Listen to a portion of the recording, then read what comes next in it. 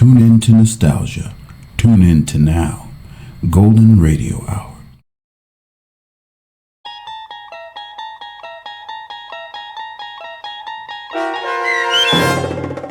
Death's Head Revisited, starring H.M. Wynant, with Stacy Keach as your narrator, was adapted for radio by Dennis Etchison and based on a script by Rod Serling.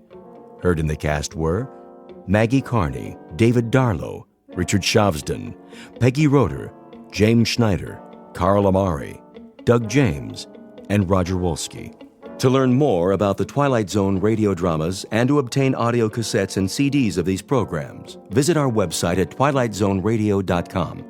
The producers of The Twilight Zone wish to thank CBS Enterprises, Carol Serling, Dennis Etchison, Dick Brescia Associates, Claire Simon Casting, Terry Jennings, XM Satellite Radio, Sirius Satellite Radio, our sponsors, and our radio affiliates for helping make this series possible.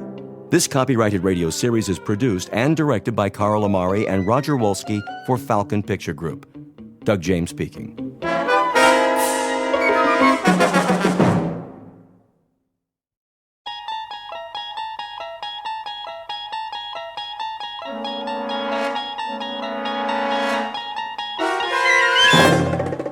You're traveling through another dimension. A dimension not only of sight and sound, but of mind. A journey into a wondrous land whose boundaries are those of imagination. Your next stop, the Twilight Zone.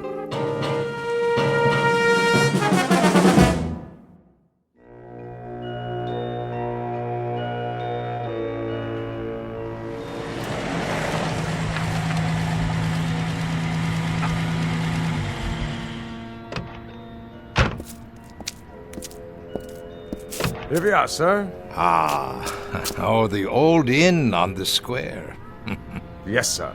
How perfectly charming. You have been here before? No. It's just as the guidebook said. Let me get your bags. In a moment. First, let me see if they have accommodations. Very good. I'll wait, sir. Hello? May I help you? Good day. I've just arrived in your town. Yes, sir. And I was wondering, do you by any chance have a room available? Let me see. That would be a single? Yes, I'm traveling alone. I can give you a lovely front room overlooking the square. That would be perfect. Would you care to see it? No need. I'm sure it will be quite satisfactory. In that case, welcome. If you would be so kind as to sign the guest book. Of course. Thank you, sir. There was something else. No, sir. Well, then? Yes? The key. Oh, yes, the key. Mr. Schmidt, is it? That's what I've written. Of course. Of course what? I mean, sir, I just wondered... Well, it was just that... You wondered what? It's just that you remind me of someone, Mr. Schmidt. Oh? During the war. The war, so long ago. There are times when it does not seem so. I suppose. There were SS stationed here. You don't say. They used to come to the inn very often. Did they? When they were off duty. Well, that must have been a very busy time. Busy, sir? Eventful. Yes. Well then. Will you be taking your meals with us? Perhaps. I should like to explore the town first, see the sights this afternoon while there is still light.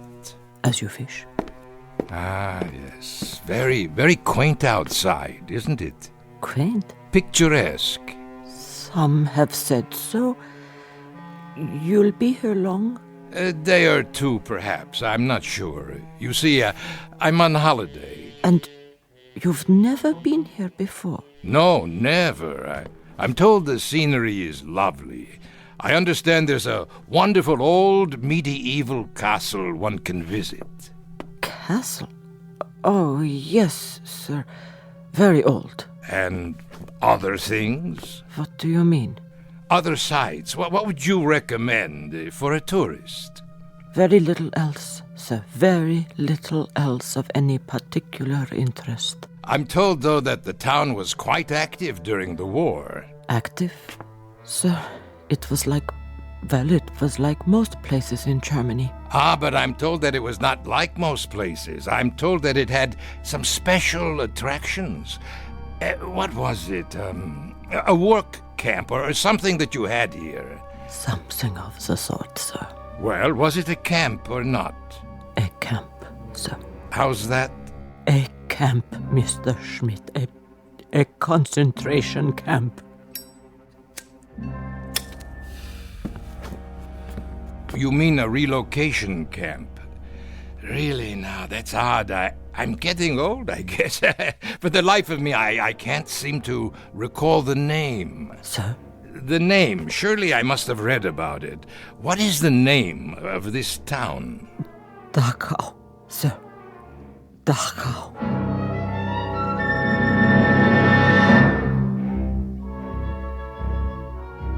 Mr. Schmidt recently arrived in a small Bavarian village which lies 8 miles northwest of Munich. A picturesque, delightful little spot once known for its scenery, but more recently related to other events having to do with some of the less positive pursuits of man. Human slaughter, torture, misery, and anguish. Mr. Schmidt, as we will soon see, has a vested interest in the ruins of a concentration camp. For once, some years ago, his name was Gunther Lutz. He held the rank of captain in the SS.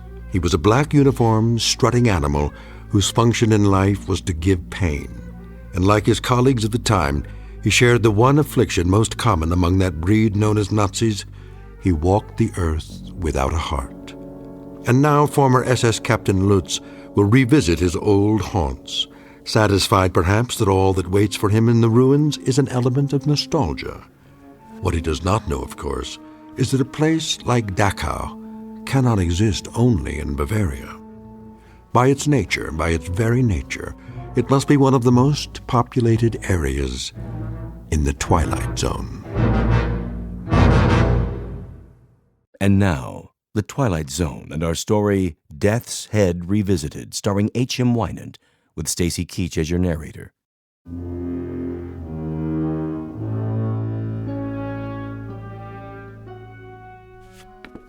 To be sure, Dachau. Once a peaceful place to live. But now? The camp, it's just there on the hill, isn't it? Yes. And that group of buildings, that would be the barracks. For the workers. Workers, sir? And the officers, of course. I wonder if their quarters are still standing. Most of us would like it all burned to the ground. Oh? Such a disgrace. Yes, of course. Or perhaps it could be turned into a shrine. A shrine? For the men who lived there. Officers and workers alike. 1 million people were put to death there. Men and women and children, but not the officers. It is already a shrine. Yes, I see your point. Will there be anything else? No, I'm off to do some sightseeing. Good day to you.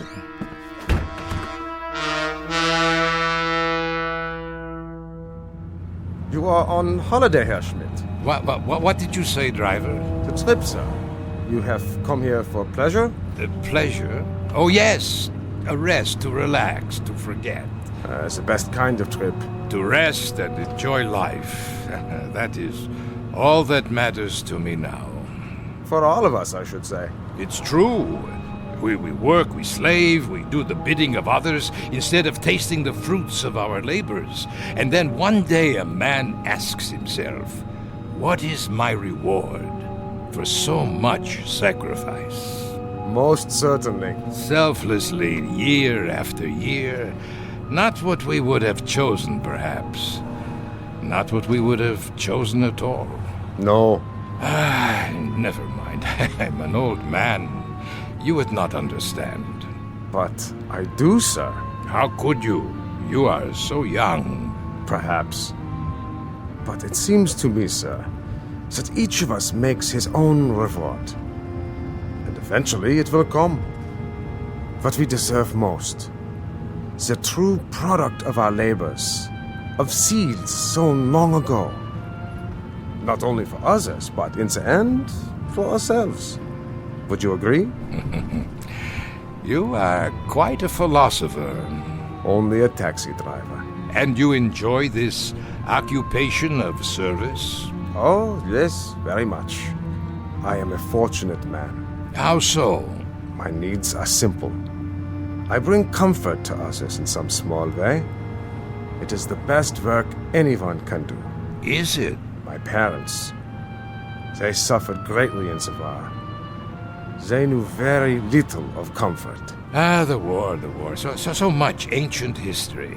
But not yet forgotten. For some, perhaps. For myself, I hardly remember any of it. And yet, you have returned. On the contrary, I've never been to this village before. My apologies. I thought because you wish to see the camp. I'm a teacher of history, that is all. And a student as well of historical places. Of course, Herr Schmidt. The camp is just ahead. But look, no one has kept it up. Very few people come here. The road, the grounds, the wire fences, the buildings, even the guard towers, the entire compound is rotting, falling apart. There is no reason to maintain it now. Perhaps you would rather visit the castle. No. This is what I came to see. Very well. A disgrace. Stop the car. Yes, sir? Yes, at the gate. Let me out. You are going in? Of course I'm going in. I've come all this way. I shall wait for you then. Return in 2 hours' time. 2 hours? There is much to study, notes to be taken, you understand. As you wish. That should be adequate. I'll come back to this spot, then, in front of the gate. Yes. And kindly be punctual.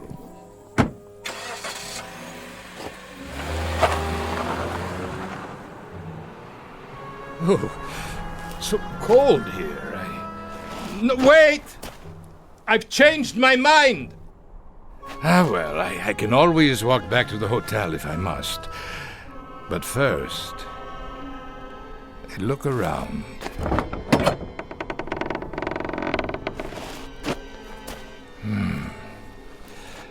Everything seems so small. Not as I remember it.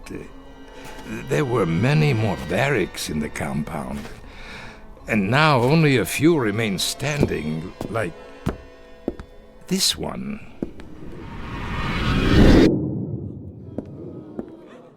All right, pigs. Up! Time to greet the morning. On your feet. Another splendid day, a day of glorious service to the fatherland. Please, Captain. More water. A ration of bread? Anything. I beg you. I'm pleased to bring you news. News? What has happened? The war. It is over. Even better. It snowed during the night, but the temperature's only slightly below zero. So, you will assemble in the yard at once. Do not trouble yourself with clothing for the occasion. First, we do some simple exercises to increase our physical strength.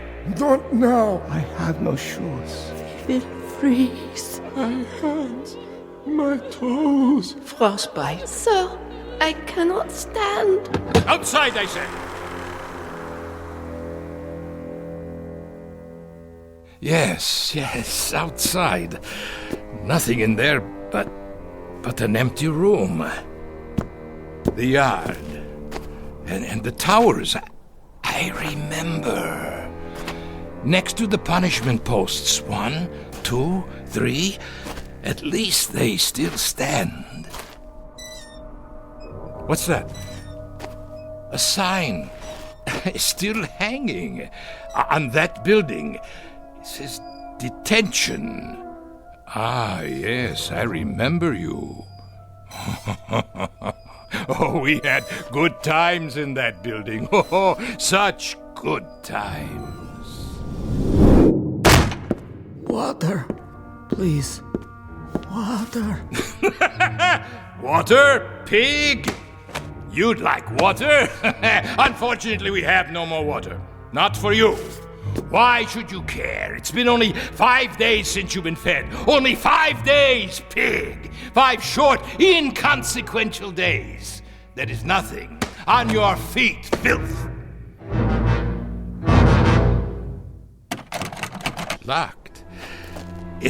It doesn't matter. Such a long time ago. But it doesn't seem so, and now there is no one to share those memories. Good afternoon. Where?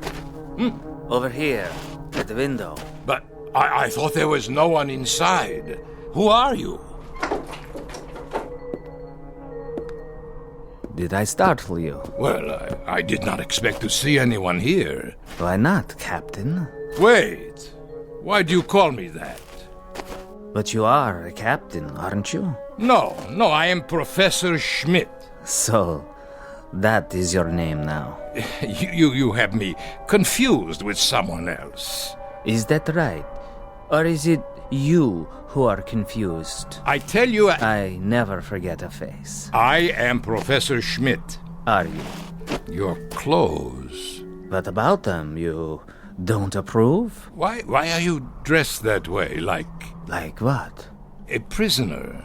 Very good, you do remember. But there are no more prisoners. No? Not now, surely. Welcome back, Captain. Why do you say that? Because I've been waiting. Waiting? For what?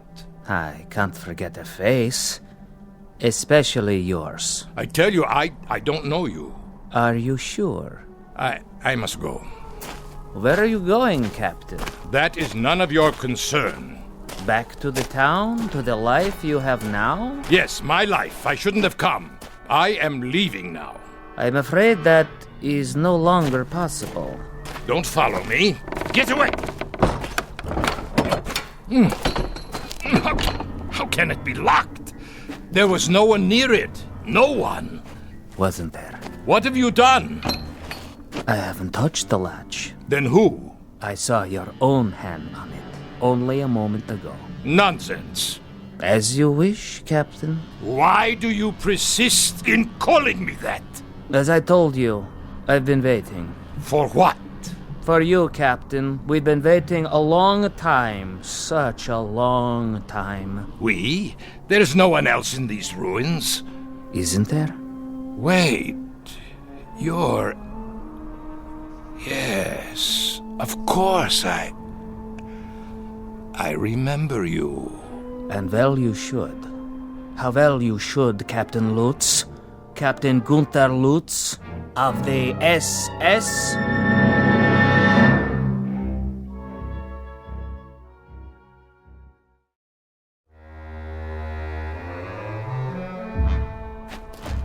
Becker, is that you? So you do remember me.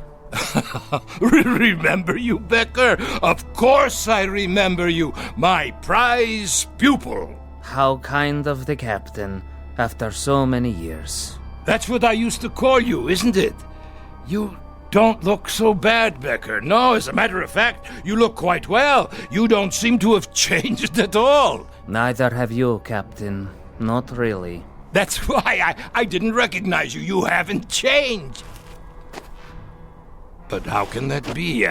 It isn't possible. Why, it's been years. A great many years, Captain Lutz, since we last saw one another. And now you must be what? The caretaker? Of course. That is why you're dressed like a prisoner. You are the caretaker here, aren't you? In a manner of speaking. Why, Becker, I must tell you, this is not only a surprise, it's a rather pleasant surprise. For me too, Captain. Isn't it odd? How so? It's odd that our paths cross again and we meet now under somewhat happier circumstances. Happier? Yes, for some of us, happier. What was that? What, Captain? It sounded like... The wind, Captain? Perhaps it was the wind. Yes, only the wind. But it is not the wind. No? Don't you hear them? It sounds like... Like what, Captain? Voices. Really? What do you want? Whoever you are, come out and face me! Cowards! If that is your desire, Captain. But I assure you, they are not cowards. Then why don't they show themselves? As you wish, Captain. As you wish. Where are they? They disturb you, Captain? Stop calling me Captain, please. I'm not a soldier anymore. Soldier?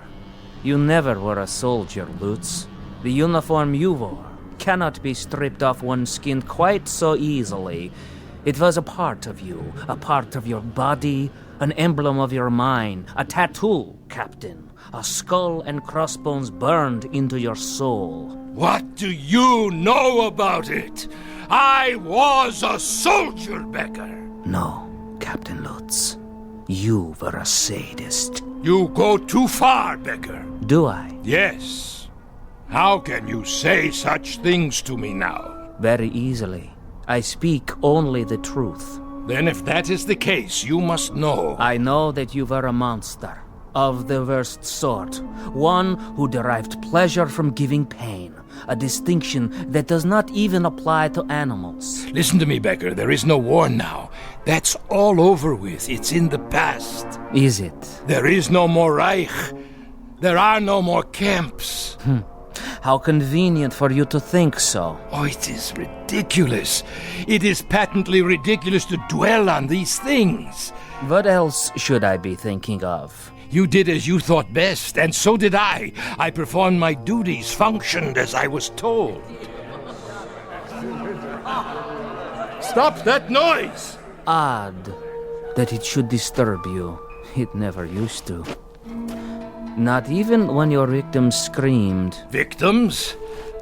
What are you talking about? You weren't quite so sensitive when they screamed for mercy, but now they are not screaming, Lutz. They are simply reacting. They are responding. They have just listened to you offer the apologia for all the monsters of history. We did as we were told. We functioned as ordered. But that is the truth. We merely obeyed directives from our superiors. Familiar, is it, Captain? Stop this. It was the theme music at Nuremberg, the new lyrics to the Götterdämmerung, the plaintive litany of the master race as it lay defeated and dying. We were never defeated. We were betrayed by disloyalty from within, infiltrators, spies. Always the fault of others. We did not do, others did. We did it, but others told us to. Or someone else did it, but we never knew it was done. Captain Lutz, 10 million human beings were tortured to death in camps like this. The diseased, the lame. Women, children, tired old men. They could not contribute. You know nothing of history. In time of war, there is a hierarchy. There must be. Only the strongest survive. So you burned them in furnaces. Our facilities were inadequate. But you murdered them nonetheless. Not just the Jews, but the gypsies, the communists, the outsiders. You shoveled them into the earth. You tore up their bodies in sadistic rage. And now you come back and wonder that the misery you've planted has lived after you? That is the real wonder, that you are so naive. There is no point in talking about this any longer.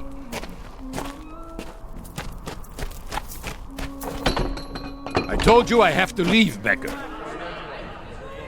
Why did you come back, Captain Lutz? You changed your name. You are quite safe down in South America. What could possibly have brought you back here? One misses his homeland, Becker, the fatherland. One grows nostalgic for the good old days, when one was young and strong. I had hoped that with the passage of time, sanity would return. People would be willing to forget the little mistakes of the past. They would not succumb to these primitive cries for vengeance. Little mistakes. Little mistakes. You ask too much, Captain Lutz. You ask far too much. Why not ask for the world to stop revolving on its axis, or for gravity to cease? Don't ask the impossible. Don't ask forgiveness from those who you've destroyed to a point past forgiveness. Enough! My driver will be returning soon. Yes, time is short, Captain. We have something of great importance to accomplish here today. And what's that? It's time for the trial. Trial? The court is convening in Compound 6. The court, is it? Well, what is this nonsense? Is this a joke? No joke. Your trial, Captain. Trial? For what? You are to be tried for crimes against humanity. By whom? Who will try me? You're insane, Becker. You were insane when I used to string you up and... That's right.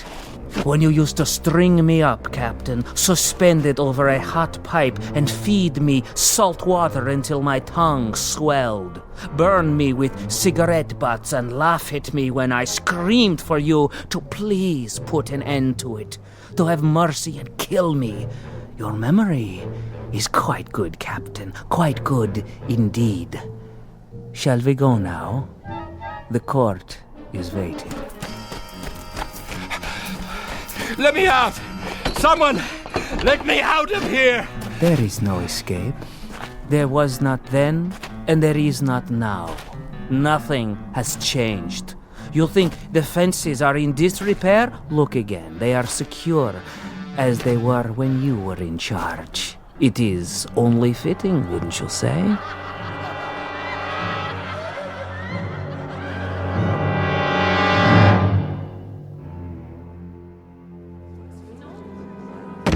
No, please! Let me up! I can explain!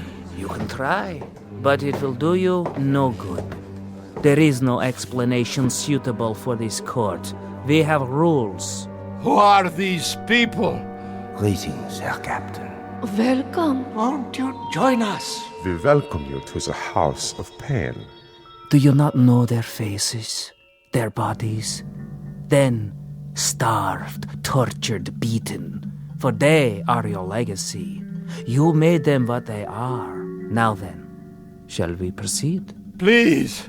Please, this is inhuman treatment. Not fit for a pig. Precisely.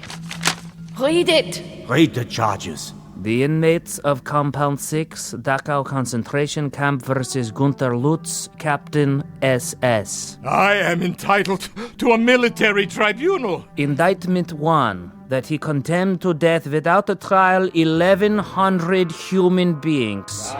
1,100? Where did you get such a number? Indictment 2, that he did maim and torture without provocation. Rubbish. Indictment 3, that he did personally order the withholding of food and water rations, causing disease, dehydration, and death. Where is your proof? Your witnesses? Here, Captain. Remember me. I was only a child.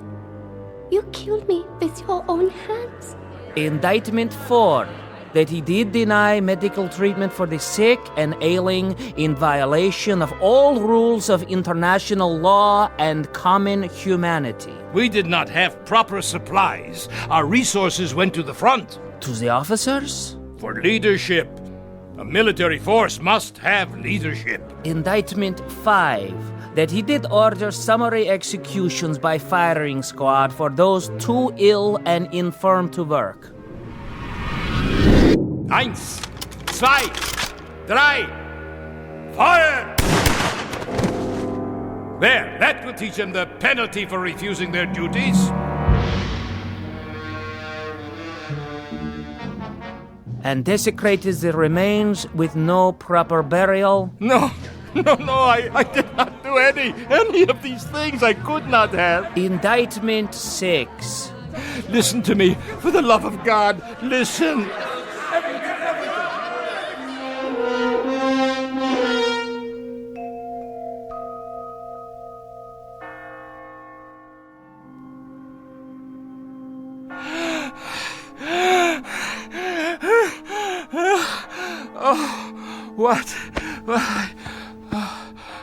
I fell asleep, yes. Yes, that's it. I've been dreaming. Dreaming. The courtyard outside. The hanging post, none of it used for years. Of course not. I'm a foolish old man. Foolish and tired. Yes, you are. Very foolish. Becker, is that you? I must have dozed off. You've been unconscious for a while. I had such a dream. You had no dream, Captain. Of course I did. I dreamt there was a kind of trial, a kangaroo court. There were people in this room. Can you believe it? Yes. Ghostly figures. Not ghosts. Then what? They were here. They're still here. They have never left. It's true? They walk these buildings and the courtyard outside. But how? You did not bury them deep enough. You did not cover them with enough earth, or the bullets were too small a caliber, or the flames were not sufficiently hot. Perhaps there was not enough gas. Becker, you must tell me. Who are you? Really? The caretaker. Did you forget? But the trial... The trial is over. You have been found guilty. It's time to pronounce sentence. No! Would you care for a last cigarette, Herr Lutz?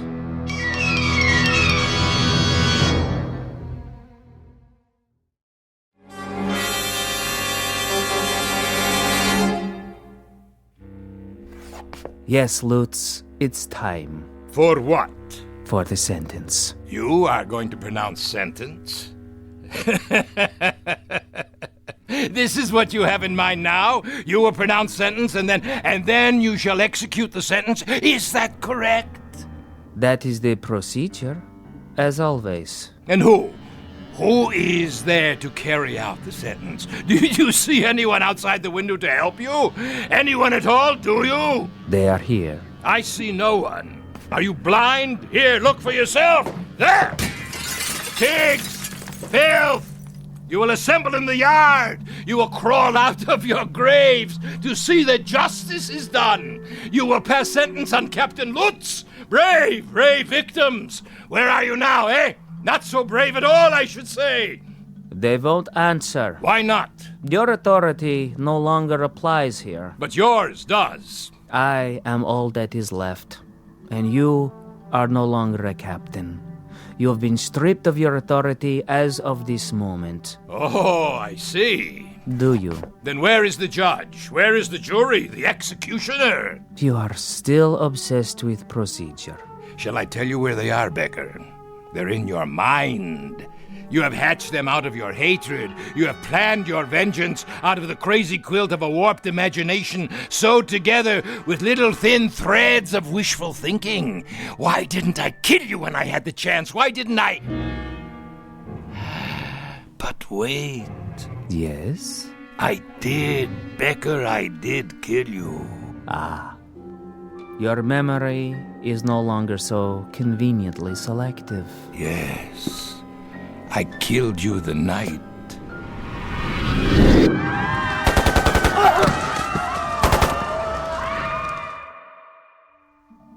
You killed me the night the Americans came close to the camp.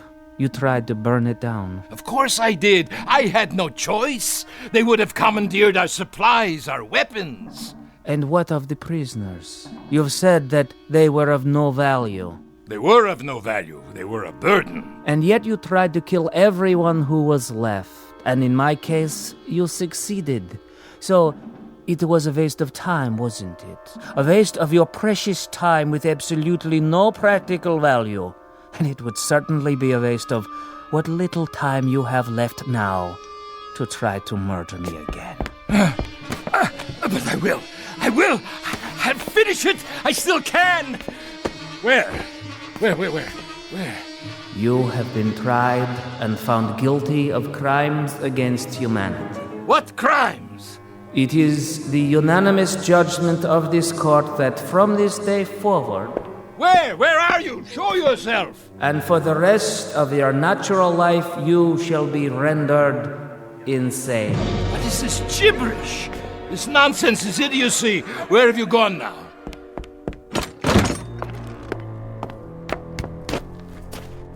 Where?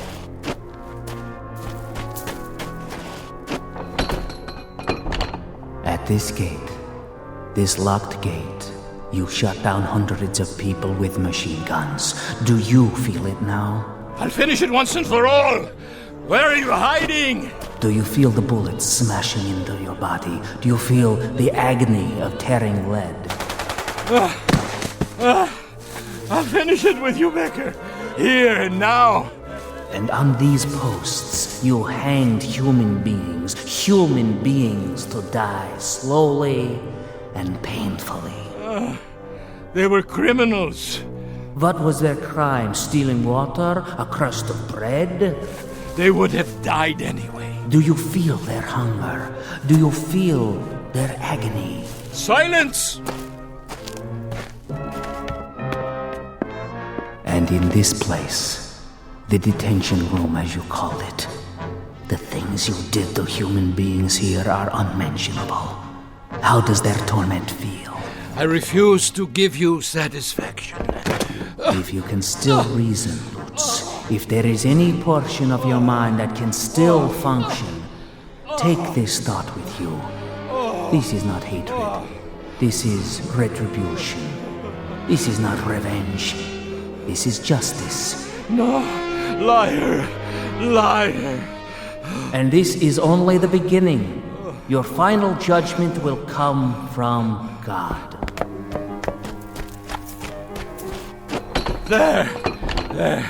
If you won't open the gate, I'll crawl under. You can't hold me here. No, it's a violation of my international rights. There. Becker? Becker? Where are you?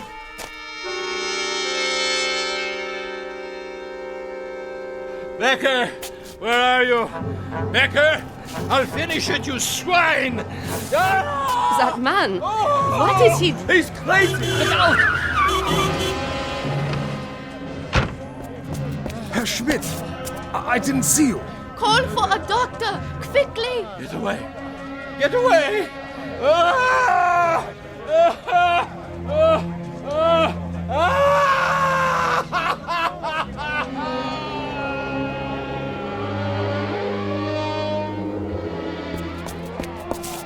Stand back, please.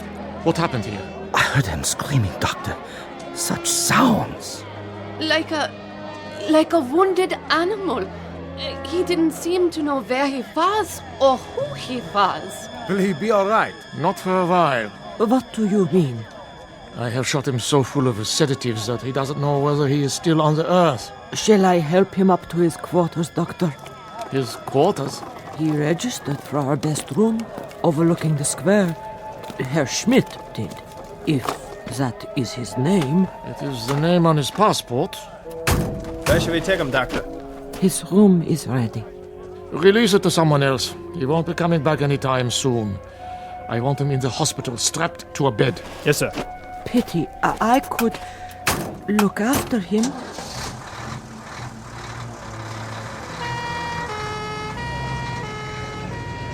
What happened to him, do you suppose? That's what I'd like to know. I give you my word, it wasn't my fault. Yeah, I'm sure it wasn't. I drove him up the hill myself, not an hour ago. The hill? Yes, the old road. To the ruins of the camp. Oh, curious. He said he wanted to study it. He was all right then. Are you quite sure? He must have walked or run all the way back here to the square. But his screams. His screams. Were there any marks on him? None. Then what must he have seen? I have no idea. All I know is that he is in very real pain. More than pain. Agony. As if he has been tortured. But my taxi didn't strike him. Yeah, I believe you. He fell right here, as you saw, clutching himself, as though he had been beaten or shot. He seemed insane, a raving maniac. Sometimes we cannot judge by appearances alone. What could happen to a man in 2 hours to change him so? Someone must tell me. I wish I knew. He said he was on holiday. Poor old fellow. Come here to reap the rewards of a life's work. I wonder what that life's work was to bring him to such a place as Dachau. There may be an answer to that question. Yes?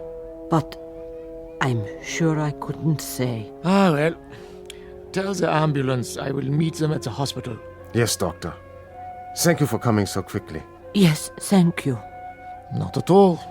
That is my job, to heal. Only I don't know if I can help this man. But you will try, because that is your duty. Yes, I will try to understand. Someone will have to make a proper diagnosis. I'm afraid his affliction may lie beyond my understanding. Goodbye, then, Doctor. Auf Wiedersehen. Dachau. Why does it still stand? Why do we keep it standing? Some things I will never comprehend.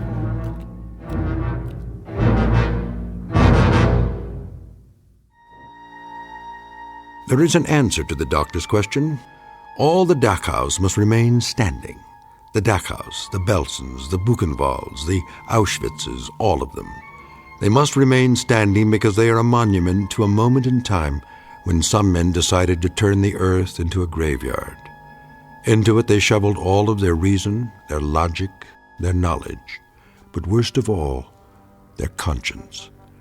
And the moment we forget this, the moment we cease to be haunted by its remembrance, then we become the gravediggers. Something to dwell on and to remember, not only in the Twilight Zone, but wherever men walk the earth. More from the Twilight Zone after this. You are about to enter another dimension, a dimension not only of sight and sound, but of mind, a journey into a wondrous land of imagination. Next stop, the Twilight Zone. Hi, this is Stacy Keach. I'd like to take a moment to tell you about our Twilight Zone website at twilightzoneradio.com. At twilightzoneradio.com, you'll find the latest information on these Twilight Zone radio dramas, including behind-the-scenes photographs, plus the newest product releases, trivia contests, ways to contact us, other Twilight Zone-related info and merchandise, plus links to other fascinating websites. So make your next stop twilightzoneradio.com. Visit twilightzoneradio.com to purchase these Twilight Zone radio dramas on cassette and CD, or call toll-free 1-866-989-ZONE. That's 1-866-989-9663.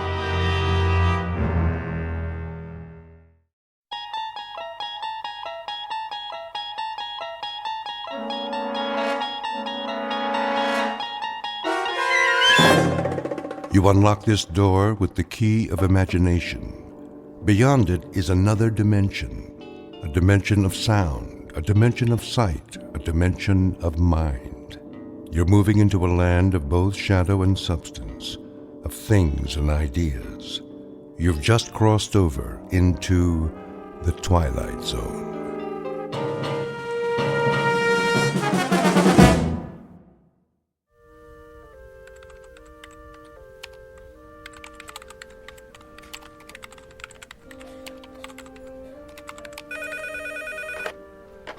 Northwest Medical Clinic, how can I help you?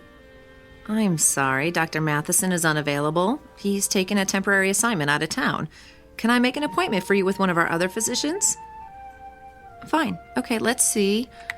How about next Tuesday at 2:45? Great. You'll be seeing Dr. Kyle Powers. You're welcome. Goodbye. Psst, Dorothy. What is it, Millie? Kyle gets another victim, eh? I know, right? How many of Dr. Matheson's patients is he seeing? Quite a few, which makes sense. He's got the lightest patient load at the clinic. Gee, I wonder why. Shh, Millie, someone will hear you. Well, maybe they should know what they're getting into before they see Dr. Doom and Gloom. Excuse me. May I help you? I have an appointment with Dr. Kyle Powers at 10:15. Another one bites the dust. Shh. Okay, what is your last name? Callahan. Okay, Callahan, let's see.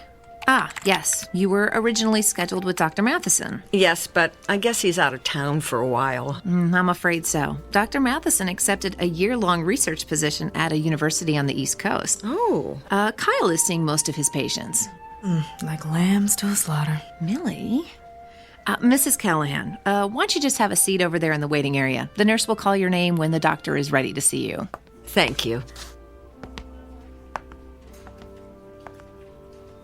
That poor woman. I feel so sorry for her. If she's used to Dr. Matheson, she's in for a real shock. I know. I don't envy anyone facing their first appointment with Dr. Kyle Powers.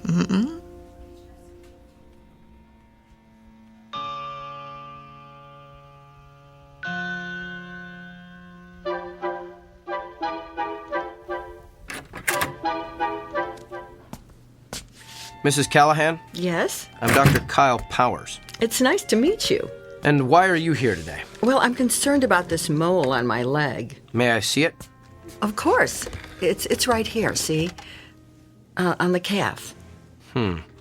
Dr. Matheson said I should keep an eye on it in case it changes. I think it looks a little bigger. What do you think it could be? A mole that changes like that is usually melanoma. Oh, melanoma? That's cancer, isn't it? Yes, it is. I'm going to need to ask you some questions. Oh, well, go ahead. When did you first notice the mole had changed? About a week ago. How much bigger is it? I'm not sure. 50%? No. 40%? 30? 10% maybe. Do you spend a lot of time in the sun? No. Has anyone in your family ever had melanoma? No, I don't think so. Did you ever have a severe sunburn as a child? No, not severe, no. Do you have a lot of freckles? No. Are you taking any medication that would weaken your immune system? Oh, I don't think so. What would weaken my immune system?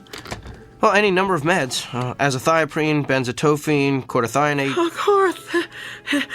I don't even know what those are. Doctor, please just tell me if I do have melanoma, what treatment is available? Well, that depends on what stage it's in. Surgery is typically the first treatment for all stages of melanoma. Surgery? And of course, if it spreads to the lymph nodes, those have to be removed. Late-stage melanoma also has to be treated with chemotherapy. Chemotherapy? If it spreads to the organs like the lungs or liver, there's not much that can be done.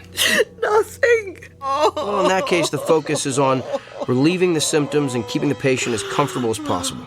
Until what? Well, until the patient expires.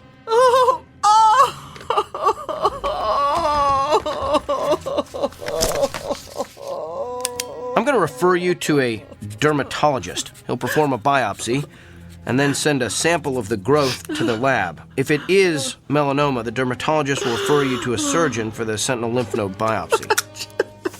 It's all standard procedure. Here's your referral. And Mrs. Callahan? Yes? I know there's something most patients worry about at this point, so let me assure you. Even if the cancer gets to the point where you can't function, your insurance should cover most of the medical bills. Keep in touch.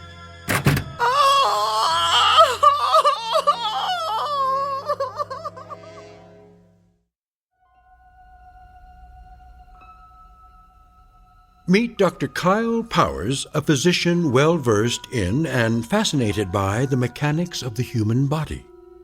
Alas, he is also a man with an unmistakable disconnect between his intellect and his heart. For you see, the good doctor is lacking in one crucial area: the ability to take into account the feelings of his patients.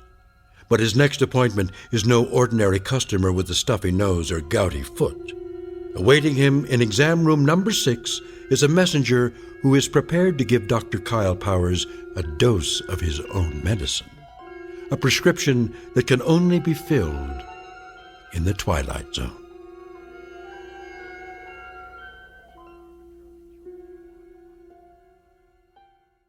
And now, The Twilight Zone and our story, The Amazing Dr. Kyle Powers, starring Sean Astin with Stacy Keach as your narrator.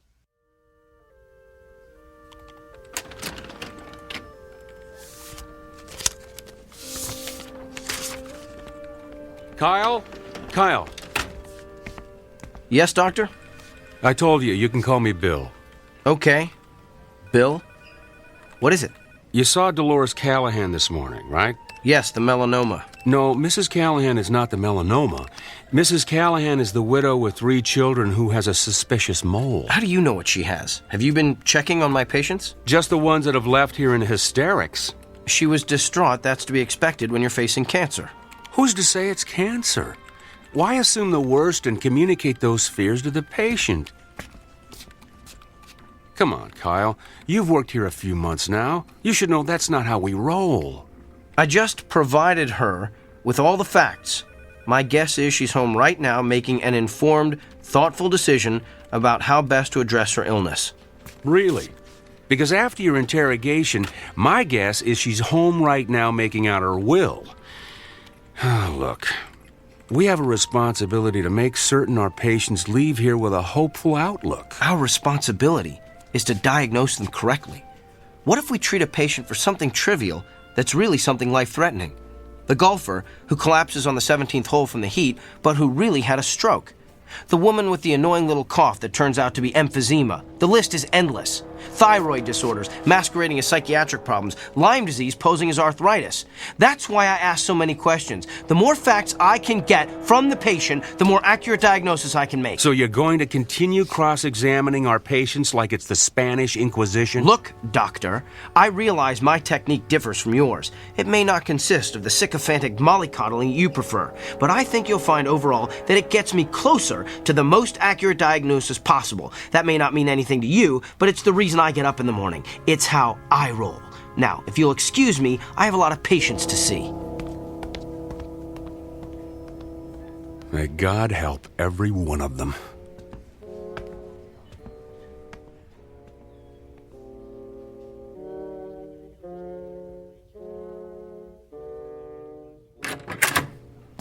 Good afternoon. I'm Dr. Kyle Powers. I'll be your physician while Dr. Matheson is... Oh! We are obviously not Eileen Richards. Obviously. The name's Beaumont. I seem to be in the wrong room, Mr. Beaumont. Let me just... You're in the right room, Kyle. You know me? Yes. You're not a quality assurance auditor sent to check up on me, are you? Did Dr. Bill T. Goodwin send you? No, but I am here. As a representative. For who? Whom? I can read you the list if you like. Mrs. Barbara Kennedy, Mr. Emilio Rodriguez, Miss Dolores Delmonico, Mr. and Mrs. Samuel Stone. Those are all patients I've seen. Mr. and Mrs. Emil Saperstein, the very Reverend Arthur Buchanan. Some of them are patients I treated when I first started practicing. Mr. William Tanner, Mrs. Glynis Peabody. But how would you know I've seen all those people? The Sullivan twins, Katie and Kylie, Rabbi David Weisinger, the Honorable Judge Harrison J. Evans. Okay, I get it. You know every patient I've ever treated, so who are you, the ghost of Christmas past? Hardly. I am here to communicate a message on behalf of your patients. They are fed up with your lack of concern for their feelings. You keep them waiting long past their appointment times. You do not call them back with test results. You do not explain their illnesses in terms they can understand. And you do not make clear the side effects of the medicines you prescribe. They have described you as rude, disrespectful, insensitive, and tactless. As one patient so eloquently summarized, Dr. Kyle Powers has the people skills of Attila the Hun. I get it now. You're an attorney. You're representing all those people as a part of some kind of lawsuit against me. I'm afraid not. I am simply here to, how shall I put it, keep things in balance. Look, I don't care if you're here as an attorney, an auditor, or my fairy godfather. All I know is I've effectively diagnosed and treated hundreds of patients. That's how I gauge my success, not by the number of friends I've made along the way. In short, I'm not broke, so I don't need fixing. In that case, I'm going to need you to sign this. What is it? It's a standard affidavit, stating that you are willing to pay the consequences of your actions. I recommend you read the whole brief before signing. I'm not reading or signing anything. Well, you're going to be one of the difficult ones, aren't you? We'll have to settle for a non-written agreement then. A simple handshake has sufficed in the past. I'm not shaking your hand either. Come now. It's just a handshake. The sooner you shake my hand, the sooner you'll be rid of me. All right, if it'll get you out of here faster, here's my hand. Thank you. Ow! What did you just do? Good luck, Kyle. Wait! What did you do to me?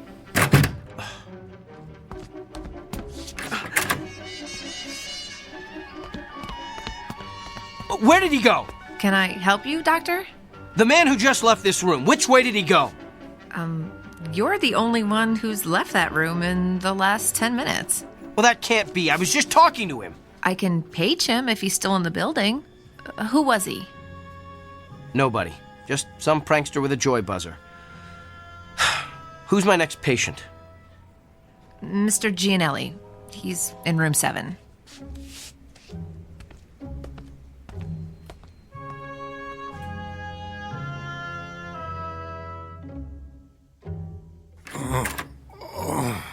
Good afternoon, Mr. Gianelli. I'm Dr. Kyle Powers. I'll be your physician while Dr. Matheson is gone. Are you in pain? Oh, yeah. Where does it hurt? The back. What part of the back? Down low. Did you do anything that might have caused it? Probably. I work on a construction site, see? And I had to move some heavy sheets of plywood by myself. On a scale of 1 to 10, how bad would you say the pain is? About a 7, maybe 8. Seems like it's gotten worse in the last half hour or so. Well, let me take a good look at the area where it hurts. Could you lift your shirt, please? Sure. Lower back, you said? Yeah. All right, I'm going to feel around the area.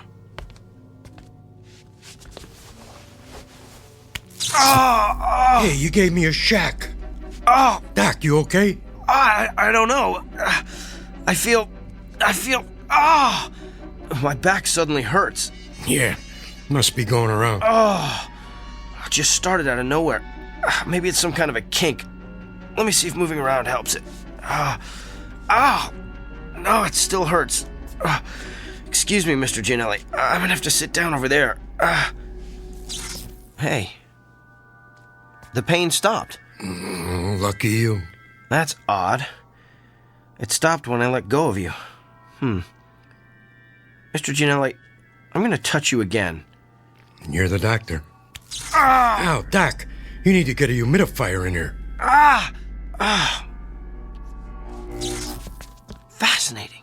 You're done already? Yes, Mr. Gianelli, this is just a hunch, but is the pain you're feeling on the left side? Yeah. Does it hurt no matter how you move? Yeah. And you say it's gotten progressively worse? Oh, yeah. I think I know what's wrong with you. So do I. I pulled a muscle hauling around those stupid sheets of plywood. I don't think so, Mr. Gianelli. You have a kidney stone. You're kidding me. I'm convinced of it. I felt, that is, you have all the classic symptoms.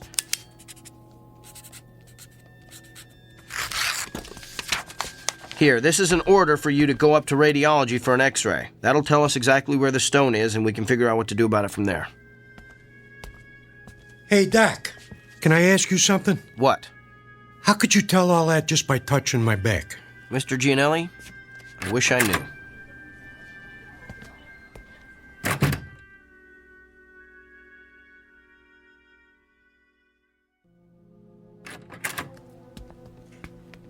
So, now that we can talk privately in my office, let me get this straight. You're telling me that you've been able to tell what your patients are feeling simply by touching them, that you can actually experience the pain they're feeling. That's what I'm telling you. Impossible. It can't be done.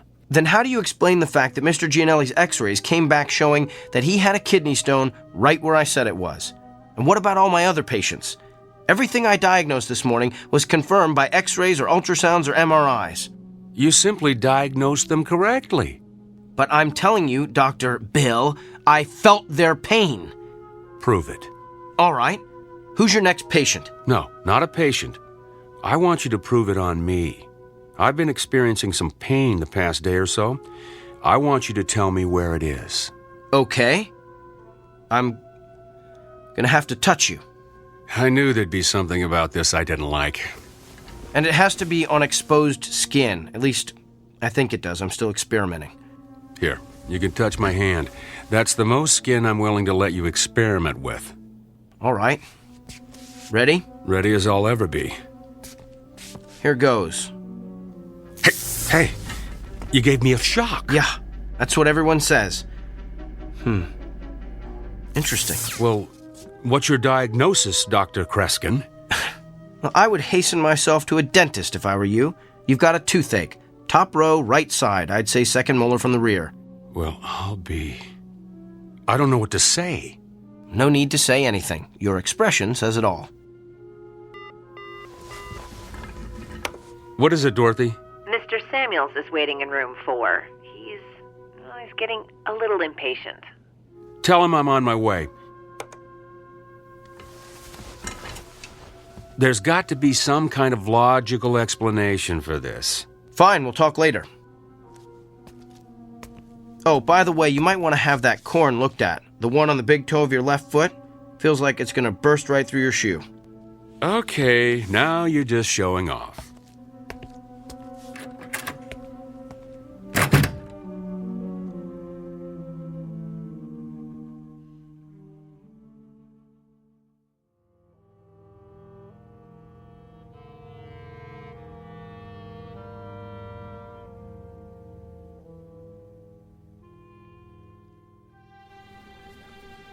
Okay, thank you.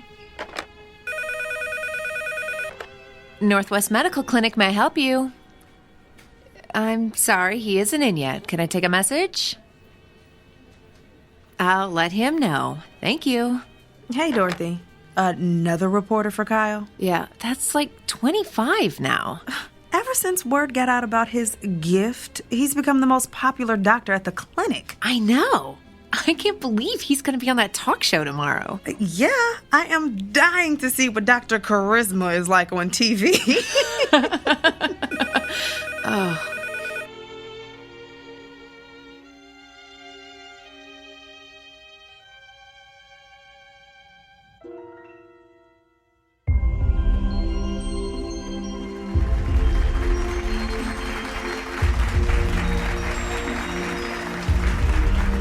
Welcome back to Barbie Porterson's Wake Up Call. I'm Barbie Porterson, and this half hour I'm going to have part 3 in my series on how I've managed to stay young looking the natural way without the use of drugs or surgery. But enough about me. We have a guest with a rather unique gift. His name is Dr. Kyle Powers, and he claims that he can experience the same pain his patients are feeling simply by touching them. Doctor, it's good to have you with us today. Thank you. Now, why don't you tell us exactly what happens when you touch one of your patients? Well, in a nutshell, I experience exactly what the patient is experiencing. I can feel where the pain is in their body, how intense it is, what might be causing it, and I'm then able to provide an accurate diagnosis. Amazing! Would it be possible for us to get a demonstration from you? Of course. Do you have any discomfort or pain that's bothering you? As a matter of fact, I do. Let's see if you can guess what it is. Now, what do I need to do for this demonstration? Nothing. I just need to touch bare skin. Oh my, careful, Doctor. We're a family show. You can just give me your hand. All right, here you are. Oh! I think a spark flew between us. Don't tell my husband. Interesting. So, what's your diagnosis? I believe the pain you wanted me to identify is a sprained muscle in your left thigh. Feels like you've probably been working out a bit too rigorously at the health club. Ooh, that's amazing! That's exactly how my own physician diagnosed it. But it took him 20 minutes. Doctor, you truly have a special gift. There's something else, though. What? Your head. You have a headache. Are you coming down with something? Of course not! I'm fit as a fiddle. I stay fit the natural way. There's definitely something there. In fact, it's not just a headache. There's pain in several very specific locations in your forehead. That's interesting. Well, thank you for being with us, Doctor. Wait. I know what I'm feeling. You recently had some sort of cosmetic injections, didn't you? What? Yes, the type that eliminates frown lines and wrinkles. Me? Cosmetic injections? What a ludicrous suggestion. Well, back with more of our Barbie Porterson's wake-up call after these messages. You know, a simple analgesic will help with that headache. No, I don't need it. Could we cut the audio, please?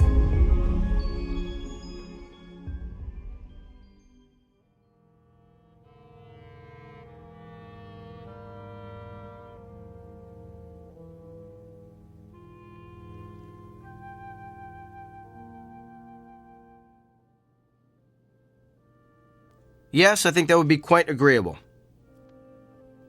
Well, to be honest, I wouldn't mind having a couple of days to think it over.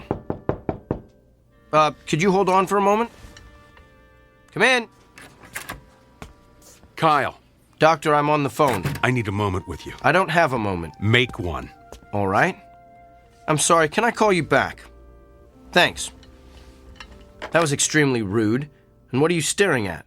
You look so pale. Do you feel all right? I feel fine. Just a little stressed, and your intrusion doesn't help. So what's so urgent that it can't wait? Well, let's start with the waiting room overflowing with your patients. I had an important phone call. With who? Not that it's any of your business, but I was talking to Nigel Fairwick. Nigel Fairwick? He's the TV producer who creates all those vapid reality shows. Why would you want to talk to him? He wants to produce a television show starring yours truly. You're kidding me. Didn't he see that debacle of a TV interview you did the other morning? Yes, in fact, that's why he wanted to talk to me. Apparently the show's ratings skyrocketed after I outed Barbie Porterson. The interview is all over the internet. And this TV show of yours will allow you to perform additional acts of benevolence for the public good? Sometimes. But mostly will consist of me diagnosing the illnesses of actors, political figures, and even world leaders. Doesn't it bother you to exploit your gift like this? Exploit? You just don't get it, do you? I'm not seeking these people out. Nigel Fairwick, the newspapers looking for interviews, those patients in the waiting room, they're all coming to me. I'm the solution to their problems. I'm the answer to their prayers. Spoken like a man with a true Messiah complex. There's just something about your gift I've been trying to figure out.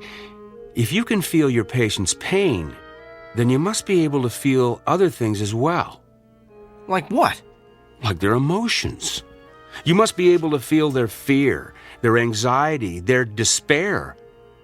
Do you feel those things, Kyle? I feel them. Then why don't you ever talk about them? In all the interviews you've given, I've never heard you once mention the patient's emotions. Because it's irrelevant. It's the pain that helps me diagnose the illness. Besides, those feelings only last as long as I touch the patient. So you shove those emotions aside. The way you've done with your own emotions all your life, I guess. Don't you see what you're missing? You could be relating to your patients in a way that no other physician could ever hope to achieve. You could treat your patients on every conceivable level. Not just the physical, but the emotional, the spiritual. Kyle, you're the winner of some sort of cosmic lottery. Don't squander it on a mindless television freak show. I'm sharing my gift with my patients. If I go on TV, I can share it with the world. How is that squandering my gift? Because you're doing it to stroke your ego. How do you know why I'm doing this? Can you read my mind? Is that your gift? Oh, wait, I forgot. You don't have one. Hello? Nigel? No, it's all right. I'm glad you called back. I've decided I don't need more time to think. I want to get started on this TV show as soon as possible. This afternoon? Well, that sounds great. I'll see you then. Thanks. You're really gonna do this? I have a meeting with Nigel in an hour to sign the contracts. And what about your patients? Tell them to come back tomorrow. What if they don't want to? What if they can't? Oh, they'll be back. That's the part you don't seem to understand, Doctor. Everyone wants to see the amazing Dr. Kyle Powers.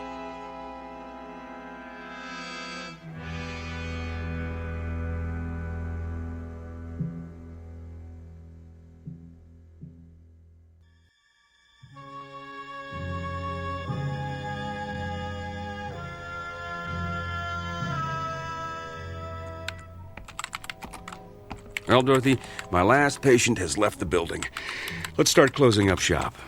Way ahead of you, Doctor.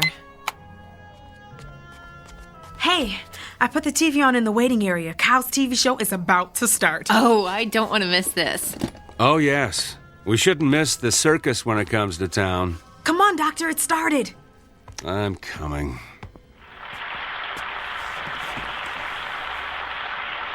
Hello, America, and welcome to Doctor in the House, the new show that promises to be the most amazing, the most remarkable, the most astounding television program you've ever seen. I'm Gil Montgomery, and I'll be your master of ceremonies. Master of hyperbole is more like it.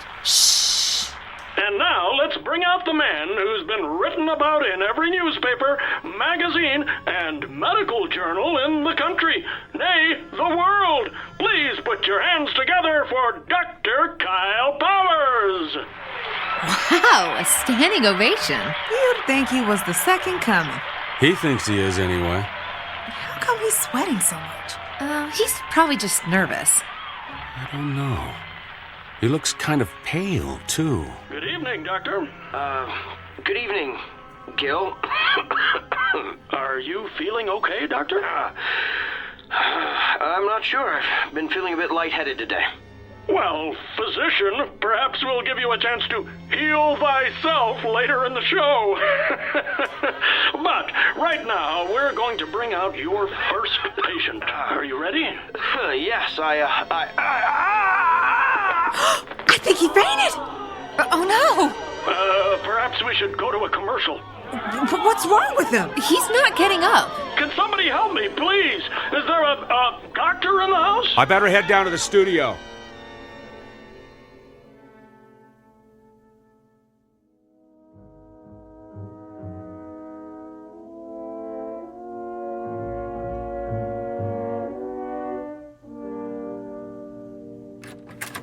Kyle, I've got the results of your tests. They're pretty extensive.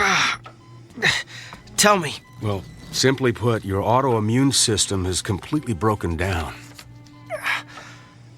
Can you tell why?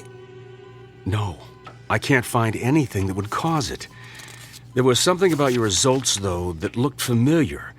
I'd seen this pattern before, but I couldn't remember where. You've seen this pattern. You've seen this pattern in another person? Not one person. Many people. I went back through your files of all your patients. Kyle, what you're experiencing is the affliction of every person you've treated in the past 3 weeks. Think about it. You've got emphysema like Mrs. Crandall. You've got stomach cancer like Mr. Drummond. Even have a kidney stone like Mr. Gianelli. Yeah, you get the idea. Every illness you've treated in the past 3 weeks is coursing through your body. It was 3 weeks ago that... You received your gift. I know.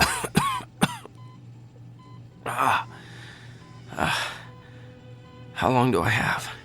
At the rate you're deteriorating, I'd say you've got 24 hours. No. That just can't be. Look, I know you're in a lot of pain. We're going to do what we can to make you comfortable. I want to run some more tests. There's got to be a way to beef up your immune system. Bill,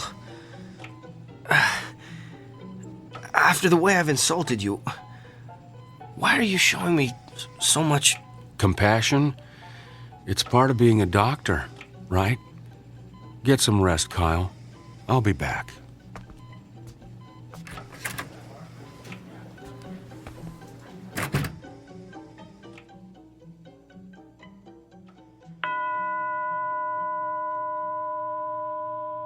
The time is now 9 p.m.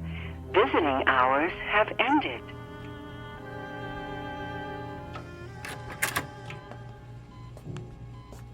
Bill? I'm afraid not. You? What are you doing here? I wanted to see how you're feeling. By the looks of you, I'd say you're knocking at death's door. You did this to me, didn't you? No. You did this to yourself. Remember our agreement? The one we shook hands on. The one you refused to read.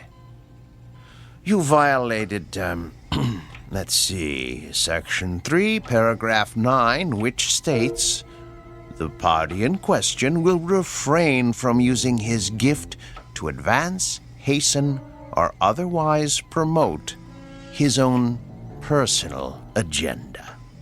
You were given a gift intended to help you better understand your patient's feelings.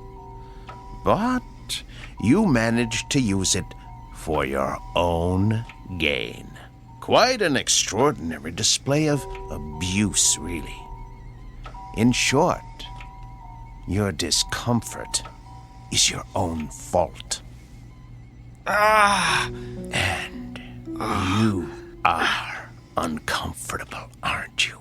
I sense that you're feeling more than pain. Yes.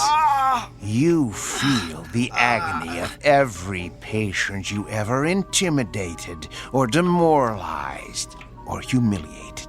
You feel their despair. Tell me about them, Doctor. Tell me about Mrs. Fitzsimmons. I believe you told her last week she has a spot on her lung. Can you tell me what she's feeling right now? She's afraid she'll die without seeing her grandchildren. And what about Katie Morgan, that college student who's been having dizzy spells? You sent her for a brain scan yesterday.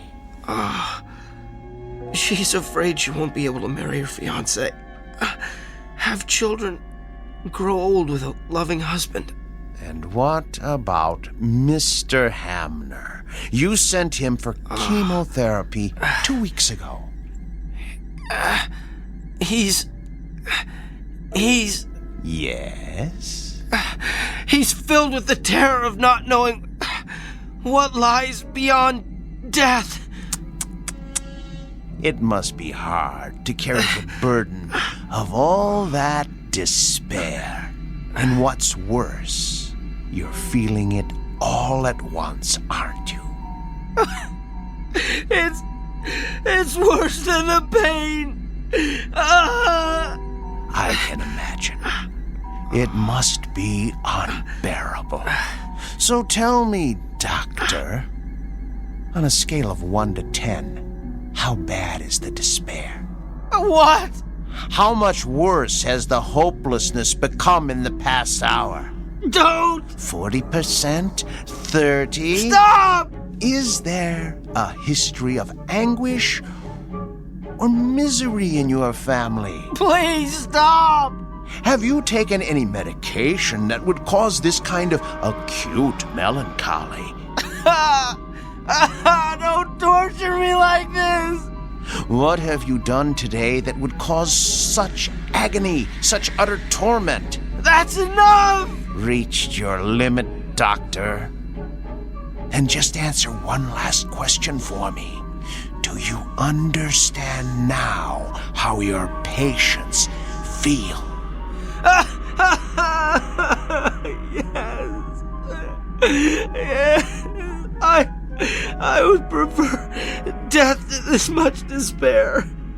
All right, then. Since you're already at the end of your rope, I suggest we end it as quickly as possible. I'm going to touch you one last time.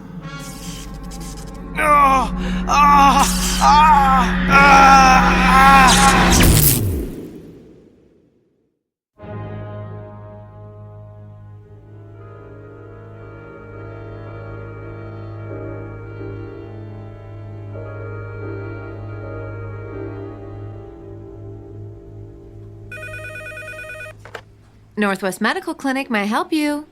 Sure, let me transfer you. Hey, Dorothy. What is it, Millie? It's a shame about Kyle, isn't it? Yeah, a pity it had to end the way it did. I mean, for a little while, he had it all, and now, well, you know. How have his patients been taking it? Not well. Of course, I have to tell them what happened when they called to make an appointment. That's a shame. But, you know, at least Kyle is at peace now. Yeah.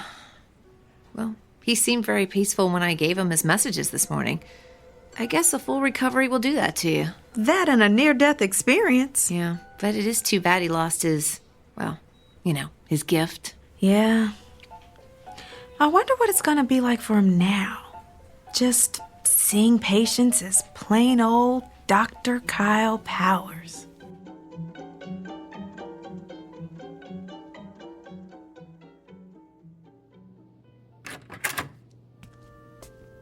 Good morning, Mr. Franklin.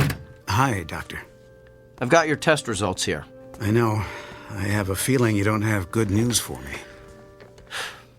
I'm going to be completely candid with you. And before I tell you anything else, let me say this.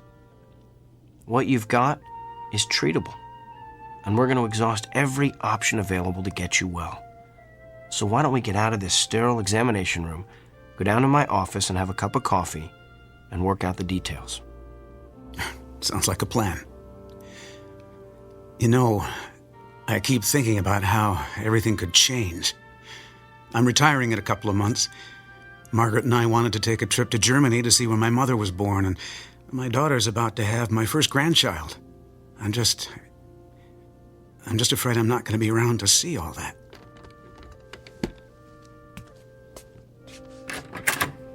Mr. Franklin, I know exactly how you feel.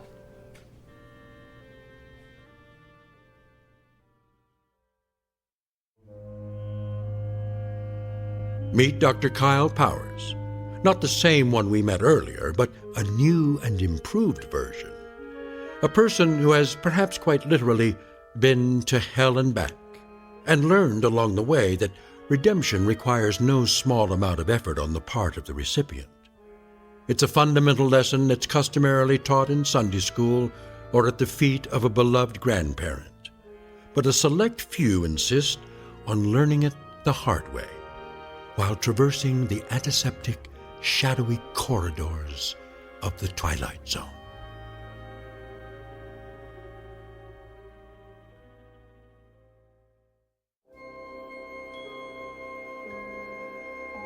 Hi, this is Carl Amari, producer of the Twilight Zone Radio Dramas. I'd like to take a moment to tell you about our official website at twilightzoneradio.com. where you'll get the latest news and information on these Twilight Zone radio dramas. Plus, at twilightzoneradio.com, you can digitally download 3 free episodes or any of our episodes for only $1.95 each. In this age of ever-changing technology, we've decided to make these episodes instantly available to you by making the Twilight Zone radio dramas a digital download-only series. This means that this series will no longer be offered on CD. The CD collections at our website are now being offered while supplies last at buy one, get one free. So be sure to get your favorites before they're sold out. Be sure to visit us often, and I'll see you in the zone.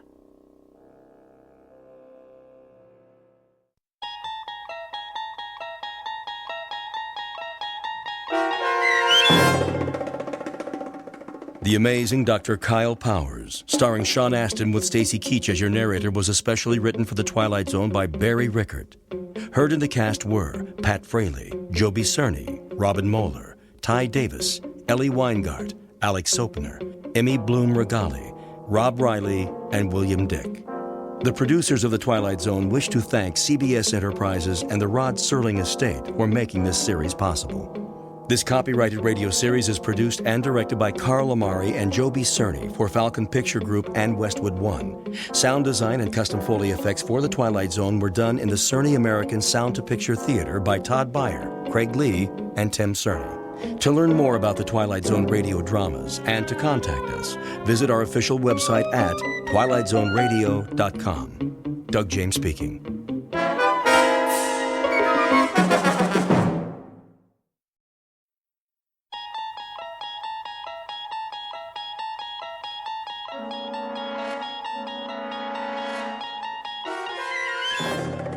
You unlock this door with the key of imagination.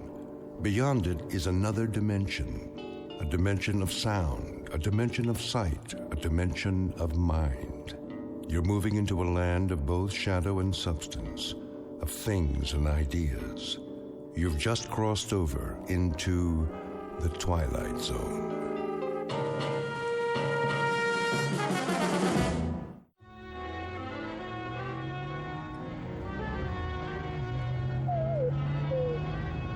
Hold on, Rowdy. We'll make it. There's a fork in the road up ahead. Oh, haven't they heard of signs around here? No, I didn't think so. Well, Rowdy, I've kept it from you long enough. The fact is, we're lost. And you know what else? Take a look at the fuel gauge. Almost empty. Don't whine at me. It isn't my fault. This map is useless. So much for shortcuts. Which way do you think it is, right or left? Okay, left. Hope you know what you're doing. Well, what do you know? I do believe that's a town up ahead. Peaceful Valley, population 981. At least it's got a gas station. Rowdy, you just earned yourself a steak.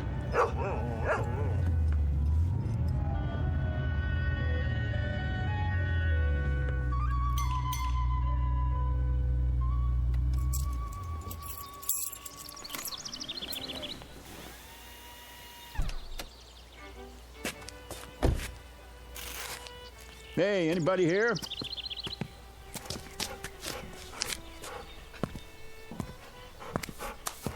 How do? Hi, can you fill it up? Don't see why not. Convertible, huh? One of those new foreign jobs? The gas cap's under the license plate. Oh.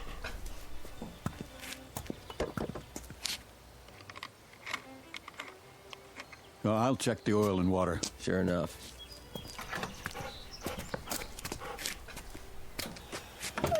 Rowdy, stay.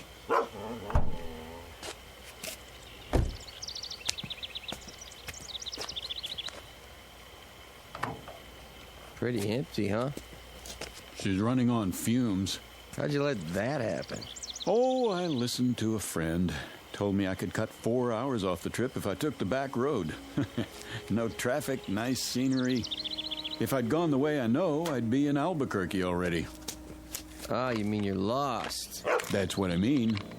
Think you could point me toward a highway? A great big highway with signs? Just go back to the fork and take the other road to Braden. That's about 80 miles. When you get there, ask somebody for a map. I'm fresh out. Shouldn't have any trouble, though. I shouldn't, but I always do. Here, take it out of this. Sure thing. Nice little town you've got here. What's it called? Peaceful Valley. Well, it isn't exactly a valley, but it looks peaceful enough. Where's the nearest restaurant? Down the street. It's closed, though. You'd be better off in Braden. Yeah, but I'm hungry, and so's my dog. I promised him a steak. Sorry, we don't have many visitors here. I can see why. I'll get your change.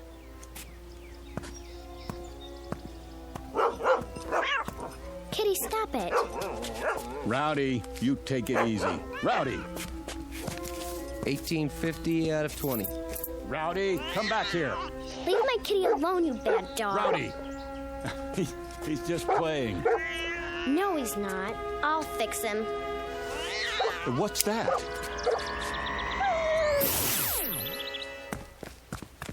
Rowdy? Hey, where is he? What did you do to my dog? What dog, mister?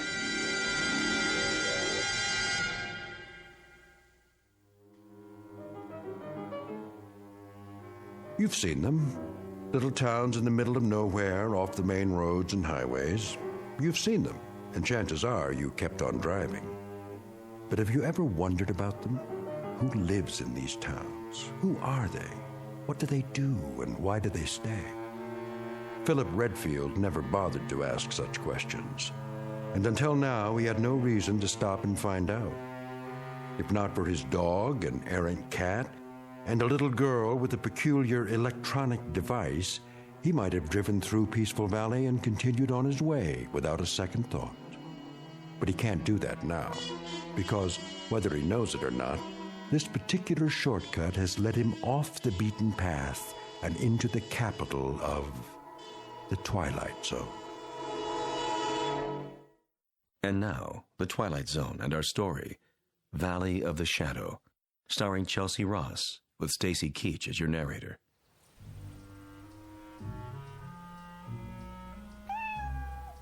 Come on, Kitty. Let's go in the house. No, little girl, wait. Huh? What did you do to my dog? Nothing. Oh, yes, you did. Look, I was standing right over there. I saw you. You leave me alone. Not until you tell me what you did to my dog. What in the... Rowdy, here! Here, boy! Rowdy, where are you? Hey, fella, you scared my little girl. That makes us even. Your little girl scared me. What do you mean by that? Just what I said. I don't know how she did it, but she made my dog disappear. What? She pointed something at him about the size of a remote control. She took it out of her pocket, and he vanished into thin air. Are you feeling all right? No, I never feel all right when I see a miracle happen. It raises my blood pressure. Easy now, mister. What kind of dog is he? A golden retriever. Let's look around the yard. He's bound to be here somewhere. What's his name? Rowdy. Here, Rowdy. Here, dog. Look, this isn't doing us any good. I told you. You try over the hedge. I'll go around back. Don't worry. We'll find him. He couldn't just disappear. That's what I'm trying to tell you he did. Here, Rowdy. Rowdy? Rowdy! Here he is. Wait, there you are, boy. Good dog. Where were you? In the back. I guess he must have found another cat to chase. Yeah, I guess so. Yeah, I'm sorry I popped off at you. I could have sworn. It's all right. The way Sissy disappears sometimes? Well, I know how you must have felt. How you doing, boy? Sissy's your daughter? Yep. What was that thing she had, anyway? What thing? In her hand, some sort of electronic device. Now, I know I didn't imagine that. Oh, it must have been her transistor radio. Yeah. Well, I'm sorry I bothered you. Come on, boy.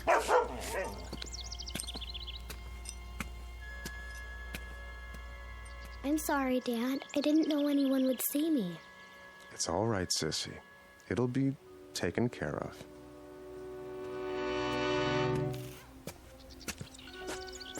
You see all that? All what?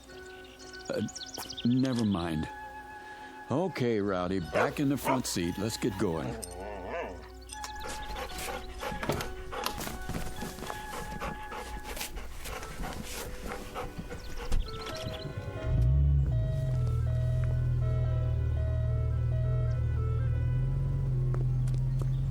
Hey, Braden's the other way. I know, you told me.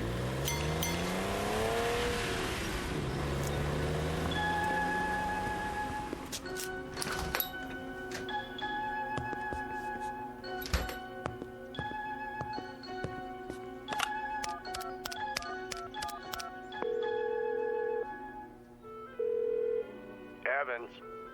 I want to talk to Dorn. He's not here. Then you better find him. It's important. What's happened? We've got an outsider, and he saw something.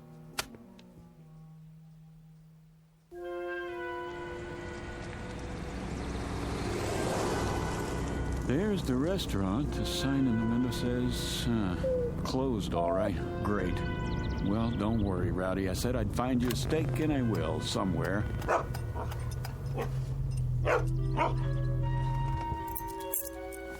Wait here. I'm hooking your leash to the steering wheel.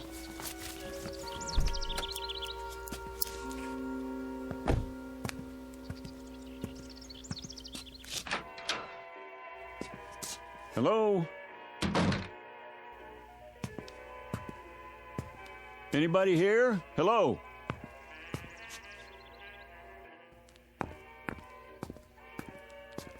I'm sorry. I didn't hear you come in. Hi. Is the hotel open? Open? Oh, yes. But we don't have any vacancies. No? Why is that? Well, the rooms are all taken. But all the keys are still hanging on the wall. Everybody's out. Is that right? Well, the fact is, I don't want a room. I just wanted a restaurant. Maybe you could make a suggestion. I'm afraid it's closed. You mean there's only one restaurant in Peaceful Valley? Yes, sir. Then where do you eat? At home. And what about your guests? They do eat, don't they? If you'll excuse me, I have some work to do. Just a second, miss. Look, my name's Philip Redfield. I'm a newspaper reporter, and if I sound nosy, I guess that's because it's part of my job. Oh, I see. You don't mind, do you? No. Good. Then just answer one question for me. Look, ever since I pulled into town, people have been trying to get rid of me. They have? At least that's the feeling I get. I was just wondering why. Well, we don't get many outsiders. So I've heard. Enough to fill the hotel, though. I really have to go. I think you should too, Mr. Redfield. All right, I get the hint. Oh, miss. Yes? Mind if I take one of your newspapers? What? Oh, not at all. Please. Hey, you better get your subscription renewed. This paper's 9 years old.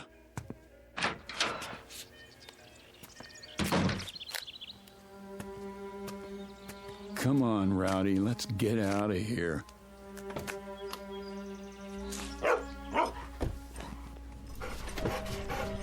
So long, Peaceful Valley. Thanks for the memories. You tell him, boy, nothing here for us. Just let me turn around. A few minutes from now, we'll be back in the real world. Oh, it's a good thing they don't fix this road. Might make people want to come here. There's the fork. Don't see any stop sign. Do you, Rowdy? Nope, me neither. Well, let's punch it.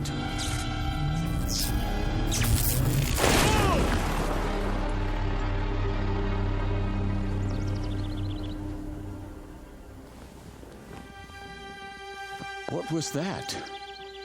Rowdy, are you okay? Rowdy? Rowdy? Rowdy?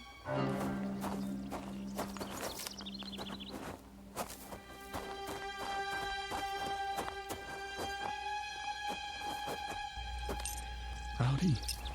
Oh, no. No. It's all my fault, boy. I shouldn't have been going so fast. Breathe. Breathe, please. Oh, Rowdy.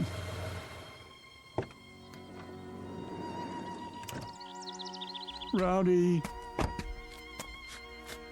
Had an accident, did you? No, an accident had me. I had the top down. He was thrown out of the front seat. There's no heartbeat. Let me check. Nope. I don't believe it. He's dead. Front end's pretty smashed up. Radiator shot, too. Doesn't make sense. The road was clear. There wasn't another car for miles. Maybe it was a rock. There are no rocks around here. Can't be too sure. Yeah, must have been. Rain washes some big ones into the road every now and then. If there were, it would still be here. Could have knocked it off the road. Come along, Mr. Redfield. Come where? We'd better get you to a doctor. What about my dog? You have nothing to worry about. Can you walk okay? Here, lean on me. Wait a minute. I don't think I want to go back into town. Not your town, anyway. You need to be examined. I'm all right, I tell you. You don't know that. Could be internal injuries. If anything's wrong with you, it'll be on our conscience forever. Take it slow.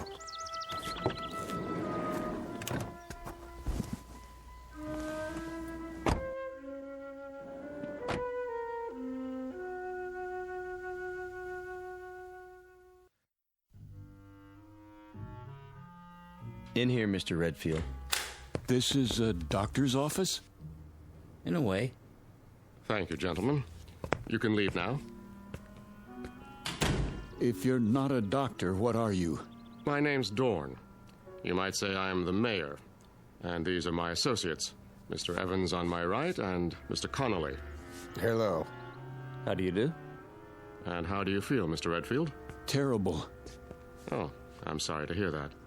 Would it help you to learn that your dog is well? He's dead. Oh, no, not at all. Merely stunned. I assure you, he's quite happy. How do you know?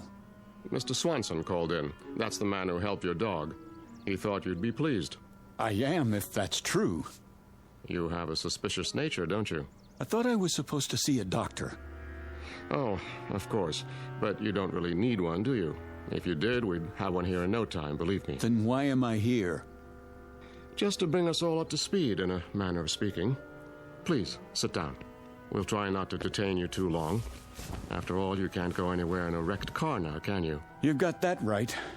We'd like to ask you a few questions, if we may. Don't worry, only a few. Mr. Evans, perhaps you'd care to begin. Mr. Redfield, it's been reported that you saw something, a miracle, I believe you called it, across from the gasoline station. Would you please tell us about this miracle? Sure. My dog ran after a cat. What were the details? That's it.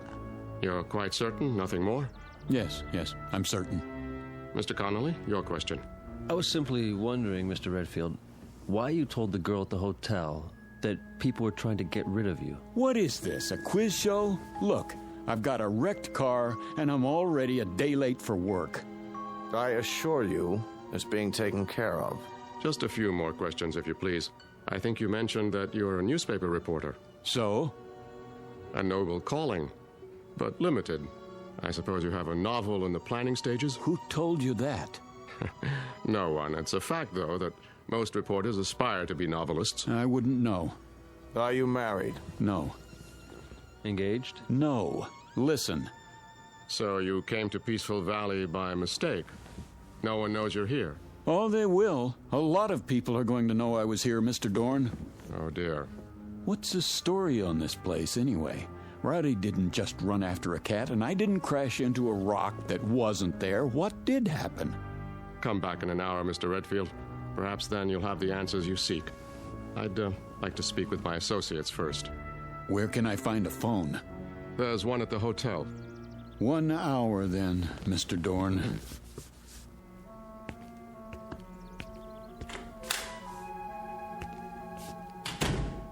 Do you think it's wise letting him go like that? He'll be watched. Well, gentlemen, it's happened.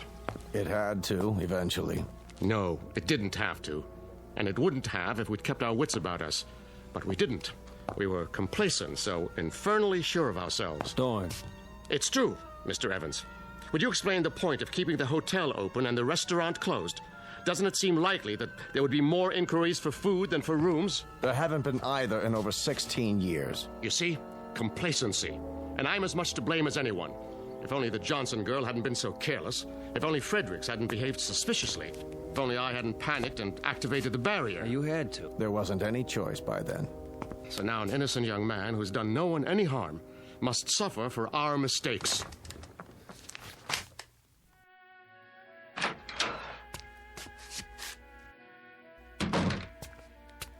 Mr. Redfield. I was told there's a telephone here. Well, yes, but... Where is it? I keep it under the counter. Uh-huh. A real antique, huh? Figures. How do you get the long-distance operator? Just ask for her, but... Hello? Hello?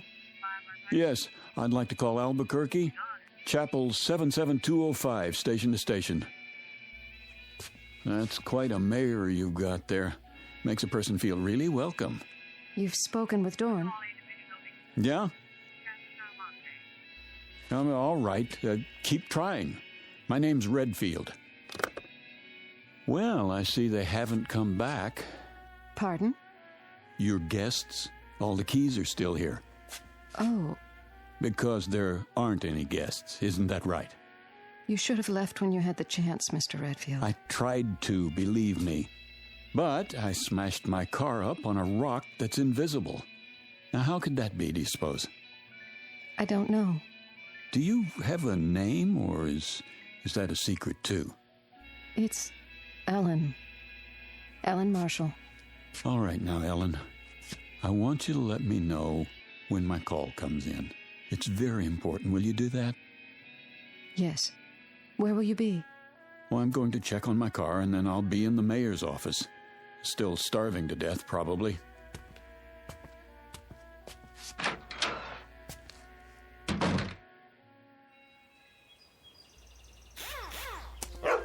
Rowdy! How you feeling, boy? I counted you out, you know that? I gave him some water. What about the car? It's pretty banged up. Hood's sprung, and the radiator's punctured. Yeah, I know. You were supposed to be fixing it. Nobody told me. Well, I'm telling you. Can't do anything unless it's authorized. It is authorized. $200 extra in cash if you get it fixed by tonight. Consider it a bonus. It has to be official. Sorry. You're going to be a whole lot sorrier, I promise.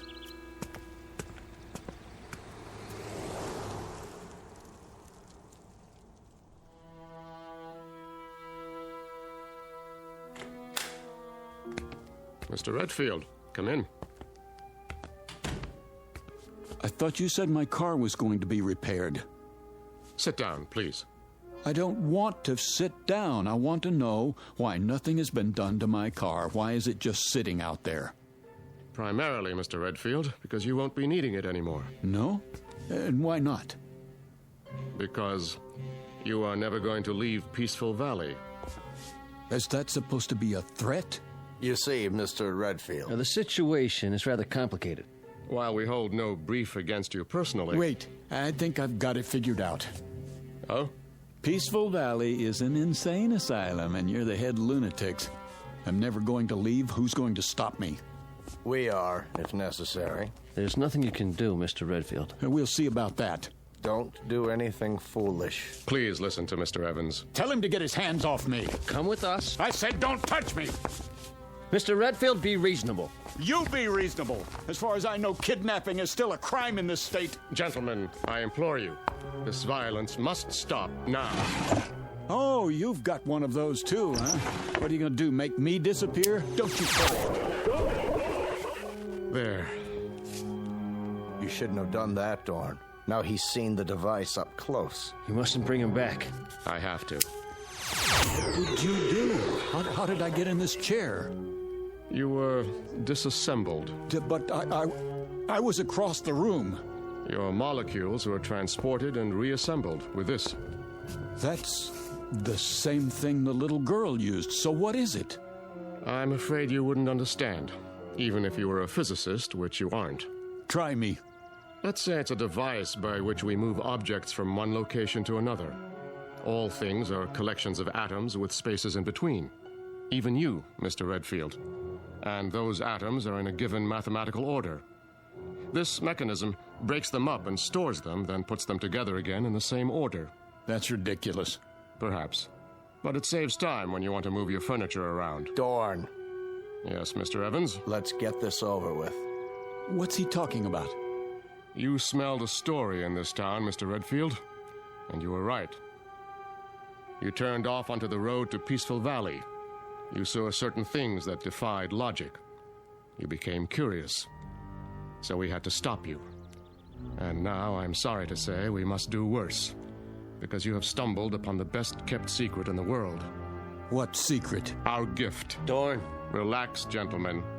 It will do no harm to tell him now. Our gift, Mr. Redfield, bestowed on the people of this village. 104 years ago, a man came to Peaceful Valley. From what land or even what planet, no one knows. Oh, come on. He was a brilliant scientist, but he was also wise, as you shall see. From his brain came equations the likes of which no one has seen or dreamed of. No one on this planet, at any rate.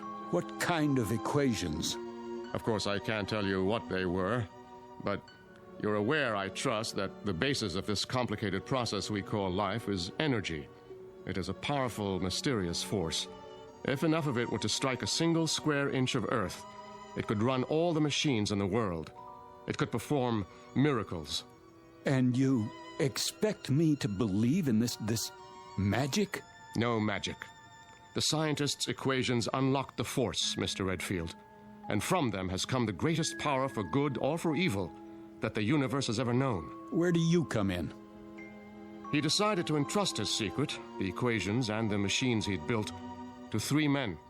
He instructed them to give the people of Peaceful Valley the benefits of this power, but under no circumstances to reveal the secret to the outside world. It was to be kept here until humanity learns the ways of peace. And that is your story, Mr. Redfield. So you can see why we cannot allow you to leave.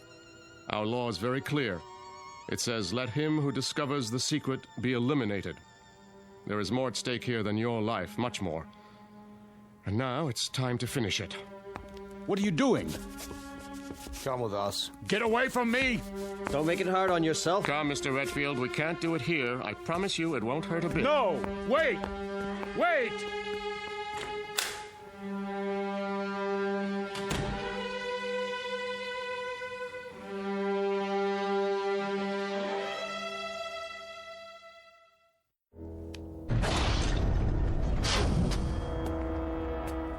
What is this place? A laboratory, built by our benefactor. There's the original of the dissimulator, somewhat larger than the one we used on you upstairs. And this is a second-generation model. The same principle, with one important difference. It works in what we call the time dimension. No end of uses for it. For example, please step over here, Mr. Redfield. And don't be afraid. Mr. Connolly? Yes? Hand me that letter opener on the desk. Now, let's say that your automobile accident had been more serious. If you had been injured, if some metal had penetrated your flesh, like this. You stabbed me. Precisely. But don't worry. As soon as I direct the time ray at your wound, you will be restored to a moment before the letter opener entered your chest.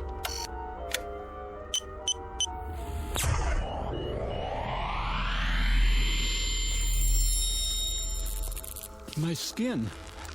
I can feel it closing up. This is fantastic. Isn't it? Even the fabric of your shirt.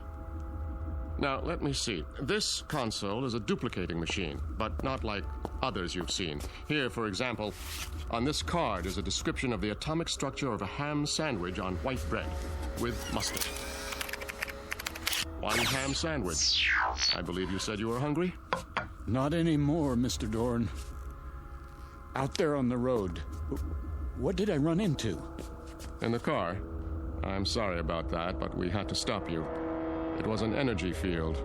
A wall of loosely packed atoms, so to speak. Purely an emergency measure. Now, behind this wall panel with the cards is a folder containing the sacred papers, the original equations from which everything you see came about, in case you still doubt that they exist. Do you know what you've got here? I believe so.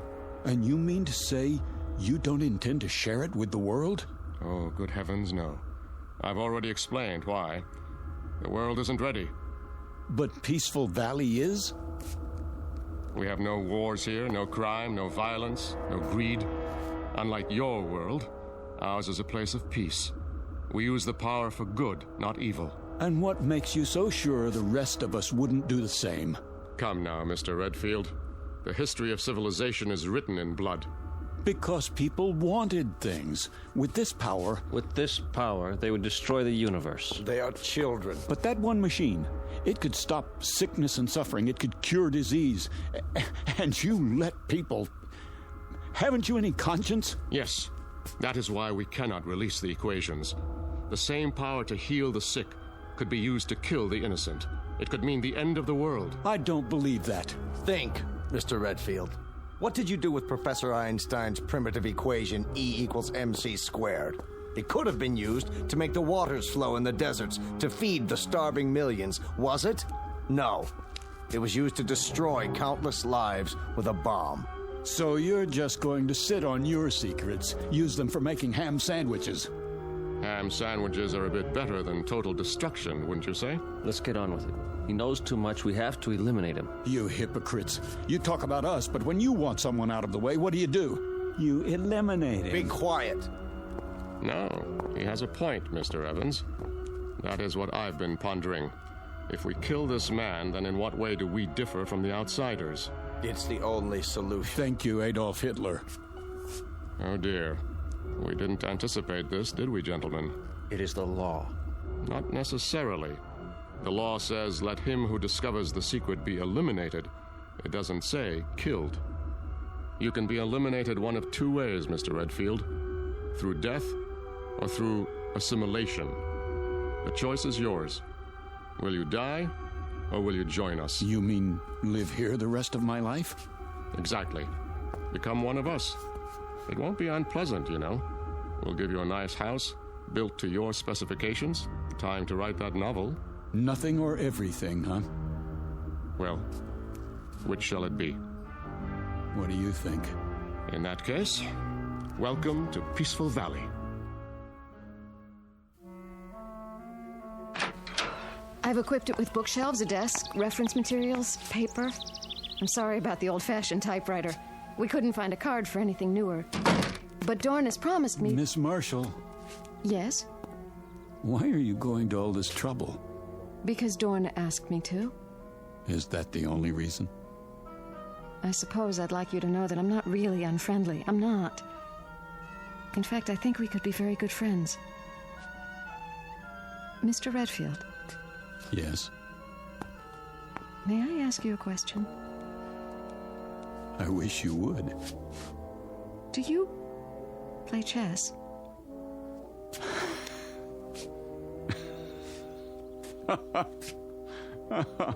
Oh, that's great. Is something the matter? No, everything's fine. You do like the house, don't you? I tried to make it nice. It's beautiful, Ellen. But I'm afraid you wasted your time. Why? Because I won't be here very long. As long as you think that way, you'll have no choice. Dorn won't trust you. He's trusting me now, isn't he? Is he? Hello? I'm leaving Mr. Redfield's house now. You see, I'm required to tell him everything you do. But you're not like the others. If you get hungry or want anything, call me. I'll look in on you later. Oh, and don't try to go beyond the border. The force field's still active.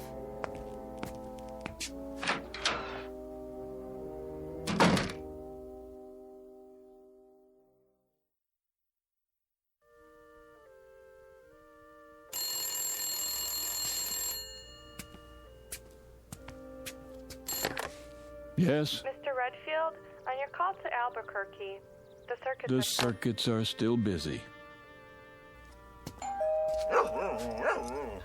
Easy, Rowdy. Hello?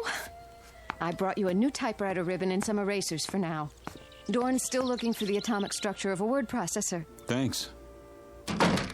Have you started the novel yet? Not really. I find it hard to concentrate in prison. I don't understand. You ought to. You've got the same problem. I can leave anytime I want to. Then why don't you? Why should I? What could the outside world offer that we don't have? That isn't the point. It's what you could offer the outside world. Right now, at this very moment, millions of people are starving. You could feed them. They're suffering. You could make them well. But you don't care. Let them starve. Let the children die because their mothers can't give them enough milk as long as you're happy. Philip, those things, are they really happening? All over the world. Every minute of the day and night.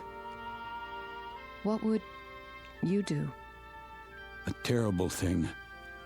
I'd get those papers, and I'd give them to the world. You mean you'd steal them and run away? But you promised Dorn... I promised myself to be a decent human being, and that means helping other human beings. And what's the use? You don't know what I'm talking about. You never wanted anything you couldn't whip up in 10 seconds like a cake. I did once. When you were going to leave Peaceful Valley. I've thought about you since then, Philip. Even asleep, I've thought about you, and it hurts. I don't know why, but it hurts. We have machines for so many things, but I can't stop this feeling. There's an equation that might help. 1 + 1 = 1. Don't people fall in love here? I don't know. But now, Philip, I want us to be together. I could want that too, in a real world. But as long as I'm in Peaceful Valley, I'm going to want just one thing. Out. All I know is I want to be with you. Then help me. If I do, will you take me? I promise. I'll be back. Wait for me outside.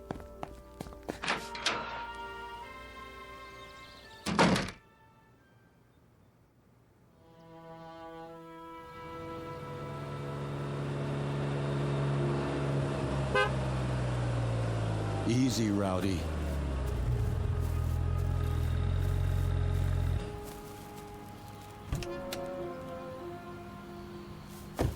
My car. You got it fixed. Dorn always keeps his word. What about the force field? I had him take it down temporarily so I could check the road outside of town. We only have a few minutes. Then let's go. There's just one stop I have to make. Come on, Rowdy.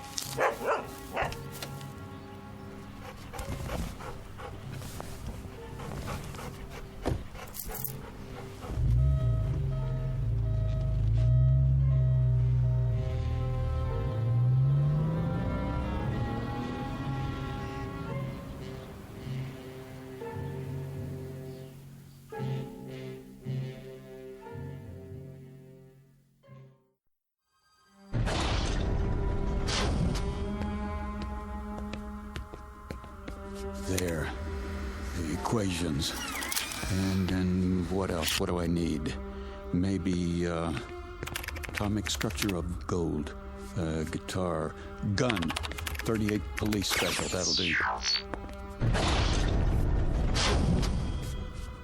Put the equations back, Mr. Redfield. Get out of my way. Do as I say. No, you don't. Not this time. Dorn! He's bleeding. Use the time ray, quickly. Keep your hand off that machine. I don't want to shoot you. Don't! What have you done?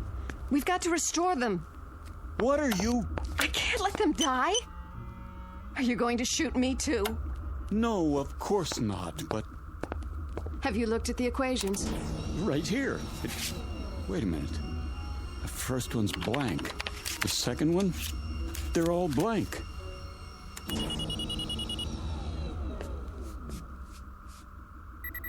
You tricked me.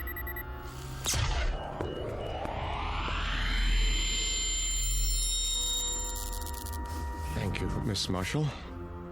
So now you see what would happen if our secret were to get out? The first thing you do is make a weapon. The second, you kill with it. It was all a setup, and you were part of it. Everything you said was a lie. Not everything, Philip. She thought you would prove your good intentions, as I did. But you are like the others. You believe that if the end is just, then so are the means. A pity. You have lost paradise, Mr. Redfield, and you don't even know why. Gentlemen, the machine. Yes, sir. So now you're going to do the same thing. Not quite. You're going to be rendered harmless, but it will not be an execution. I've been studying our law, and I believe I have found a way with the second-generation machine. Try to appreciate our position. Imagine a state which has carried the death penalty on its books for 100 years, but has never had to invoke it. That was the case here. You were our first prisoner, so to speak, and you forced us to re-examine our law. Adjust the time ray, Mr. Evans. Goodbye, Mr. Redfield. I was becoming fond of you.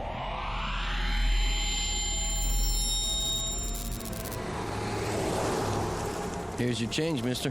What? Your change? Oh, sorry. I must have dozed off for a second. Happens when you drive too long. Yeah. You say Braden's back that way. 80 miles.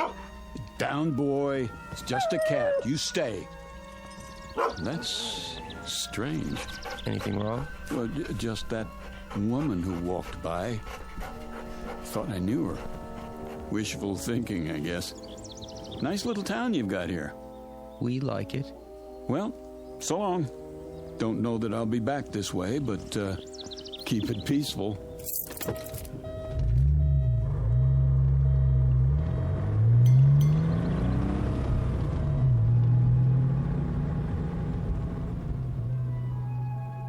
You've seen them. Little towns in the middle of nowhere, tucked safely away from the main road. Ever really thought about them? About the people there? What they do and why they stay? The next time you're tempted to take a shortcut, think twice. Because what happens there might change you and the world in more ways than you can imagine. Of course, change can be a good thing, as long as you're on your way out of and not into the Twilight Zone.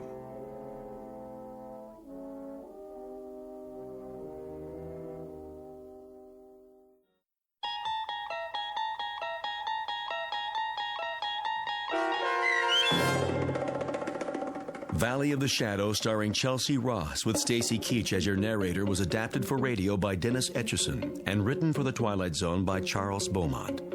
Heard in the cast were David Darlow, Frenette Lebo, Christian Stolte, Amanda Amari, Doug James, Steve Key, Kurt Nabig, Richard Shavzin, Carl Amari, and Roger Wolski. To learn more about the Twilight Zone radio dramas and to obtain audio cassettes and CDs of these programs, visit our website at twilightzoneradio.com. The producers of The Twilight Zone wish to thank CBS Enterprises, Carol Serling, Dennis Etchison, Claire Simon Casting, Terry Jennings, XM Satellite Radio, Sirius Satellite Radio, our sponsors, and our radio affiliates for helping make this series possible. This copyrighted radio series is produced and directed by Carl Amari for Falcon Picture Group. Audio editing, sound design, Foley effects, and mix for the Twilight Zone radio dramas are by Cerny American creatives Craig Lee, Michael Slaybach, Bob Benson, and Jason Rizzo. To learn more about the Twilight Zone radio dramas and to contact us, visit our official website at twilightzoneradio.com. Doug James speaking.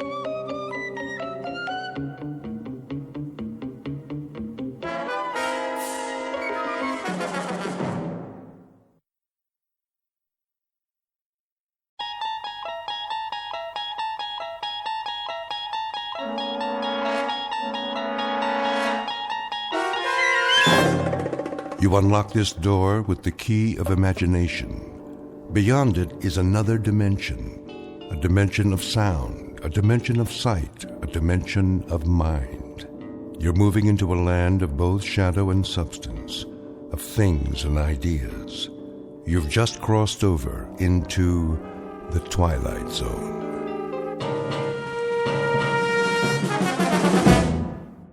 It looks like another wet one, folks. Get your umbrellas and your booties if you're going out. Possible thunderstorms over Margaret? 2 hours. Cloudy tomorrow with a 50% chance. Margaret? Yes, Miss Alva? Come here, please. I'll be right there. Now, it's important.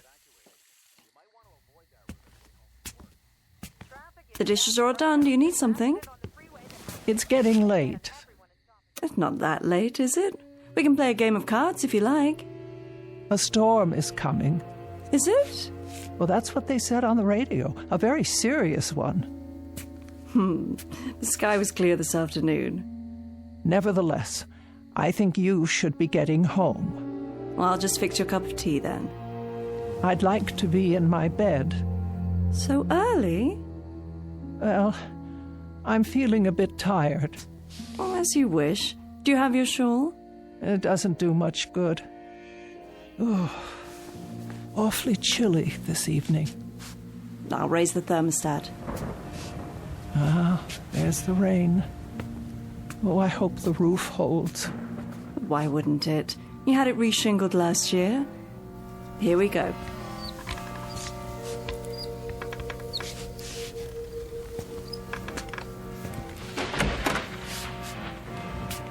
I'll turn the bed down for you.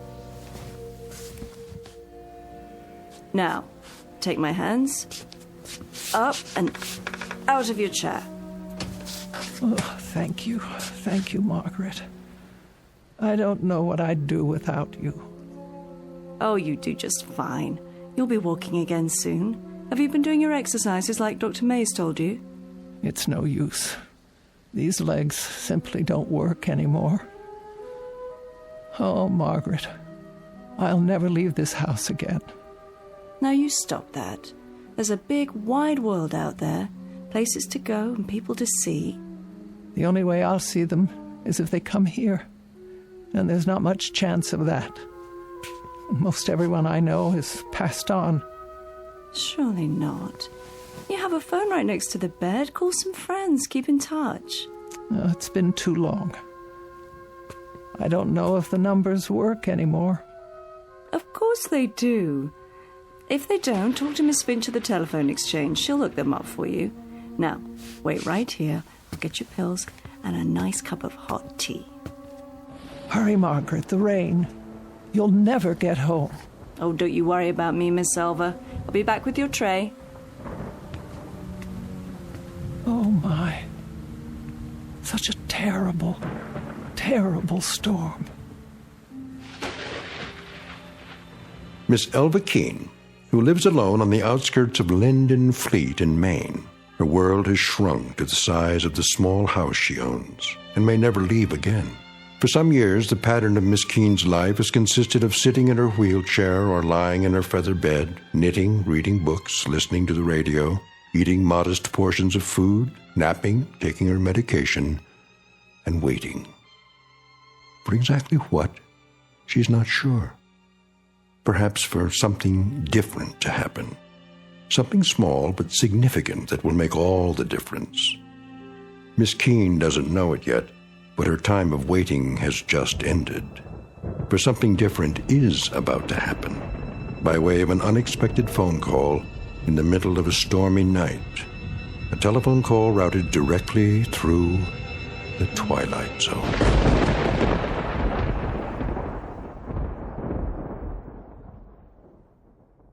And now, The Twilight Zone and our story, Night Call, starring Mariette Hartley, with Stacy Keach as your narrator.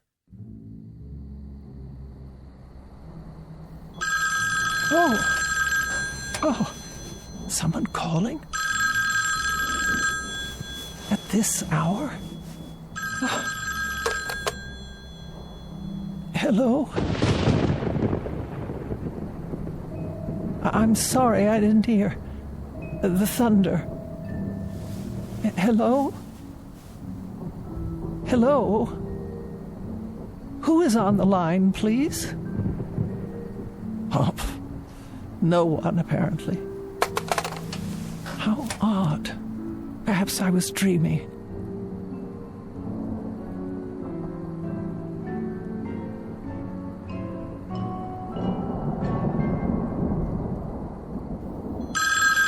Oh, for the love of... Hello? Hello? I can't hear you. If you wish to speak to me, please say something, or I'll hang up. Hello? Hello?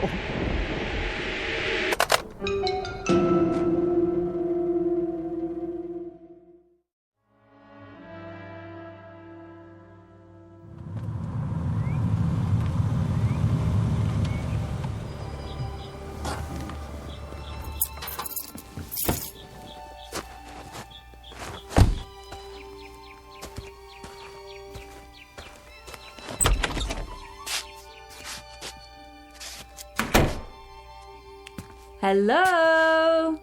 Just a moment, Margaret. You're up early this morning. Oh, what is the matter with this phone? I'm trying to make a call. No one's picking up at the switchboard. Well, I imagine they're pretty busy this morning, what with the storm and all. I suppose. Phone company, Miss Finch speaking. Ready for your tea? Just a moment. Miss Finch, this is Elva Keene. Yes, Miss Keene, can I help you? Oh, I certainly hope so. Oh, I'll do my best. What is the problem? Last night, about 2 a.m., my telephone rang. Oh? I answered it, but no one spoke, and I didn't hear any receiver hanging up. Just silence. Is that right? Or rather, a crackling sound like wind and rain. That would be electrical noise, a faulty line, most likely. The same thing happened a few moments later. Well, I'll tell you, Miss Keene, that storm last night about ruined our service. We've been flooded with complaints about fallen wires and bad connections. I'd say you're pretty lucky that your telephone is working at all. Oh, you would you? Yes, ma'am. And would you say then that someone was trying to call me, but that the connection was washed out? That's as good an explanation as any, Miss Keene. But who would have tried to call me in the middle of the night? I'm sorry. I wish I could be of more help, but the way things are right now... Is it likely to happen again?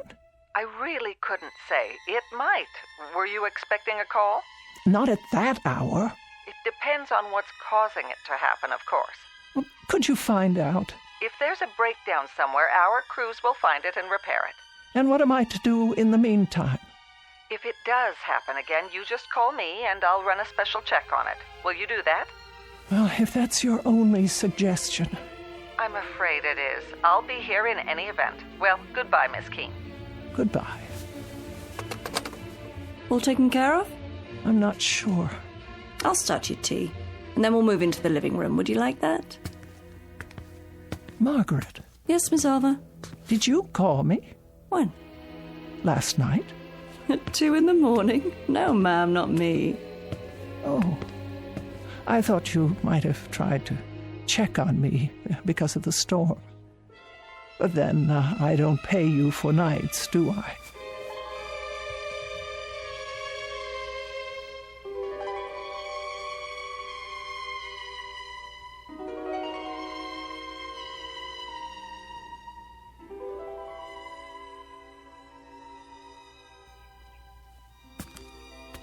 More tea?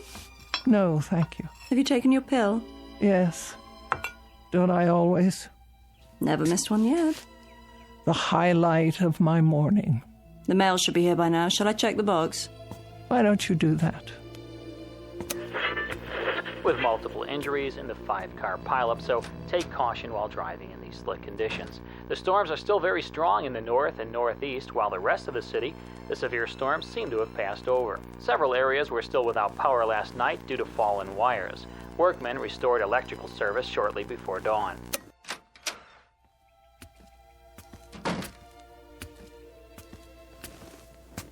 Here's your mail, Miss Alva. Thank you. Anything interesting? Oh, an advertisement. Another advertisement. The light bill, the telephone bill, of course. No personal letters. You heard from your sister a few days ago, didn't you? Oh, that was weeks ago, Margaret. 3 weeks and 2 days, to be exact. Has it been that long? Yes, that long. Nobody cares whether I live or die. Oh, sure they do, Miss Elva. You don't understand. Don't I? You can't. You have no idea what it's like to be alone. But you're not alone. I come by during the day. Yes, you do. And for that I thank you. But it's been so long since I've had a real visitor. I mean, someone who came of their own accord. Oh, now don't talk like that. You're going to get yourself into a mood. I'm sure lots of people are thinking about you this very moment. Who? You'll hear from someone any time now. Just be patient a while longer. Wouldn't you like to work on your knitting? All right. Can I get you anything else? Not just now. Well, start thinking about what you want to eat tonight. I'll make a list and go to the store later. For now, I better get the dishes washed.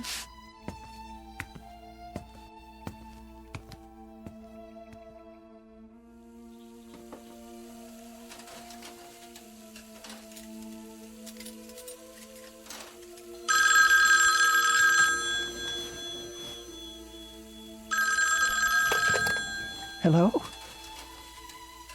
Hello? Margaret? Yes? Come here, quickly. Was that the phone? See, someone's calling you now. Take the receiver. What for? I want you to listen. If you like. Well? There's no one on the line, Miss Elva. Just listen. See if you can hear whether anyone's there. There's nothing. But you heard it ring, didn't you?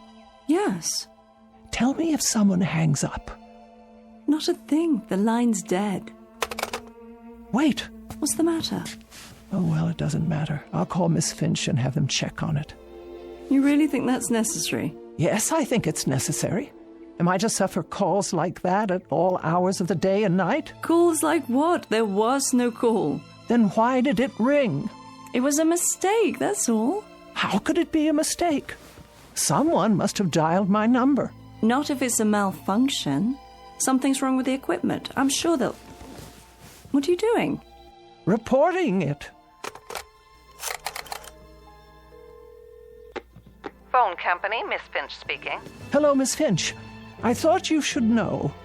I've received another one of those calls.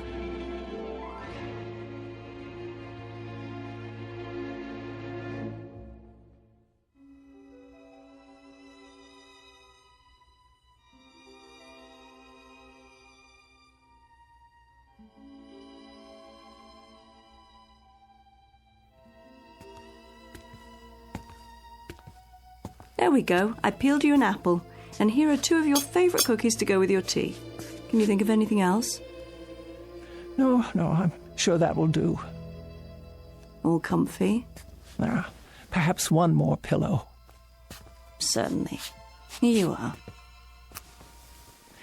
Thank you, Margaret. You go to so much trouble. It's no trouble at all. I wish you could understand how degrading it is for me to ask for help. I've always been able to take care of myself. Oh, now. We get along just fine, you and me. We're friends. I don't have friends anymore. Don't be silly. You have more friends out there than you realize. Oh, I wish that were true. You'll see. You'll hear from them. Meanwhile, don't fret about those phone calls. Don't give them another thought. I'll try not to. It was the storm, I'm sure of it. Perhaps you're right. Whatever the trouble was, the repairman had fixed it by now. But just to be sure, why don't you keep the receiver off the hook and then you won't be bothered? Oh, that's a good suggestion. You know, I have an extra television set, a portable. I could bring it over if you like.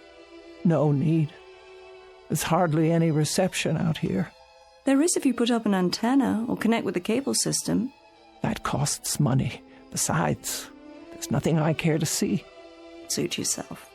But if you change your mind, let me know. You should be getting home. It is getting late.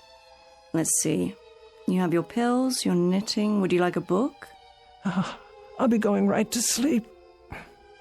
Good night then, Miss Keene. See you in the morning. Yes, in the morning.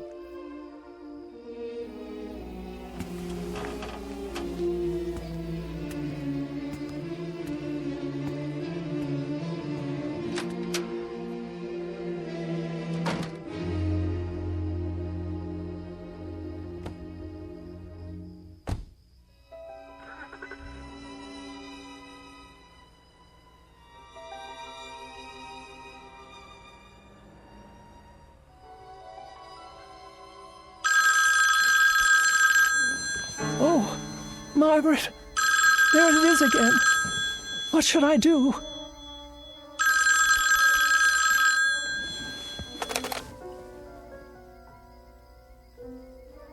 Nothing. Just as I thought. I won't speak. I'll hang it up and then leave it off the hook.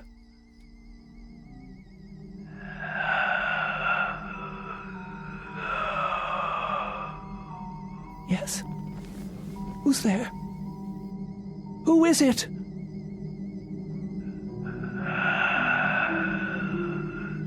Hello? What is making this sound? Is anybody there? Anybody at all? Who is on the line? Who is it? Who?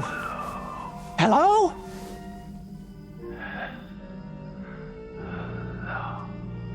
What is that? Please, please leave me alone.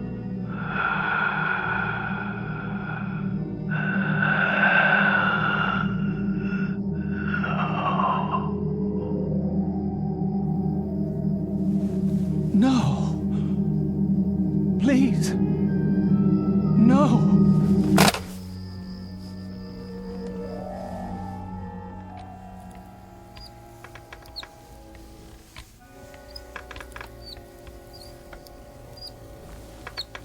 Here we are, your favourite spot in the living room. Not today, please. Well, where then, Miss Elva? Away from the window. If you're going to knit, you'll need the light. I don't care to knit just now. Very well. And close the curtains. Close them? I just opened them. That's the way I want it. But look what a lovely day it is. With the curtains drawn, there'll be hardly enough light for anything. Please do as I say, Margaret. I'm not feeling well. Why? What's wrong? My nerves. I hardly slept last night. You didn't? Not a wink. Why on earth? What happened? Do I have to tell you? No, not the telephone. Yes, at all hours, over and over again. You're sure? Indeed, I am. The sound is so loud in this house, it hurts my ears. Well, we can't have that. And this time, he spoke to me. He didn't. Margaret, I simply can't bear it. Shush, dear, don't you worry. We'll do something about that right now. Call Miss Finch and clear it up. She won't listen. Of course she will. She doesn't take me at all seriously. Well then, I'll have a word with her. We can't have you going without your sleep.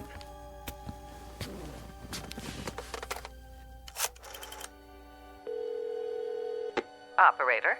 Is that Miss Finch? It is. This is Margaret Phillips, Miss Keene's private nurse. Oh, yes, how are you? I'm fine, but Miss Keene isn't doing so well. Oh, sorry to hear that. Why haven't you fixed her line yet? I've told her we'll repair it as soon as... It's gone beyond that. Now someone is speaking to her. She can't sleep at all. If Miss Keene's health should be disturbed any further, the phone company will be held responsible. Now, just a minute. Give me the phone. Here she is now. She'll tell you herself. Miss Finch. Yes, Miss Keene. There's a voice on the phone. A voice? It says one word over and over. Hello. It doesn't sound normal. It sounds distorted. Are you sure it's a voice? What else could it be? Well, static on the line sometimes. It was someone, I tell you, the same someone who kept listening to me say hello over and over again without answering back.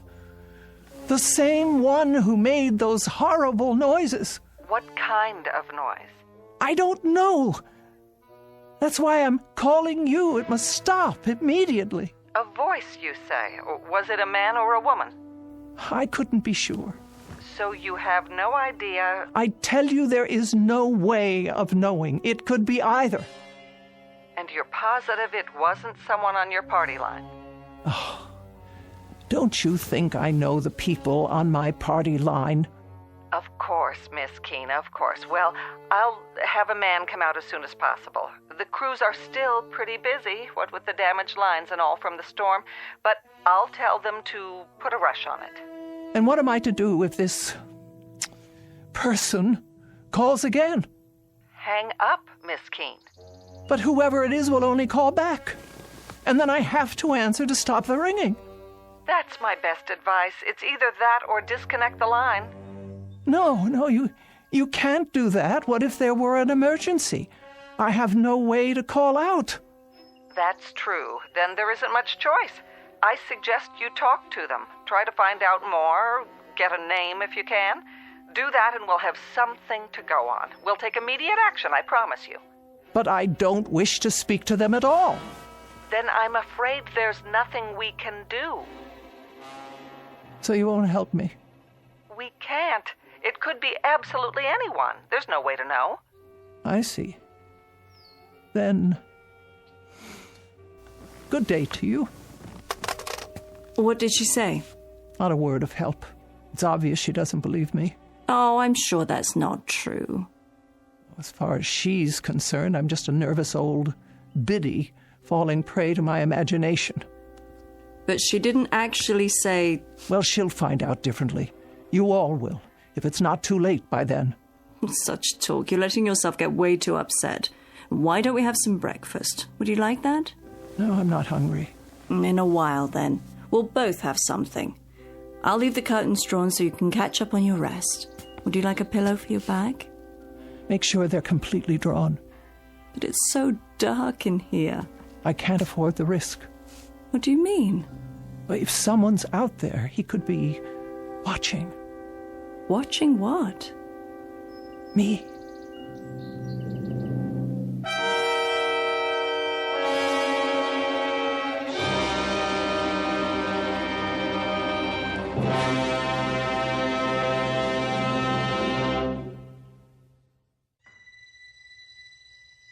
Oh, nothing tastes right today, not even tea.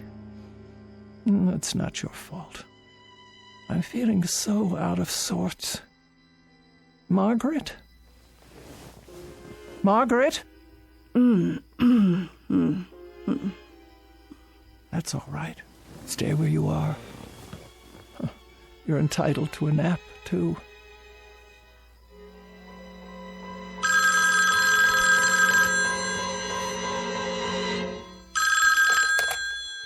There. That will stop it.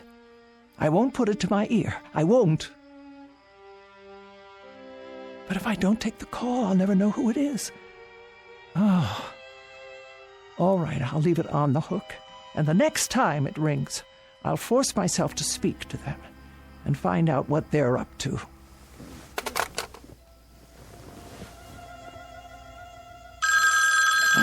Oh. Hello? Hello? Who is this? Who's calling, please? Hello? Who's calling? I've had quite enough. Stop this at once. Hello? Why do you keep saying that? Can't you hear me? Please. Hello. Hello. Margaret! Margaret! Margaret! Yes? Oh, Miss Alva. I was just resting my eyes. Is everything all right? No, it is not. Then what? The telephone. Oh, did it ring? I thought I heard something. It's a man. I'm sure of it. How do you know? Because he just called again. I heard the tone of his voice. It was deep and hoarse, like there was something wrong with him. What did he want? I don't know. Then how? He just keeps saying hello, over and over. That's all he says. Hello. Hello. Hello. Now you've got to stop this, Miss Keene.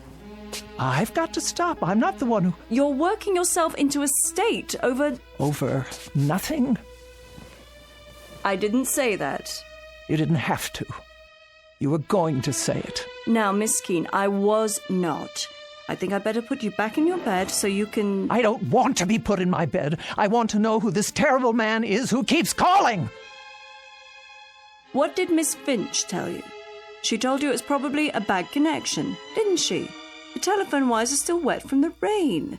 It was not the connection. It's a man. I'm not arguing, Miss Keene, but if he keeps on saying hello... That's all he says.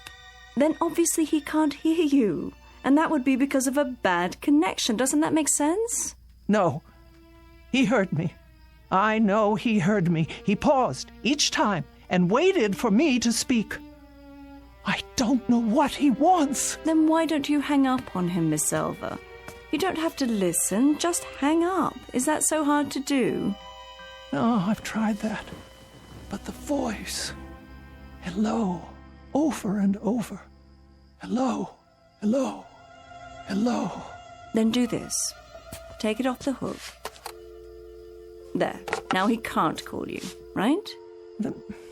Nobody can call me. Leave it that way just for the time being, until all this funny business is over. It will be the same on the extension. And then if you decide to make a call, all you have to do is hold down the arm for a second. Isn't that right, Miss Keene? Miss Keene? But why is he calling me? Why would he? Can you tell me that? Why? He wants something from me, but I can't imagine what it is.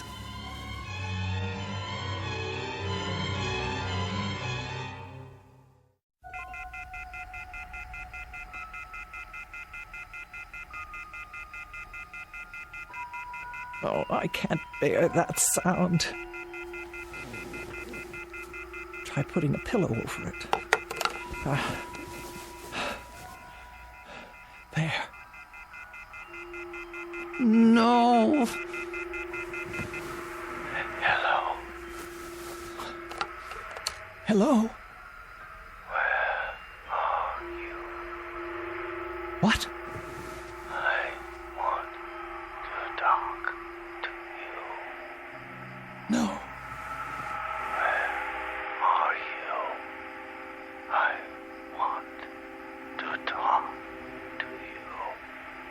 Please. Where are you? I want to talk to you. No, I beg of you. Where are you? I want to talk to you. Leave me alone. Leave me alone.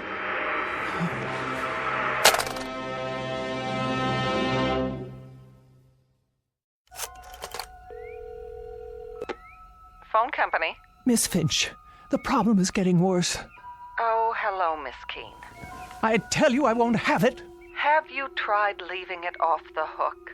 No, it doesn't do any good. He just waits for me to hang up so he can call back. I left the receiver off last night, but I can't do it anymore. Even when I bury it under a pillow, the noise keeps me awake. I haven't had any sleep in 24 hours. Then perhaps, Miss Keene, we should disconnect it after all. No, I am an invalid, Miss Finch. I must have telephone service in case of emergency. I'm sure you must. Now, I want the line checked. Do you hear? This terrible thing must stop right away. All right, Miss Keene. I'll put a man on it right away, and this time we'll get to the bottom of it. Swear to it. I give you my word. Oh, good. Thank you. You don't know what this means to me. I'll call you as soon as we find out the problem. You'll see to it, no matter what it takes. Of course. First thing, we'll give you an answer before noon. Thank you. Don't you worry now. Oh, bless you. That's what we're here for.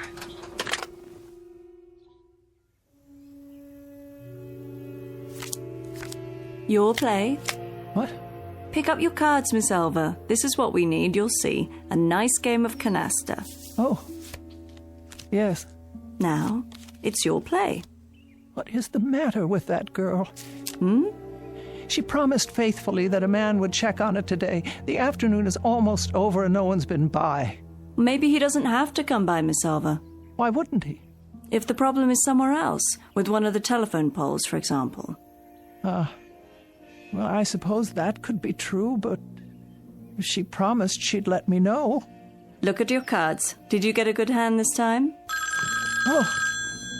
That'll be her, don't you think? Want me to answer it? Oh, yes, if you would.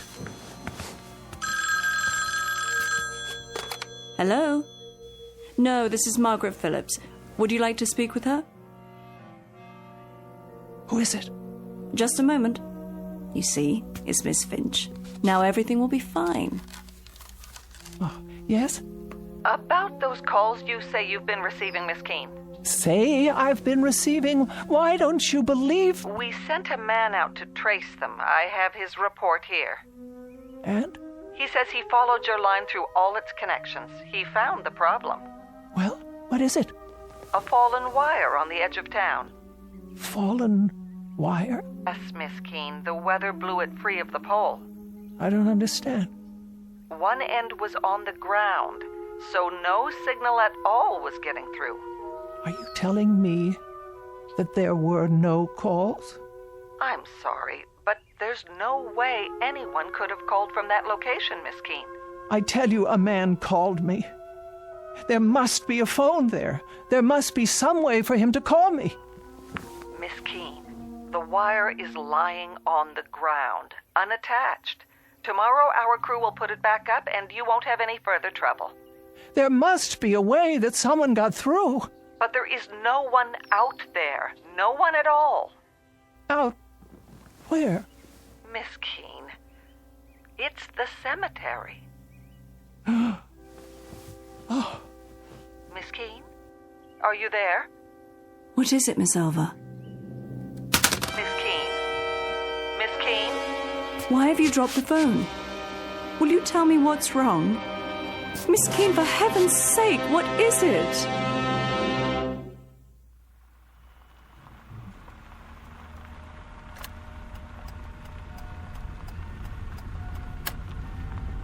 Here we are.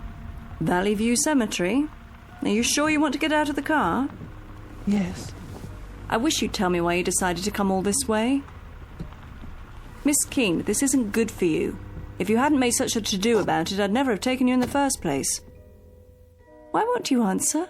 What can there possibly be out here for you to see? Get my chair from the back seat, please. Very well. Have it your way.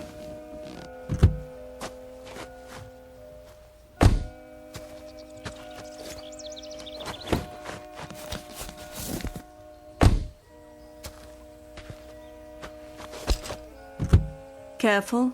Now. Up and out. Here's a blanket for your legs. Though I can't imagine why you'd want to. Miss Elva? What are you looking at? Over there. You mean inside the grounds? On the other side of the gate. All right. I'll have to steer clear of the power lines, though. Well, there's a loose telephone wire hanging down. Can't see where it touches the ground. Where are we going? The first row on the left. About halfway down, as I recall. That's where the wire ends. I knew it. Here? Here. And we better not go any closer. It's fallen directly onto a grave. Right by an old headstone. What's the name? Brian Douglas. And the date of birth and death, more than 50 years ago. Oh, the poor young man. Only 27. I knew it. Miss Elva. It's him. It's him. Brian. Oh, Brian. You knew him? Brian, my fiancé. He died a week before we were to be married. Oh, Miss Alva, I didn't know. We were in a car together. I insisted on driving. I was always insisting on things, telling him what I wanted, dominating him in my way, and he always did what I said, always. I lost control of the car, steered it right into a tree. Brian went through the windshield. He was cut to pieces. I was left crippled, and now he's trying to reach me, I'm sure of it. Don't you see? He's trying to reach me. So many years out here alone, in the sun, in the wind, in the rain. And now, at last, I can talk to him.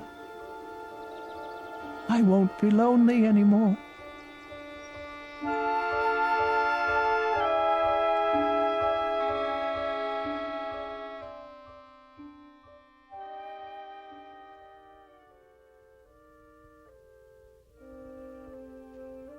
Would you like more covers on the bed? No, Margaret, I'm perfectly fine. I can plump up your pillows for you. That's not necessary.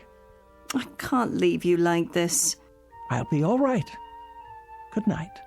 But... Good night, Margaret. You call me if you need me now. I will. I'll be home all night. Yes, Margaret. Good night. You sleep well.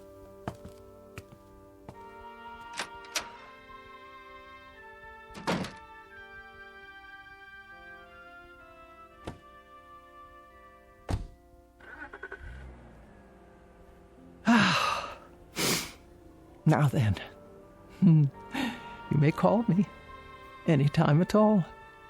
I'm waiting. Oh, this is ridiculous. Now that I want you to call. Brian? Brian? Are you there? Can you hear me?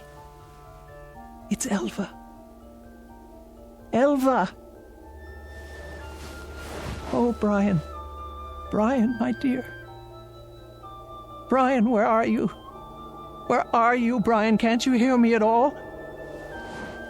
Brian! Are you there, Brian? If you are, please speak. It's Elva. Elva! You can speak to me now. I didn't know it was you. I thought...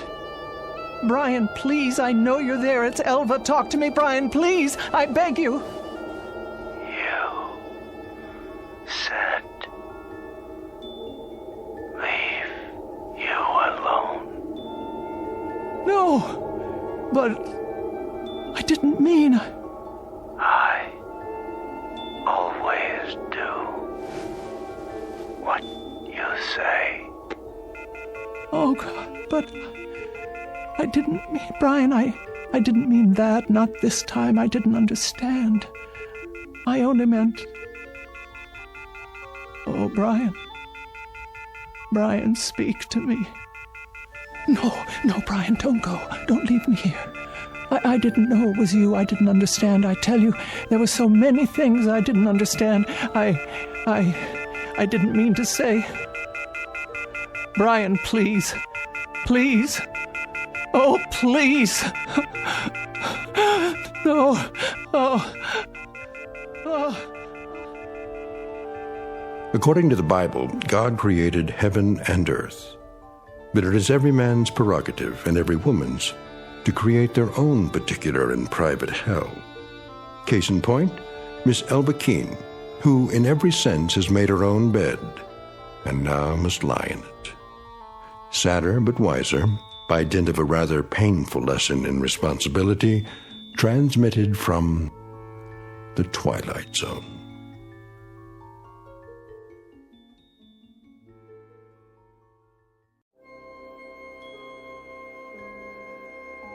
Hi, this is Carl Amari, producer of the Twilight Zone Radio Dramas. I'd like to take a moment to tell you about our official website at twilightzoneradio.com. where you'll get the latest news and information on these Twilight Zone radio dramas. Plus, at twilightzoneradio.com, you can digitally download 3 free episodes or any of our episodes for only $1.95 each. In this age of ever-changing technology, we've decided to make these episodes instantly available to you by making the Twilight Zone radio dramas a digital download-only series. This means that this series will no longer be offered on CD. The CD collections at our website are now being offered while supplies last at buy one, get one free. So be sure to get your favorites before they're sold out. Be sure to visit us often, and I'll see you in the zone.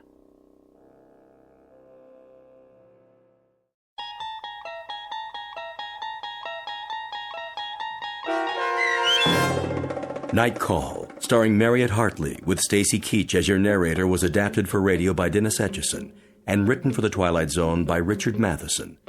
Heard in the cast were Sarah Wellington, Meg Thalken, and Doug James. The producers of The Twilight Zone wish to thank CBS Enterprises and the Rod Serling Estate for making this series possible. This copyrighted radio series is produced and directed by Carl Amari for Falcon Picture Group and Westwood One. Sound design and custom Foley effects for The Twilight Zone by Cerny American creatives Bob Benson, Greg Lee, Michael Slaybach, and Matt Sorrow.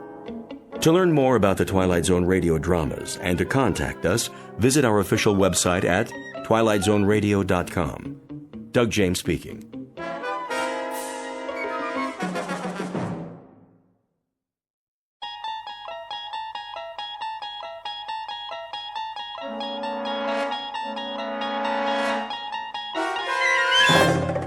You unlock this door with the key of imagination. Beyond it is another dimension, a dimension of sound, a dimension of sight, a dimension of mind. You're moving into a land of both shadow and substance, of things and ideas. You've just crossed over into the Twilight Zone.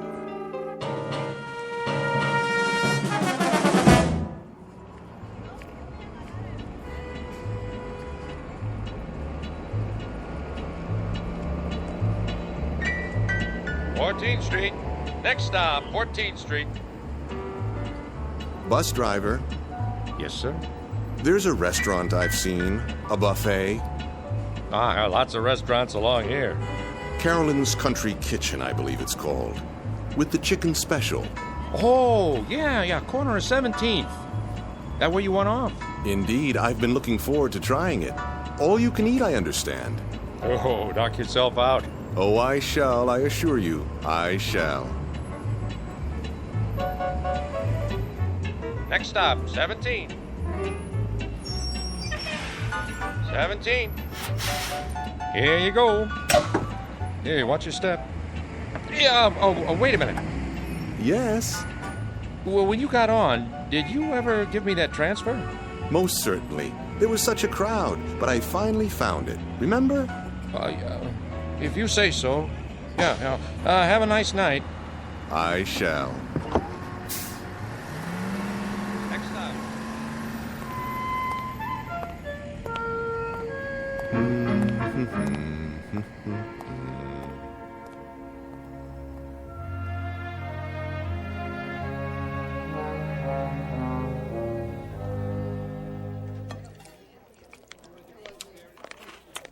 Here's your check. Ah, yes, the check. Get you anything else? Another glass of iced tea, perhaps. Refills are free of charge, I presume. Nadine will get it for you. I'm off the clock now. And pay up front. Certainly. Oh, miss. Yeah? Might I trouble you for one more plate of your delicious fried chicken? That makes 3. Your policy is all you can eat, is it not? Another chicken platter coming up.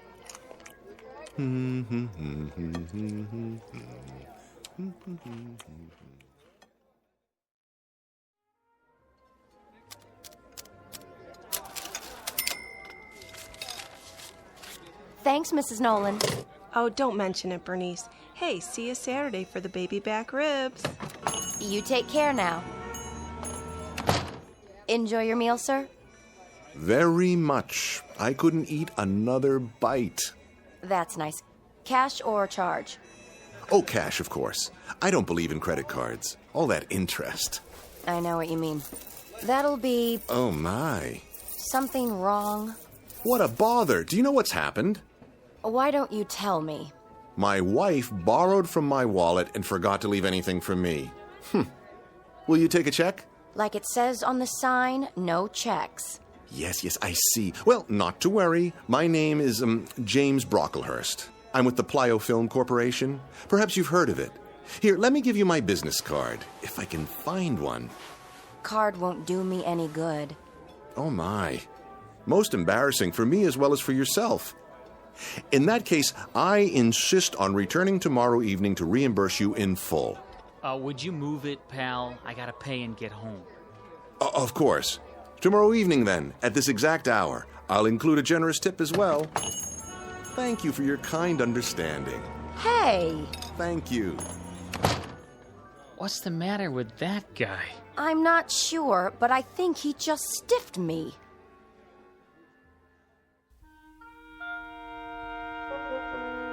Meet Mr. Luther Aorta, a normal enough man, at least in his own mind. Like so many people, he enjoys getting something for nothing. But for him, it has become an obsession and a way of life. So it isn't surprising that he's attracted by words like all you can eat and no limit and, best of all, free. That's the magic syllable. It does strange and wonderful things to the metabolism. In fact, it's his whole reason for living. Unfortunately, Mr. Aorta is about to discover that such signs don't necessarily tell the truth. Because though the offer in question may be free, it sometimes comes with a one-way ticket to the Twilight Zone. And now, The Twilight Zone and our story, Free Dirt, starring Eric Bogosian, with Stacy Keach as your narrator. Luther? Luther, I'm talking to you. Yes, dear. Breakfast is ready. Good. If you want yours, you'll have to get that junk off the table. Oh, but it isn't junk, dear. I found several good coupons in this morning's paper. You and your coupons. Samples for the cost of a postage stamp. We can get new packets of seeds absolutely free. Seeds? You've got 100 packages of those things already. Yes, dear, I know, but these are special. I'll bet. They are. Look. Would you clear off the table, please? From the largest seed company in the U.S., free peaches, free cucumbers, free asparagus, and free ranunculus. Can you just taste them? What are you going to do? Eat the seeds in a bowl with milk? Of course not. I'm going to plant them. Oh, you are? Where? In the backyard. They'll make a lovely garden. I hate to disappoint you, but plants need something our yard doesn't have. And what's that, dear? Dirt. Dirt? Topsoil, loam. There's nothing but rocks out there. Yes, you're right. But don't worry. I'll find some fresh dirt and bring it home. From where? That may require some thought. Just a minute. Breakfast first? Oh, yes, breakfast. You drive me to work today, remember? Of course. Sit down and eat. I'm going to be late. I was just thinking about the dirt. Where were you last night, anyway? I rode the bus into town. Some things I had to take care of. The bus, huh? I'm surprised you were willing to pay the fare. Cheaper than the cost of gas nowadays. It worked out very well, actually. Did you eat anything? To be sure, I found something on the way. A bargain, no doubt. Quite a remarkable one, in fact. You would have been proud of me. I hope so. Where does one go to get dirt, I wonder? Oh, Luther. A quarry would have some, but they'd probably charge a lot of money. Finish your eggs. I'm late as it is. Just cleaning my plate. It's a crime to waste food.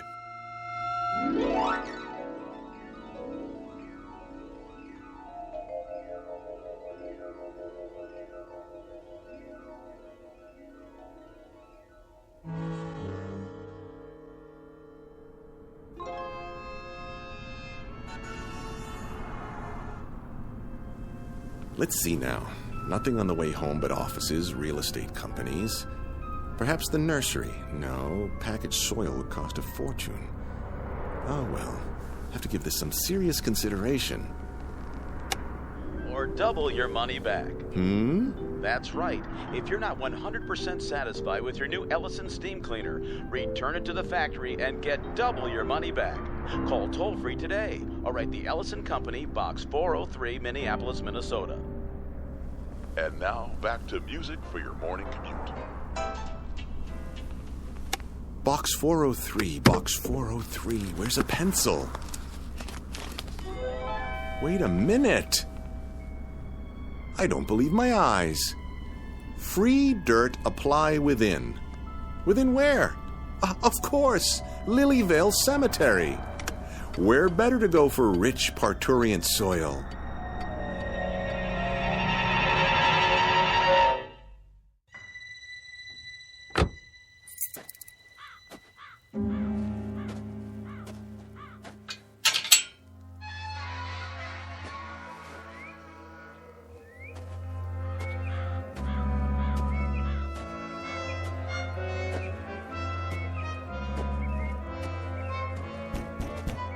Hello?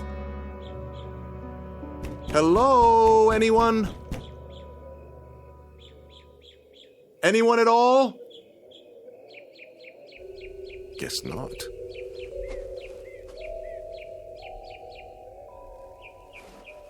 Help you, sir? Oh, I didn't see you there. So many tombstones. Getting crowded. What can we do for you? Well, now, maybe it's what I can do for you. Ain't gonna sell me nothing. This is a poor place. Not enough customers, if you know what I mean. No. I'm not selling anything. That isn't it at all. I was driving by, and I saw the sign. You're offering free dirt. Yep. Left over from the grave digging. Well, I'm here to take some of that dirt off your hands. If there's any left, that is. Oh, there's plenty, all right. It builds up. And it's free, you say? No strings. Free as a bird. How much may one have? Much as you want. On what days? Any day there's some fresh, but you gotta do the hauling yourself. You couldn't do that for me. Can't. If I was to leave, there wouldn't be nobody alive left here, would there? Anyways, I don't have a truck. You? No, but I might be able to borrow one. Now, if you don't mind, may I see the dirt?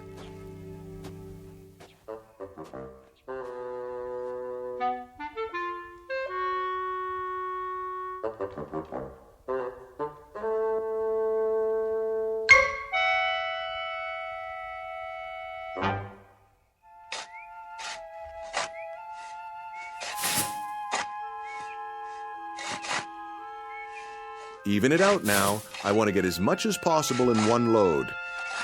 Okay, mister. Otherwise, I'll have to pay you for 2 trips. Relax. We're getting it all. Nice truck. It will do. Where'd you get it? My neighbor, Mr. Santucci. I promised to share the bounty with him. Bounty? The fruits of my labor. It's a long story. Good thing your gravediggers were here. Always looking for extra work.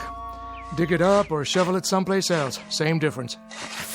You're sure you don't mind my taking it all? Glad to be rid of it. Well, it certainly does look like good soil. One should be able to grow anything in that. Ought to. Been fertilized enough. Yes, I suppose it has. All right, gentlemen, that's the last of it. I'll meet you at the house.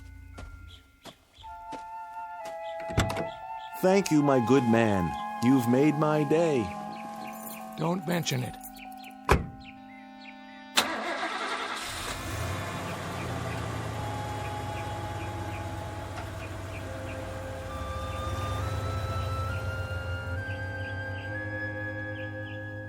Good dirt, I guess. For some people. Me, I don't like the touch of it. Sitting out here all week and it's still damp. I don't even like the look of it. Sure it came out of new ground? No old graves underneath? Hard to say. The plots are pretty close together. Well, don't tell that aorta guy. Yeah, probably gonna make mud pies out of it. I'd as soon not know. Just be sure he pays you.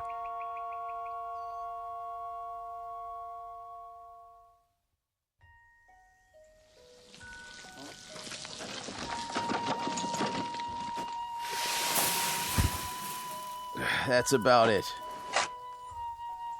Good, very good. You've distributed it perfectly. Isn't it beautiful? Oh, yeah. Real beautiful. I'll set to work while it's still moist. You want to pay us now? Now? That's the general idea. Oh, dear me, no. That wouldn't do at all. For income tax purposes, I'll have to ask you to send a bill. A bill? Don't know the address here. Not here. My office. The Magnetic Cartridge Corporation, 163 Fairmont. Yes, that's it. I'll jot it down for you. Fairmont, huh? What part of the city is that in? The far side.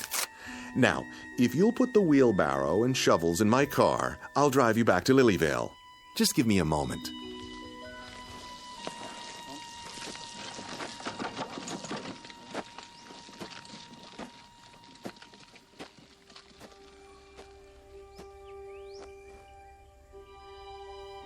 I can hardly wait. Peas, carrots, tomatoes, onions, squash, rutabaga, turnips, lettuce, corn, watermelon, and ranunculus. What a harvest this is going to be. I wonder what will come up first. Let's start with this one. What are you doing, Mr. Aorta? Good afternoon, Mrs. Santucci. I'm planting my very own garden. Where'd the dirt come from? The graveyard. But it's wonderful dirt. Really. Make sure you get the truck clean. My husband don't like no dirt in it. Oh, I will, completely. And do thank him for me. Graveyard, huh? Yes, just look how nice and moist it is. Reach over the fence and hold out your hand. See? Positively brimming with life. That what you call it? Think of the things that will grow out of this mulch, and all of it positively free. You can have it.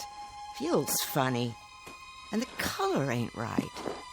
Oh, it's splendid, I assure you. Excuse me, I have to drive the workmen. I'll hose the truck off soon as I get back. Good as new.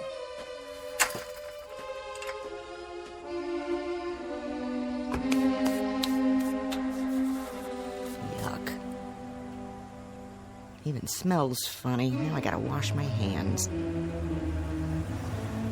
Don't know what it is, but something about that dirt just ain't right.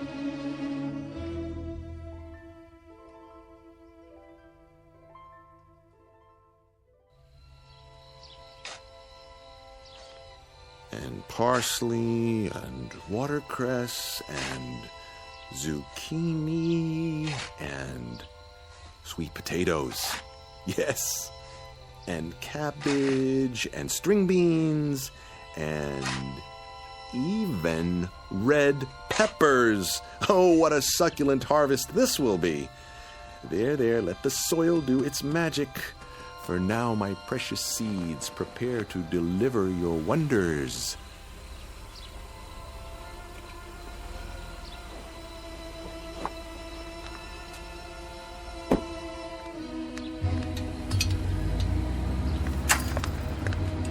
You? Hello, Myrtle. Home early, I see. Early? Or late? What time's it getting to be anyway? You were supposed to pick me up from work, or didn't you remember? Oh, no, I'm sorry, dear. Truly I am. But you see, I've been out here all afternoon, working my fingers to the bone. Doing what? Gardening. Isn't it magnificent? I've marked each variety with twine. I've even dug a small drainage ditch between the rows, so the water can run off. And do you know what I did today? I had to take a cab all the way home because my husband forgot I was alive. It slipped his mind. 1,000 apologies, dear. It won't happen again. You bet it won't. This is the last time I let you have the car, and from now on, you can take the bus every day. Myrtle, dear, May I ask one question? No. What's for dinner tonight? I'm feeling a bit peckish. Open a can.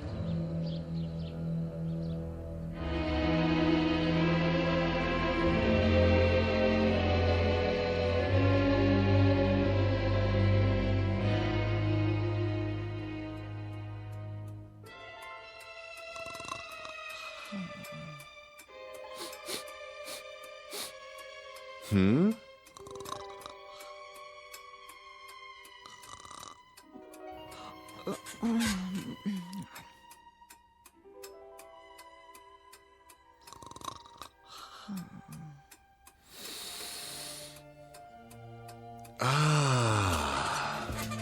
What? Luther?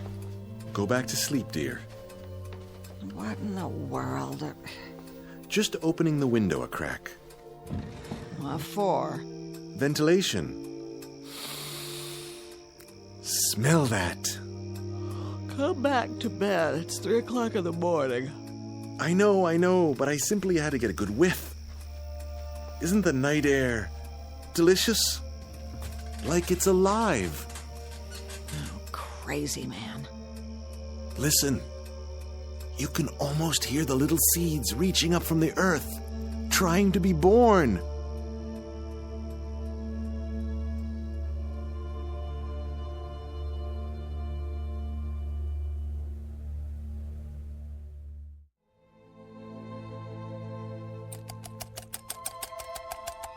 Myrtle!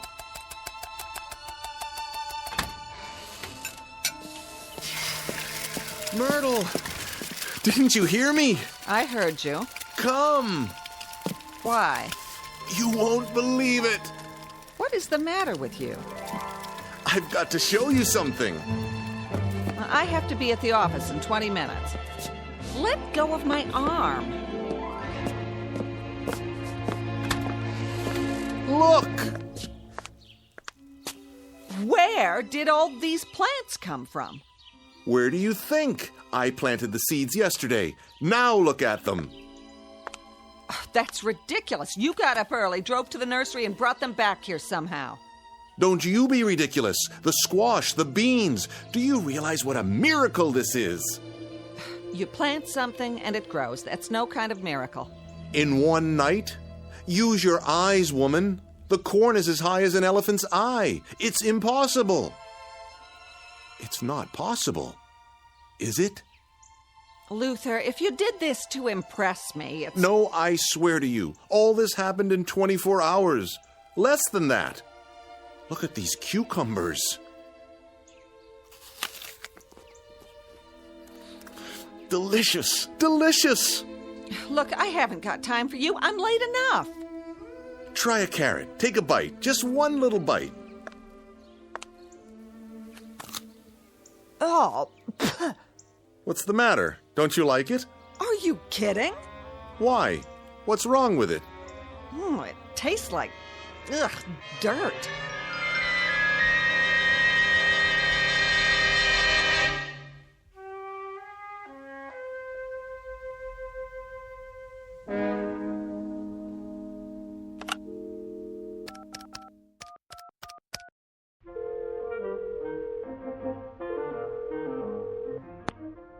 KRIS-TV. This is Luther Aorta. Send a news truck over at once. I've got something big to show you. Pardon? 1217 Sunnyview Lane. Someone has to take pictures of this. People won't believe it if they don't see it with their own eyes. Has there been an accident, sir? Not an accident. Something glorious, stupendous, something positively not of this world.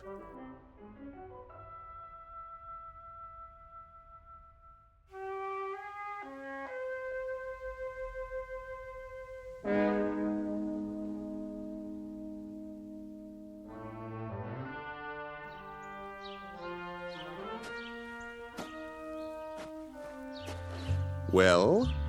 It's a nice garden, I'll give you that. Yeah, same here. But I don't see anything unusual about it. I told you, the seeds were planted only yesterday. It all came up overnight. Is that a fact? Ask my wife. She'll tell you as soon as she gets home.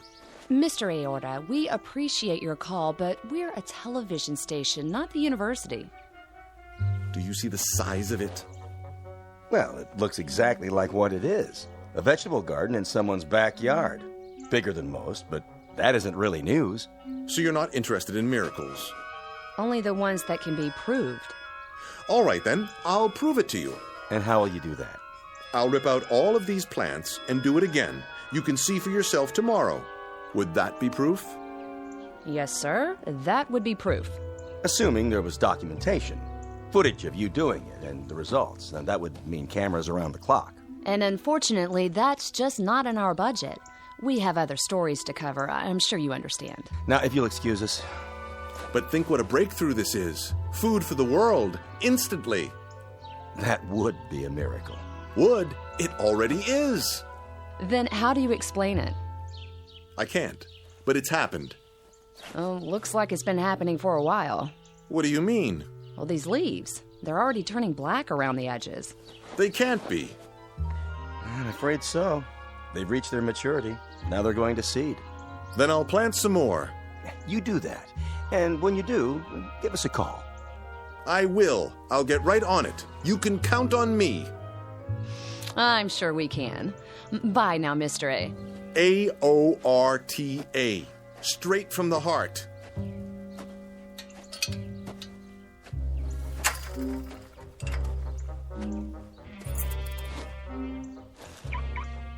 I've seen some nutcases before, but this one is the king. Could have saved us a trip if he told us the whole story in the first place. Make sure he does the next time. Oh, think he'll call again? You know it. But I hope we're out on a real story when he does.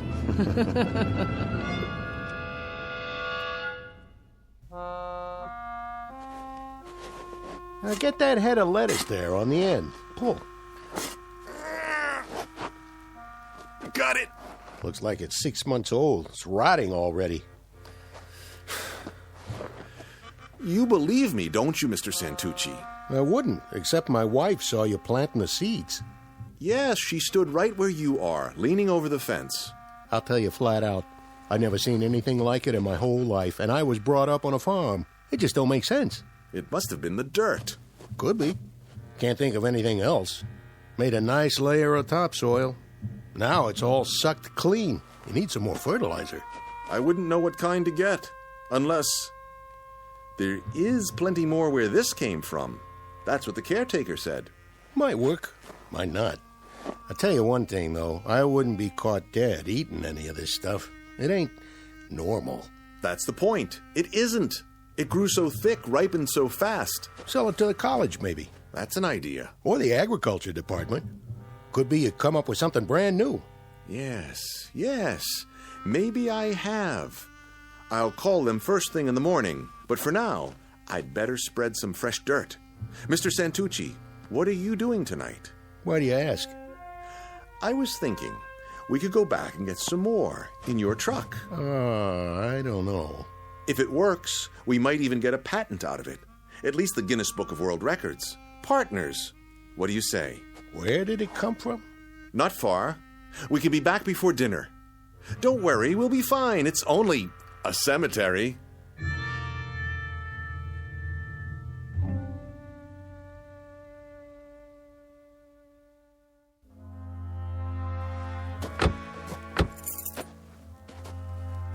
Never liked cemeteries. It won't take long. The caretaker's shack is just ahead. Late for dinner and the missus will kill me. We'll be in and out in no time.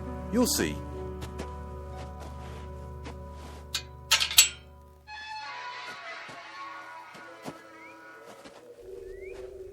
Sure got dark fast. It's the trees and the statues. Here we are. Hello? Hello? Maybe we should come back. Nonsense. It has to be now, while the plants can be revived. Well, it's my truck, and I say we get gone. There's nothing but dead folks here. Then no one should object if we drive on in. Help you, fellas? Hey! Don't go creeping up on people like that. Sorry, mister. Not many visitors this time of day. Is that you, Mr. A? Yes, I wanted to ask you. How'd that free dirt work out? Very well. I was wondering if you could spare a little more. I guess so. Planted a fresh one this morning. A fresh what? New man for the sod Sheraton. Got his bed turned down and everything. Good, good. Then we'll bring the truck in if you don't mind. Better watch those tires. Hit a sinkhole and you're stuck for the night. No AAA. Of course, of course. Thank you, my good man. You don't know what this means to me. Hope you brought a flashlight. They like it nice and dark out here. Come on, Aorta. Let's get this fool thing done.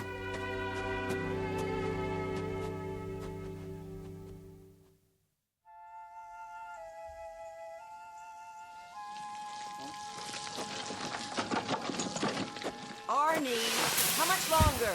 Coming! Your dinner's cold. Be right there, I said. That's it. I'm going inside. But we're almost done. One more wheelbarrow full, and the whole garden will be covered. Well, it's your yard. You finish it. Don't know why I let you talk me into this in the first place. Think of the publicity. Our pictures in the paper. 2 neighbors who can feed the world. Lots of luck, pal. I gotta take a shower to get this stink off me.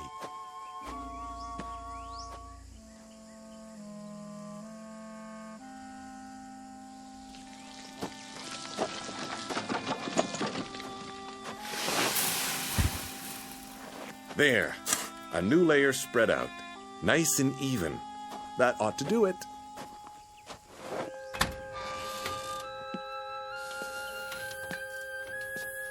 Myrtle! Myrtle, where are you?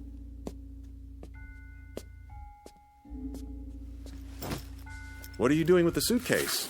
What does it look like I'm doing? I'm getting out. But why?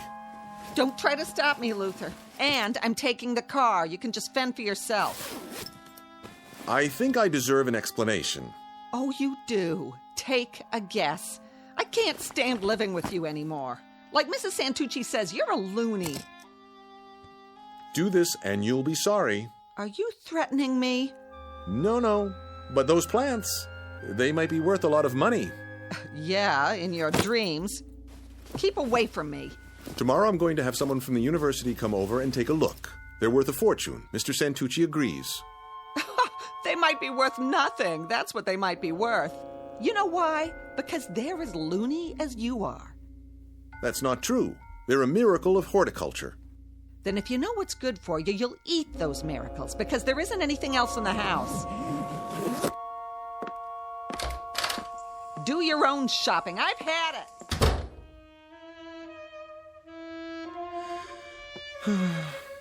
She'll be back. Just you watch.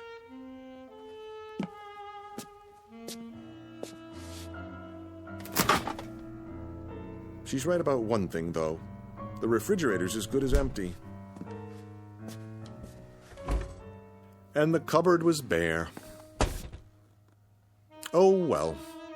I've got my vegetables, ripe and ready to eat. Where's the laundry basket?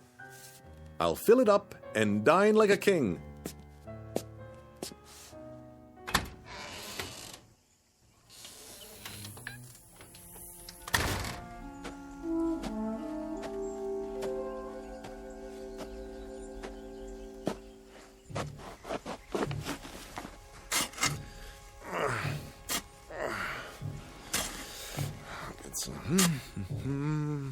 Onions, summer squash, eggplants as big as your head. So what if they're a little ripe? Fabulous, fabulous. Waste not, want not.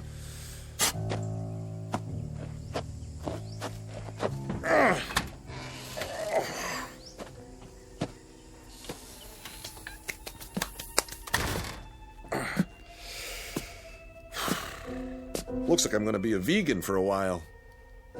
Well, so be it. Tonight the vegetables, tomorrow the world. Boiled, sautéed, any way at all. How about a nice hearty soup and a casserole? Potatoes au gratin, yes. A little salt and pepper, a few spices, and voila! Luther Aorta's Blue Plate Special, coming up.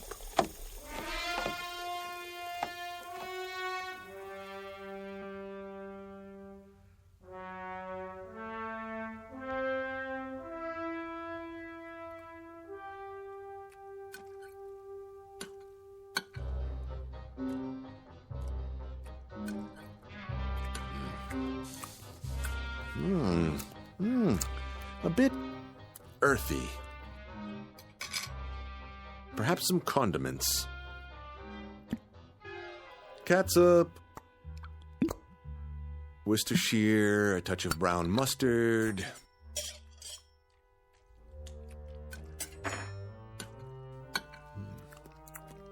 You gorgeous turnip, you. Now, something to wash it down.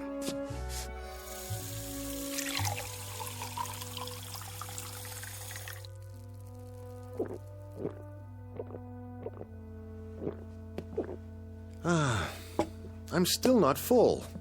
Something more to fill the hole. Let me see what's left. Can't leave anything to waste.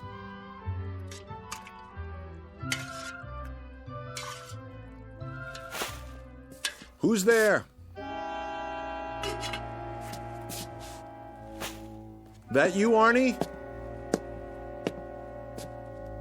Who's in my backyard? The cat. Or raccoons. Come to steal by the light of the moon.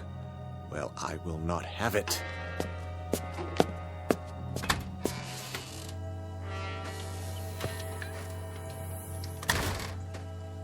Get away! Go on, scat!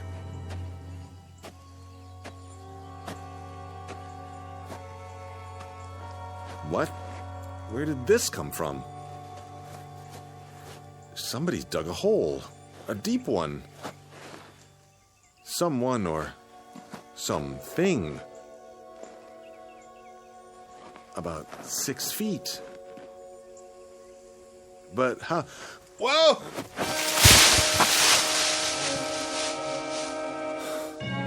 Felt like something tripped me. But what? Gotta climb out.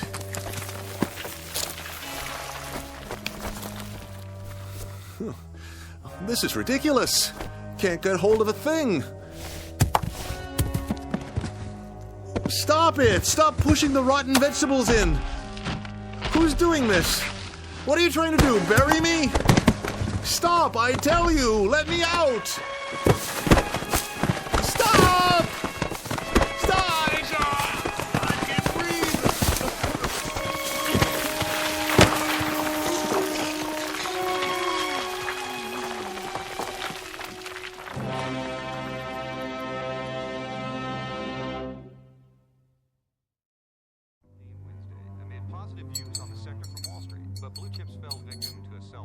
So, what do you think it was? What? Last night. Didn't you hear it? I didn't hear nothing. Well, I did. All night long. Like something digging with their hands, only... Only what? Not exactly digging. Chewing is more like it. Do you think some animals got into that crazy man's backyard? Who cares? More there than he can eat. Don't be so sure. He's got some belly on him. Soon as the next crop comes in, I get my pick. A miracle, he says. We better make some money out of it. My back's killing me. Oh, there he is now. That ain't him. It was him. I could tell. Go out and look. Look for what? The loony. See what he's up to. You go. You. All right, Ida, if that'll make you happy.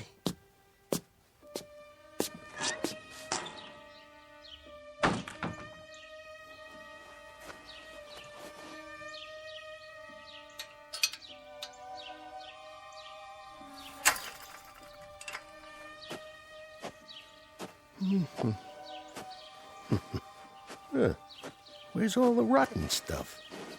He cleaned them up pretty good.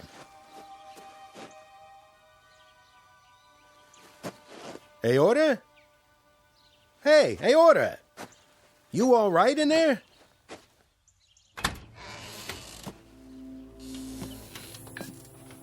Hey, what did you do with the old vegetables? Hey, are you... Oh, jeez. What happened? You okay, buddy? Wake up!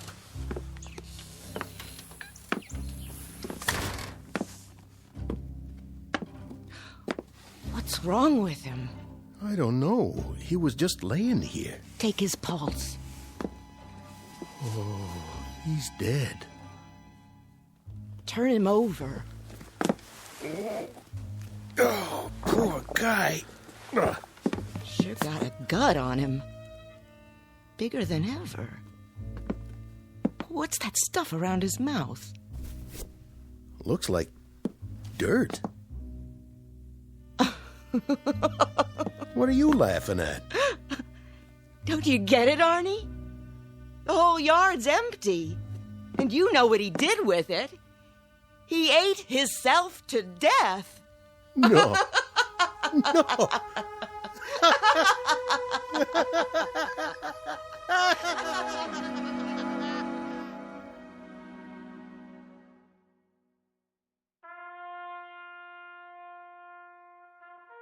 End of a very strange incident in the annals of home gardening. Whether Mr. Aorta finally climbed out of that hole or ate his way out doesn't really matter. But an autopsy found several pounds of dirt and nothing else in his bloated stomach. And Mr. Santucci, his unwitting partner, slept very little that night, waiting for the next deadly crop to appear. Like Mr. Aorta, he began to wonder if there are some things, free or not, that are best left to the Twilight Zone.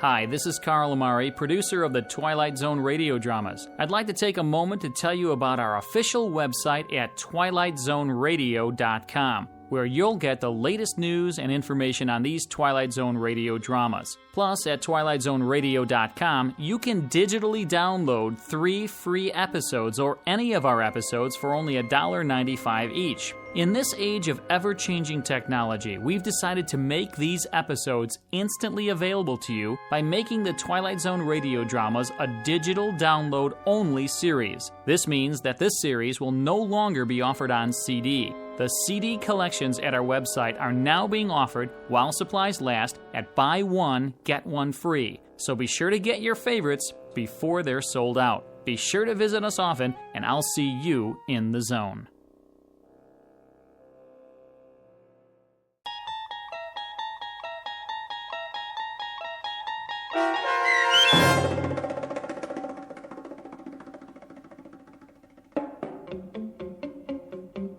Free Dirt, starring Eric Bogosian with Stacy Keach as your narrator, was adapted for radio by Dennis Etchison and written for The Twilight Zone by Charles Beaumont.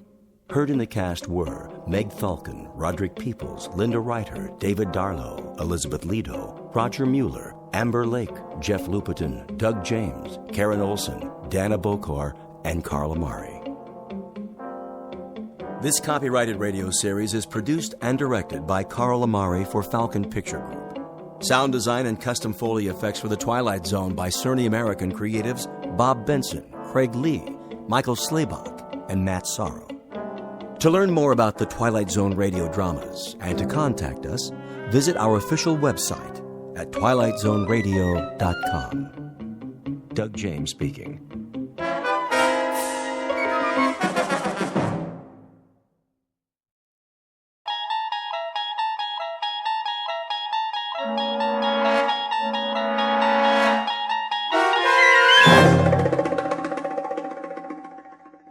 The Mighty Casey, starring Paul Dooley, with Stacy Keach as your narrator, was adapted for radio by Dennis Etchison and written for The Twilight Zone by Rod Serling.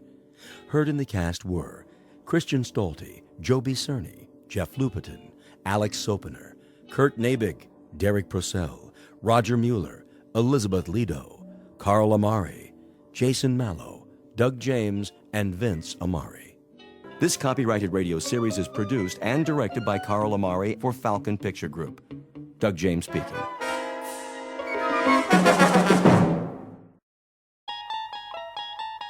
There is a fifth dimension beyond that which is known to man. It is a dimension as vast as space and as timeless as infinity. It is the middle ground between light and shadow, and it lies between the pit of man's fears and the summit of his knowledge. This is the dimension of imagination. It is an area which we call the Twilight Zone.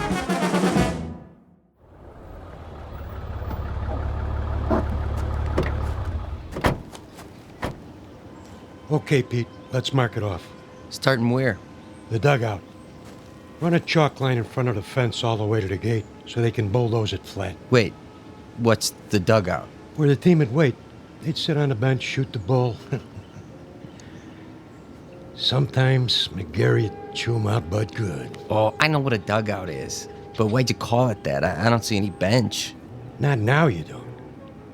Used to be right over there, under the bleachers. Near home plate. Okay, I get it.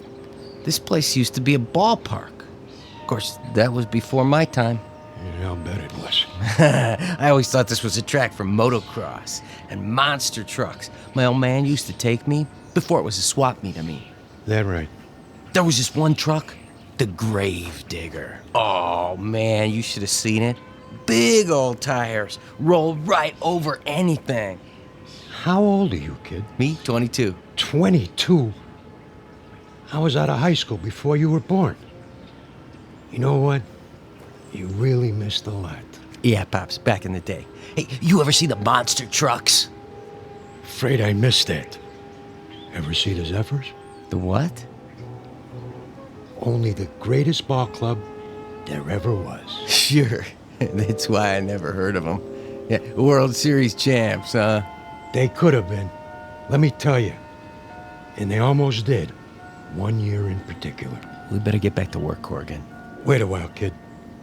I want to tell you a story. You bring your lunch? Sure, I brought it in the truck.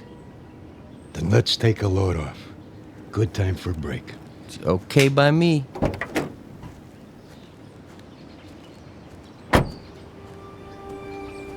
We can sit over there in the pitcher's mound. Of course, you can't see it anymore, but it was there. Fletch was the regular pitcher.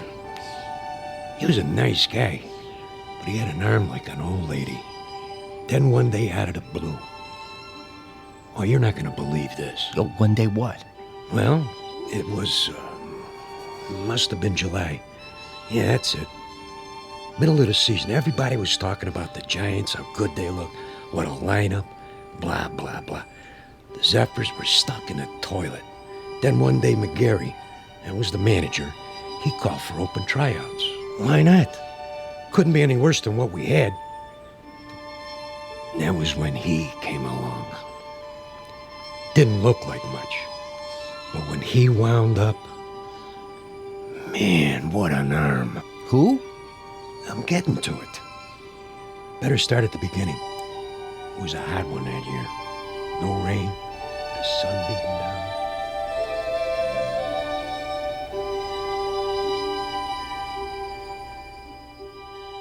You're standing in the middle of what used to be a baseball stadium. Now the grandstand is falling apart, the field is covered with weeds, and the men who played here are nothing but ghosts.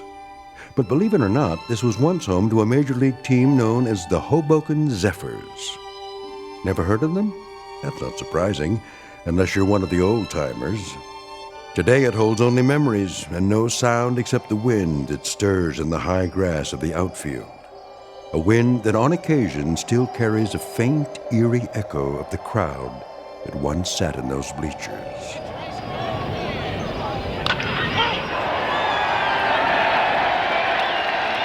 We're about to travel back in time to a day when the Hoboken Zephyrs were still a part of the National League, and this mausoleum of memories was an honest-to-Pete attraction. But since it's strictly a story of make-believe, we must begin this way. Once upon a time, in New Jersey, a most unusual event happened on the way to the ballpark. In a moment, you'll meet the cause of that event, a left-hander named Casey. Not the most original of monikers, but that's what he was called. So sit back, grab a hot dog and a bag of peanuts, and get ready for the playoffs. Because this particular broadcast is brought to you live from the Twilight Zone. And now, The Twilight Zone and our story, The Mighty Casey, starring Paul Dooley, with Stacy Keach as your narrator. All right, new guys, let me see what you got. Give me 50 jumping jacks. Make it 100. Make it 100. Then take a lap around the field. 2 laps. You got it, McGarry. Of course, if we burn them out too fast... They better learn to hustle or they're out of here. Okay, Mouth, you say so. Let me hear you count. 9, 10, 11, 12, 13, 14, 15. Morning, McGarry. Beasley. 4 great-looking boys, huh? The one with the black socks and the floor shimes brought a note from his mother. Who are you expecting, the All-Stars? Post a sign for open tryouts in a last-place club that happens to be 31 games out of first place, and this is what shows up. You never know, I guess. Might be some talent out there. Yeah, and you might be Yogi Berra. I can't make something out of nothing. You're the owner of the club. You gotta give me some ball players. Think you'd know what to do with them if I did? 20 games out of 4th place, and the only big average we've got is a manager with the widest mouth in the business. When the Zephyrs win 1 game, we gotta call it a streak. Buddy boy, when contract time comes around, you don't have to. Sure. You let me go. Who you gonna get? Now think of something. You can always manage the team yourself. One more time, Fletch. Trying to get it over the plate. You okay, Monk? I must have slept funny on my arm last night. How's the team doing? Are you kidding? Last week, Fletch pitched 4 innings and only gave up 6 runs. That makes him our most valuable player of the month. Hey! Okay, let's see some sweat out there. New guys, take a lap. We gotta do it. Jeez, it just goes on forever and ever. I get it. Dugout. What? Who? Just a minute, I'll ask him. McGarry! Yeah? You want to look at a pitcher? You mean someone besides Fletcher? Now, why would I want to do that? Send him down. New boy? Gotta warn you, he's a lefty. Lefty, schmefty. If he's got one arm that works, he's for us. Hey, Monk! Yeah? Fletch can take it easy now. I got a new boy coming in. Catch a few for him? Yeah, sure, Mouth. Yeah, okay, Fletch. Go on, shower up. Check.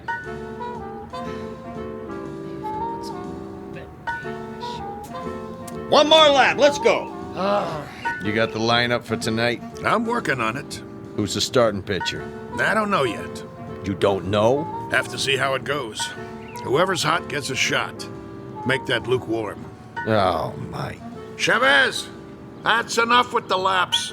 They look like they're gonna pass out. Check. Take 5, boys. All right. All right, McGarry, I've seen enough. Yeah, you and me both. What's that? I said I'll see you on the sports page. I'll stop by later. You do that. Mr. McGarry? Over there. Hey, Mouth! Your new man's here. You gotta be kidding. Mr. McGarry, is it? Okay. What's the gag? I don't know what you... Come clean, Gramps. Did old man Beasley put you up to it? I'm afraid Well, tell him I don't need a water boy. Thanks for coming by. Leave your name at the office. There must be some misunderstanding. I'm here about the pitching position. Right. Hardy har har. Oh, I'm not a pitcher, though I've thrown a few baseballs in my time. Of course, that was before the war. Yeah? Which one? The Civil War? You don't look old enough for Valley Forge, but come to think of it, was the winter really as cold as they say? I represent Casey. Oh, Casey. Straight from Mudville, I bet. Even got himself an agent. How much do you get? 10% of nothing? Here he is now. Him? What is he? 115 pounds soaking wet? Listen, no offense, but if a wind comes up, those ears will start flapping and he'll take off like Dumbo. Say hello, Casey. Nice one, Miller. Oh, pleased to meet you. Hey, watch out. I said watch out, the ball's coming down.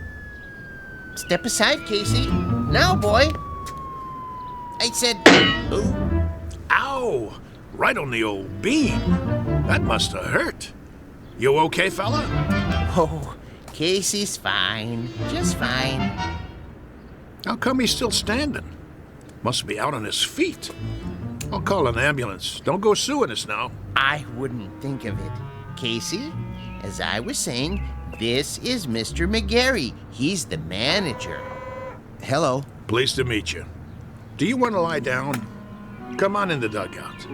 Shake hands, Casey. That's all right. You remember how to shake hands, don't you? Yes, sir. Right hand, Casey. Your right hand. Put her there, pal. Oh, ow! You can let go, Casey. That's right. Release now. Wow! My hand. What a grip. Sorry. Casey doesn't know his own strength sometimes. Some arm. Never would have guessed it. Well, let's see what he can do. Mind if I try him out? That's what we're here for. Right, Casey? Correct. Okay.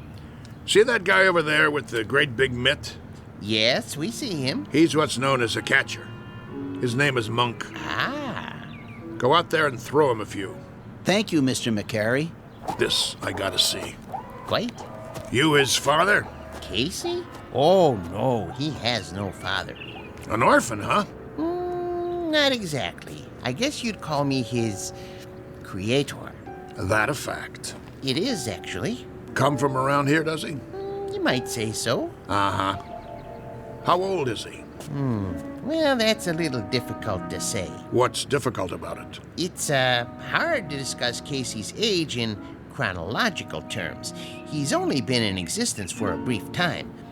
What I mean is, he has the mind and physique of roughly a 22-year-old, but in terms of how long he's been here, the answer would be 3 weeks. Huh? Approximately. Would you mind going over that again? You see, I'm an inventor. I made Casey. You made? In my workshop. Well, that's swell, pal. There ain't too many homemade left-handers in the league. You don't understand. I'm serious. Sure you are. Anytime you're ready. Yes, sir.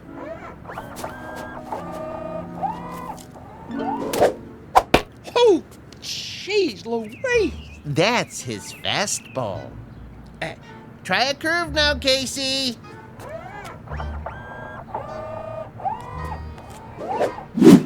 His curveball. Hey, do that again. If you like.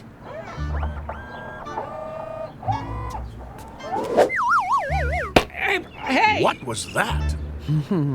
We don't have a name for it yet. Go ahead now, Casey. Don't hold back.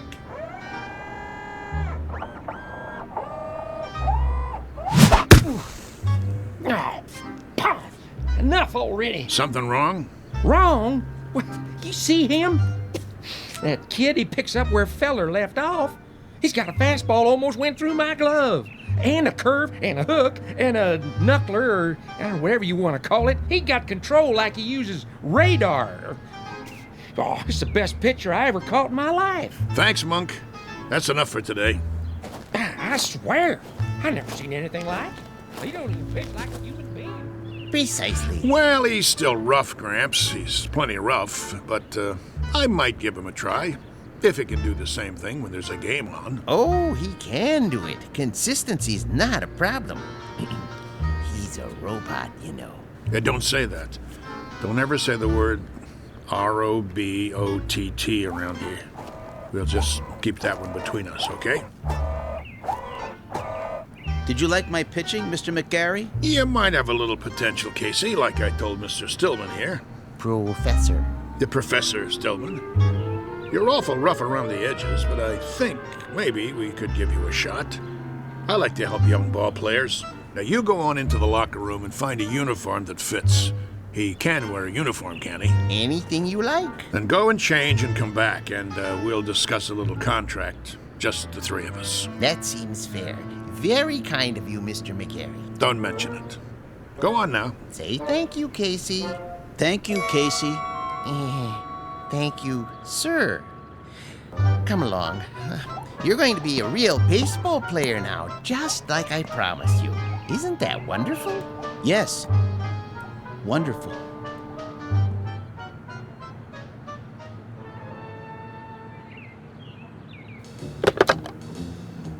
General Manager's office? This is McGarry. Now listen. Draw up a contract. New pitcher, name of Casey. No, I don't know his last name. Leave that part blank. Just do it.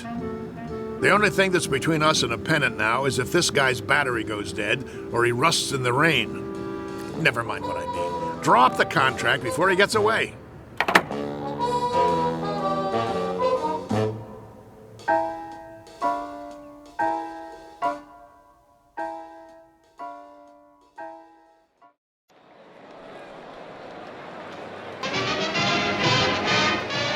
And ready in 3, 2... Good afternoon, sports fans. We're coming to you live for the last in a series of home games for the Hoboken Zephyrs. The Bullets are already on the field, warming up, but there's been a delay. The Zephyrs are still in the locker room.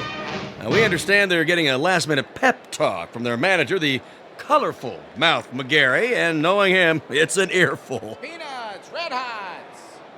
Well, the Zephyrs are at the bottom of the league this season, which means this is a make-or-break situation. Now, rumor has it there's a new pitcher on the team, but that's unconfirmed. Ah, yes, a beautiful sunny day. Local fans all here, ready to root for the home team. Still, no sign of the boys from Hoboken. Well, this might be a good time for a break before the action starts, but we'll try to get word from the locker room. But till then, let's go to a commercial. And you're on. 60 seconds. How much longer do I have to fill? Beats me. What's with these losers? Well, if I was on that team, I guess I wouldn't want to show my face either. 45 seconds. Beer here, get your ice cold beer.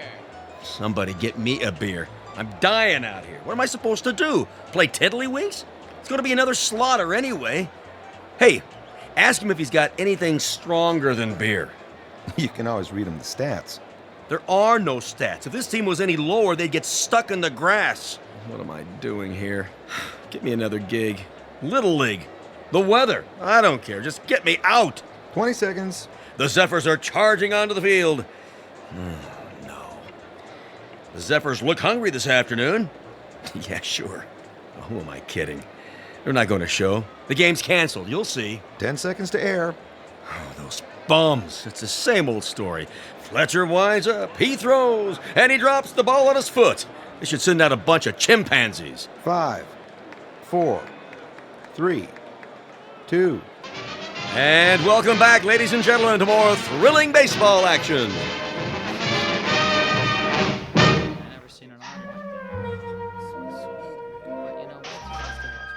All right, you got the signals down now, kid? There's no irons. Okay, when you're ready to throw, you watch my fingers. See, I'll give you the hand signals, just like we practiced. Remember the one for the fastball? This one. Yes. And a curve? Show him the one for a curveball. Yeah, it's right here. Well, what are we waiting for, Mouth? This ain't a training session. This is for real. You're telling me? All right, kid. You got the signals down. Look, the main thing is walk out there like you own the place. But be cool. Nice and steady. Cool? He means don't be nervous. Nervous. Yeah, that's right. Whatever you're feeling, don't let it show. Pull your cap down over your eyes like this. You got nerves of steel. You know what I mean? Not steel, exactly. You know what nerves are, Casey. Oh, yes. Neurons, axons, and dendrites. This case, nerves means ill at ease. As if one of your electrodes were corroded and, Nervous, Casey. Like as if it's 2 out in the 9th and you're 1 up and you're pitching against Joe DiMaggio. He comes up to the plate, looking intent, eyes straight ahead. That wouldn't make me nervous. No? Why not? I don't know anyone named DiMaggio. What? He never heard of... I know what he said. He's a great kidder, ain't he? I love this guy. All right, fellas, this is it. Let's get going. It's time, Casey. Yes, sir. Mr. McGarry? Yeah? Are you coming? Yeah, I'm coming. Something the matter? I was just, thinking about the Giants. We're not playing the Giants today, are we? No, but I can't wait to knock them off. For that matter, I'd love to knock off the Phillies and the Cards, too. Or the Braves in Cincinnati. Or even the Hanksville Bullets. Them especially. Those bums beat us 11-0 in spring training. I think that will happen. Casey will come through for you, Mr. McGarry. Most definitely. You never told me. What have you got riding on this? What's your angle? With Casey? My interest is purely scientific. I know he's a Superman of sorts, but I need to have that proven under test conditions. You mean you can't guarantee he'll work? Oh, I have no doubts. Once I built a home economist to run my house. Marvelous cook. I gained 46 pounds before I had to, dismantle her. Now, with a model such as Casey, with his strength and accuracy, I knew he was destined to play baseball. And in order to prove my point, I had to have him pitch in competition. As an acid test, I settled on the absolute worst team I could find. Nothing personal. Nah, of course not. Very nice of you to think of us, Mr. Stillman. Professor Stillman. Professor, I really appreciate it. No kidding.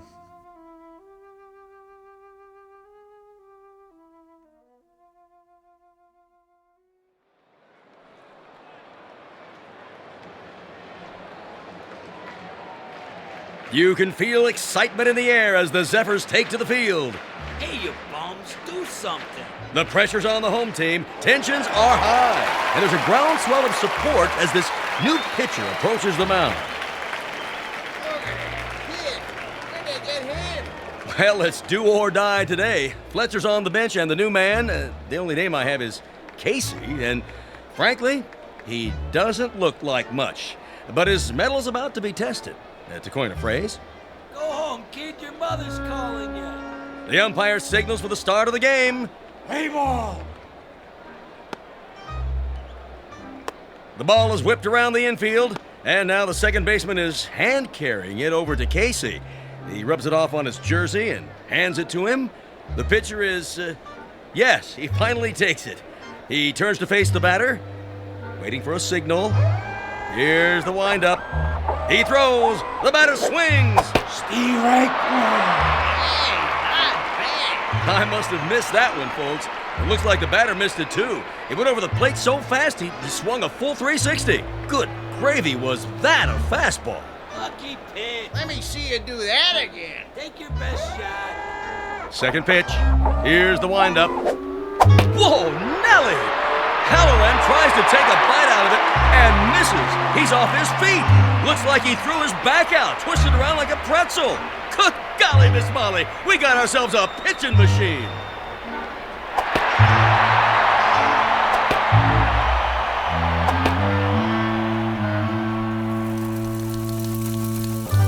In baseball news, here's a cutie for you. Seems there's a rookie in Hoboken who's pitched 3 straight shutouts. They said it couldn't be done, but with a blistering performance to sew up 9 in a row. In a stunning comeback, the Zephyrs zoom to 4th place in the National League as Casey gets ready for number 14. And that makes 3 more no-hitters for the mighty Casey. The Zephyrs are locked into 1st place. Questions in the news this morning about the mysterious Casey.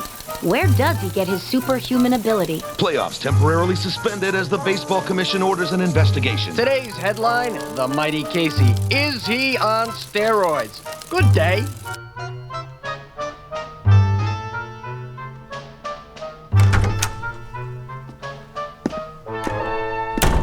All right, Casey, if you just relax. What do you mean? He's relaxed. Let's get this over with, Doc. I'm going to sit down in front of you and strike your knee with this little rubber hammer. Why? It's a test, Casey. Nothing to get shook about. You mean shaken? Here we go. Casey, watch where you're kicking. Well, I'd say his reflexes are 100%. That it, Doctor? Not quite, Mr. Beasley. Just let me check his pulse and do a blood test. Oh, no. What's the matter? If Casey doesn't pass his physical, there goes the pennant. There goes the series. There goes my career. But why are you worried? He doesn't take anything illegal, does he? Absolutely not. You may rely on it. Then... there's something I haven't told you, Beasley. What? Now to take your pulse. Hey, Doc, you really need to do that? Oh, a mere formality. He seems to be in A1 shape. Absolute perfection, if I do say so. Quiet for a moment, gentlemen, while I listen through the stethoscope. Oh, boy. Here it comes. Breathe, please. Once more. What's wrong? Nothing. Not a thing. Everything sounds fine. It's just that... Out with it. What? This man doesn't have a pulse. No heartbeat either. Try again. I already have. This man isn't alive. He can't be. That's pretty funny, Doc.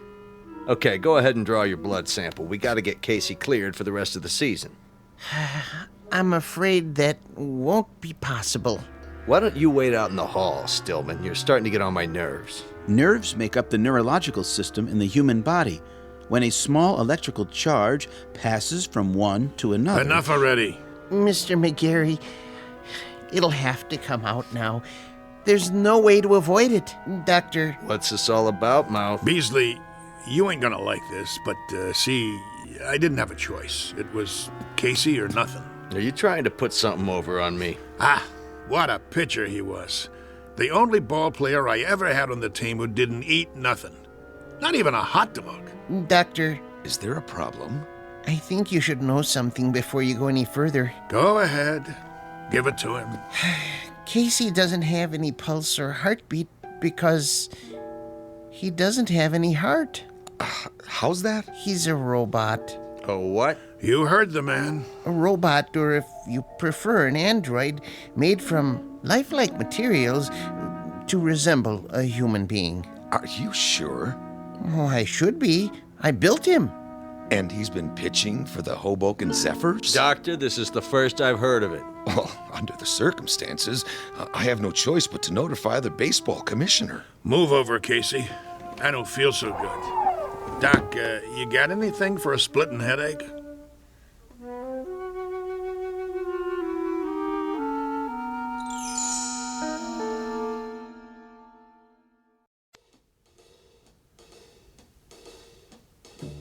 McGarry, you gave me your word. Yeah, that the team would win.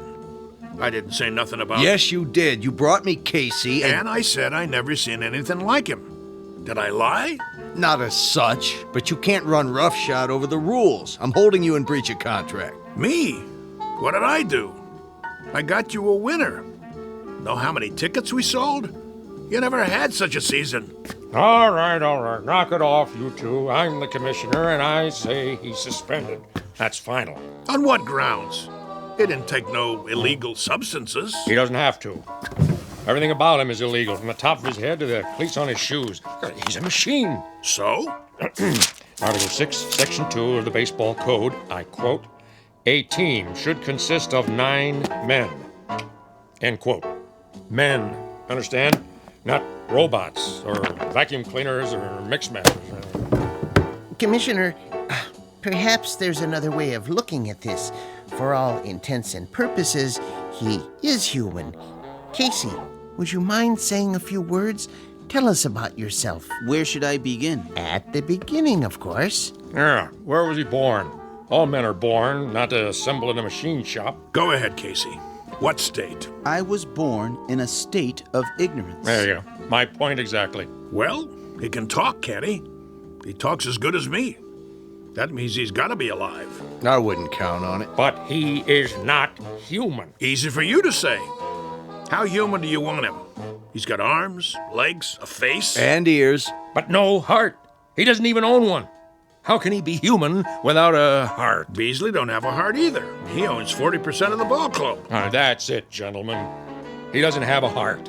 Ergo, he isn't human. And that's a violation of the baseball code. Therefore, he doesn't play. Mr. Commissioner, suppose this, just for the sake of argument.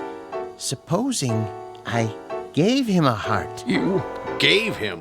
Where will you get one? At the local parts store? Hear me out. If that essential is the only thing that renders him different from the norm, I could try an operation. I think I could do it. In fact, I'm sure I could. Supply him with a self-contained mechanical heart, that is. Now you're talking, Prof. How about that, huh? What do you say? Well, it would be very irregular. If he were to be given a heart, would medical science classify him as... what I mean is, could he then be called He had the doc fooled even without one. All right. with a heart, I'll give him a temporary okay until the league meeting in October. Then we'll have to take it up in session. The other teams will scream bloody murder. I can see DeRocher now. Then it's all settled. Casey gets a heart and accreditation as human, and the Zephyrs take it, Mouthy. With pleasure. Hoboken wins the pennant for the first time in 23 years.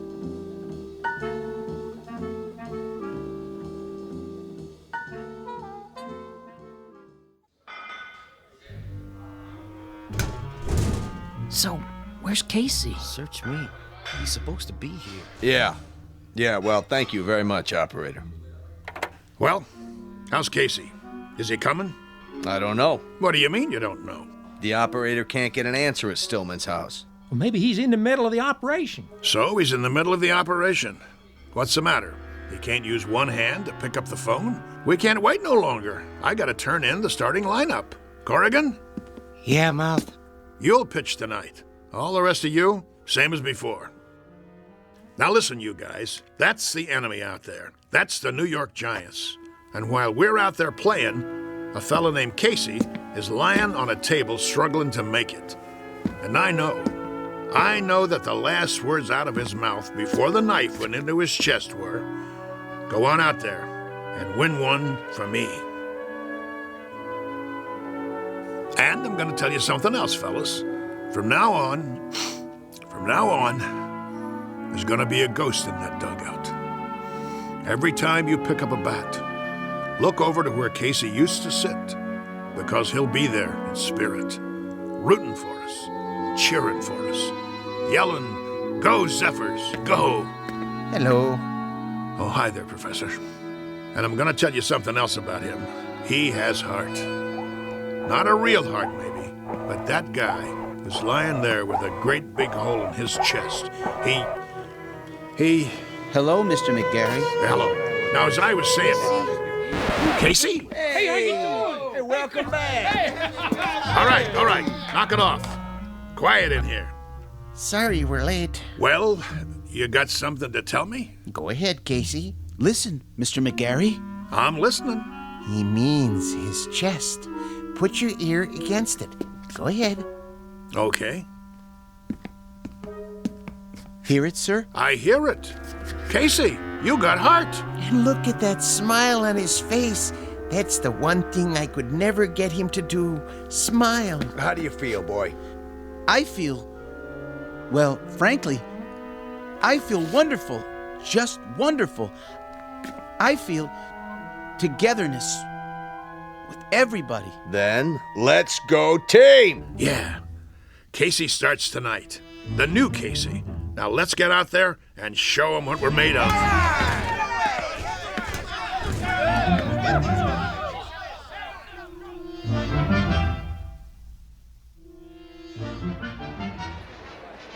Here, get your red hot. Ladies and gentlemen, boys and girls, this is what we've all been waiting for, the big one. Oh, there's joy in Hoboken tonight, let me tell you. I wouldn't miss this one for the world. One of the greatest comeback streaks in history. Casey takes the pitcher's mound. The umpire signals the start of the game. Casey winds up. He throws. And it's a high fly over the wall and out of the park. That's a home run for the Giants. What a way to start the game. Well, that'll be a big one on the scoreboard. What's he doing? Cool it, guys. Casey's just playing with him. Making it more exciting. Know what I mean? If you say so, Mouth. Another run for the Giants. Now it's 3-0. What's wrong with the mighty Casey? That's what fans want to know.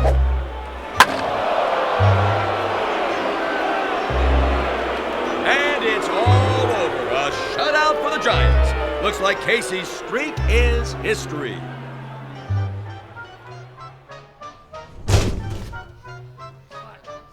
Well, 1 minute he's 3 Bob Fellers rolled into one, and the next minute he's a tanker with nothing. You want to tell me what's going on? It's rather complicated. Then you tell me, Casey. Start by explaining how one pitcher can throw 9 balls and give up 4 singles, 2 doubles, a triple, and 2 home runs. I don't know what to say, Mr. McGarry. Shall I tell him? Tell me what? It's because Casey has a heart now. So? He has heart. Big deal. The thing is, Mr. McGarry, I just couldn't strike out those poor fellows. I didn't have it in me to do that, to hurt their feelings. I felt... He felt compassion. What? That's what he's got now. Compassion. See that smile on his face? Give an individual a heart, Mr. McGarry. Particularly someone like Casey, who hasn't been around long enough to understand things like competitiveness or drive or ego. And it's bound to happen. Oh, my aching back. I'm sorry, Mr. McGarry. I just couldn't hurt their careers. Professor Stillman thinks I should go into social work. I'd like to help people. That's what happens to you. Should I tell you what happens to me? I get shipped off to a baseball farm system that consists of one silo and a McCormick Reaper. The only thing we get come spring is a wheat crop. Right now, I'm gonna go have me a drink. Well, Mr. McGarry. What do you want? I was wondering if I might come with you. What for? Do you mind, Casey? Oh, don't worry about me, sir. You go ahead. Good. Now, Mr. McGarry, I've been doing some thinking. About what? The characteristics necessary to make a great baseball player. I figured out the mechanism for hooks and curves and sliders, and I think Casey is the perfect height. But when it comes to temperament, motivation, attitude, that sort of thing, there may be a better way. Such as? I might be persuaded to build another model, new and improved, who would work out even better. I could have him ready, say, for next year's spring training. Who's gonna pay for it? Oh, I've got the funding, don't worry. But I thought if we could go over the plans together. What do you got in mind? Let me draw you a picture.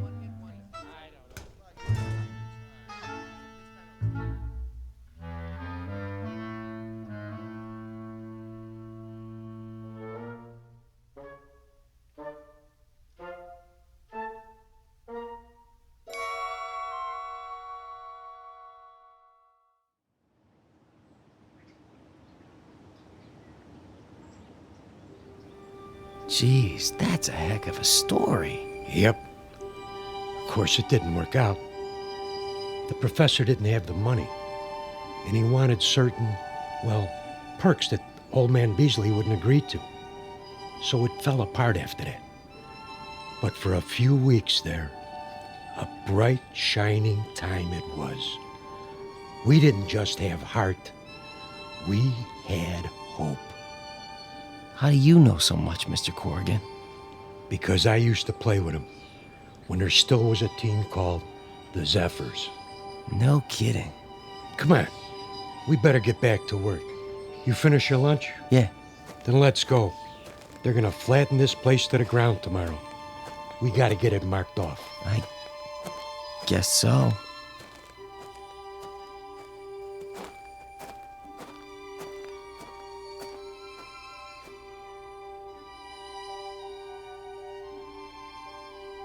Once upon a time, there was a Major League Baseball team called the Hoboken Zephyrs, who, during the last year of their existence, wound up in last place and shortly thereafter were consigned to oblivion.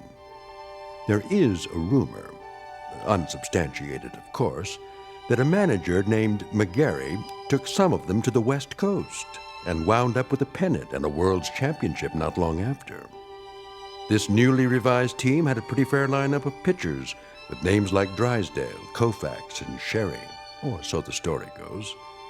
So if you're interested in where any of those now famous gentlemen really came from, here's a tip. Just check under B for baseball in the Twilight Zone.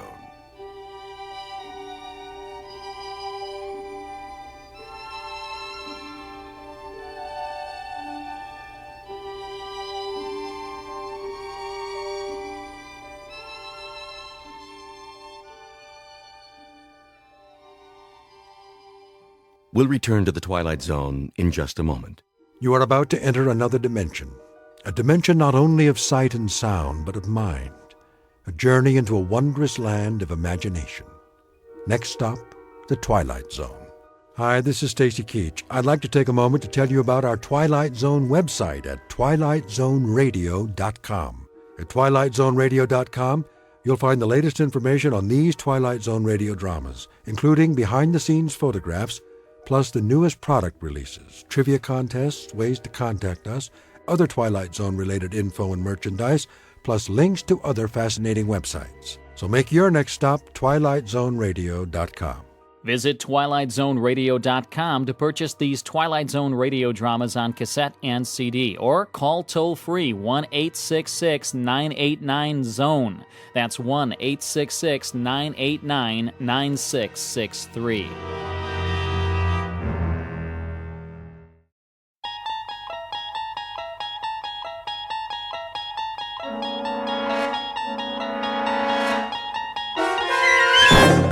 You're traveling through another dimension. A dimension not only of sight and sound, but of mind. A journey into a wondrous land whose boundaries are those of imagination. Your next stop, the Twilight Zone.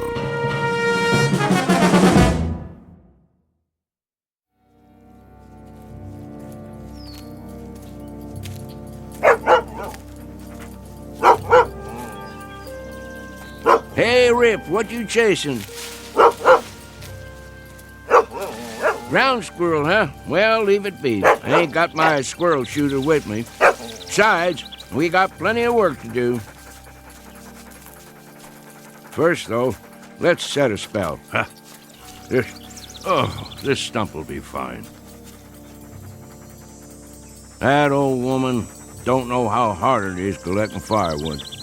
All you can carry, she says, or you get no supper. Well, I'll tell you, Rip, she ought to try it herself sometime. All she'd come back with is a couple of sticks. Can't fire the cooker with that, now could she? There you go. Lay right down. Working sure makes you parched, don't it? Oh, yeah. Well, don't you worry none. We'll be at the lake soon enough, then you can drink your fill. What is that, a crow? Same one I seen this morning. What's it coming around here for? Fly on by, Mr. Crow. Nothing here for you. Just me and old Rip.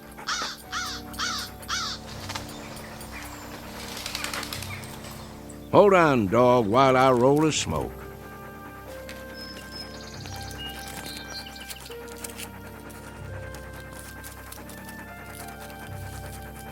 There we go. Now, light it up for me, would you, Rip?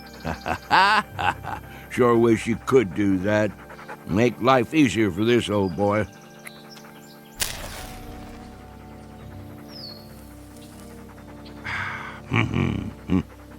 Better get me another pouch in town. See if Earl has his rig hitched up. Of course, that old nag of his might not make it. And then we'll just walk the trail, won't we, boy? You and me, same as always. Come on, we better get on home before it's dark. Maybe we'll do us some coon hunting tonight. Would you like that? Sure you would. Well, let's go back to work. Where's that firewood, Rip? Go find us some now. Gotta get me a good armload. Easy, boy. What is it? What you got there?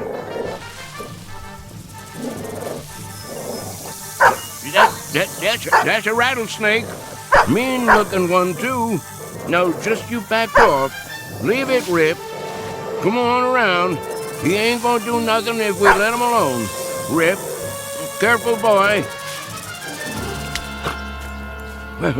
Oh, there you go. Good boy. All done. By golly, you took care of him, didn't you? You broke his neck clean in two. Well, thank you kindly, Rip. If it weren't for you, I might have stepped right on it. You would have had to suck the venom before it reached my heart. Think you could have done that? Oh, that's a good old hound. Yeah, you sure are. Best friend a man ever did have.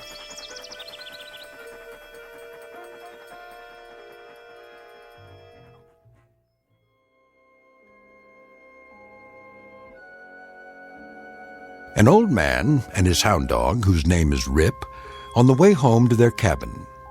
There are no highways or supermarkets here, no electricity or filling stations, and no fuel for fireplaces or wood-burning stoves. Only what a man can carry on his back and in his arms. Life can be hard, but it's also beautiful, with sights and sounds and peace of mind that city folks only dream of. And most important of all, friends and partners are for life. It's been said time and again that man's best friend is his dog, an old adage that's nowhere more true than in the Blue Ridge Mountains of Virginia. If all goes as planned, this particular man and his dog will soon be off for an evening's pleasure in quest of raccoon. It's a prize well worth trapping in these parts. Usually such evenings end with one extremely tired old man, one battle-scarred hound, and one or more extremely dead raccoons. But as you may suspect, that will not be the case tonight. This time our hunters won't be coming home from the hill. They're headed deep into the backwoods of the Twilight Zone.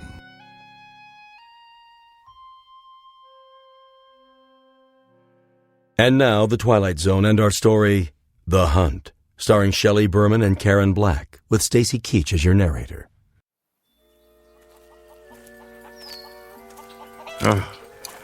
Well, here we are, Rip. Now, all I gotta do is pick a few nice branches to take in the house.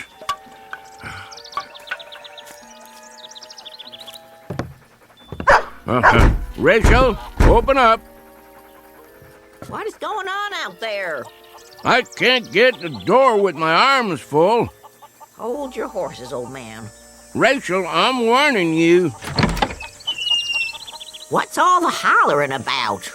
You want your firewood or don't you? Oh, come on in with you then. You're gonna suffocate for lack of air one of these days. Why don't you leave that door open? Got to keep the dog out of the house somehow. Come on, Rip. Oh, no you don't. Trotting in here with his fleas and ticks. Old woman, don't let's start that commotion up again. When I go in the house, Rip goes in too, or I'm a-going somewhere else. Here, Rip. I've got a mind to move to the barn. Let you and the dog have the house to yourselves. Old woman, you're forgetting something. I never forgot a thing in my life. That's true, except when you want to. That dog saved my life more than once. Did it again today, too. I would have stepped right on a big old rattlesnake if Rip hadn't jumped the critter and broke his neck. I have to buy myself a divorce from you to get my way around here. Well, let the ornery animal come on in, then. And there's another thing. Don't talk about him like that when he can hear you. What? You heard me. Rip's got feelings, and I don't want 'em hurt. I'll let him in the house, and I'll feed him our table scraps, but I'll be switched if I'm going to start sweet-talking him. Old woman, you tickle me sometimes. And what does that mean? Since your memory is so good, when was the last time you got yourself kissed? If I figure right, it was sometime in the spring of 1900. And wait a minute, what was the year now? Then I figure you got one coming. Don't you come near me, old man. Yes, sir. I've been thinking about giving you a kiss for the last month or two. Ryder, sit down to your supper and stop talking silly. I mean it. There. I'll have my supper now, old woman. Old man? Yep. I never said this to you, but I do believe we have endured together powerful well. Near 60 years we've been married, ain't it? Come October 16th. It's a long time to travel together. I wouldn't have had it any other way. Thank you, old woman. Me neither. Here's your grub. Much obliged. Rip, here's a little piece of meat to hold you for now. I'll feed the dog proper after supper. He ain't gonna be here after supper. Where's he going? Where I'm going. And where's that? Coon hunting. Ryder, I wish you wouldn't go hunting tonight. Why not? 3 nights ago, I saw blood on the moon. Ought to have been in bed, sleeping. Then you wouldn't have seen it. That's not all. 2 days ago, a bird flew in the house and lit on the foot of your bed. It scared the life out of me. Wasn't a crow, was it? No. A little brown bird. The kind I never saw before. One of these days I'll put up some screens. Keep the pesky things out. And last night... What about last night? Couldn't get to sleep. Laid there in my bed, tossing, turning, wondering, worrying. At midnight, that mockingbird in the lilac bush woke and sang 3 times. There you go, trying to spoil a good meal. Go ahead, eat. I'm almost finished. Not going to spoil a good hunt, though. I'm going anyway. Them signs don't bother me at all. They bother me. Well, don't let 'em. I can't help it. You should listen to me. Women folk know these things. And I know I don't aim to start thinking about dying till I'm 100 years old. I come from a line of long livers. Wouldn't be surprised if I lived so long they have to shoot me to get rid of me. Where's my shotgun? Ryder, please. Come on, Rip. We got man's work to do.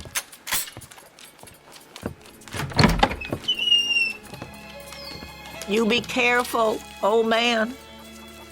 Don't worry your head, old woman. I'll be back before it's all the way dark, more'n likely.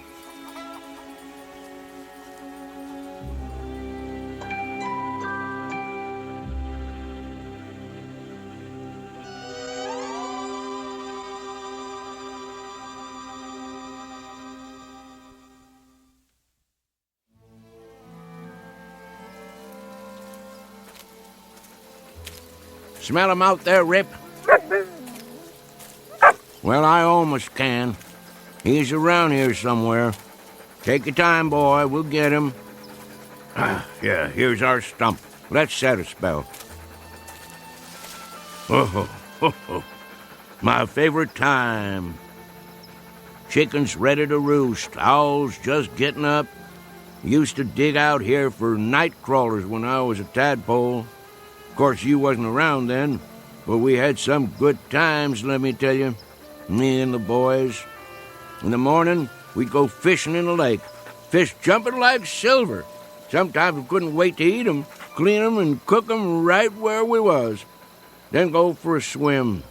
Even had me a dog, too. Oh, not a hound like you. But it was a good old boy. Little bit of a thing. Called him Skipper. Just went missing one day. Must have fell in the lake. That, or a bear got him. Oh, don't you go getting spooked now. No bears anymore, just coons. Big old raccoons, good for meat and hides. Catch a right bushy one and I'll make a dog bed for you. Would you like that, Rip? Gonna be cold come winter. Shh. There he is. Hear him? Big fat one. Looking for a snack. Want to get him, boy? Well, go ahead, do your work. You tree him, I'll catch him. Soon as I light the lantern.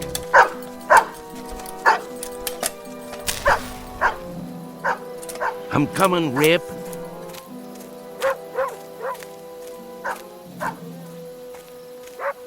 That's it. You got him, boy. I'm on my way. Up a tree, is he, boy? Yep, he must be. Let me shine the light and have a look.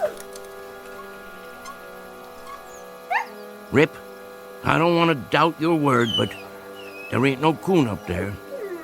Nope. If there was, I'd see his eyes in the dark, big as $50. Tricked you, didn't he? I knew it. Now you can't get the scent, 'cause he run up the tree and crossed over to another one. Probably down by the lake already. Don't you go there, boy. He wants you to. Let him go, Rip. You let him go now. I see him.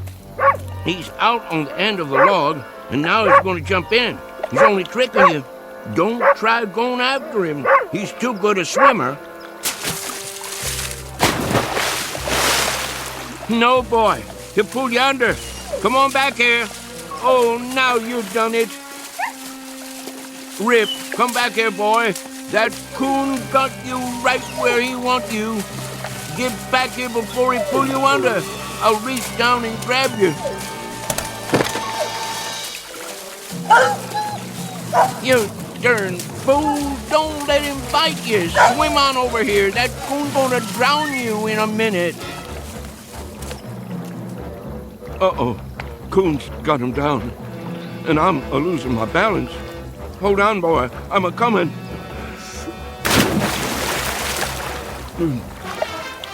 Rip. Sorry, Rip. I can't make it.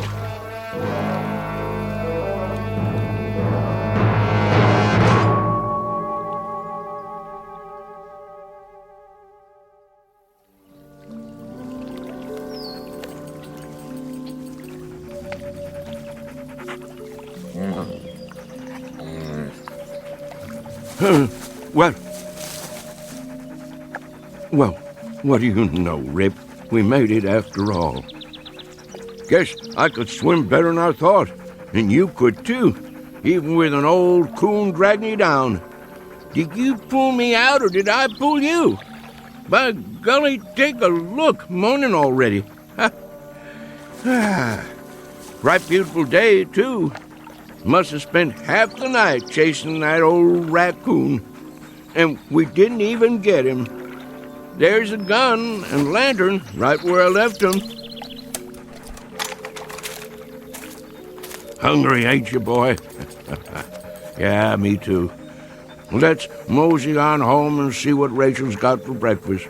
That old woman is going to give us Hail Columbia for staying out all night. Can't help that, though. Well, Rip, our time has come. Let's go face the music.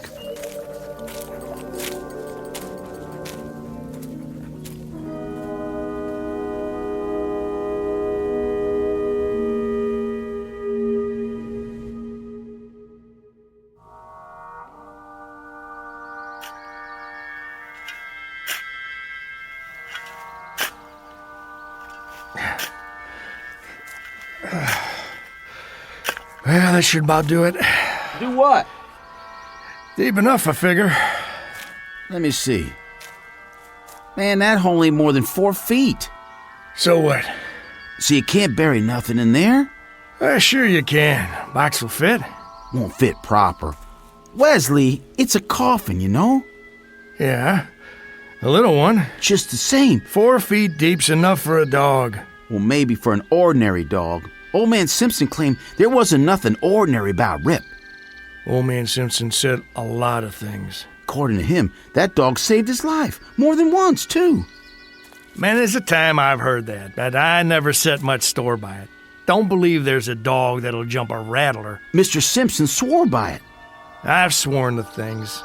Makes a good story is all.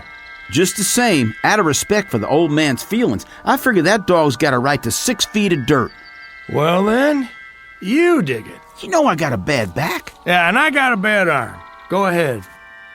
All right, I will. Give me that shovel. Be my guest. Show you how it's done. Well, looky here, Rip. It's our neighbors. Morning, boys. Hey, Tillman, throw me your pot so I can roll me a smoke. Get your own. I'm almost out. What's the matter, boys? Ain't you speaking to me no more? Make it deep, then. if that's the way you want it. Oh, I will. Don't you worry. Well, what do you think of that? I reckon them Millard boys is getting hard of hearing. Wait here, Rip. Sit. Hurry it up, Tillman. We gotta get back. I'm hurrying. What y'all boys up to? I say, what y'all boys doing? Well, all right, don't answer me then. I don't give a hoot what you're doing. Shame your daddy ain't alive. He'd teach you some manners. Come on, Rip. We don't need to talk to these boys. Won't be long now. Get the box ready. It don't never mind me that you boys giving me the cold shoulder. But if I ain't mistaken, this hole you're digging is on my land. So if y'all want to dig, do it on your side of the fence. Now get. I say get moving. Boys, you gone blind too? I ain't just talking to move the wind around. If y'all don't get a move on, I'm gonna fill your britches full of lead. Well, all right. I'd say that's about 6 feet. Good. Then I'll bring the box over. Have a little care with that. It's just a dog. Not to some folks. Hand it to me real easy. Oh, now, boys, why didn't you tell me you'd lost your dog? How'd that happen? There. All right. That ought to do it. I don't blame you for not feeling like talking. I don't reckon I would myself. Let's move on now, Rip. We're butting in on other folks' trouble when they're just too heartbroken to talk.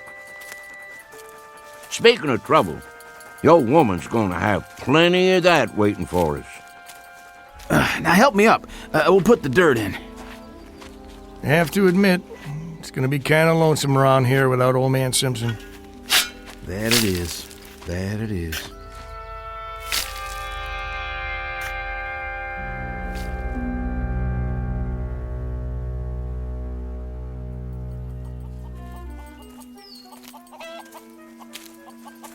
Where is she? Looks to me like maybe we've had a stroke of luck, Rip. Could be that old woman is still asleep. Hadn't even done the washing yet. Well, we'll just walk in big as you please and see what comes next. Wait a while this time, boy. Just for a minute. Let me clear the way.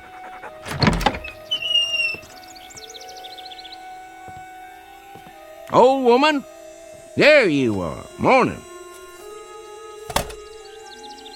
What are you sitting in a rocking chair for? Taking a rest already?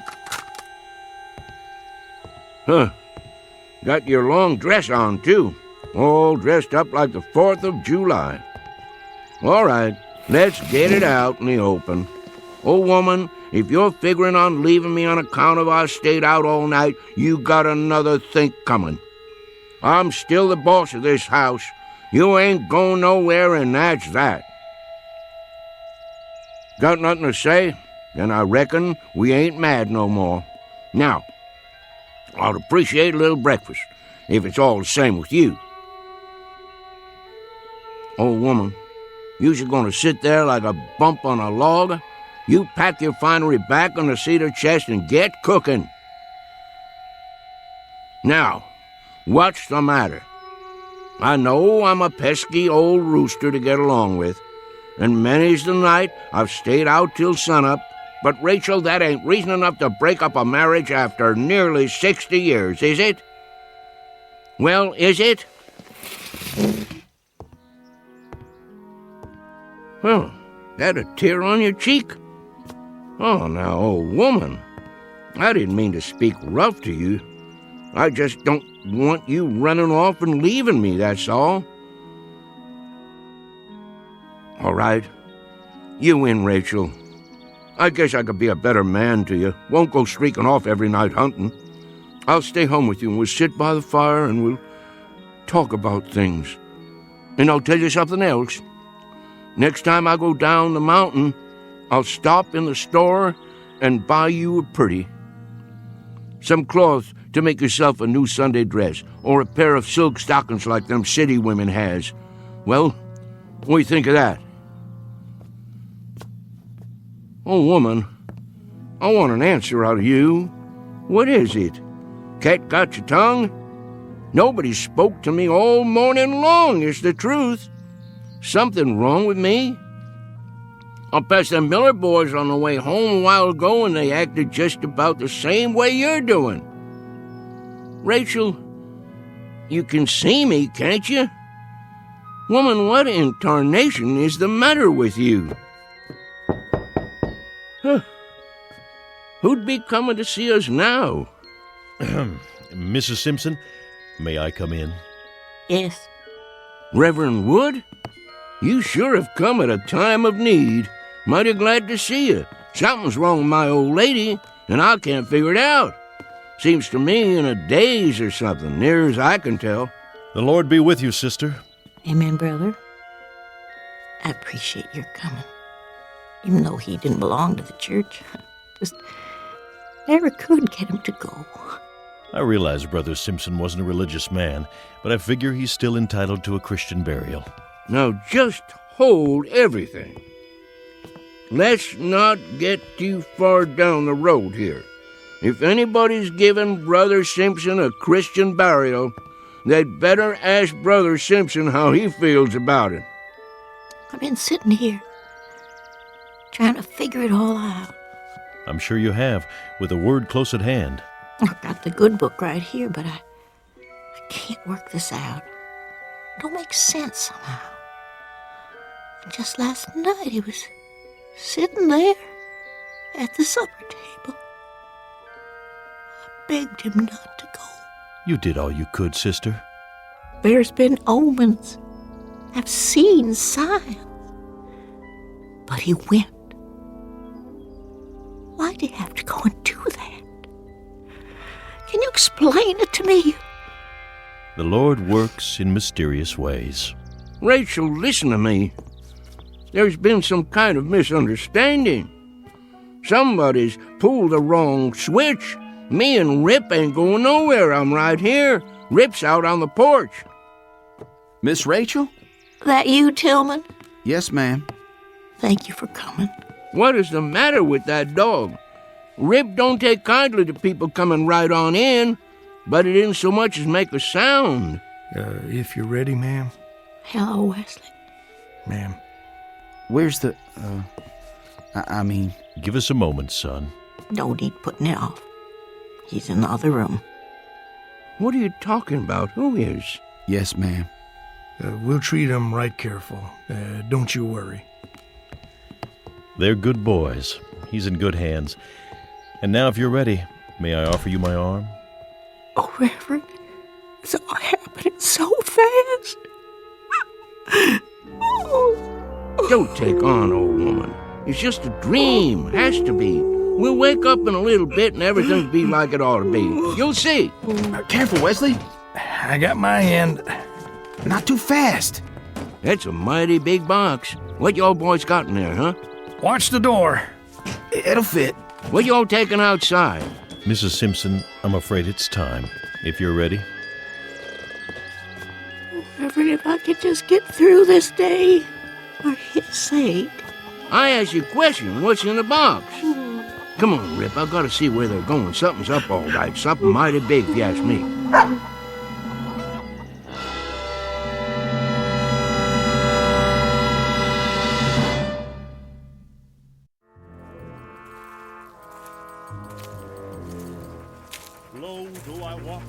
Where are they going? All the way to the top of the hill, looks like.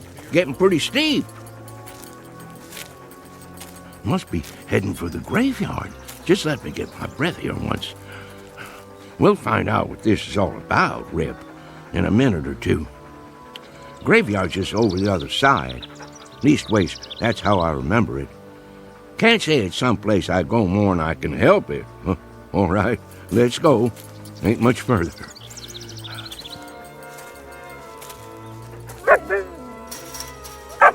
Well, will you look at this now? Who in tarnation built a fence up here? No call to do that.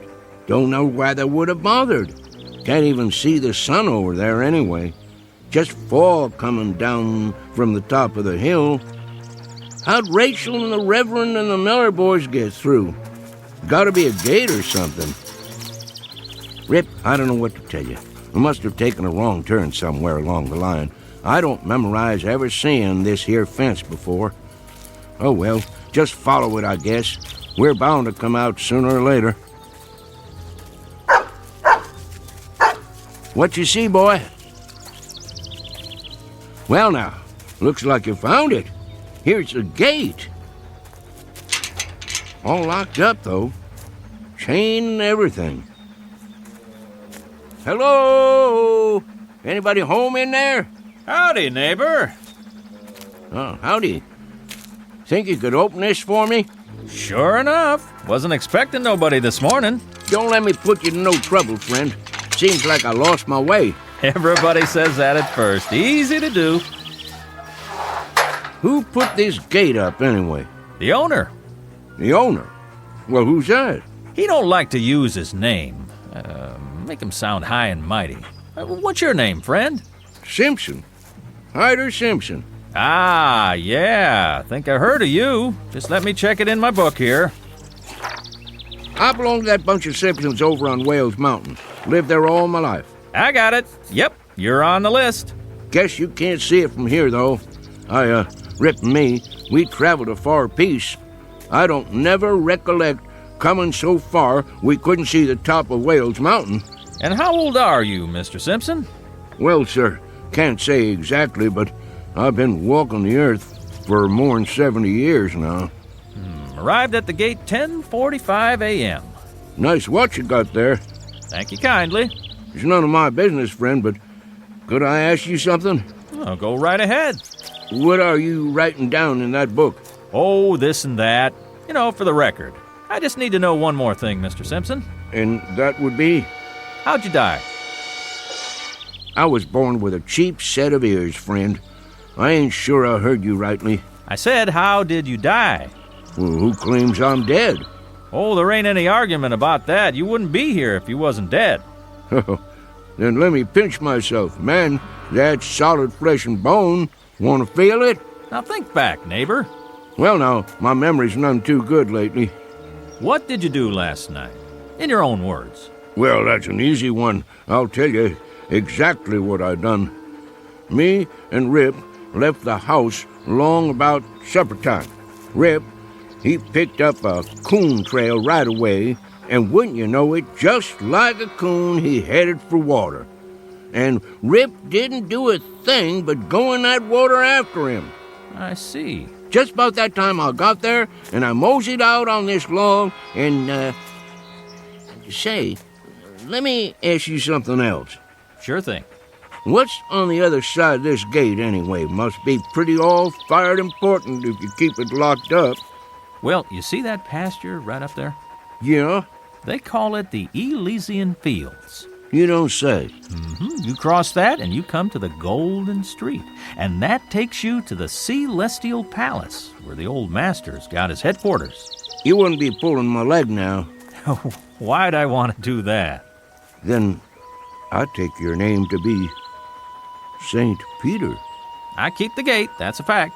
I'm proud to meet up with you. Well, just as proud to have you here, neighbor Simpson. Something wrong? I was just listening. To what? I thought they did a lot of singing and dancing in heaven. How come I don't hear no music? 'Cause you're on the outside. Minute you step inside the gate, you'll hear your favorite hymn. Don't much care for hymn singing. Favorite guitar music myself. Well, don't stand out there in the cold, cold world. Come on in and reap your heavenly reward. You've sure earned it. Mighty nice of you. Rip? Hold on, neighbor Simpson. You can't take that dog in here. And why not? It ain't allowed. Ain't no fleas on him. That don't make no never mind. He can't go in. How come? This here is folks' heaven. There's another place we can put him in, up the road a piece. You just tie him up to the gate, and I'll walk him over there a little later on. If that's how it is. Well, where do you think you're going, Mr. Simpson? I thank you all the same, but I don't reckon in there's any place for me. Well, why not? Any place too highfalutin for Rip is too fancy for me. How thoroughbred has a dog got to be for you to let him in there anyway? Ain't no dogs allowed in there at all. What kind of outfit you running don't allow no dogs? I tell you, they got a special place for dogs just up the road. Well, me and Rip will go on up there then. They won't let you in. The dog maybe, but not you. What kind of heaven would it be with nothing in it but dogs? A dog has got the right to have a man around, same as a man has got to have a dog around, if he's going to be happy anyways. Neighbor, let me make you a little proposition. What is it? See this place in the fence? That's a spot that needs repairing. Now, why don't you go on in the gate, and a little later on, I'll slip your dog through this hole. It's breaking the rules, but I'll do it. Friend Peter, if I go in the front gate, Rip goes in the front gate likewise. I don't want him getting the feeling he ain't welcome. Well, I got another idea. Here, boy. What's going on there, mister? Let go of his collar. Well, I thought maybe I'd hold on to your dog and let you go in and take a look around. See how you like the place. I ain't got to see it to make up my mind. Let me ask you a practical question. How do they expect me to do any coon hunting in there without Rip? Man, they don't allow coon hunting. You don't say. Rip, heel. Now, where do you think you're going, Mr. Simpson? Me and Rip is going somewhere else. There ain't no place else to go. I'll go wherever this road takes me. That don't lead nowhere. It's Eternity Road. Just keeps on, never stops. Me and Rip will be all right. Neighbor, this is a right serious step you're taking. I'd say the best thing for you to do is sit out there and think it over. You got all eternity to make up your mind. Good day to you, sir. Well, if you change your mind, just let me know. Much obliged. I'll do that.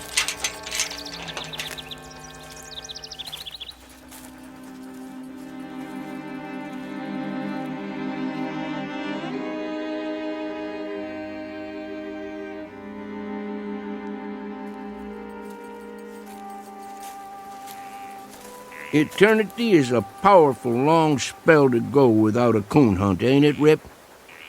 Now, don't you go off your feed nor nothing over this. It wouldn't surprise me that if I sneak inside there and talk to the judge or somebody, I might be able to get you in. Don't you trouble your head over it the least little bit. We'll figure out something. Wonder what kind of tea party they keep in there anyway. Must be lots of city folks. They'd be the ones to outlaw coon hunting. Rip, I don't want you to take this thing to heart now. Sure, I'd like to walk that golden street, and there's some folks I always hoped I'd see again, but by mudhole, I ain't a-gonna leave you. They can sit in there a-tootin' their harps or whatever they do for relaxation, but you and me stays together, same as when we was traveling down below. At least we ain't all by ourselves on Eternity Road. Howdy, son. I'm looking for Mr. Hyder Simpson and a hound dog named Rip. That's us, son. I figured it was. Well, if you and Rip's all set, we might as well mosey along to heaven, Mr. Simpson. Like I told that other fella behind the fence, I ain't gonna set foot in heaven without Rip. Oh, you didn't get messed up with nobody in there, did you? That fella at the gate, he wouldn't let me bring Rip in, so I wouldn't go. Son, that would be a hell of a place without Rip. Mr. Simpson, you ain't far wrong. That is hell. Heaven's up the road a piece. I'll be jiggered.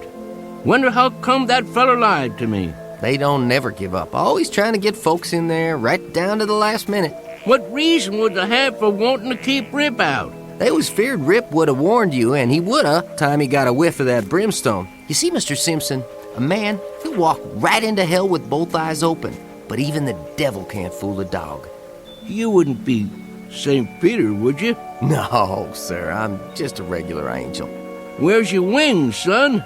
Shucks, I don't use them half the time. I appreciate walking myself. You about ready to go, Mr. Simpson? Rip! Look at that dog go. We'll just have to catch up with him.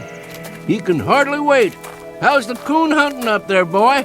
Oh, just prime, Mr. Simpson. There's one tonight right after the square dance. You want to come along? Wouldn't miss it for the world. Here's the gate.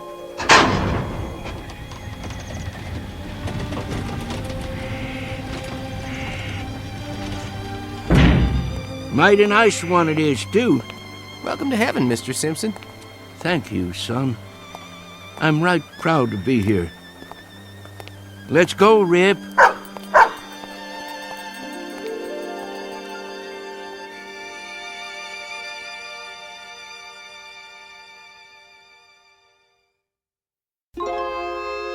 Travelers to unknown regions, off the beaten path, would be well advised to take the family dog, because in a pinch, he might just save you from entering the wrong gate. At least, it happened that way once in a particularly mountainous area of the Twilight Zone. More from the Twilight Zone after this.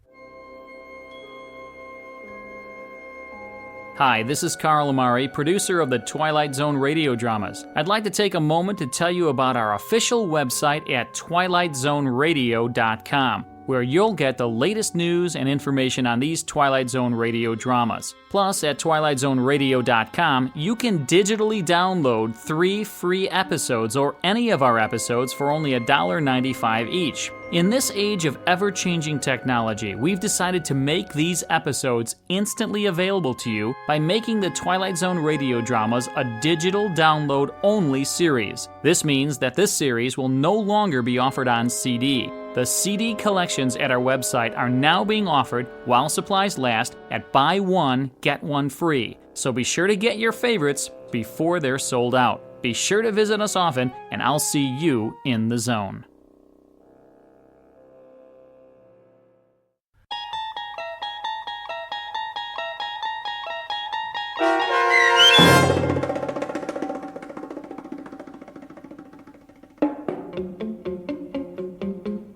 The Hunt, starring Shelley Berman and Karen Black, with Stacy Keach as your narrator, was adapted for radio by Dennis Etchison and written for the Twilight Zone by Earl Hemner Jr.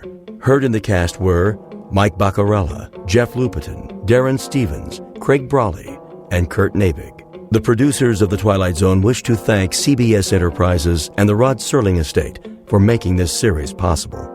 This copyrighted radio series is produced and directed by Carl Amari and Jeff Lupetin for Falcon Picture Group and Westwood One. Sound design and custom Foley effects for The Twilight Zone by Cerny American Creatives Bob Benson, Craig Lee, Matt Sorrow, Tim Cerny, and Todd Beyer. To learn more about The Twilight Zone radio dramas and to contact us, visit our official website at twilightzoneradio.com. Doug James speaking.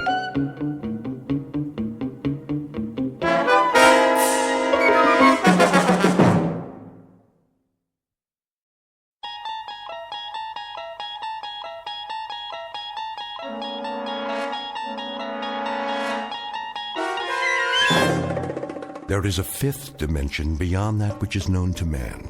It is a dimension as vast as space and as timeless as infinity. It is the middle ground between light and shadow, and it lies between the pit of man's fears and the summit of his knowledge. This is the dimension of imagination. It is an area which we call the Twilight Zone.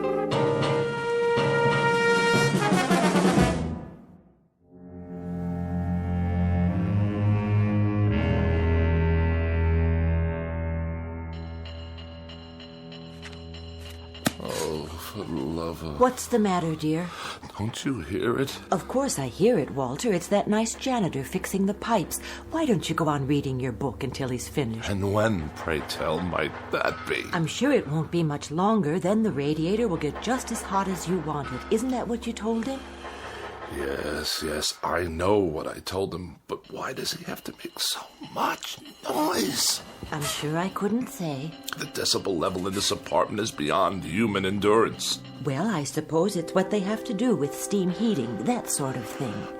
What I really don't understand is how you can sit by, knitting away, oblivious to this assault. Did you see the new wool scarf I'm making? It should keep out absolutely all the drafts. While that infernal pounding goes on and on and on. Wait till you try it on. I picked out your favorite colors. It's much thicker than the other ones.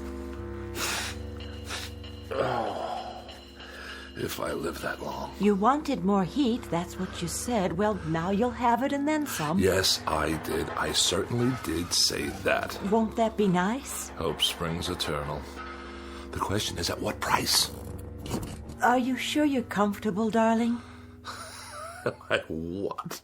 Oh, certainly. I am just comfy, cozy. I'll fluff up the pillows. Did you take your aspirin? I'm on the verge of being hospitalized for pneumonia. Oh, now really? It's not that bad. That ape of a janitor out there is smashing my brain and ruining my sleep. But you weren't sleeping. You're reading 5,000 Common Ailments and How to Treat Them.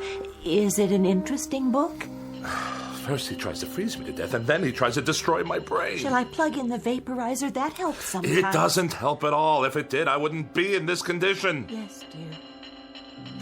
Well, I won't stand for it. Lie down, Walter. No, I will not lie down. How can I? If I'm to die, at least it's going to be in comfort and peace. You there, Mr. Ape!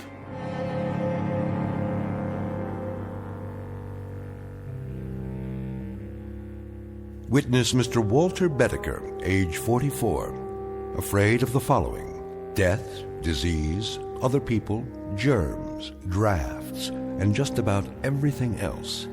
He has one interest in life, and that's Walter Becker. One preoccupation: the life and well-being of Walter Becker. One abiding concern about society: that if Walter Becker should happen to die, how will it survive without him? But there's one thing he hasn't asked himself yet, and it's simply this: what happens if, despite all his precautions, Walter Becker should happen to stumble, not into the grave, but into the Twilight Zone?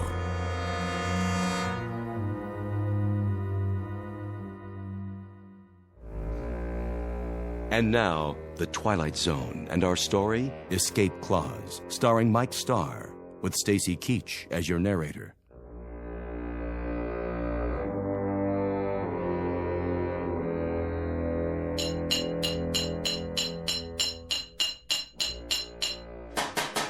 I asked you a question. You want more heat, don't you? That's not the answer, so I'll ask you again. How much longer? Put it this way. In 20 minutes, it'll be about 105 in here.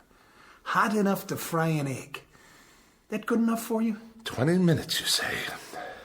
After hour upon hour of your clanking around in my living room while I'm on my deathbed, I have to wait 20 minutes more?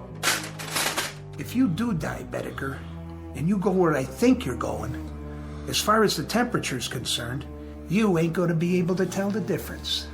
You ape! Get out! My pleasure.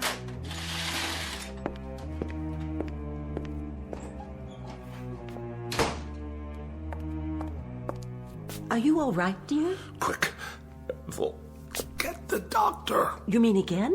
There's a tightness in my chest. It must be my heart. Come back to the bed. Call him now. Tell him to hurry. I don't think I have much time.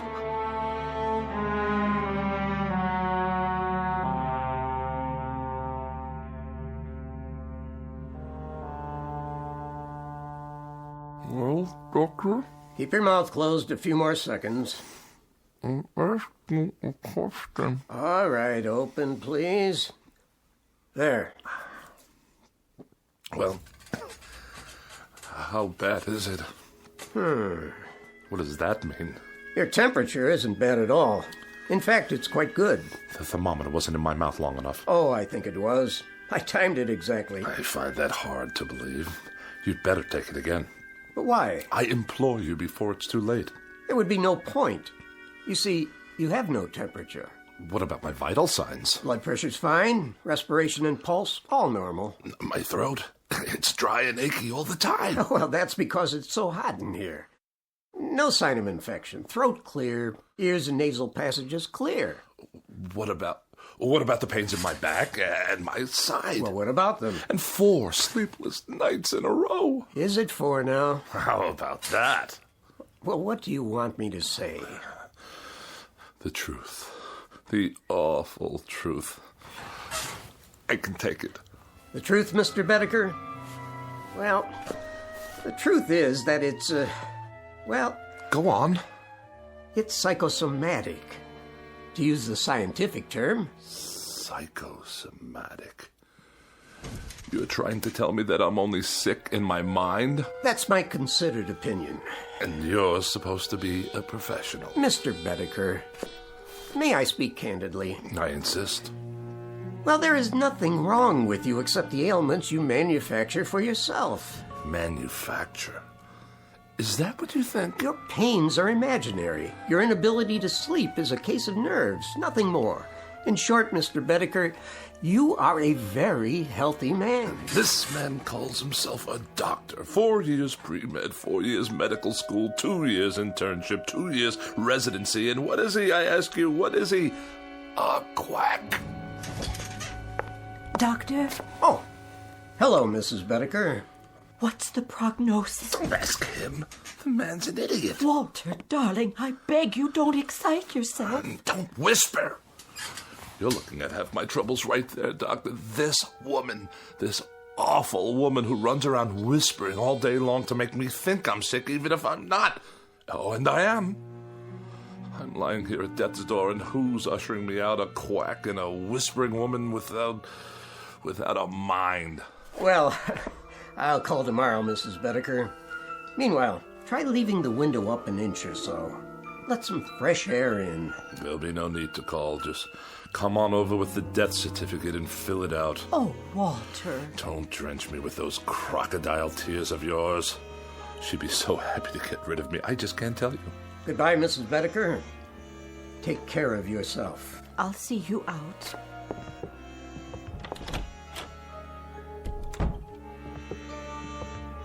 No need to show me the way. I know it by now. Doctor, how is he, really? Mrs. Becker, your husband is one of the healthiest patients I have. But he's sick most of the time. Is he? He won't let me air out the house. He says for every cubic foot of unfiltered air, there are 8,900,000 germs. Well, he's probably right. And he's just quit his job. The 5th job he's quit since the first of the year. He says they make him work in a draft. Well, I suppose I'm oversimplifying it when I say there's nothing wrong with him, because in a sense, there really is. This constant worrying about himself is an illness of a sort. Has he always been this frightened a man? Ever since I can remember. When he was courting me, he told me he was in the final stages of TB and only had a week to live. I only married him because I felt so sorry for him. Oh, I don't mean that was the only reason. I think I understand. Do you? You see, people change. Sometimes for the better and sometimes in ways that aren't entirely healthy. We all assign blame. Your husband is taking it out on those nearest him. It's not your fault. But it must be. He never stops complaining. The problem isn't physical. He's getting older, so he sits here spinning his wheels. He needs to get out, do things, prove he's still strong, that there's a place for him in the world. Oh, Doctor, I'll do what I can. I'm sure you will. You already have. It's up to him now. I'll give you a call tomorrow. I don't think it would be a bad idea if you took some vitamins yourself. You look run down, Mrs. Becker. I do?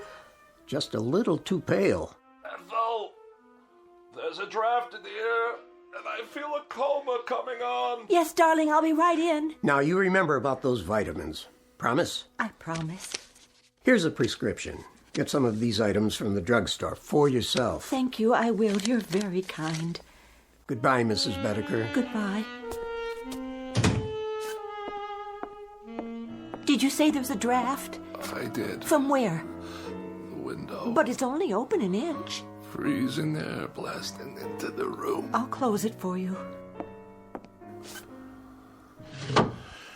Do you know how many germs live in 1 cubic foot of air, Ethel? I think I do. 8,900,000, that's how many.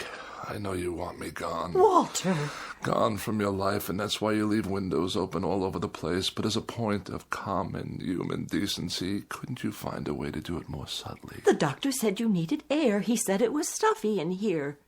Oh, the doctor said. Tell me one thing. Yes? What is going on between you two? Nothing, Walter. I saw the way he looked at you. Oh, now you are imagining things. What's that slip of paper in your hand? What do you mean? Oh, it's only... Give it to me. Oh, now I understand. Well, if you'll let me explain. When did he give you this? Just now, before he left. If you'll listen. I'm not sick, he says, but nonetheless he gives you a prescription for medicine for me? Not a thing wrong with me, he says, but while I lie here helpless, he's out there telling you that I've got a life expectancy of 20 minutes. He said nothing of the sort. Don't deny it, Ethel. I smelled the collusion the moment he left the room. Now I suppose he's making time with you behind my back. The two of you can hardly wait for me to expire. What a great day that will be. But just remember, it will be on your conscience. Yours and that quacks. The prescription was for vitamins, Walter, not for you, for me. Vitamins for you? I lie here while the life seeps out of me and that charlatan prescribes vitamins for you? What has he done for me? Not a nil. A big fat goose egg, that's what. He comes whenever you call. He's very interested in your condition. Very interested. Oh, isn't that nice? I'm dying and he gives her vitamins.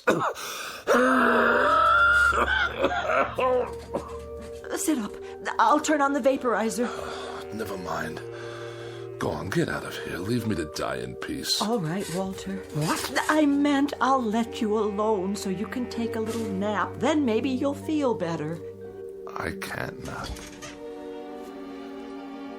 Why does a man have to die anyway? I'm sure you're not dying. Oh, are you? I asked you a question, Ethel. Why does a man have to die? I don't know, Walter. The world goes on for millions and millions of years, and how long is a man's life? This much, a pinch, a drop, a microscopic fragment. Why can't a man live 500 years or 1,000 years? Why does he have to die almost the moment he's born? I told you I don't know, dear. No, you wouldn't. Go on. Get out of here. Yes, dear. I have to take my own pulse. Give myself a checkup. A doctor couldn't care less. My sinuses. It's moved from my chest to my sinuses. After that, it'll be my brain, and then poof. As if I never existed at all. What's the point? The point, indeed. It's a crime for a man to live such a short span of years. A crime. What I wouldn't give to live a decent number of years. 200, 300. Why not 500 or 600? Yes. Why not? Or 1,000. What a miserable thing to contemplate. A handful of years and then eternity in a casket down under the ground. The dark, cold ground. With worms yet. Of course, with worms. And bacteria in the soil, and all manner of filth and decomposition, toxic waste. Who are you? Cadwallader's the name. And immortality's my game.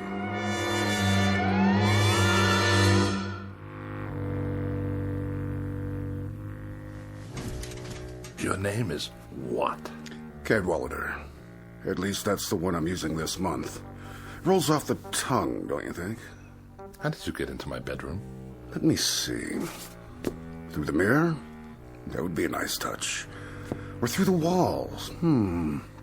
Too prosaic. Look here, The truth is, I've never been gone. I've been in here for some time. I must have a fever. I'm hallucinating. Not at all. I've merely chosen to reveal myself in order to tell you that I subscribe wholly to your views, Mr. Becker. I mean, wholly. Delighted to hear it. I'll be brief, Mr. Becker. You look like a man with a nose for a bargain. I'd like to make a proposition to you. What kind of proposition? Each of us has something the other wants, and that seems a relatively solid basis for a bargain. Do we? Indeed. What in the world do you have that I could possibly want? Oh, many things, Mr. Becker. You'd be surprised. Many things. Varied and delightful. Now, what do I have that could remotely interest you? Actually, a minor item. Minor? Extremely. Are you sure? Smaller than minor. Insignificant. Of no importance whatsoever. Absolutely none. Microscopic. Teensy-weensy. What did you say your name was? What's in a name, Mr. Becker?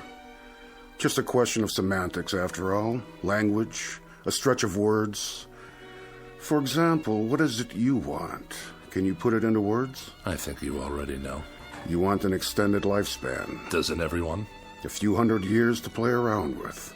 Some people would call it immortality of a sort.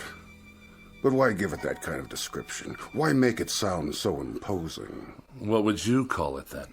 Let's call it some additional free time.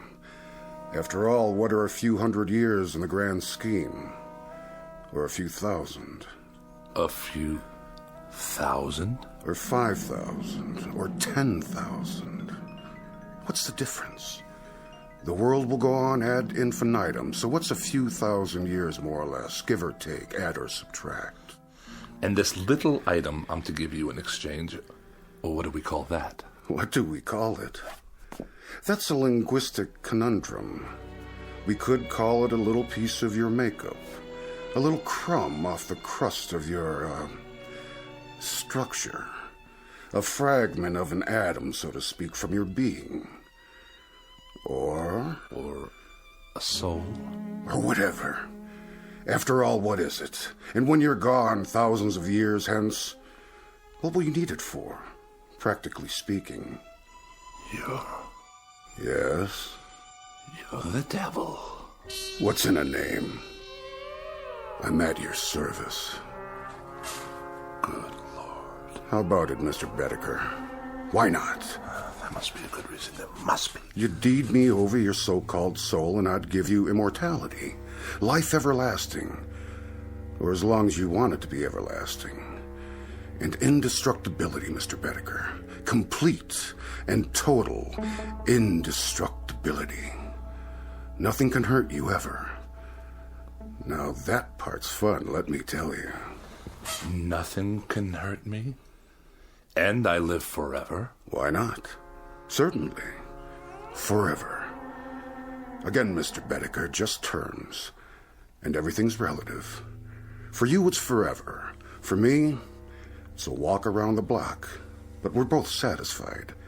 Think about it. Oh, I am. I am thinking about it. To be without fear of dying. To be indestructible. Invincible. Not to have to worry about disease, accidents, pestilence, war, famine, anything. Governments and institutions disintegrate. People perish. But Walter Becker goes on and on. Walter Becker goes on and on. The ultimate dream, is it not? Mr. Cadwallader, about this soul, you say I won't miss it. You'll never know it's gone. And you say I'll go on and on, quite unable to succumb? Quite. No tricks, no hidden clauses. I'll just live as long as I want to live. Is that it? That's it. That's precisely it.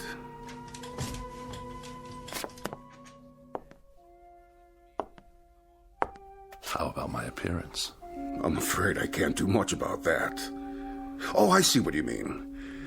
You should look pretty much the same. But in 500 years, I don't want to look like any dried-up old prune. Oh, Mr. Becker, you drive a mean bargain. A most difficult bargain. But you'll find me a cooperative, man. All right, you win. We'll throw that into the bargain. Say it. Whatever aging takes place in your features will be more or less imperceptible. Mr. Cadwallader, I believe we're close to making a deal. Mr. Becker, you'll never regret this. Not to your dying day. Hey? Which by rights should not be for several thousand years. You'd better say that. There is something. Aha! Aha! Aha! Now it comes out. For your benefit, I assure you. Where did you get that? The contract. Oh, one always seems to turn up when it's needed. Let's see.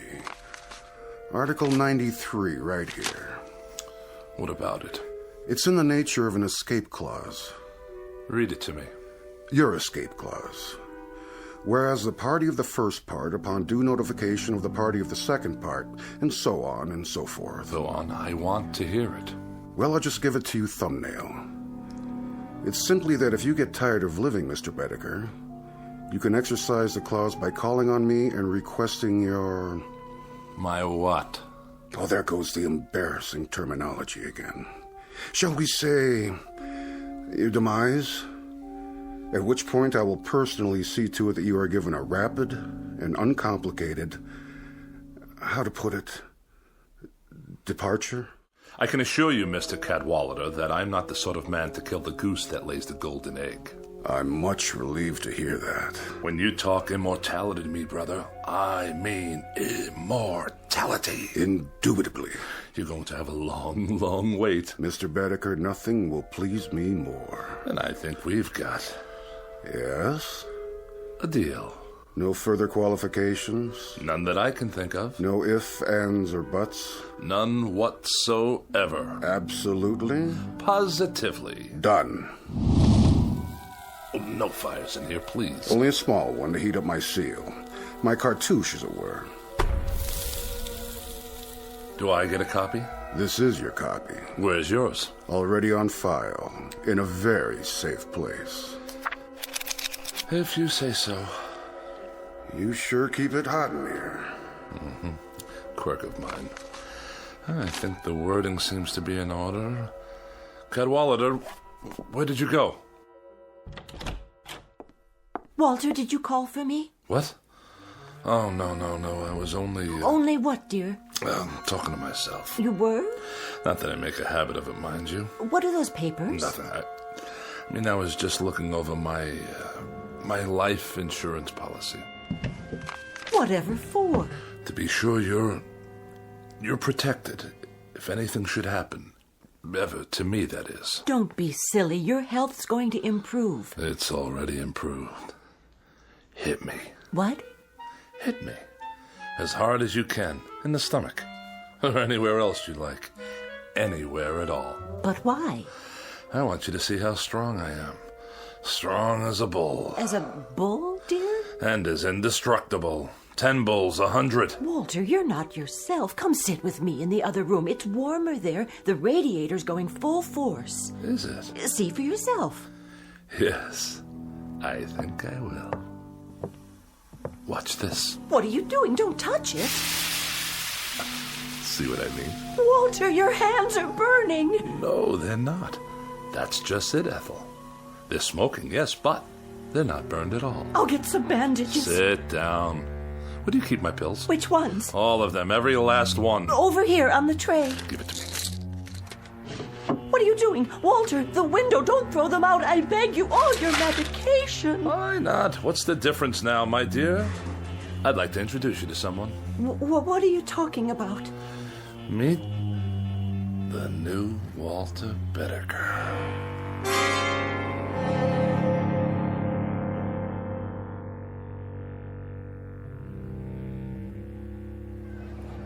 Get your paper! Boy rescued from well, lives to tell about it. All the latest news, right here. Let me see that. Sure, mister. 2 bits. A little boy, huh?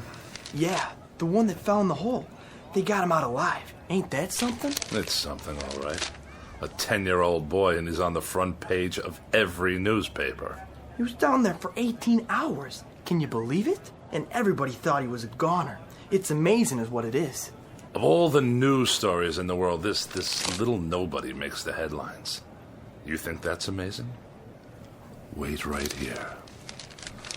I'll show you amazing. Hey, where you going, mister? You owe me 25 cents. Watch this.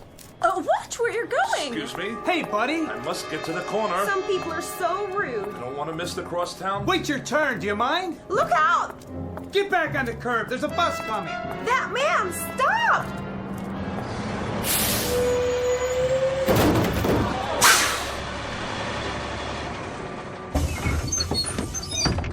I couldn't stop. He ran right out in front of the bus. I saw the whole thing. That guy must be blind. Somebody call an ambulance. Look, he's getting up. Hey, pal, how'd you do that? Do what? Are you okay? Of course I am, you idiot. I can't believe it. I didn't even see you. Is there a photographer in the crowd by any chance? You better lay down. The ambulance is coming. Why would I want to go to a hospital? There's nothing wrong with me. Not a thing. Just your tire tracks on the front of my suit. Just the same, take it easy. Get some x-rays and I'll fill out an accident report. Don't bother. Just contact your claims adjuster. The name's Becker. Can you remember that? Walter Becker. It don't make sense. I could have sworn I ran over you. Oh, you did? Then how come you can walk? Like they used to say, you ain't seen nothing yet.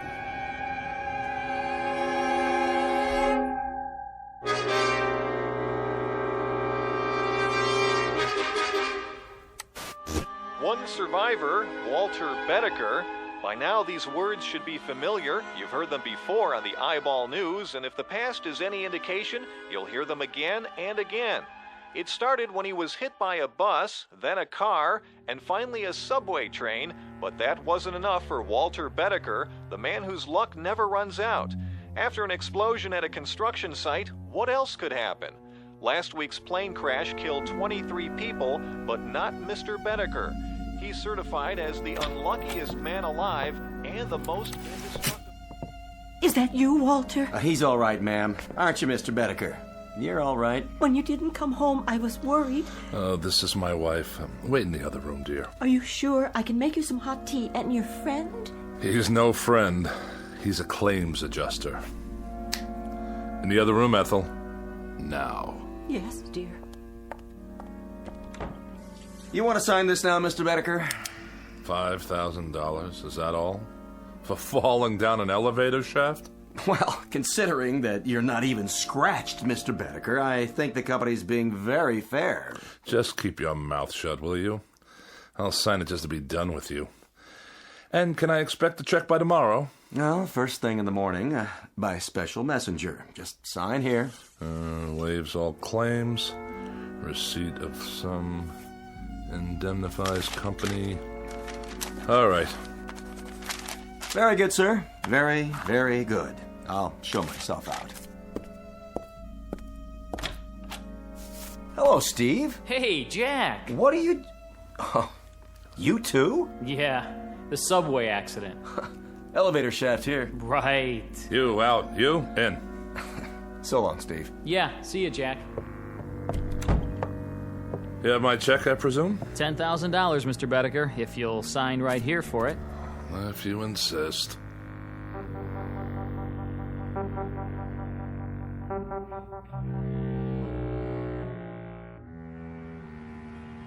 "14 accidents. More than anyone should have to bear. Now, wouldn't you think that there would be an element of thrill in 14 accidents? I'd appreciate it if you'd step away from the window, Walter. It's open, you know. 14 accidents in which you know nothing can happen to you? I guess so, dear. Well, it's a fact. There should be an excitement to this sort of thing. Well, there isn't. It's dull. It's absolutely without the remotest bit of excitement. In short, I'm bored stiff with it. Walter, dear, you should count your blessings. After all, there is the money. And you should shut your mouth. You look for all the world like a small gray mouse waiting for a piece of cheese. Walter, you can be so terribly cruel. Ethel, please. I'm thinking.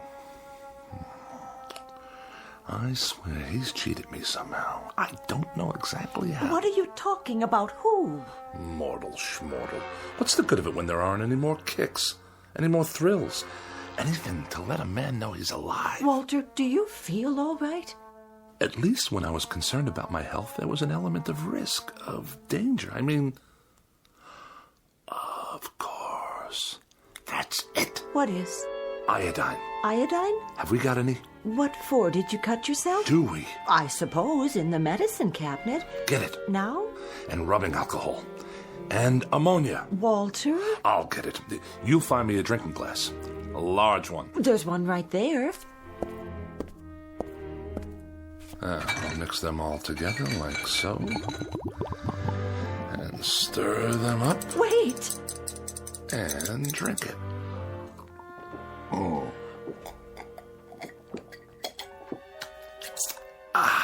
Sit down. I'll call the doctor.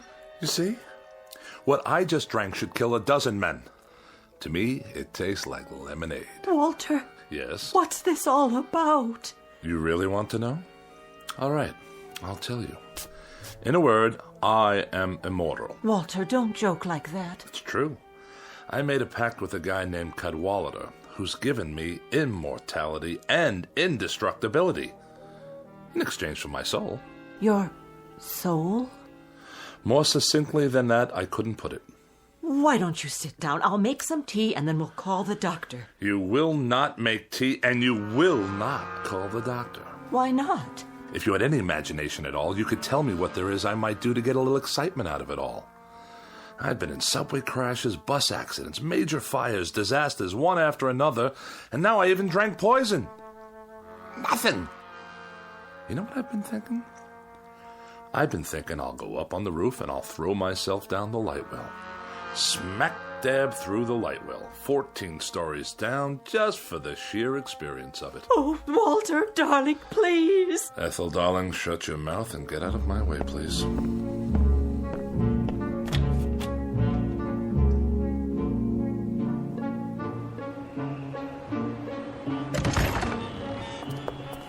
Please, Walter, please, darling. Ethel, go drown in a tub and leave me alone. I'm going headfirst down the light well. Get out of my way. Walter, no. Will you get out of... Ethel, be careful or you'll trip. Ethel!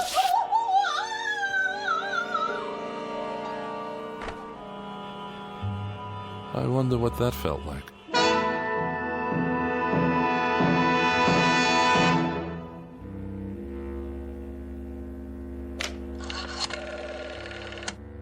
Operator, get me the police, please. Immediately, it's an emergency. Hello? Is this a police station? This is Walter Becker, 11 North 7th Street. That's right. Apartment 14B. Will you please come over here right away? No trouble. I just killed my wife. That's right. Yes, I'll stay right here. Goodbye. Now, this is going to be an experience.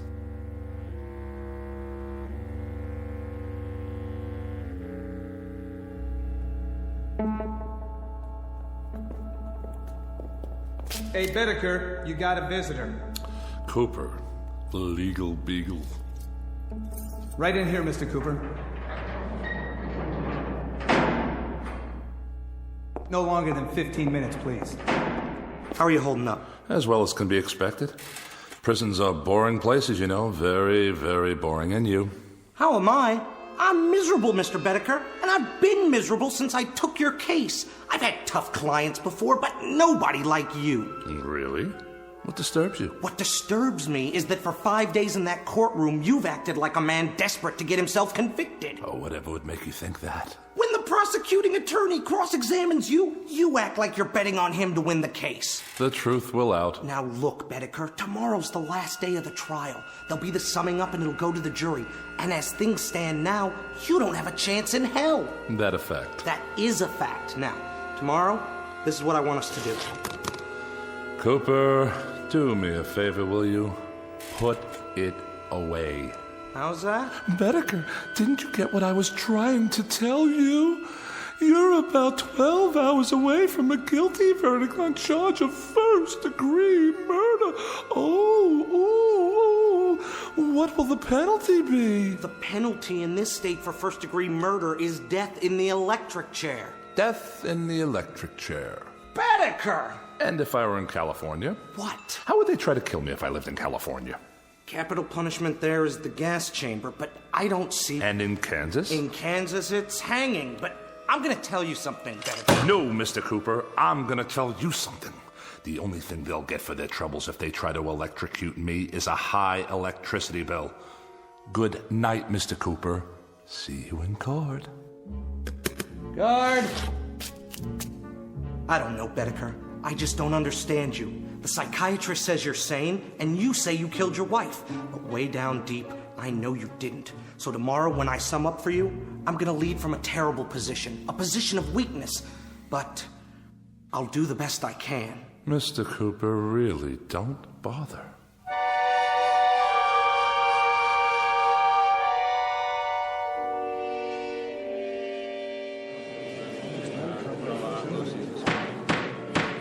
Mr. Becker, you've been tried and found guilty of murder in the first degree.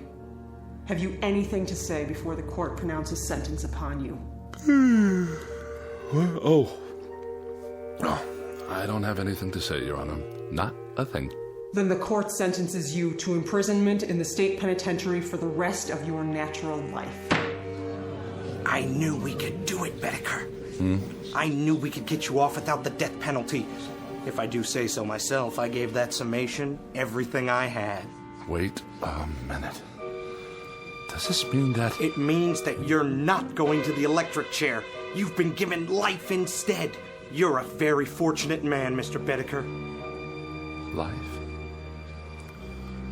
Did you say life imprisonment? We need help here! My client's fainted!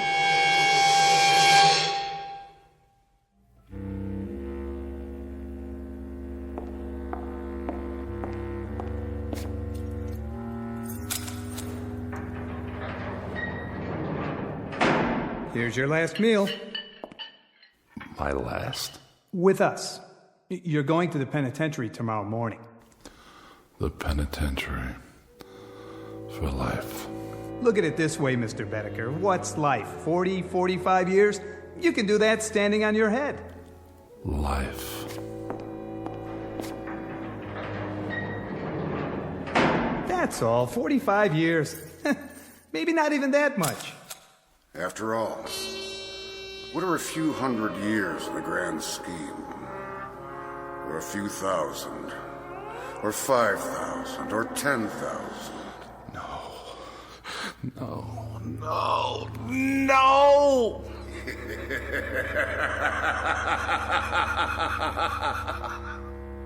Mr. Becker. Yes? About the escape clause. Care to utilize it now? Yes. That's a wise man. Odd thing, Mr. Becker. You look like someone having a heart attack. Exactly. Like a man having a heart attack.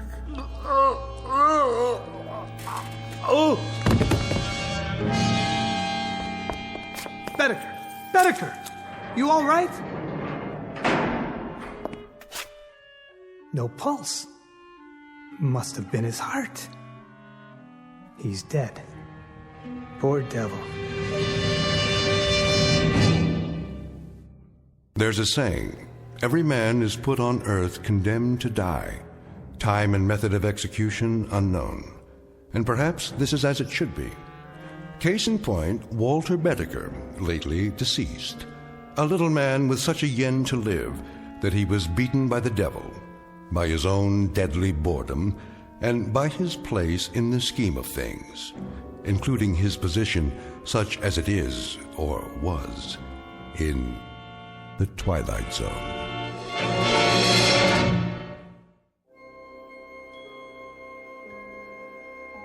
Hi, this is Carl Amari, producer of the Twilight Zone Radio Dramas. I'd like to take a moment to tell you about our official website at twilightzoneradio.com, where you'll get the latest news and information on these Twilight Zone radio dramas. Plus, at twilightzoneradio.com, you can digitally download 3 free episodes or any of our episodes for only $1.95 each. In this age of ever-changing technology, we've decided to make these episodes instantly available to you by making the Twilight Zone radio dramas a digital download-only series. This means that this series will no longer be offered on CD. The CD collections at our website are now being offered while supplies last at buy one, get one free. So be sure to get your favorites before they're sold out. Be sure to visit us often, and I'll see you in the zone.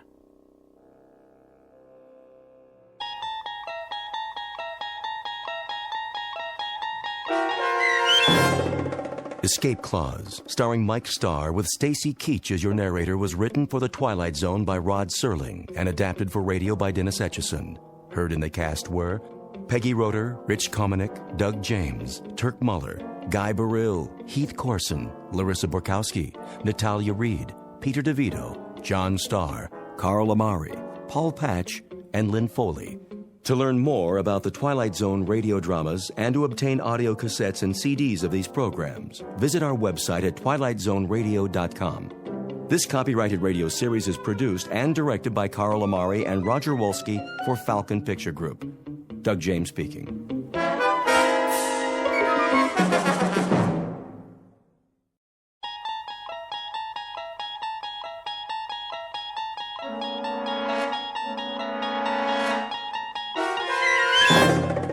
You unlock this door with the key of imagination.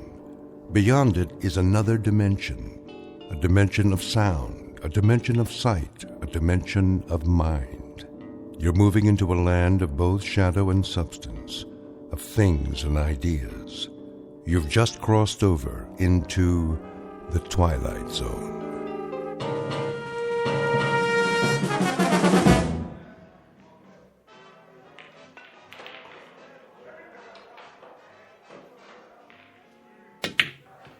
Oh, tough luck, mister. Yeah, I thought I could make that one easy.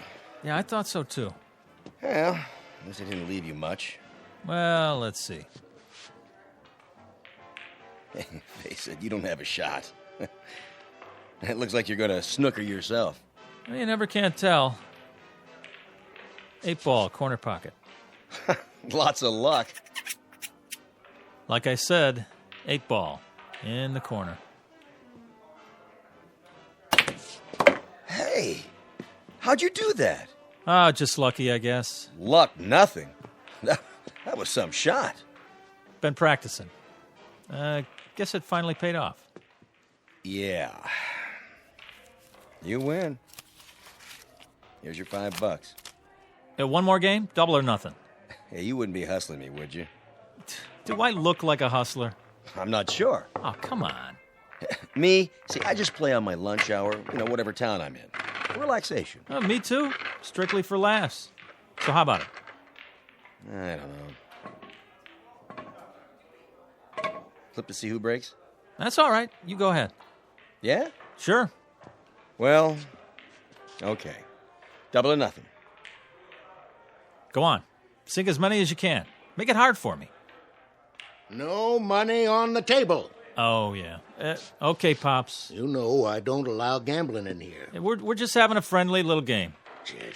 Jesse, why don't you give it a rest? Now, he do this a lot? Every day is all he lives for, this one. So he is a hustler. What are you talking about? Tell him, Pops. I never hustled anybody. Not for money, for pride. Go outside, Jesse. Get some sun on your face. You'll feel better. I already feel better. Forget the money. We'll play for the fun of it. No stakes? Not a dime. In that case, let's see how good you really are.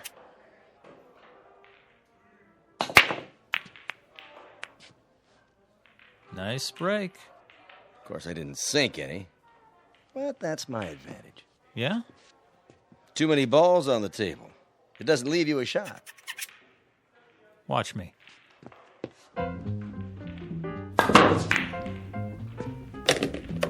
What in the... Bank shot, 3 cushion.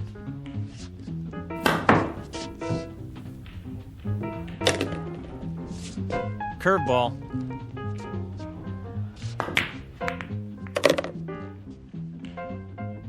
Top spin. Little English.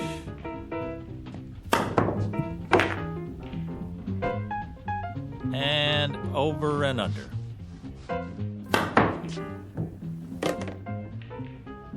Now, my favorite shot.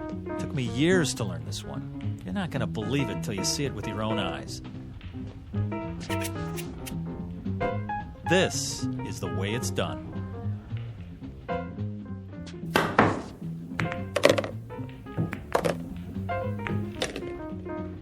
Pretty good. Pretty good? You kidding? Nobody ever made a shot like that in the history of the world. Yeah, it's not bad, I'll give you that. But you're no Fats Brown or anything. What? Put your glasses on. It was impossible, but I made it.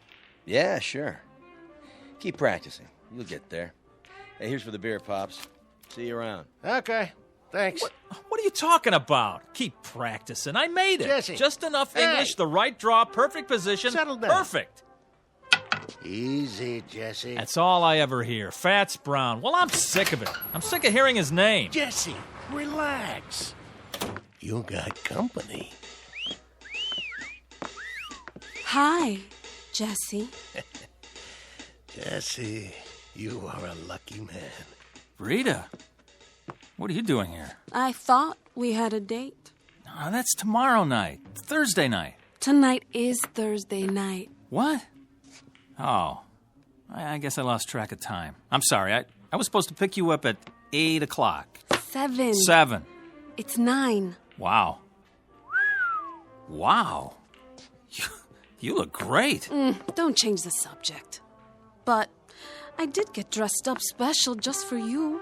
Well, we can still go out. It's pretty late for dinner. Well, how about if we go out for a drink? Or a movie? How did you forget about our date? Yeah, how did you do that, Jesse? I was shooting pool, and I guess I just lost track of the time. Uh-huh. The guy I was playing started baiting me, saying, I'm no Fats Brown, I'm no Fats Brown. Can you believe that? How could I not be better than a guy who's been dead for 15 years? When it comes to dating, it's a draw, Jesse. Okay, I deserve that. Look, I'm sorry. I'll make it up to you. Come on, let's get out of here. Why not? There's nobody left to hustle. Right, kid? You bet, Pops. I beat them all. Fats might have been good in his day, but this is my day. I'm Jesse Carter, the best pool cue on Randolph Street, the best player ever. Maybe. Too bad Fats is dead. Now, you'll never know for sure. I know, and it's killing me. I would have given anything to play him.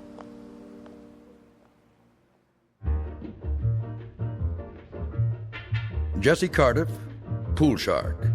The best there is, the best there was, and the best there ever will be on Randolph Street. He has spent every free minute honing his skill for pride and for love of the game. But he's about to learn that there's more to a man's reputation than skill or talent or even fame, and that being the best at anything carries its own special problems, in or out of the Twilight Zone. And now, The Twilight Zone and our story, A Game of Pool, starring Wade Williams with Stacy Keach as your narrator. So, what's the big deal about this dead Fats guy? Don't you know nothing? Fats Brown is a legend. Where you been?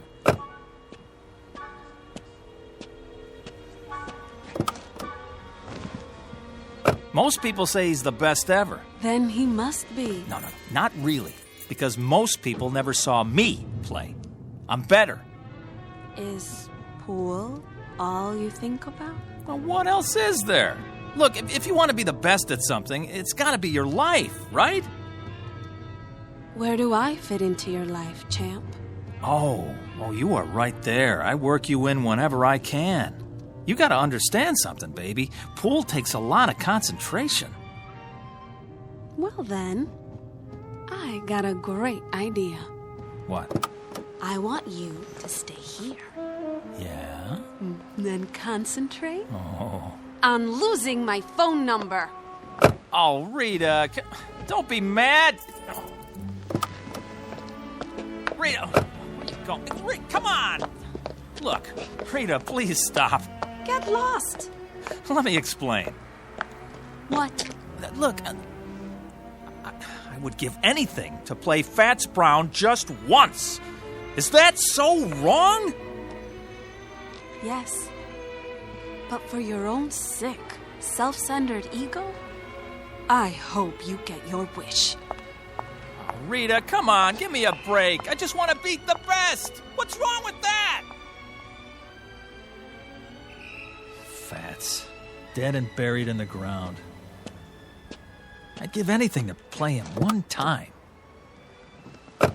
I could beat him cold. I know it. I'd show him who's the best.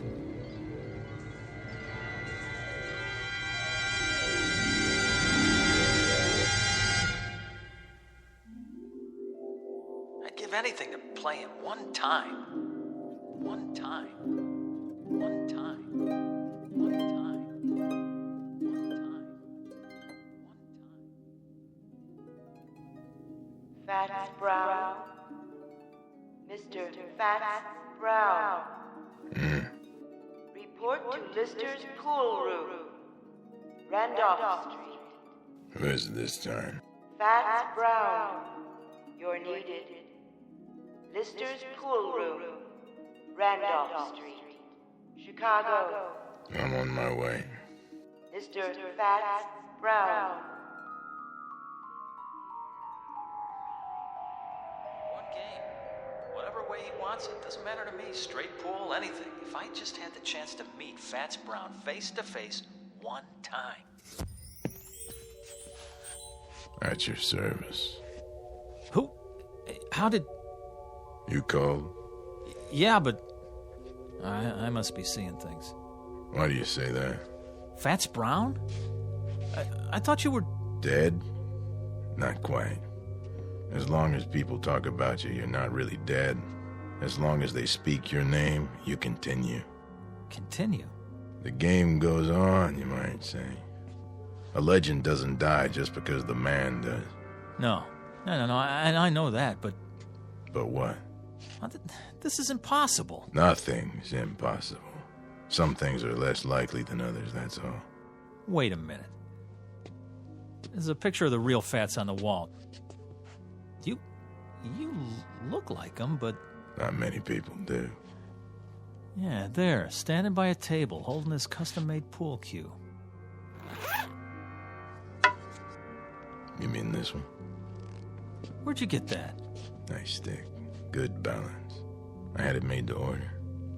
Wait a minute, let me get a look at the face. The chin, the nose. Not one of my better pictures. It isn't a rib. I mean, you're him. You're... James Howard Brown, known to my friends as Fats. I know it's a shock, but then you called me, I didn't call you. Well, I didn't mean to... I mean, that is, I was just trying to... To what? I don't know. I was just saying if I could prove... It was big talk. Is that it?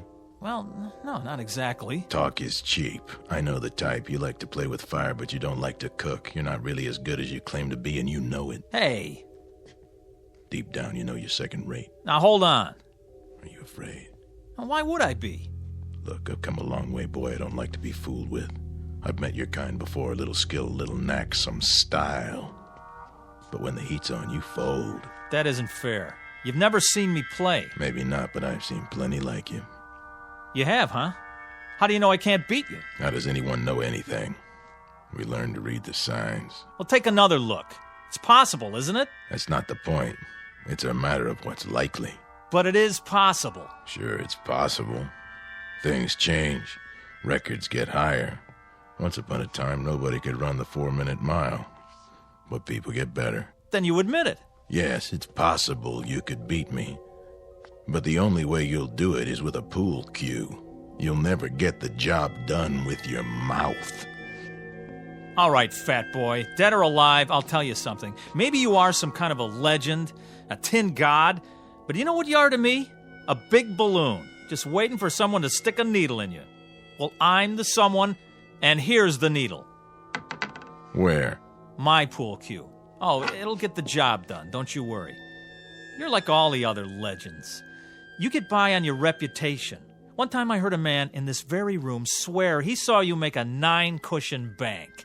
And you don't believe it? Now, you hit a ball that hard, it won't stay on the table.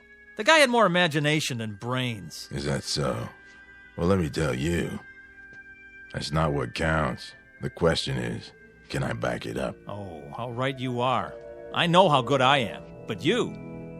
Then you'll play me? Rack the balls. Are you sure? Sure, I'm sure. What about the stakes? Stakes? A little something to make the game more interesting. Oh, here's what I got. I'll shoot it all, my whole bankroll. Any or all of it. Put it back in your pocket. Why? My money not good enough for you? Come on, use your wits, boy. What good is money to me? Then what? Something to make the long journey worth my while. Name it. You said you'd give anything for a game with me. Anything? What are you getting at, mister? Just what kind of stakes you talking about? Life or death. What? You beat me, you live. You lose, you die. You're pulling my leg. The proposition is simple enough. You're crazy. Interesting. What is? To see how much faith you have in your ability. Or should I say how little? Go chase yourself. You know something?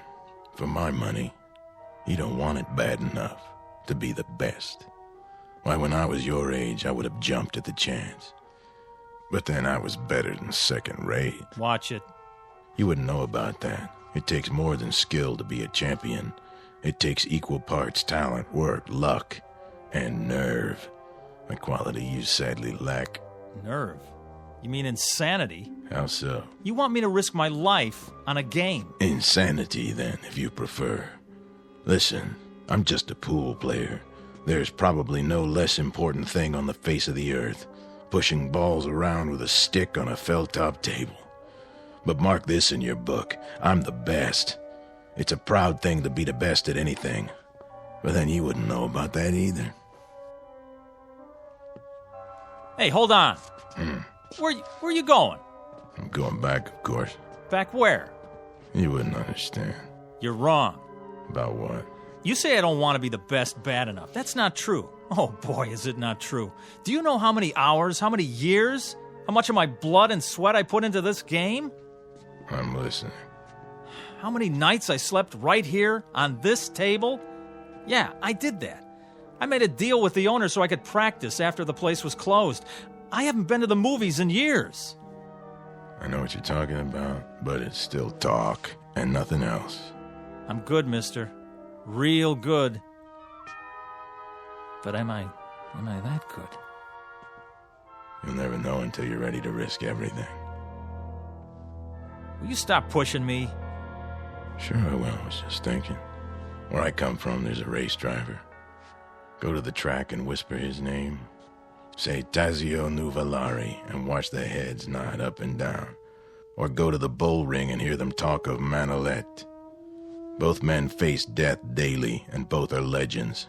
They learned something important early on. You'll never make the grade by playing it safe. This is nuts. So long, kid. Wait. What for? Oh, boy, what am I doing? Something you want to tell me? Well, You accept the terms? Life or death? Rack 'em.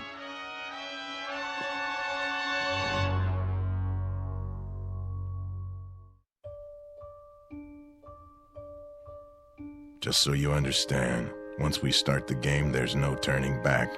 Get cold feet and it'll be too late. You heard me. Rack the balls. In a hurry, are you? I've been waiting a long time for this. Have you? Yes, I guess you have. First, the tools of my trade. Now, what's so special about that stick, anyway? It's the man that counts. You're right. But this one suits me.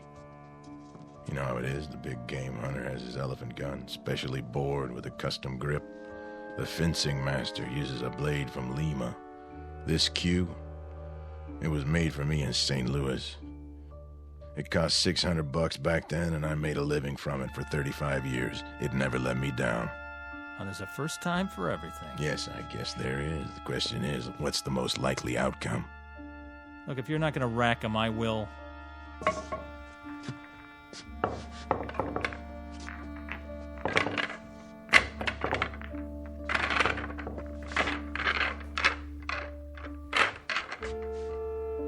Anytime you're ready. Do I get to call the game? Name it. Rotation. Kelly. 14-1 rack. 8-ball. What's your pleasure? All right. Let's see how good you are. 1 game, 300 points. That'll do. Standard rules. Is there any other kind? But just so there's no misunderstanding, we play for the value of the balls. 9 points for the 9 ball, 10 for the 10, and so forth.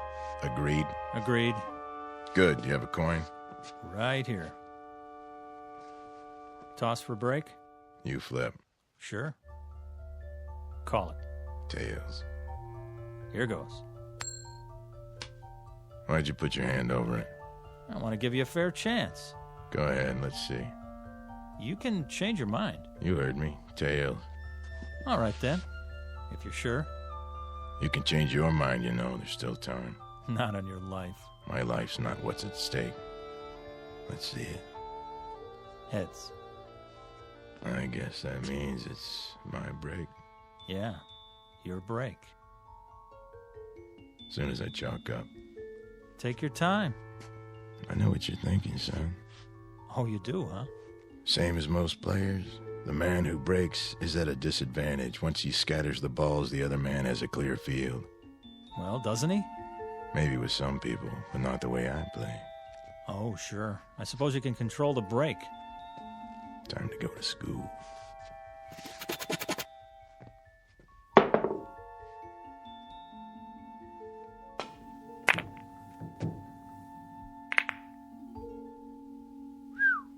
Wow. 2 balls into the rail, back to where they were. Exactly. No advantage given. That's a perfect break, all right. Mm-hmm. I bet it took you years to learn that. Oh, it did, but not the way you think. What do you mean? Takes more than practice. Not just setting up shots in an empty pool hall. You have to handle the pressure out there in the real world. Well, this is my world. You're on my turf now. I know this table like the back of my hand. Maybe, but who have you played here? Kids, 2-bit hustlers, traveling salesmen? Step aside, fat man. Be my guest. Now it's your turn to scatter them. You'd like that, wouldn't you?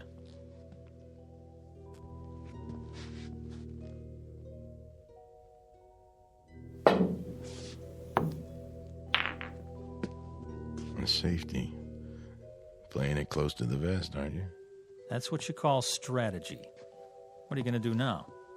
I'll try to think of something. There's always a power break. Yeah. But if nothing falls, you leave me wide open. And if I sink one, you're really in trouble. With luck, I can run the whole table. Prove it.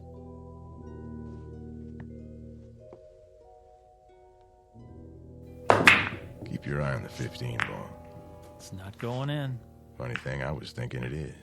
Corner pocket. Think again. Oh, well, quite a few balls around the 1. Looks like you're sewed up. Yeah. If you don't connect, it'll cost you. If I don't. Mind if I smoke?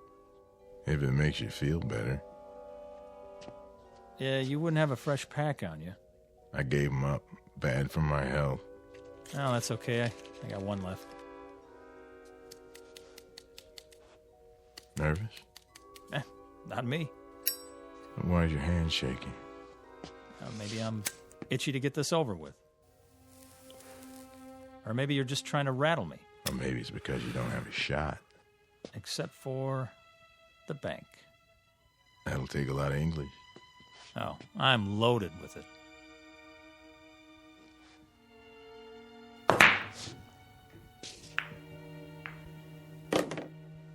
So you are.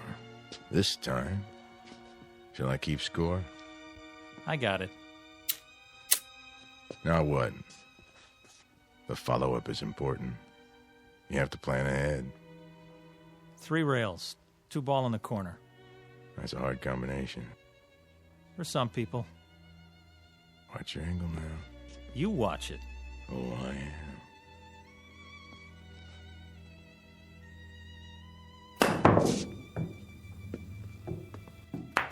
How about that, fat boy? Not too shabby. It was great. In some places. You know what? You're like all the others. Always trying to bring me down. Well, why would I do that? When I was a kid, there were plenty of guys like you. Guys who were good at things like music and basketball and arithmetic. They'd do anything they could to make me feel about an inch tall. Well, you fooled them, right? Yeah, I sure did.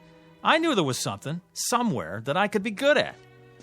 One day, I was about 16. I wandered in here. It was cool and dark, like I don't know, like being underwater, you know? Yeah, I know. So I kept coming back. I used to stand around and watch him play. Got to know the place, till I felt relaxed. One day I picked up a stick and asked this old man. He was sitting right over there. I said, "You want to play, mister?" "Why not?" he said. And I beat him. That was when I knew I had an eye for the game. 3 ball.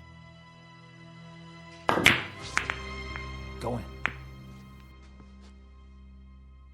An eye, huh? What happened to it? Well, I almost made it. My turn. 3 ball.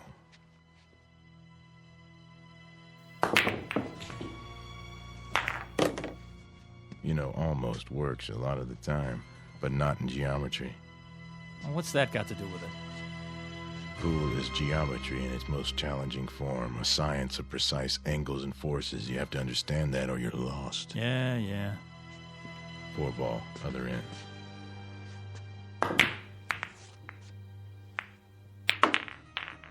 Lucky shot. Luck had nothing to do with it. 5 in the side. Angles, forces, big deal. Now who's sewed up, huh? I'll admit, it doesn't look good. You can say that again. If you don't hit the 5 first, you scratch. And that'll cost you points. Mm-hmm.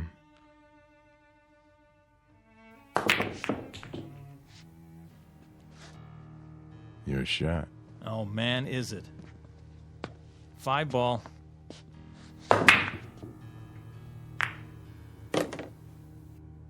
Six.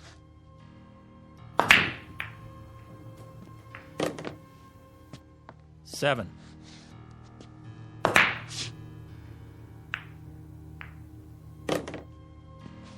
Now the 8.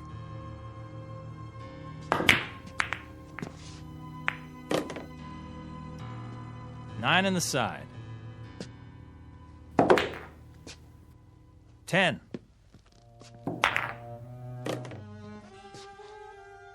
11 ball, corner.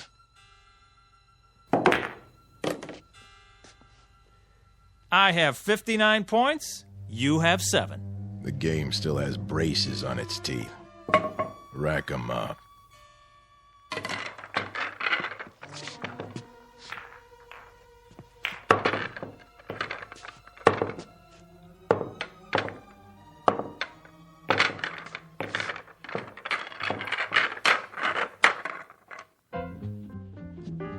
Ball.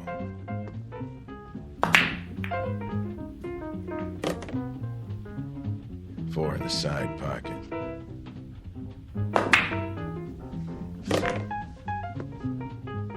Five, corner pocket.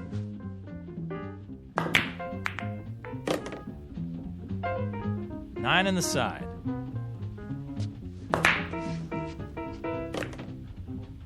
10 ball in the corner.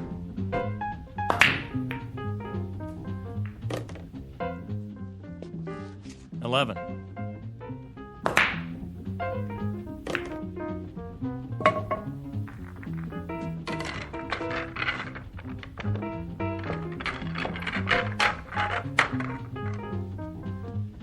Five ball. 6. 10. 15 ball. Ha! Your shot. No kidding. Just in case you lost track. Tell you what I'm gonna do, fat boy. Let me make it easy on you. No thanks. Hey, I'm trying to do you a favor. For what reason? 'Cause I got feelings. Come on, admit it. This must be humiliating. Oh, I wouldn't say so. Well, let me say it for you then. The game's as good as over. Is that what you think? You want to throw in the towel and walk away? I'll let you. You will, huh? Sure. That way it won't hurt so much. It's not over till it's over, son. Be serious. Look at the score. I got 299. So I see. Well, what does that tell you? I need any ball to win. That right? Time to face facts. There's no way. You might as well throw in the towel. I've been in tougher situations than this. When? There's more to winning than scoring points. Oh, yeah? Like what? Something you can't learn in here. Then why don't you teach me? Go on, I'm all ears. Takes time. So? That's something you got plenty of, right? Talk is cheap. The big things you have to learn for yourself. Quit stalling, it's my shot. In an awful big hurry, aren't you? To be the best? Oh, you better believe it. I've been waiting years for this. One more shot and you are history, fat boy. There's a new shooter now and his name is Jesse Cardiff. Back off and give me room. This is something I'm going to remember for the rest of my life.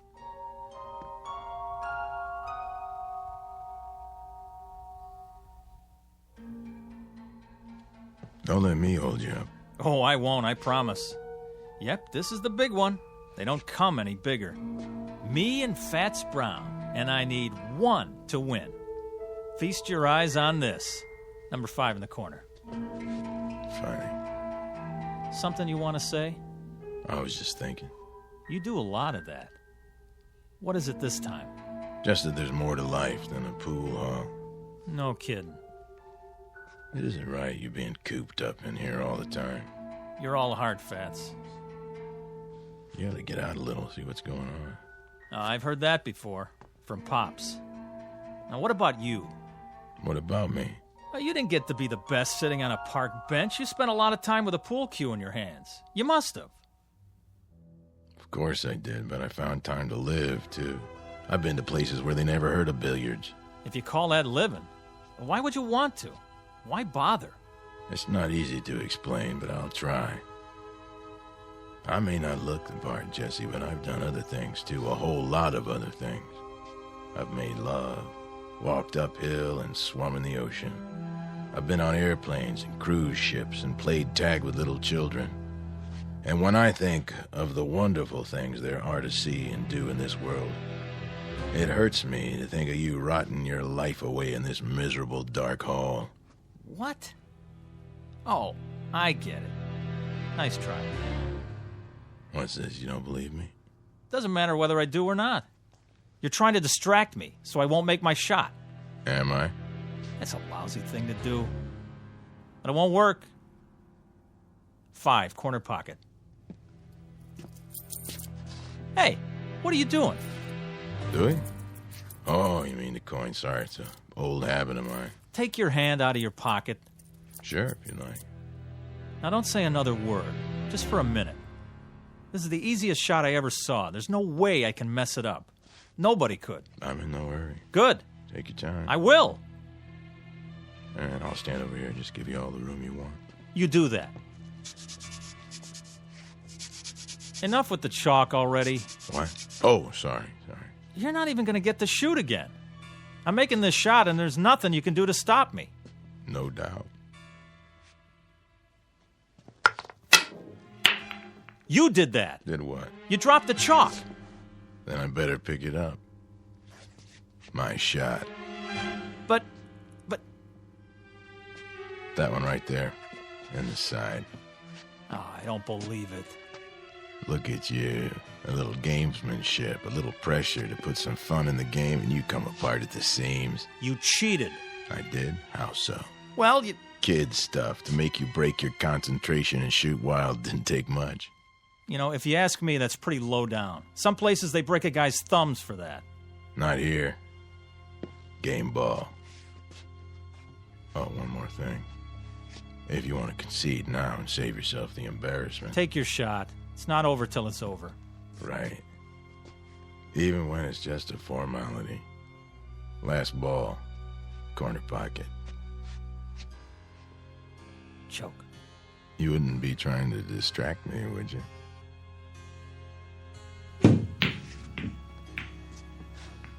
Ha!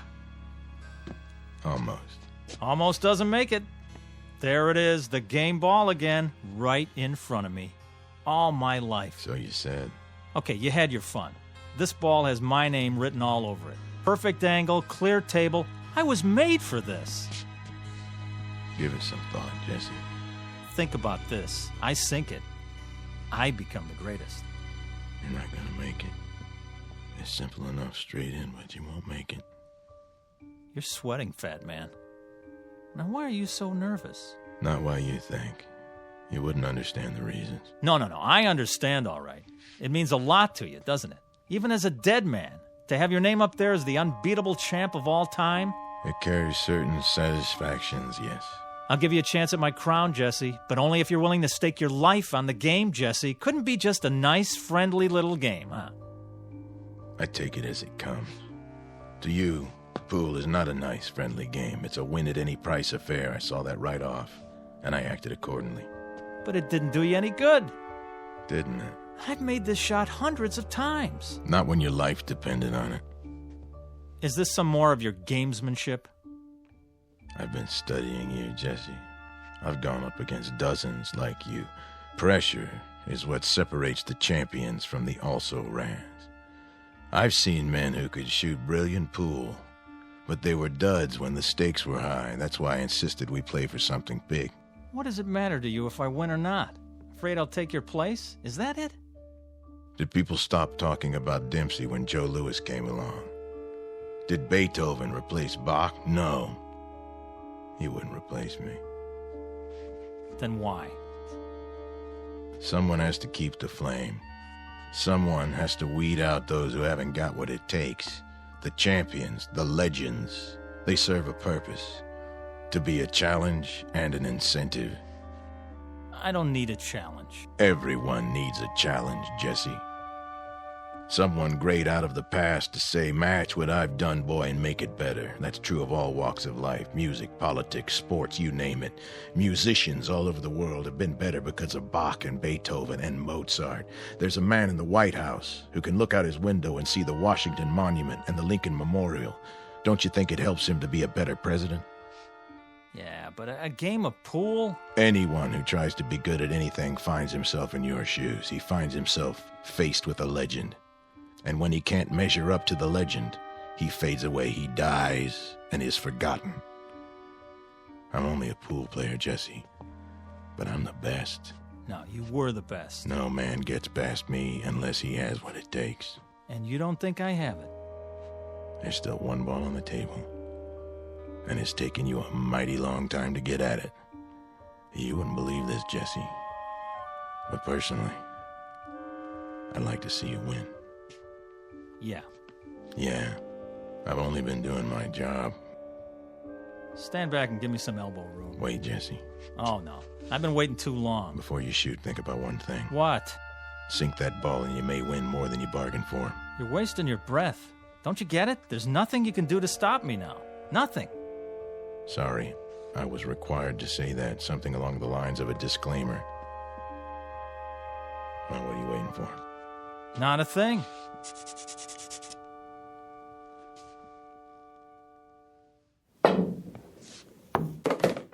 Ha! Win more than I bargained for, huh? Is that what you said? Well, it's over. I beat you.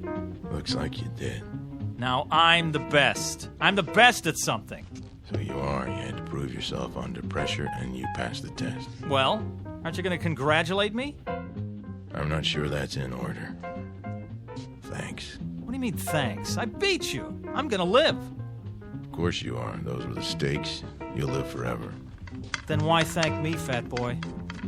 You'll find out when the time comes for you to leave Randolph Street. You're a sore loser, that's all. I beat you fair and square. Yeah. You saw it. I beat the king of the hill, Fats Brown himself. So long, kid. Thanks for the game. Me, Jesse Cardiff. Now I'm the best. And I'm going to stay the best, because nobody's ever going to take it away from me. Not ever. From now on, it's me, Jesse Cardiff. You hear that, world? Jesse Cardiff. Jesse Cardiff. Jesse Cardiff. Jesse Cardiff. Jesse Cardiff. Jesse Cardiff. Jesse Cardiff. Jesse Cardiff. Yeah.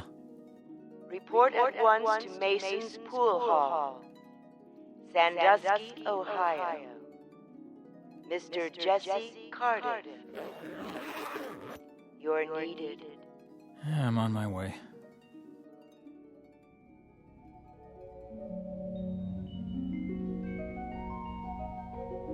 Mr. Jesse Cardiff, who became a legend by beating a man known as Fats. But many years later, after his funeral, he found out that being the best at anything carries with it a special obligation to keep on proving it. Mr. Fats Brown, on the other hand, having relinquished his champion's medal, has gone fishing. These are the ground rules on Earth and in the Twilight Zone.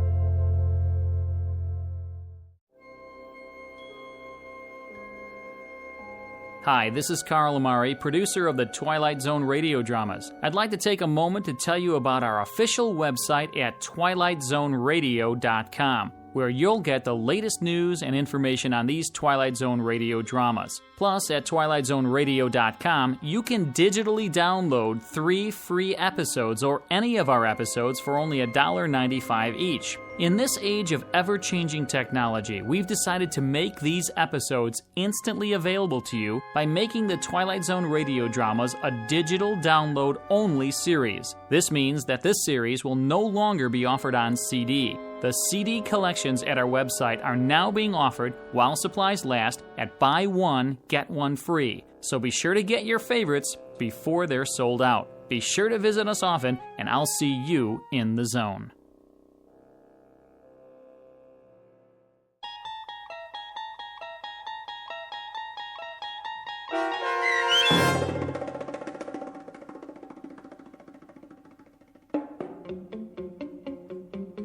A Game of Pool, starring Wade Williams with Stacy Keach as your narrator, was adapted for radio by Dennis Etchison and Joby Cerny, and written for The Twilight Zone by George Clayton Johnson. Heard in the cast were Craig Brawley, Doug James, Roderick Peoples, Sandra Delgado, and Linda Ryder. This copyrighted radio series is produced and directed by Carl Amari for Falcon Picture Group. Sound design and custom Foley effects for The Twilight Zone by Cerny American creatives Bob Benson, Craig Lee, Michael Slaybach, and Matt Sorrow. To learn more about the Twilight Zone radio dramas and to contact us, visit our official website at twilightzoneradio.com.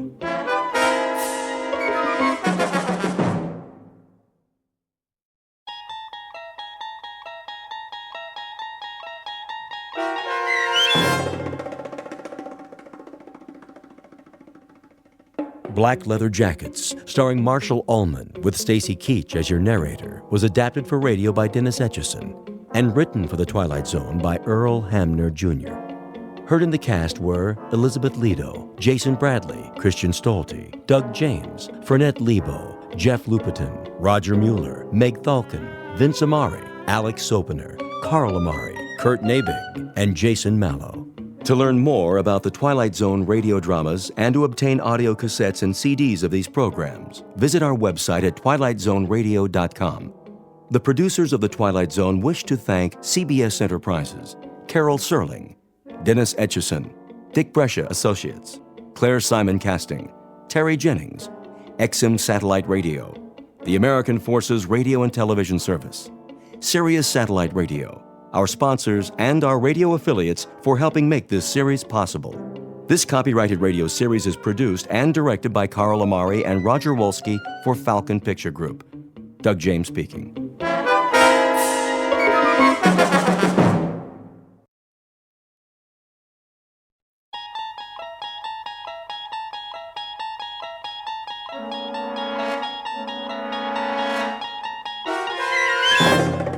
You unlock this door with the key of imagination.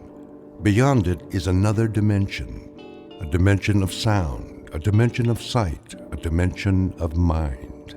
You're moving into a land of both shadow and substance, of things and ideas. You've just crossed over into the Twilight Zone.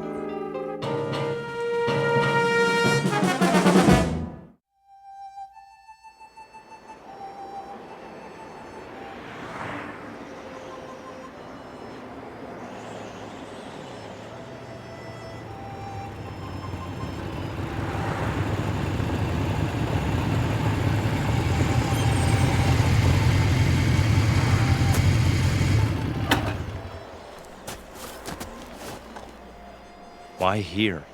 Looks like a good place. For what? Information. They won't know anything. Maybe they will. Hey, Steve's right. Look at all the trucks parked out front. I say we wait till we come to a town. Last sign said 35 miles. Let's go in. This is Nowheresville. That's what we want, Freddy, isn't it? We need to fit in, disappear. If we draw attention... I checked the map. It's mostly small towns. You think they won't notice us? They'll know we're not from... I said, let's go.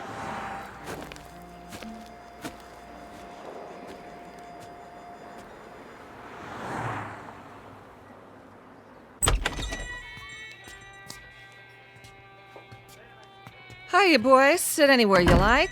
Got some seats at the counter. Thanks. 3 cold ones? Sure. Fine by me. How's your water? That all you want, Blue Eyes? I just wondered how your water supply is. Pure as can be. Down the mountain and over the dam. 1 double shot of H2O coming up. And, 2 long necks. Make it 3. That's more like it, honey. Any, towns around here? You bet. Stay on the highway and you'll hit Fairview. Lots of bikers stop at the motel just inside the city limits. Fairview. Nice place, is it? Oh, it's okay. Kind of quiet. Shops, schools, not much to do. Sounds just right. Yeah? You boys looking to settle down? We might. No kidding. Well, what do you know? Saw your choppers out there. Figured you were just passing through. Hey, they have houses to rent in Fairview? He means pads. Cribs.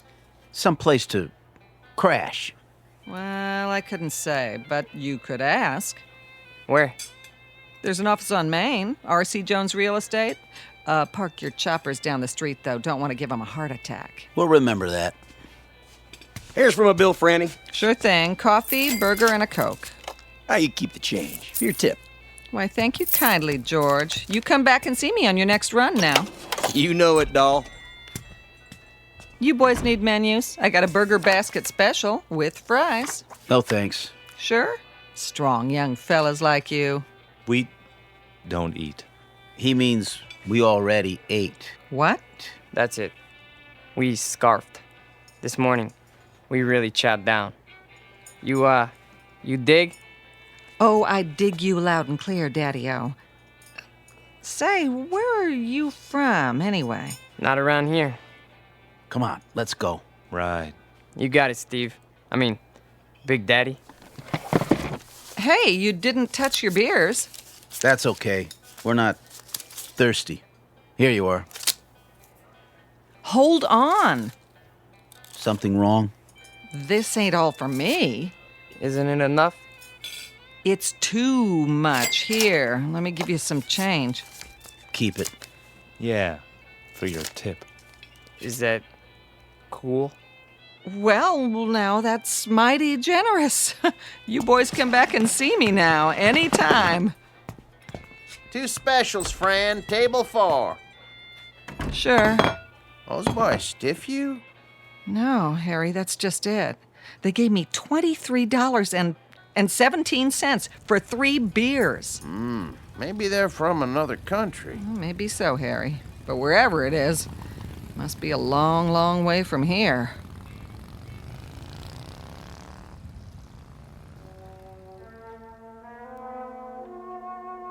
Three strangers on motorcycles dressed in black. We call them Steve and Scott and Fred, though their names aren't important. They look a bit dangerous, but in truth they're just passing through, at least for now. They're on their way to a small town with tree-lined streets and white picket fences. A quiet town in the Midwest. But take a look in the eyes of these young men, and you'll see something deeply mysterious. Because they are most definitely not from around here. The truth is, they have arrived to lead us all into the Twilight Zone.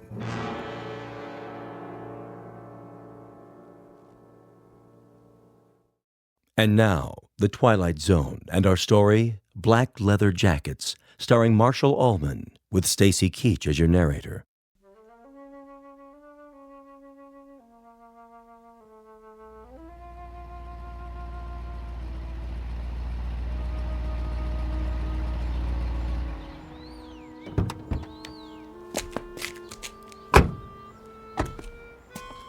Well, this must be the place. Amanda Drive. That's what Jones said. The old Anderson's house. Knock on the door and tell them we're here. I'll open the truck. Don't look like anyone lives here. The for rent sign's still up. That's because they're just moving in. Probably gonna meet us. What if they don't show? Well, we wait an hour, put it in storage, cost them extra. Go on, knock. Okay.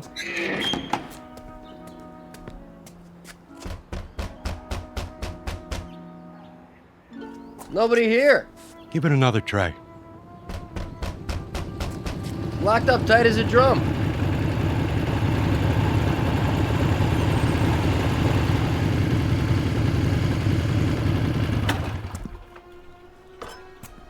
Well, looky here. A couple of creeps messing around our property. You the guys that live here? We ain't the fuzz, that's for sure. Got your stuff in the back. Open the door and we'll move it in. Hey, careful with the big cases. They're fragile. Whatever you say, pal.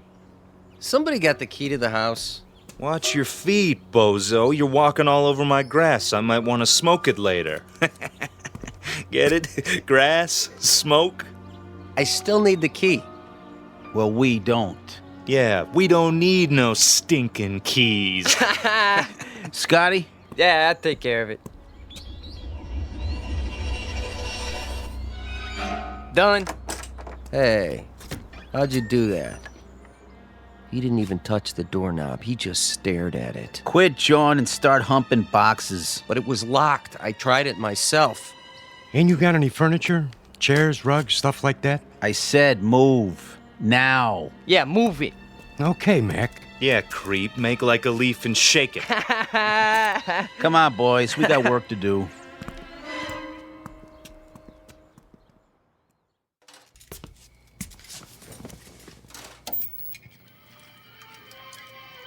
Martha? Yes, dear. Here's that movie you wanted to see. Be right there.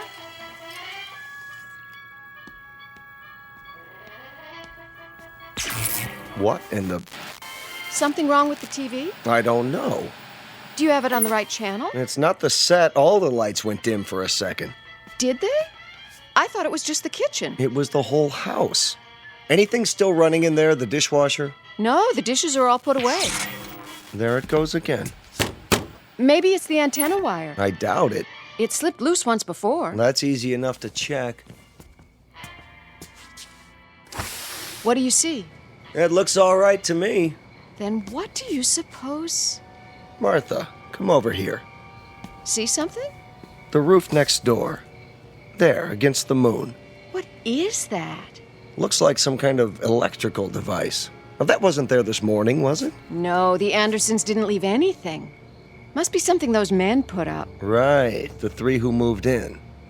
Wouldn't that be just our luck? What? Not only are they motorcycle-riding hoods, they're ham radio operators. Is that bad? You don't know what it does to TV reception. I have a good mind to go over there. Honey, please. Daddy?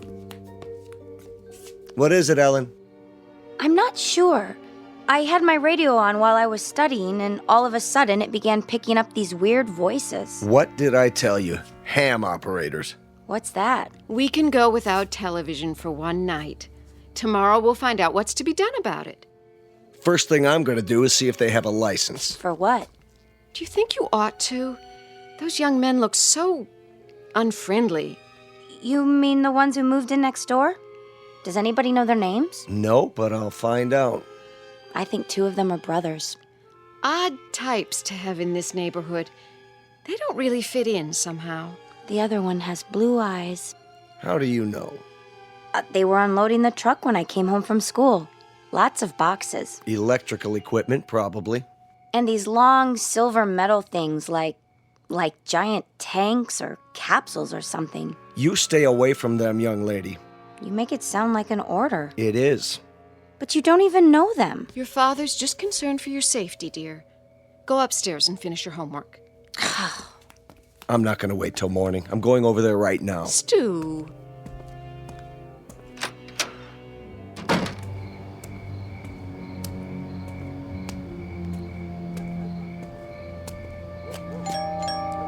Hello? Anybody here? Yeah? What's it to you? Hello there. I'm Stu Tillman from next door. No kidding. Been having a little trouble with my electricity, flickering off and on. You boys wouldn't be ham radio operators by any chance, would you? What's so funny? Big Daddy here wants to know what's so funny. Yeah, ain't that a crack-up? Who are you boys, anyway? We're monsters, Daddy-o. What's that supposed to mean? Yeah, we got a lease on the place. That okay with you? Where did you come from? From outer space. Woo! Take us to your leader. All right. Now listen. I don't have to stand here and listen. Hey, watch your step, Daddy-o. It's pretty dark in here. Hey. Yeah, you might trip and fall. Yeah, you might trip and fall What and are you hit your doing? head. What are you doing? Hey, you better keep it cool, mister. Or he'll disintegrate you with his ray gun. Take your hands off of me. Ah, look at him go. Stop it. Hey, this cat can really dance. A real cool cat. Yeah, move it. I said let go of me. Go, Daddy, go. Not to worry. Spaceman won't hurt Earth creature. Earth creature. Crazy man. Real crazy. All right. I'm calling the police, then I'm calling my lawyer. No, you're not. That would be uncool. Definitely. Just you watch. You're some kind of hoodlums. Cool it. The police probably have warrants for your arrest. They'll be very interested to know where you are. I told you to cool it. Stay away from me. Look in my eyes. You're gonna be plenty sorry for this. Just wait till I... Forget it. What? Forget everything. There. Feel better now? Yes. Better.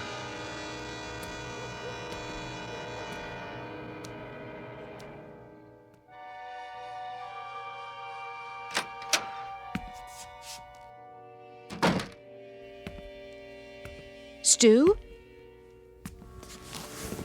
Stu, I was worried. Did something happen?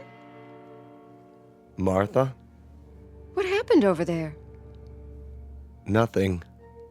Nothing at all. Those men next door, did they do something to you? No. But you were going to talk to them about the television interference. Oh, that. Well, did you find out anything? It's not them. They're nice boys. 3 very nice boys. Definitely.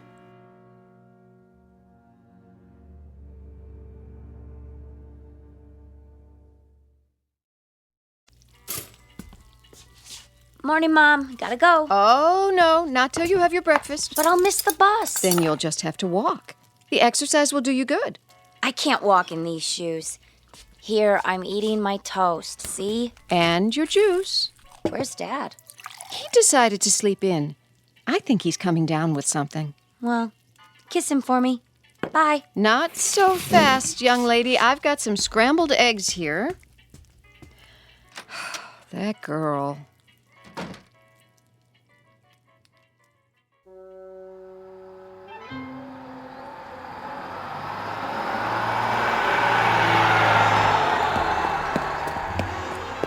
Hey, wait for me!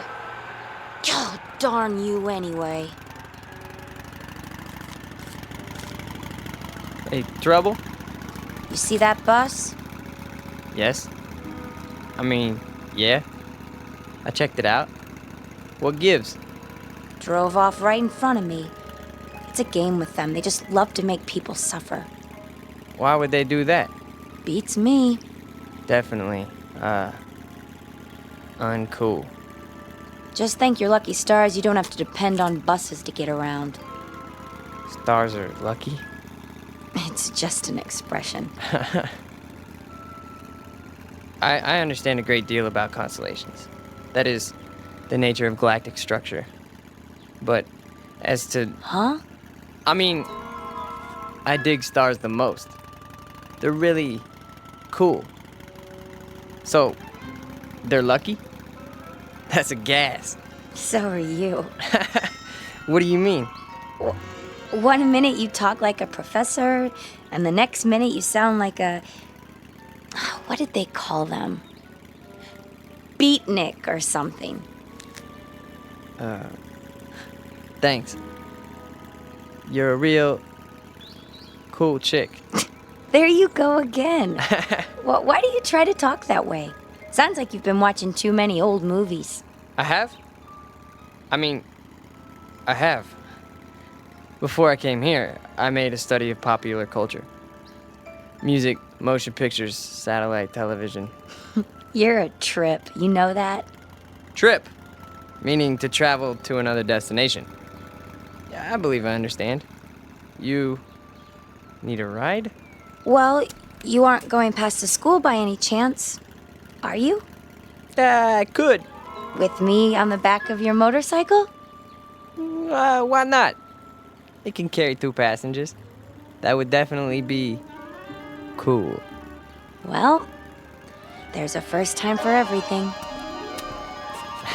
Come on, little lady. Hold tight. Tightly, I mean. Uptight. Out of sight. Here we go. Just look at that. What is it? She's on the back of his motorcycle, our daughter. Come away from the window. I told her to keep away from them. She missed her bus and he offered her a ride, Stu. I'm sure that's all there is to it. I could have given her a ride. But you're not a handsome young man in a leather jacket, dear.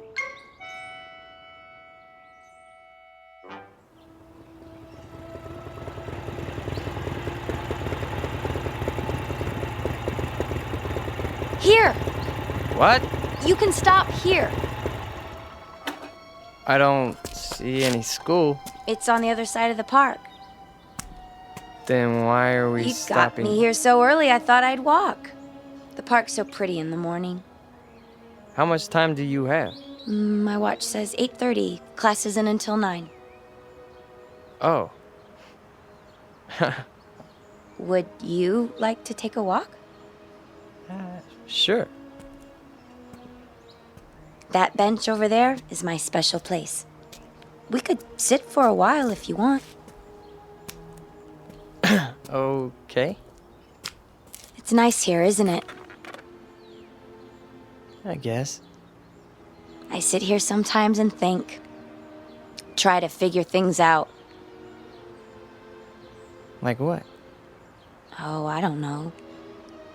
For one thing, did you know you've lived next door to me for over a month and you've never even said hello?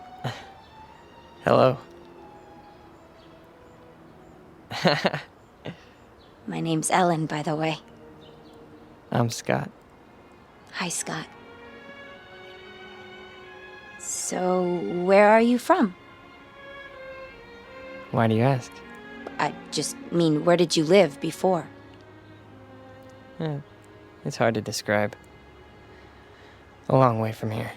What city? I doubt that you've ever heard of it. Could be. Geography is one of my worst subjects. Did you graduate already? Graduate? Have you finished school? Yes. 10 years ago. 10 years? You're not that old. I'm older than you think. My people don't show their age. My family's the same way. My grandmother lived to be 90, and you'd have taken her for 60 right up to the day she died. That's beautiful. It is, isn't it? She was such a sweet, happy person. Not that. I mean, your hair. My hair? The way the sun's shining through it. I've never seen anything so beautiful. Now you're putting me on. Putting on? Teasing me? Don't you know that? What old movies have you been watching? I don't know. I like the wild one. It's our favorite. Never heard of that one. May I touch it? Your hair. It's like gold. Thank you. I'd better be getting to school. Already? It's getting late. No, it's not. How do you know? Look at your watch. You're right. It says it's still 8:30. How can that be? Has it stopped? No. See? Time is relative. It can slow down or even stand still. It can? Hey, take the long way. So we can talk some more. All right. Tell me more about yourself. Okay? But only if you walk on this side of me. Why? So I could see the sun shining through your hair.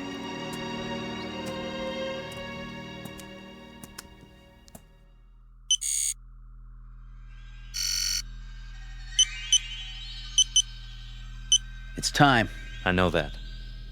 Where is he? He got delayed. He'll be here. I'm not interested in excuses. Neither is the controller. We could try to pick up his image with the eye.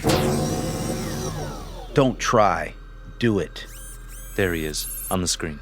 Looks like he's walking in a park with a human female. Has he no sense of time? What do we do? Proceed without him. We can't. The controller told us. It's my responsibility. I'll make the decision. Sir. Reporting in, sir. Be at ease. Where's your brother? We can no longer trust him. What has he done? He's formed an attachment for one of the beings here. What sort of attachment?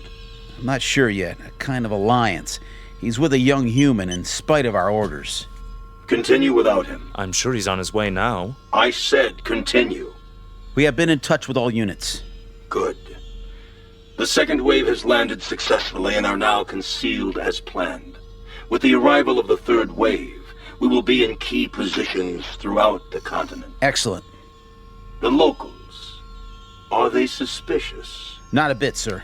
They're a stupid race, exactly as our research told us. An inferior breed given to hatred, cruelty, making war, and killing one another because of greed. The universe can well do without them. You will receive your instructions for the final move in a few Earth days. Very well, sir. I'll tell brother as soon as he gets here. No time for that. We have to bring him in, now.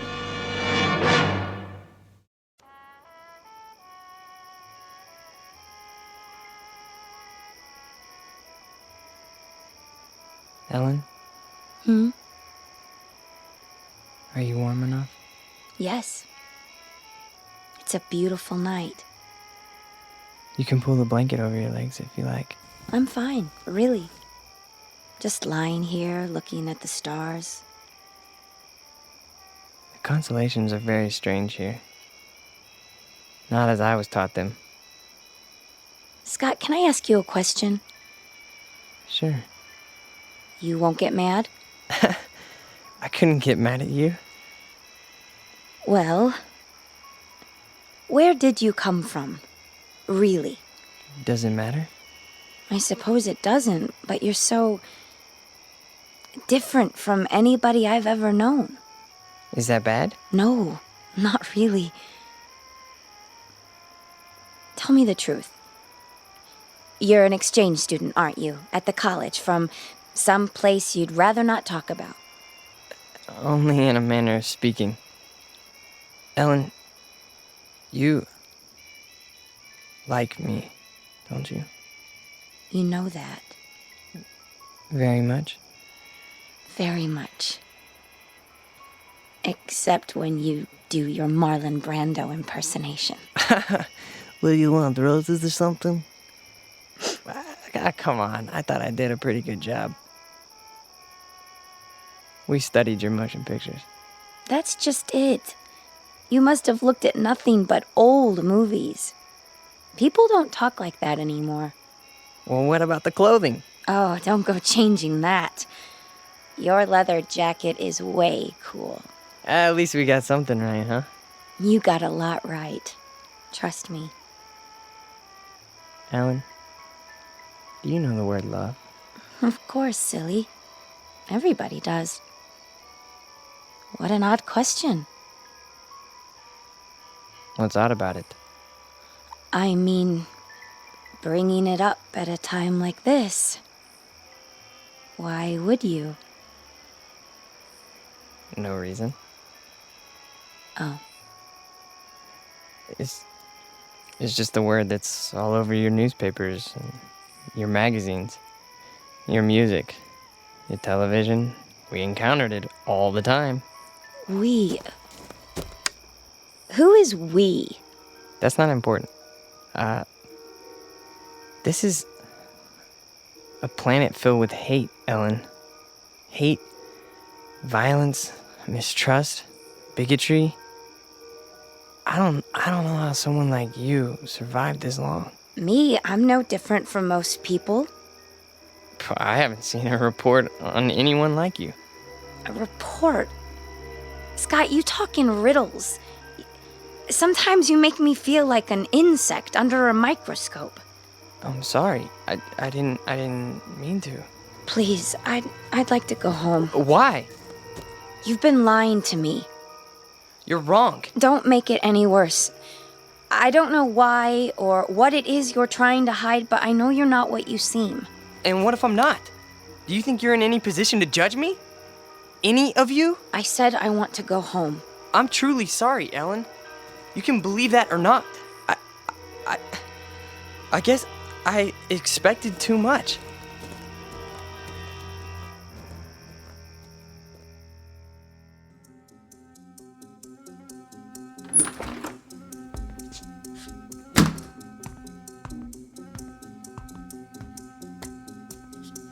Where have you been? I told you, I was riding around. Every day for the last 5 or 6 days? Yesterday when I sent you to the ship for food? Or last night when you were supposed to be on guard?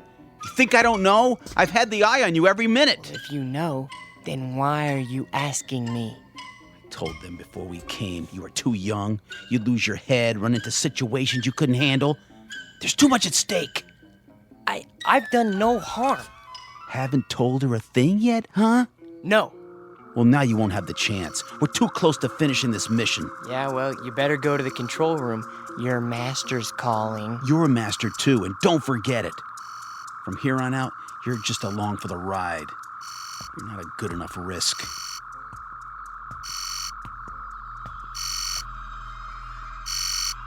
The controller. I heard. Report. Bacteria Unit 59 reporting in. The test has been an unqualified success. Good. Unit 70 through 100 have reported the same result. What is your time estimate? 30 minutes to the reservoir. Approximately 24 hours for the bacteria to multiply to saturation. How soon before you see results? Within 30 hours, we should witness 50% fatalities. I estimate a total of 48 hours before total extermination.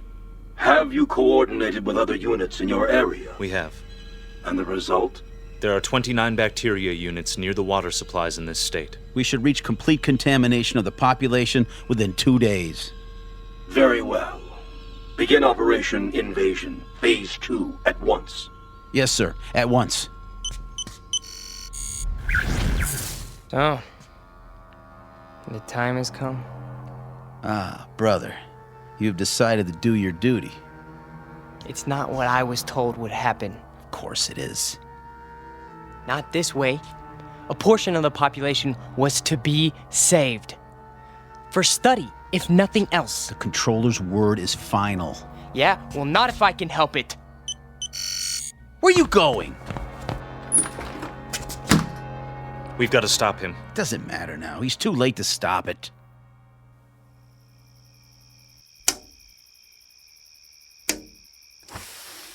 Who's down there? Come down. Now? I've got to talk to you.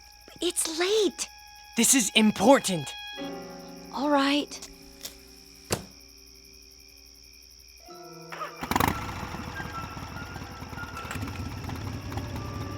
Brother!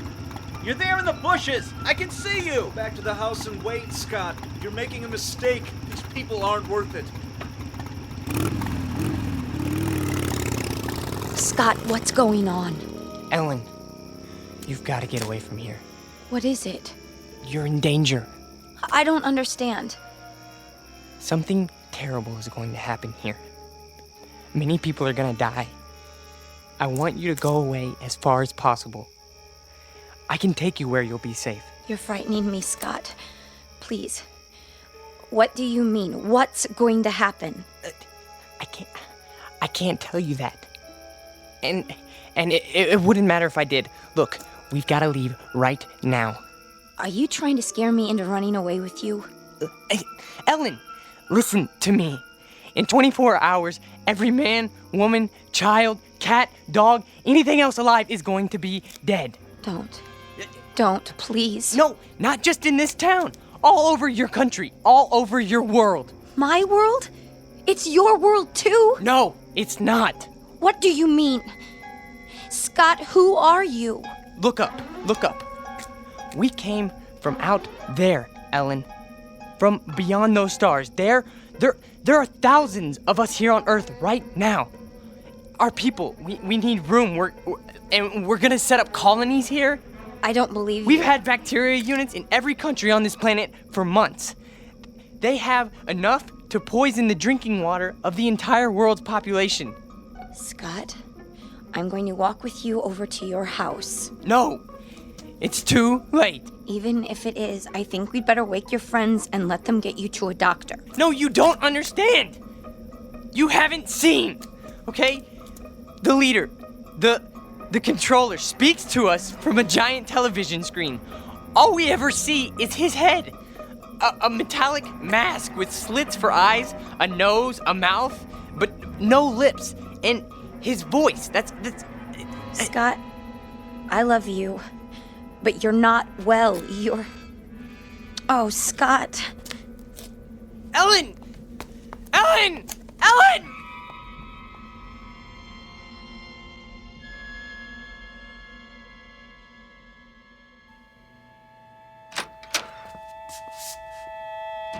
All right, Ellen, what's this all about? Oh, Daddy, I don't know what to do.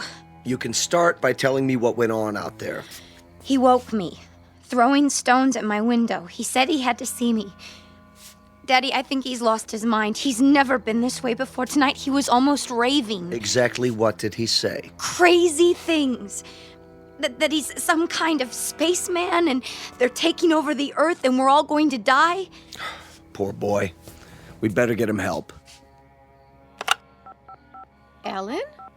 Why aren't you in bed? Stu? Hold it. I'll explain everything. Sheriff's Station? Deputy Harper? Let me speak to the sheriff, please. Sheriff Farley's on vacation. Sir, can I help you? My name is Stuart Tillman. I live at 11575 Amanda Drive. Yes, Mr. Tillman. There's a mentally disturbed boy living next door. Is that right? And before he does any harm to himself or anyone else, I think he ought to be picked up. Honey, what's happened? Oh, Mother. There now. What makes you think he's mentally disturbed? He's been scaring my daughter with some kind of man from Mars story. Claims he's part of an invasion force that's going to take over the world or some such nonsense. All right, Mr. Tillman, let's you stay right where you are. We'll take it from here. In fact, I know exactly what to do. Definitely. Hey, Ritz? Yeah? Yeah, we got control on Amanda Drive. Sure do. We'll be right there, Mr. Tillman. Thank you. Are the police coming? Yes, in a few minutes. That's good. Now, will somebody please tell me what's wrong? Sure, in a minute. Only what? I wonder what he meant by control.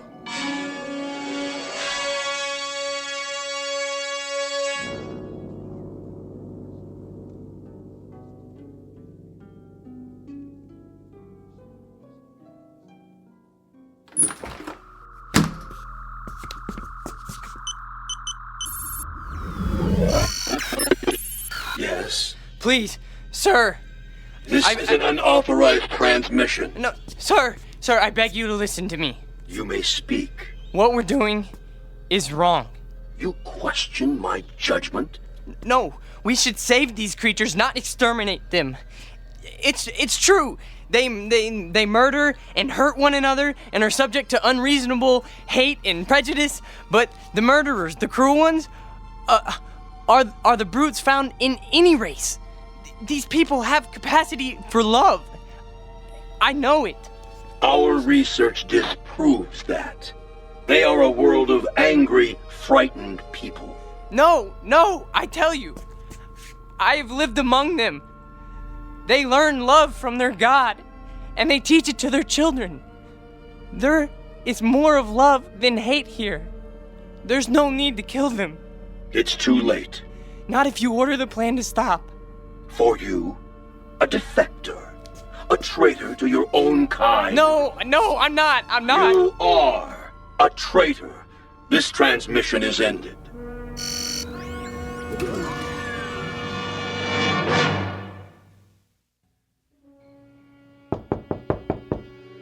Here they are now. Are you sure this is necessary? Yes. Please, Daddy, tell them not to hurt him. Mr. Tillman? No, I'm Deputy Sheriff Harper. This is Deputy Miller. Evening, sir. Come in, please. Now, what about this neighbor boy?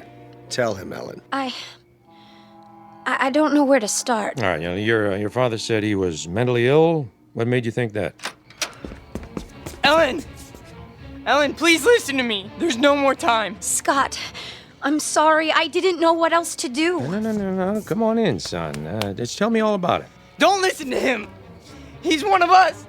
He's part of the advanced units. Now, come on, calm down. What kind of unit was that? No, get out, Ellen. Run as fast as you can. It's too late for me. It's coming. It's almost here. Oh, Scott, you're only making it worse. Who are they? What have you done? Now, they told me you were ill, son, so I took the necessary precautions. These men are from the hospital. Now, just stand right there. Stay away from me! We're gonna put this around you so you don't hurt yourself. Don't touch me! No, not a straitjacket. It's for his own good. Got him. Get us leather jacket off first. Get it Easy off. now, boy. No! Oh, don't fight it, son. That'll only make it more difficult. No! You don't understand. I'm begging you. Listen to me, please. No. Please, no. You'll see that he gets help. Don't worry, folks. We'll take good care of him. And someday, I'm sure he'll thank you. You have a good evening now. They left his leather jacket. Can I keep it for him until he gets out?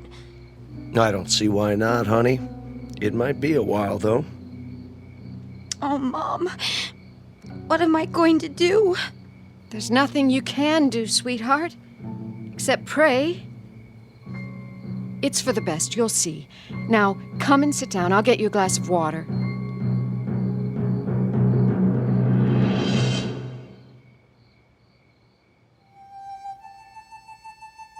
Portrait of an American family on the eve of an invasion from outer space. Of course, we know it's only fiction. And yet, you might think twice when you drink your next glass of water. Be sure it's 100% pure and not imported directly from the Twilight Zone. We'll return to the Twilight Zone in just a moment. You are about to enter another dimension. A dimension not only of sight and sound, but of mind. A journey into a wondrous land of imagination. Next stop, the Twilight Zone. Hi, this is Stacy Keach. I'd like to take a moment to tell you about our Twilight Zone website at twilightzoneradio.com. At twilightzoneradio.com, you'll find the latest information on these Twilight Zone radio dramas, including behind-the-scenes photographs, plus the newest product releases, trivia contests, ways to contact us, other Twilight Zone-related info and merchandise, plus links to other fascinating websites. So make your next stop twilightzoneradio.com. Visit twilightzoneradio.com to purchase these Twilight Zone radio dramas on cassette and CD, or call toll-free 1-866-989-ZONE. That's 1-866-989-9663.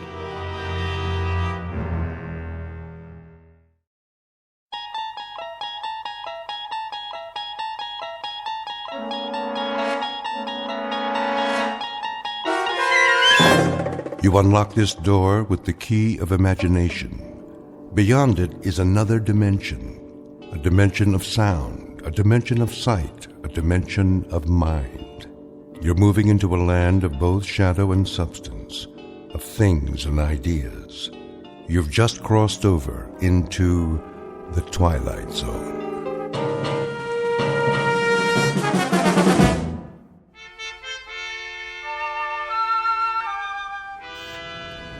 Boss?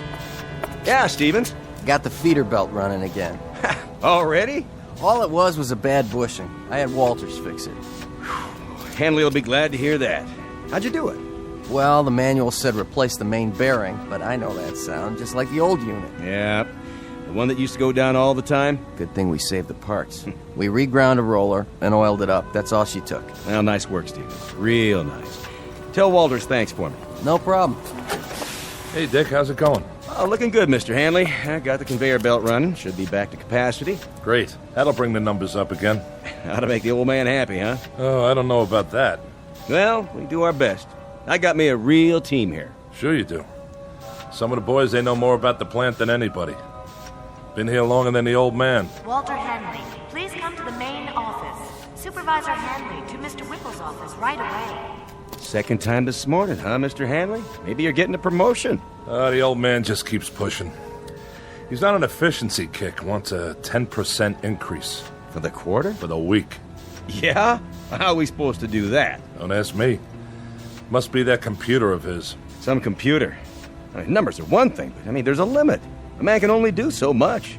I'll tell Whipple you said so. Now, don't do me any favors. I got one more year to go, and then it's pension time. You? You'll never retire, Bob. You want to bet? I got a date with some big-mouth bass waiting right up at the lake. I can hear him calling. That's not fish. That's the old man. Telling you to whip your boys like government mules. Well, then you can tell him this. You tell him to come down on the floor and work a shift sometime. He'll find out what it's like. We're not machines. I know you're not, and I'm glad of it. You're doing great, Bob. Try to squeeze out another 5% if you can. That ought to keep him happy for a while. And tell the boys I appreciate the good work. From all of them.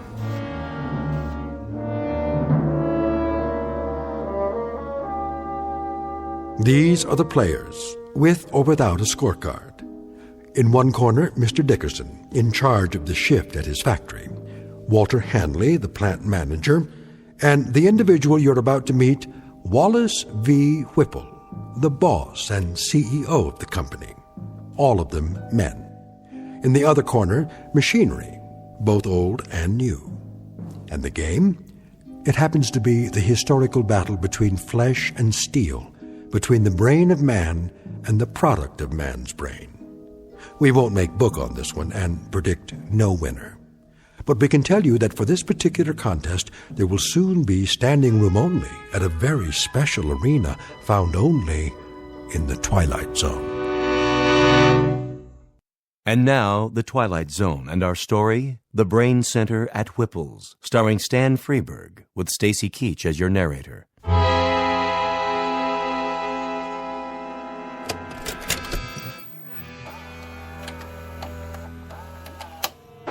Greetings to our happy family of shareholders from the Whipple Manufacturing Corporation. This year, we are proud to bring you the story of your company's progress by means of this special video produced by yours truly, Wallace V. Whipple. And I can assure you, family members, that what you're about to view represents a stunning, exciting new direction. But first, let's visit our main plant here in the Midwest, where our employees are busy manufacturing pipe fittings, automatic temperature control devices, and the various accoutrements of our product line.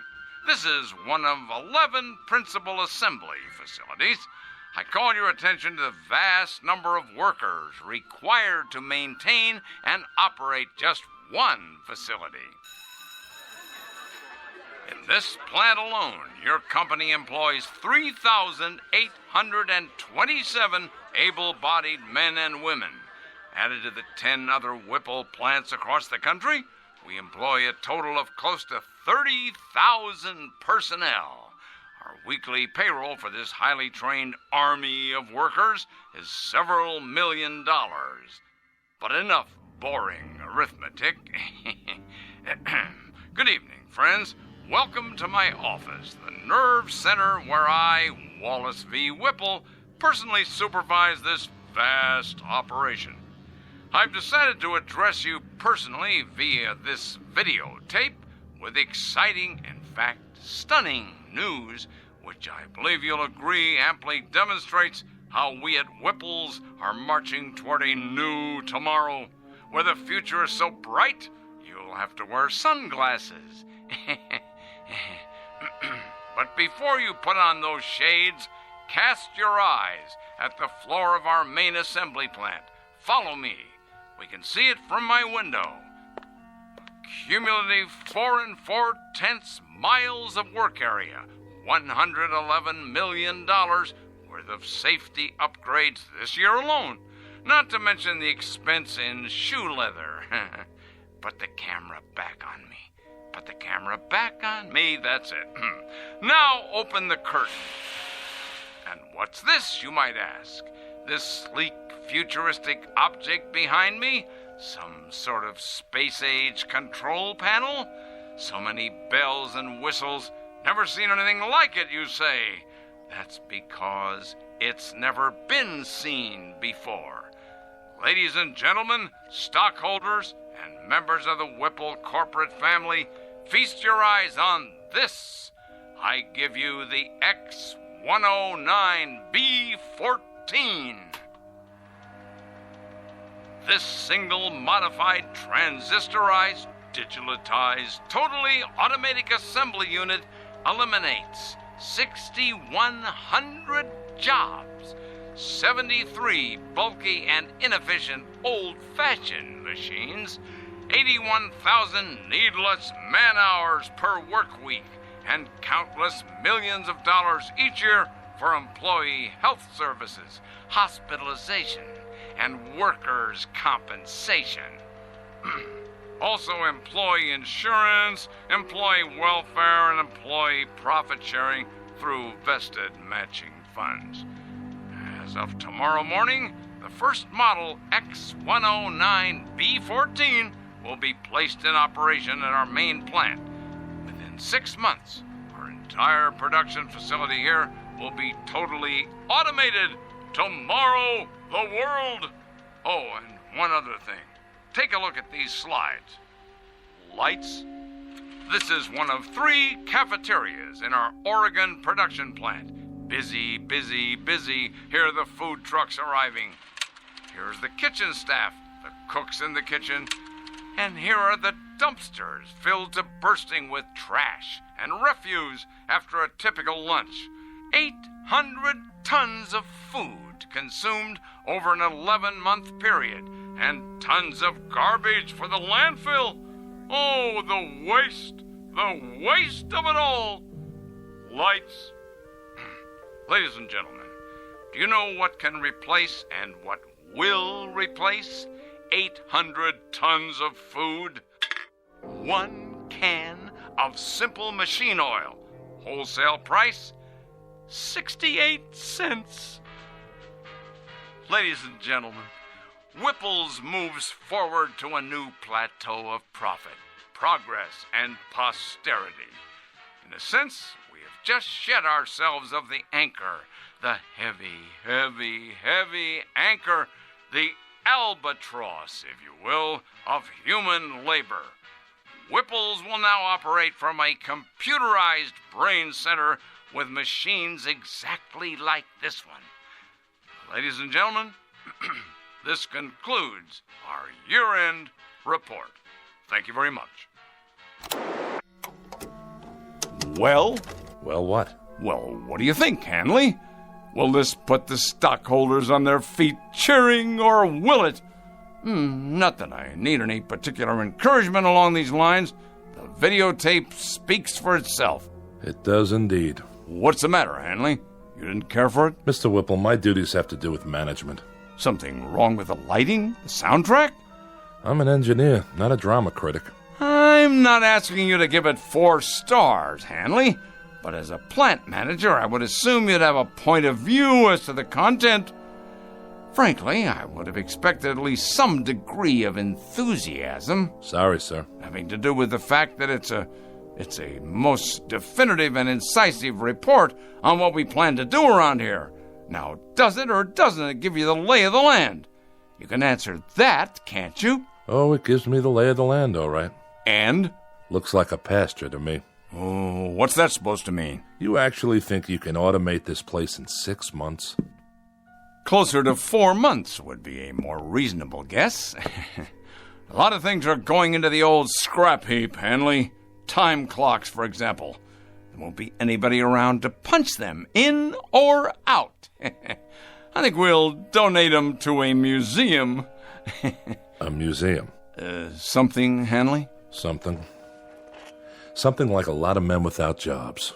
That, unfortunately, is progress, Mr. Hanley. Now, you're a pretty solid man when it comes to quality control and assembly line planning, but when it comes to the aforementioned progress, you're a foot dragger. But not my little sweetheart here. X10, you and I are going to see a great deal of one another. Indeed we are. Indeed, indeed, indeed we are. Yes? The technicians are here, Mr. Whipple. Already? You said right away, sir. I know I did. All right, send them in. I'll be sorry to say goodbye to my dear little X10. Where's it going? Just downstairs on the main floor. Once we clear out the walkways and workstations, she'll fit right in, all by herself, at the heart of everything. The heart, huh? The very center of production. In control of it all. That's right. Like the Aztecs. What? The Aztecs, down in Mexico. I read about it. They built statues to their gods. They sacrificed their people to them and cut out their hearts. And when there were no more people, that's all that was left, the statues, with no one to worship them anymore. Come in. We're here to move the unit, Mr. Whipple. How are you going to get it down there? Same way we got it up, on the freight elevator. We'll have to disassemble it in sections, I guess. Yes, well, we'll be careful. That baby is the future of this company. Yeah. Treat it like a god. You know what your trouble is, Hanley? You're holding on to the 20th century so tightly, your knuckles are white. And what century are you holding on to? The 19th? The 21st. To live in this new world, we need to jettison old baggage. Throw off the dead weight. And that includes the wholesale firing of 20 and 30-year men? Without regrets? Regrets, indeed.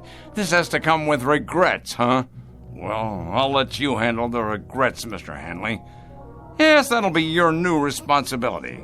Make a little sign for your desk.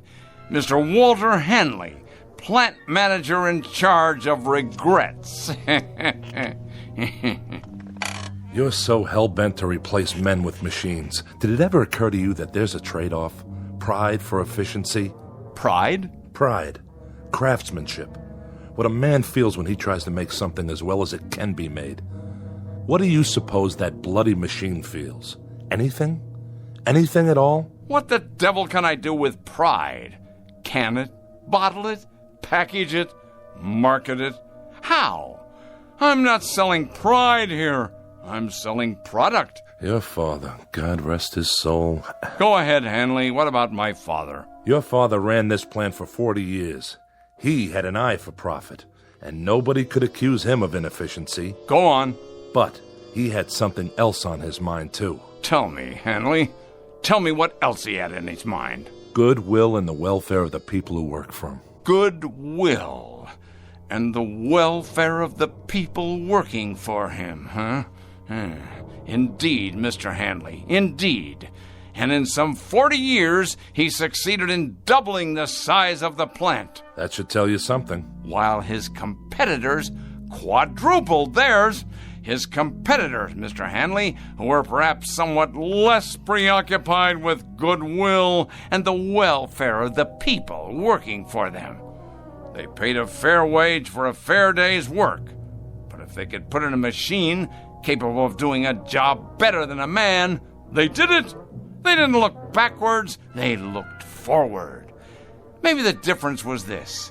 They didn't have plant managers who succumbed to crying jags every time a pink slip got pinned to a time clock. I'm not crying. Good. You asked for my opinion, I'm giving it to you, that's all. Then we can begin. The foreman of the day shift, let's see, I believe his name is... Dickerson. That's it. I will now engage in some of that heart-filled compassion you value so highly. I will give Mr. Dickerson and his shift not 30 or 60 or even 90 days, but a full 4 months' notice. I put it to you, Mr. Hanley, what could be more compassionate than that? You make it sound like you're doing them a favor. Be good enough to send Mr. Dickerson in here, would you? Hold his hand, if you like. Pat his head, dry his tears, but get him in here.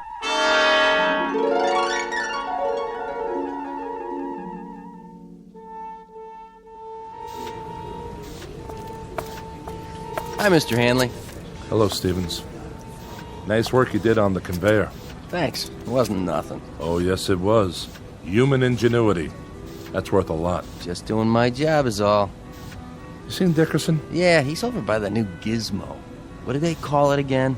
The X109B14. Some handle. What's it for, anyway? It's a mechanical brain. What? With a lot of fancy electronics in it.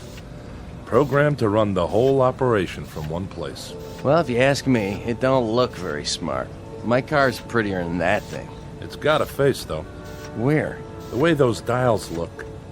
They could be eyes. Oh, come on. I'm serious.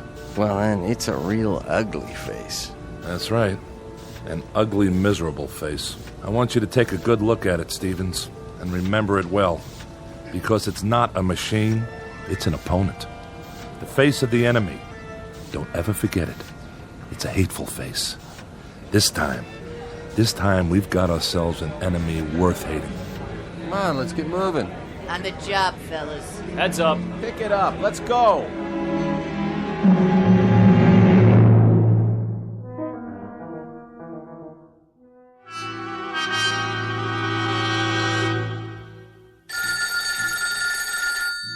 Yes.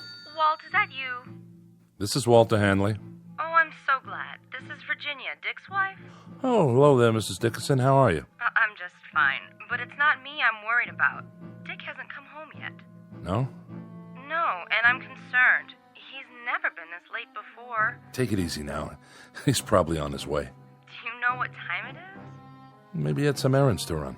He didn't work late then. No, he got off same as always. Listen, Virginia, don't you fret now. He hasn't even called. I'm worried sick. Well, don't be.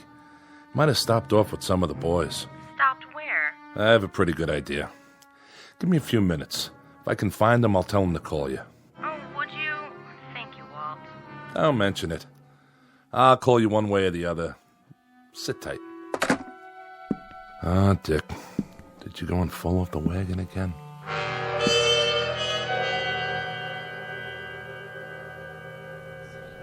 Hey, bartender. Yeah, Dick? Send me up another one. Oh, I don't know. You've been hitting them pretty hard. Just one more. It's getting awful late. It should have closed a half an hour ago. Why don't you go home and sleep it off? You know what these are? Pair of hands? Sure. Pair of hands. My hands. You know what else they are? I think you're gonna tell me. They're obsolete. They're off the market now. They're like little wooden wagons trying to roll down the freeway. Flesh, bone, muscle, nerves. But that doesn't cut the mustard anymore. I'm gonna tell you something else. Well, whatever it is, make it short. I gotta wash up everything and count the till. There isn't a machine made yet that can beat a man. Not a one. I'm not arguing with you, am I? I'll just go over there right now and prove it. I'm going to take Whipple's new machine, and I'm going to turn it into nuts and bolts. Easy, easy. Just you watch. And if that slob of a watchman gets in my way with his big old keychain, I'll strangle him with it.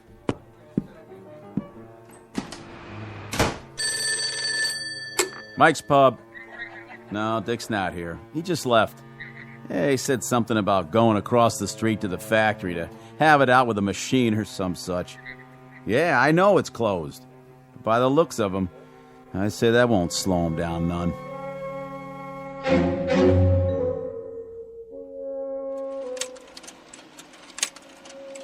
Sorry to make you stay so late, Marianne. Well, that's all right, Mr. Whipple. But take a look at these slides.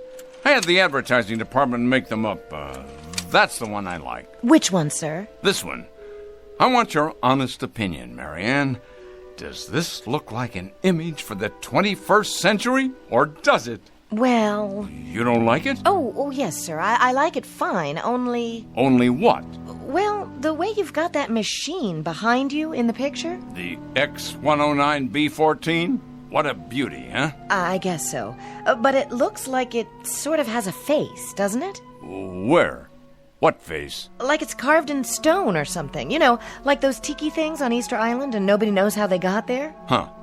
I don't see that. Done in metal, of course, but with those two big dials, they could be the eyes. And the slot in front where the paper comes out, that's the mouth. Oh, yes. And the way it's behind you like that, it could be, well, your shadow or x-ray or something. It should be just you, sir, being so handsome and all. I see what you mean. Without the X-109B14, however... Oh, do you want me to get that? WVW here. Who is this? Yes, what is it? Where? Well, you're supposed to be the watchman, Scott. Were you asleep or something? He's got a what? Well, why didn't you shoot? Yes, I know who he is. Never mind, I'll go out and look for him. But you better haul your duff over here in a hurry in case he shows up. Trouble, Mr. Whipple? Not really. Some drunk barged his way into the factory.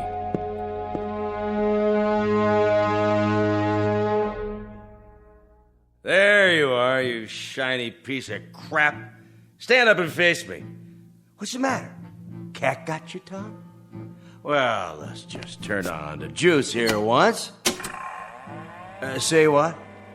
Speak up, Frankenstein. I can't hear you. Dickerson. Well, what do you know?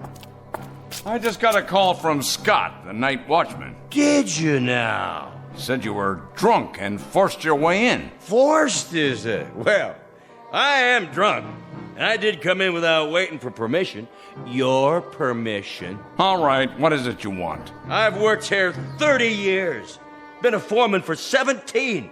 In my book, that gives me some rights, Mr. Whipple. You've got the wrong book, Dickerson. Mine reads as follows. You're drunk, disorderly, and guilty of trespassing. I got here as fast as I could, sir. Scott, if this man isn't out of here in 1 minute, you're to have him arrested. I'll escort him out. Come on now, Dick. Arrested, I said. The man is armed. Guilty on all counts. Of course, it's only a crowbar. But if a man knows how to use it right, it could do enough damage. Okay, give it to me now. You don't want to make any trouble. Stand back. Tell me something, Whipple. I don't have to tell you anything. When you're dead and buried, who do you get for mourners? Who cries for you? This blind steel thing without a heart? Careful now, Dickerson. It's just a machine. You said so yourself. A very expensive machine. You wouldn't want to damage it, would you? Oh, no. Why would a man want to do that?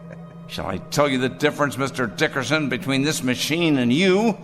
It costs a few cents an hour for electrical current.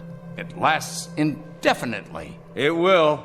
If there's people around to fix it. It gets no wrinkles, no arthritis, no hardening of the arteries.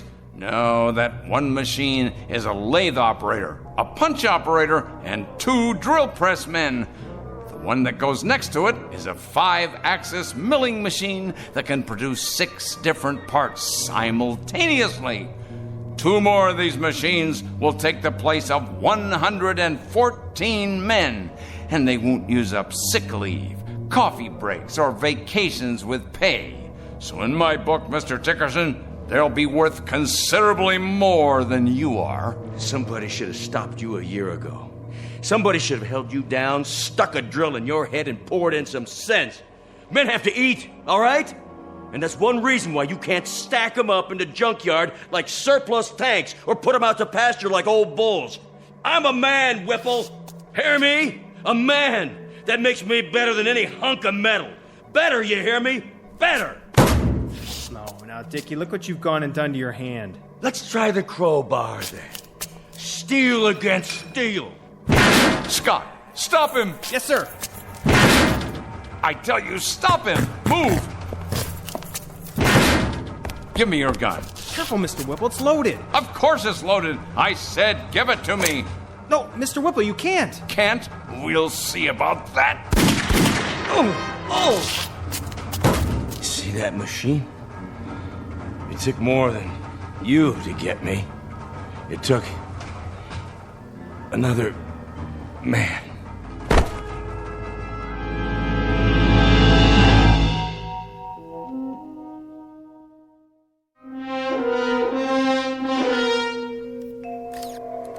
I can't get the specs up. She's barely reading. Try a new motherboard.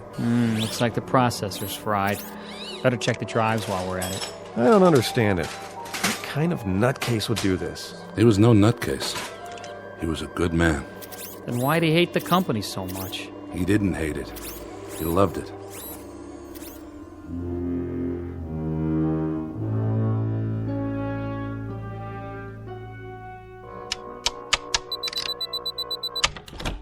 Oh, hello, Hanley. I've been expecting you.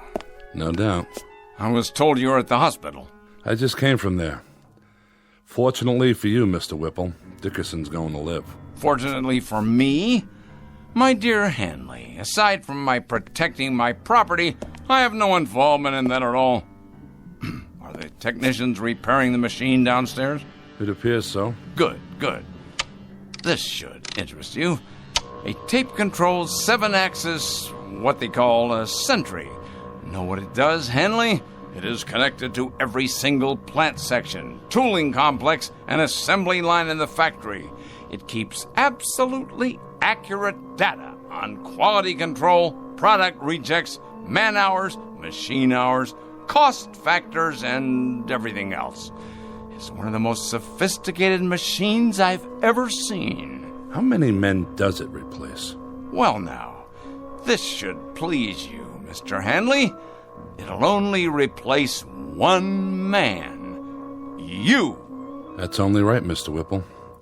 Since the point of my coming here tonight was to give you notice. I suspected as much. You're a practical man, Hanley. An industrial team has to be compatible.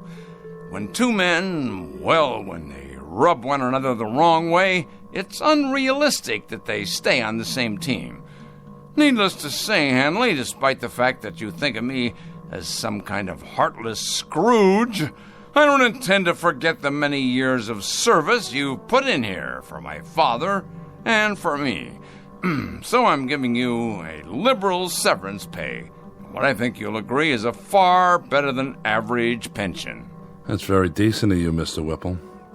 And I'd like to give you something in return, if you don't mind. And that is... you struck me. That was for you, Mr. Whipple. Directly from me.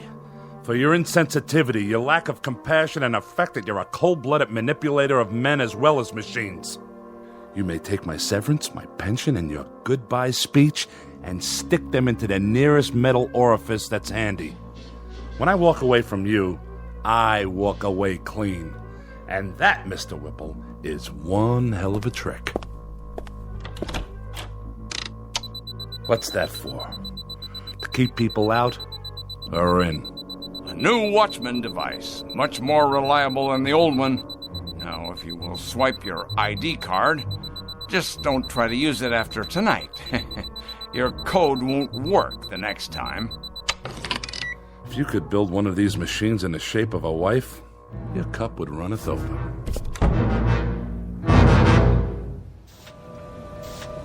Hey, Stevens. Yeah, Wilson? When's lunch? Same as always, 12:30. Well, I was just wondering, are we going to take an extra break today?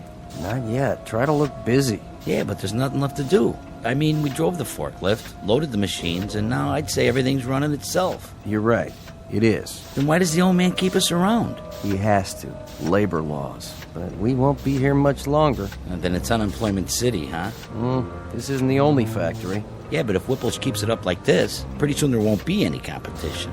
Monorail crane, 4th floor. Crane in position. It's like those machines are talking to each other. They have to talk to each other. Nobody else would listen, except maybe Whipple. Strip stacks picked up by monorail cranes. Activate conveyors. Monorail crane fully operational. Strip stacks delivered. Reposition for next load. Sounds fine, X1, oh? Come in here, would you, Marianne? I'd like to show you some slides of the new ad campaign. Your secretary no longer works here, Mr. Whipple. She has been replaced by a high-capacity module of the X10 series. Oh, yes, of course. Put me on the PA system. Right away, sir. Technician to brain control. Immediately, please. Yes, Mr. Whipple? Run a control check for me, would you? I've already done that, sir, 2 hours ago, and if you recall, I did it right after you came in this morning as well. Did you ever hear of preventive maintenance? That's my job, Mr. Whipple, but what you're asking me isn't maintenance, and it's not preventing a thing. Isn't it indeed? And I presume you know what this plant needs better than I do? Well, I know that running equipment checks 10 times a day is a waste of effort, sir. It's getting to be a kind of an idiotic ritual around here. You realize, of course, you realize that your presence here is for the moment a necessity. I stress the words "for the moment." Case in point, young man, case in point. Watch this. Take a letter, X10. Dear sirs, yours of the 14th, received and acknowledged. The quick brown fox jumped over the etc., etc., etc. Now, print, please. See that? A perfect letter. Without error, without corrections. Typed as of the moment of its conception, using voice recognition technology. Am I getting through to you? I presume you mean to demonstrate that secretaries are obsolete now? Precisely. Obsolete. And what does this mean? It means no more powder rooms, no more coffee breaks, no more work stoppages because of inconveniences like maternity leave. Inconveniences like maternity? You'll forgive me, Mr. Whipple, but if this sort of thing keeps up, we're going to have perfect products, but mighty few people to buy them. This, happily enough, is not my concern. Efficiency is my only goal. You looked around this place lately? The cafeteria, for example? It's just like a cave. Not a soul in there, just vending machines and music coming out of a loudspeaker. You walk around the parking lot, it's a desert. There's no people, no cars. This place has everything in the way of convenience now, but you know what it lacks? Enlighten me, if you will. Voices, laughter, just whatever it is that people feel for other people. That's what it lacks. This is a lousy place to work in, Mr. Whipple. Then shall I spare you the inconvenience of suffering it any further? You're fired. I've been expecting that. As a matter of fact, I've been wanting it. I can't work here anymore. It's too darn lonely. Pick up your check at the front office. Yeah, just one more thing, Mr. Whipple. I think it wouldn't be a bad idea if you got an equipment check on yourself. Equipment check on myself? Huh, what rot. X10, let's have some music. Something to calm the nerves. There, that's better. Monorail crane on schedule. Paint sprayers functioning at capacity. I know. You're doing your job, X10, so do it. I don't need to hear that now. Reverse monorail. Reinsert paint sprayers. I'm trying to listen to some music. Do you mind? Strip stacks in line. Conveyors loading. I said that'll do. Strip stacks in line. Conveyors loading. Strip Stop that. in line. I'm in charge here. Loading. This is Wallace V. Whipple speaking. I command you to stop. That's an order. Well then, I'll make you listen. Shut down. I tell you, shut down. Now. This is my company. Mine. Correction. This company is now run by the X10B14 Modified Command Center. Oh, no, you don't. I installed you, and I can uninstall you. You'll answer to me. Me, I tell you.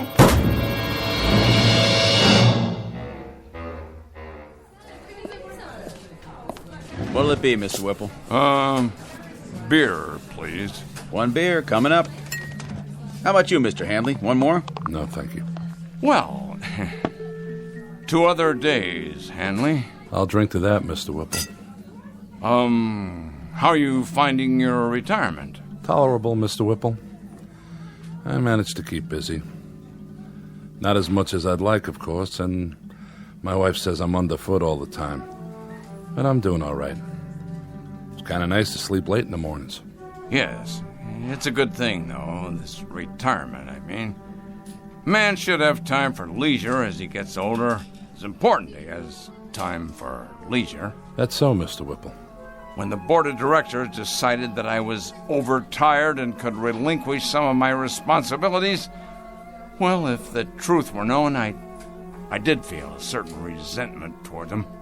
But actually, they were quite right, quite right. You don't have to explain. No, I want to. With the perspective of time, I've begun to realize that when they moved me out of there, it was nothing personal. Of course, I'm not married, and, well, it's somewhat dull for me at times. Oh, I manage to keep busy, but there are times that I wish they really had no right, no right at all. They chuck a man out in his prime like he was some kind of machine part. Said I was neurotic. Said being with the machines like that all by myself had warped me. That was the expression they used. Warped. Like a piece of metal. Well, really, Hanley, it isn't fair. It isn't fair at all. A man has worth. A man has value. And they just snap their fingers and bring in a replacement. It really isn't fair, Hanley. It isn't fair at all. The way they diminish us. But he'll find out. My replacement, whoever he is, he'll find out soon enough.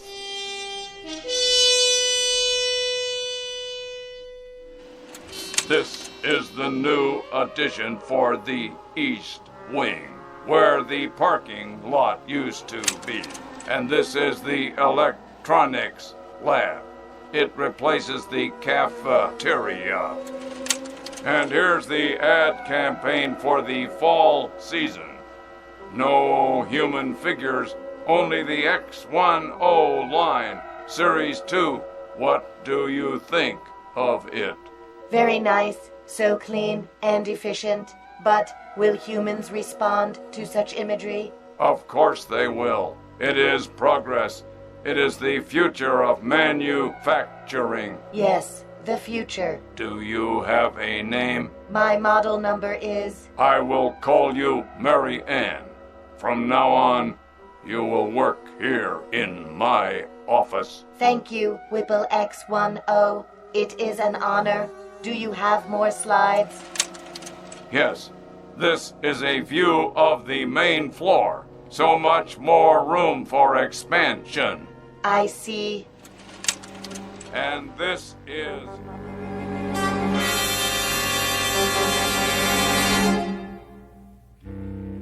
There are many bromides applicable here. Too much of a good thing, tiger by the tail. As you sow, so shall you reap.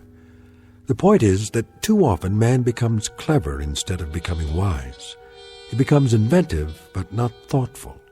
And sometimes, as in the case of Mr. Whipple, he can create himself right out of existence.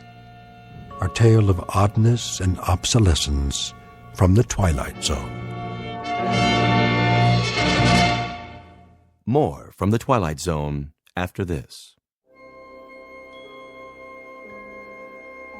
Hi, this is Carl Amari, producer of the Twilight Zone Radio Dramas. I'd like to take a moment to tell you about our official website at twilightzoneradio.com, where you'll get the latest news and information on these Twilight Zone Radio dramas. Plus, at twilightzoneradio.com, you can digitally download 3 free episodes or any of our episodes for only $1.95 each. In this age of ever-changing technology, we've decided to make these episodes instantly available to you by making the Twilight Zone Radio Dramas a digital download-only series. This means that this series will no longer be offered on CD. The CD collections at our website are now being offered, while supplies last, at buy one, get one free. So be sure to get your favorites before they're sold out. Be sure to visit us often, and I'll see you in the zone.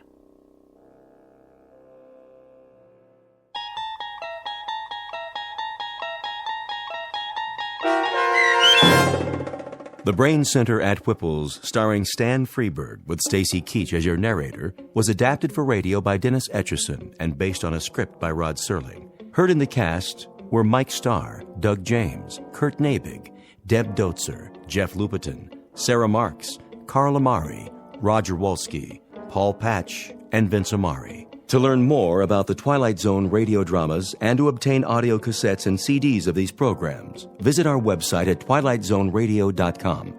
The producers of The Twilight Zone wish to thank CBS Enterprises, Carol Serling, Dennis Etchison, Dick Brescia Associates, Claire Simon Casting, Terry Jennings, XM Satellite Radio, the American Forces Radio and Television Service, Sirius Satellite Radio, our sponsors, and our radio affiliates for helping make this series possible. This copyrighted radio series is produced and directed by Carl Amari and Roger Wolski for Falcon Picture Group.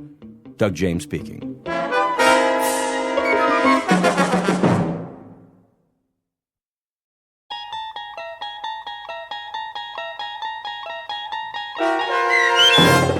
The Jeopardy Room with Stacy Keach as your narrator was adapted for radio by Dennis Etchison and written for The Twilight Zone by Rod Serling.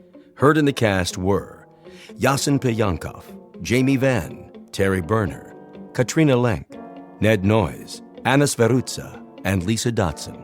To learn more about the Twilight Zone radio dramas and to obtain audio cassettes and CDs of these programs, visit our website at twilightzoneradio.com.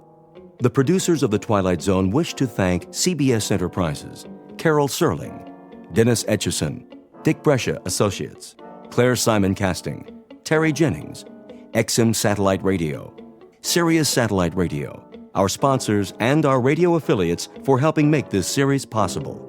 This copyrighted radio series is produced and directed by Carl Amari and Roger Wolski for Falcon Picture Group. Doug James speaking.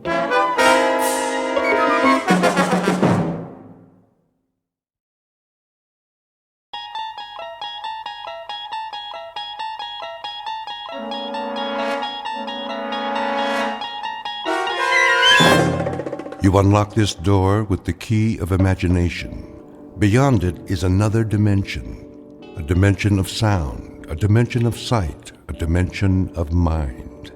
You're moving into a land of both shadow and substance, of things and ideas. You've just crossed over into the Twilight Zone.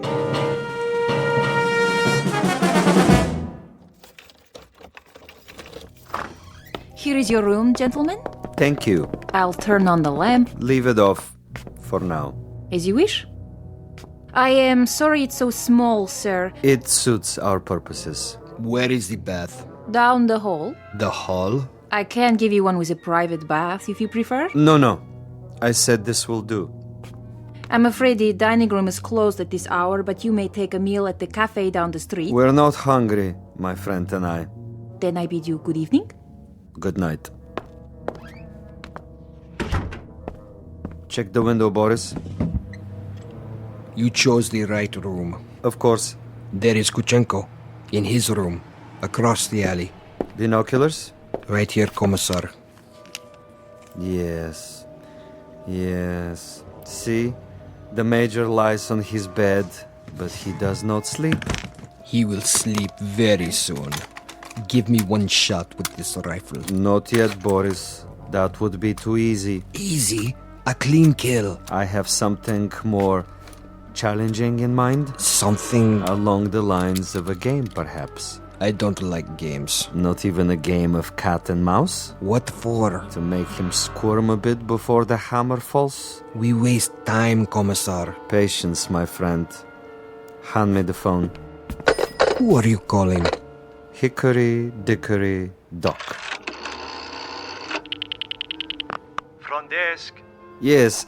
Excuse me, but do you have a Mr. Kuchenko in your hotel? One moment.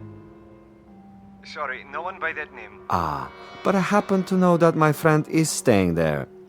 Perhaps he's registered under another name? Andreev? I'll check. Yes, Mr. Andreev, room 963. Very good. Will you connect me, please? Yes, sir. Look, he hears it. Of course he does. He rises from the bed to answer.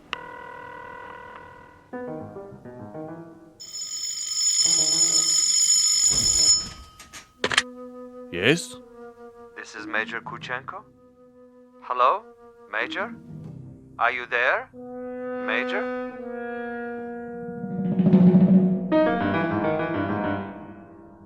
The cast of characters in our drama: a cat, a cat's assistant, and a mouse. This is the latter, the intended victim, who does not know but may have already guessed that he is to die. His name is Major Ivan Kuchenko, and he was lately an officer in the former Soviet Union. At this point, he has, if events go according to certain predetermined plans, perhaps 3 or 4 more hours of living. But an ignorance shared by both Major Kuchenko and his executioner is the fact that both have taken rooms at adjacent hotels in a section of the city located beyond the checkpoints of the Twilight Zone.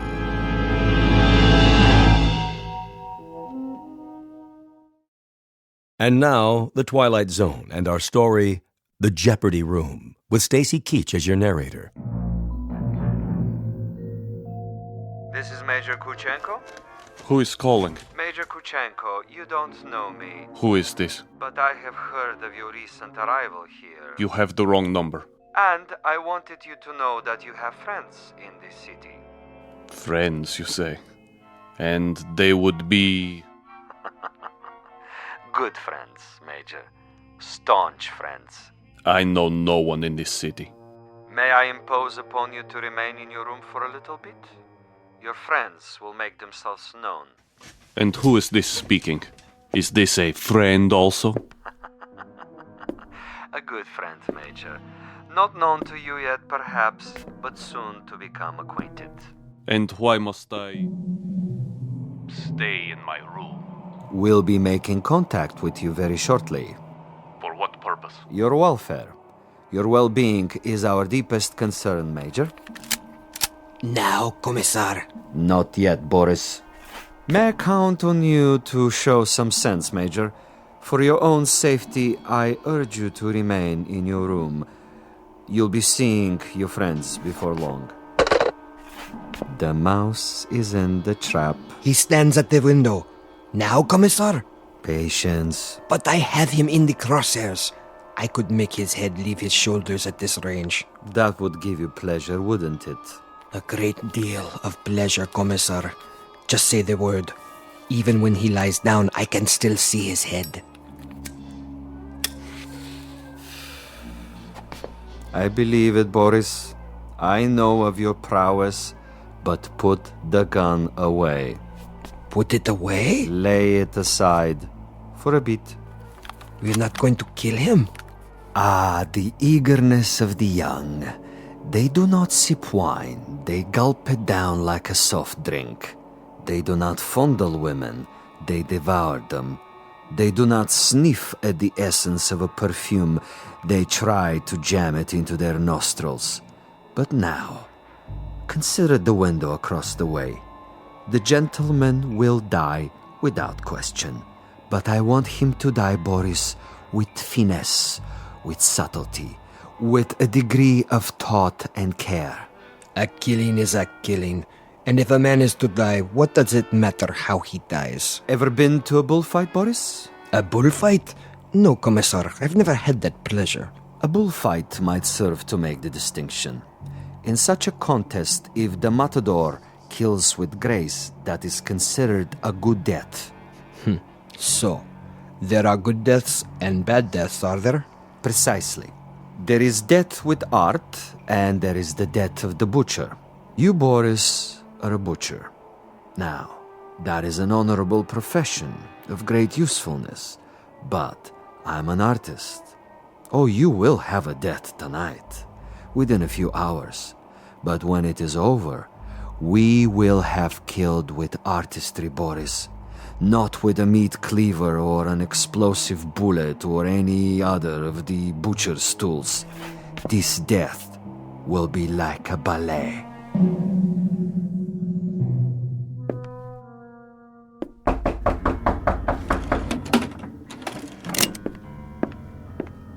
Yes? Major Kuchenko? Who is it? A friend, Major. If you prefer, you can turn off the lights and find a hiding place. I'll come in with my hands up palms open. Major Kuchenko? And you are? I am a friend. May I? For a moment. I would prefer that you put the gun away. Not a chance. Were you the one on the telephone? We had a brief chat earlier. Quite a place you have here. Who occupied it before you? A rat? I have no luxury of choices. Indeed not. In this respect, you are a very poor man of late. However, you have a bed, you have some pictures on the wall, and the floor without so much as a throw rug. An adequate accommodation, and a view of a brick building alongside. I suppose there are worse places to spend an evening, Major? I know. I've been to many of them. Indeed. Indeed you have.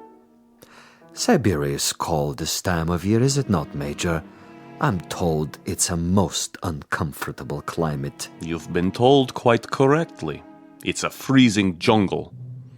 A freezing jungle. Marvelous. Lovely imagery. Siberia is a freezing jungle. It was. When it was part of the Union. You make reference, of course, to the people who inhabited it. I make reference to some people. Those who were in charge of that private resort. It must have been unpleasant for you? At least sufficiently unpleasant to motivate you to renounce your native land and try to seek asylum elsewhere? For a time. Asylum is no longer necessary under the new regime. But of course the old ways die hard. Some of the same people remain in charge, and they might be concerned about their public perception in this new world. To the victors go the spoils, and that includes access to certain, let us say, sensitive information? I don't know what you're talking about. Really? But I think you do. You were a political prisoner. You served a term of 12 years. You escaped and you moved quickly when the borders were opened. To bring us up to date, you have made your way to a neutral country, somehow avoiding an official debriefing. You have made contact with certain foreign agencies, and now you're desperately trying to get on an airplane that will take you to a Western nation. But for some reason, you feel that you're still under surveillance? Oh, it's more than a feeling. I know I'm under surveillance. Do you know by whom? I know very well. Can you tell me who they are? Look in the mirror. Commissar Vasilov. Very discerning, Major. You remember faces? I remember pain. I remember some interrogations that went on for many weeks. I had no calendar, but I made marks on the wall of my cell. How resourceful. I remember one particular man who smoked Balkan cigarettes in a long holder and stood in the corner of the room, smiling and nodding, making jokes, while I went from agony to agony. So, Major, now we may dispense with the amenities. The masquerade, the little give and take of two strangers feeling each other out. Agreed. Now we get to the point. Do you honestly think that we would permit you to book passage on an aircraft out of here? That would be quite impossible. As a former member of the military, even as far back as 12 years ago, you have information that we would find embarrassing were it to be released elsewhere. Why, if the government we worked for no longer exists? Because the new government contains many of the same players reshuffled into different positions, and they have their new careers to consider. Consequently, Major, it is not to our advantage that you leave. It would, of course, be simpler and more convenient if you accompany me back to our embassy. I am sick, tired, and torn, Vasilov. But I am not insane. I would sooner cut my wrists over a sink and bleed to death. That would be my choice in the matter.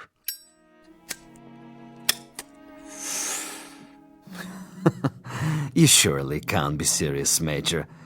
I'm rather a connoisseur of the several hundred ways for a man to depart the earth. And you can believe me when I tell you the cutting of the wrist is not a particularly felicitous modus operandi. Quite apart from the pain, which of course must be attendant, is the fact that one dies slowly, and because of this, he has to be an eyewitness to his own demise. No, my dear friend, I'm afraid we are of two minds about that kind of death. But enough. I have brought you a small gift. Consider it a peace offering. Careful. Gently, Major. Gently. This happens to be a bottle of Amontillado. Quite rare and most pleasing to the palate. I have to repeat what I told you before, Commissar. I'm not insane. I'm quite aware of what would happen to me if I drank any of that. Why, Major, I'm disappointed in you. With your kind indulgence, allow me to use your own water glasses. If you assume this is to be cyanide or some other poison, you're quite wrong. Am I? Undoubtedly. You see, I don't share your death wish. I'm a healthy man with excellent expectations as to my longevity. No, indeed, Major. I was about to propose a social drink. The two of us. I'll drink first, and then you. Satisfactory? Such ritual, Commissar. Such tribal rites. Yet you have only one purpose with me. Why don't you get it over with? If you're trying to disarm me and make me get rid of this pistol, it'll take more than a social wine. Indeed, Major.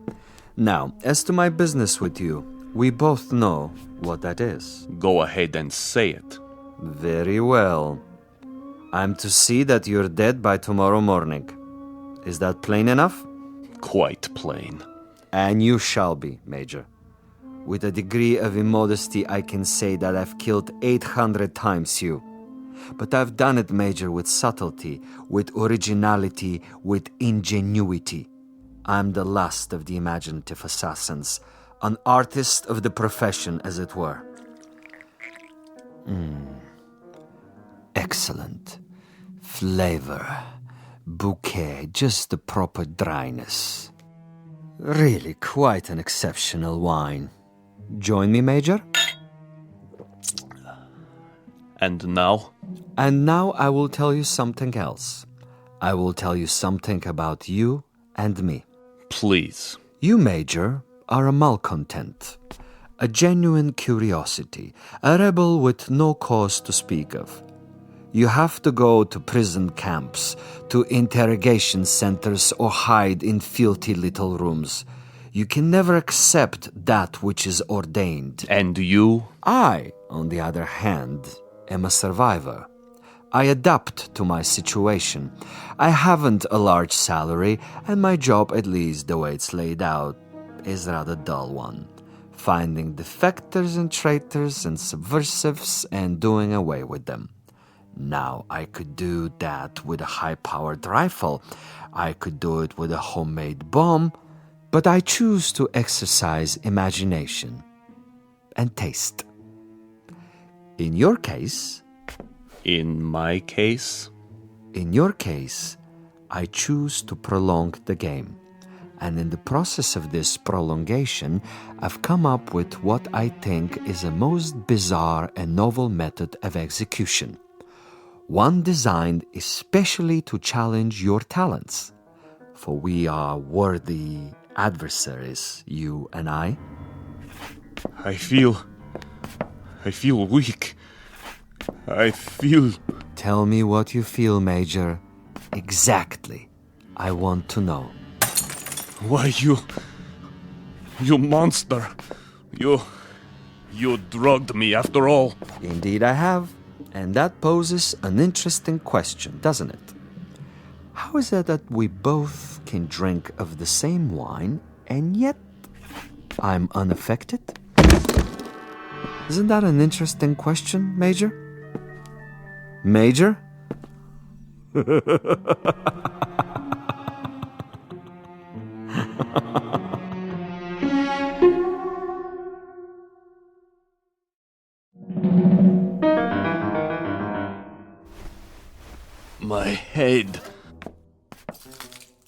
He's gone.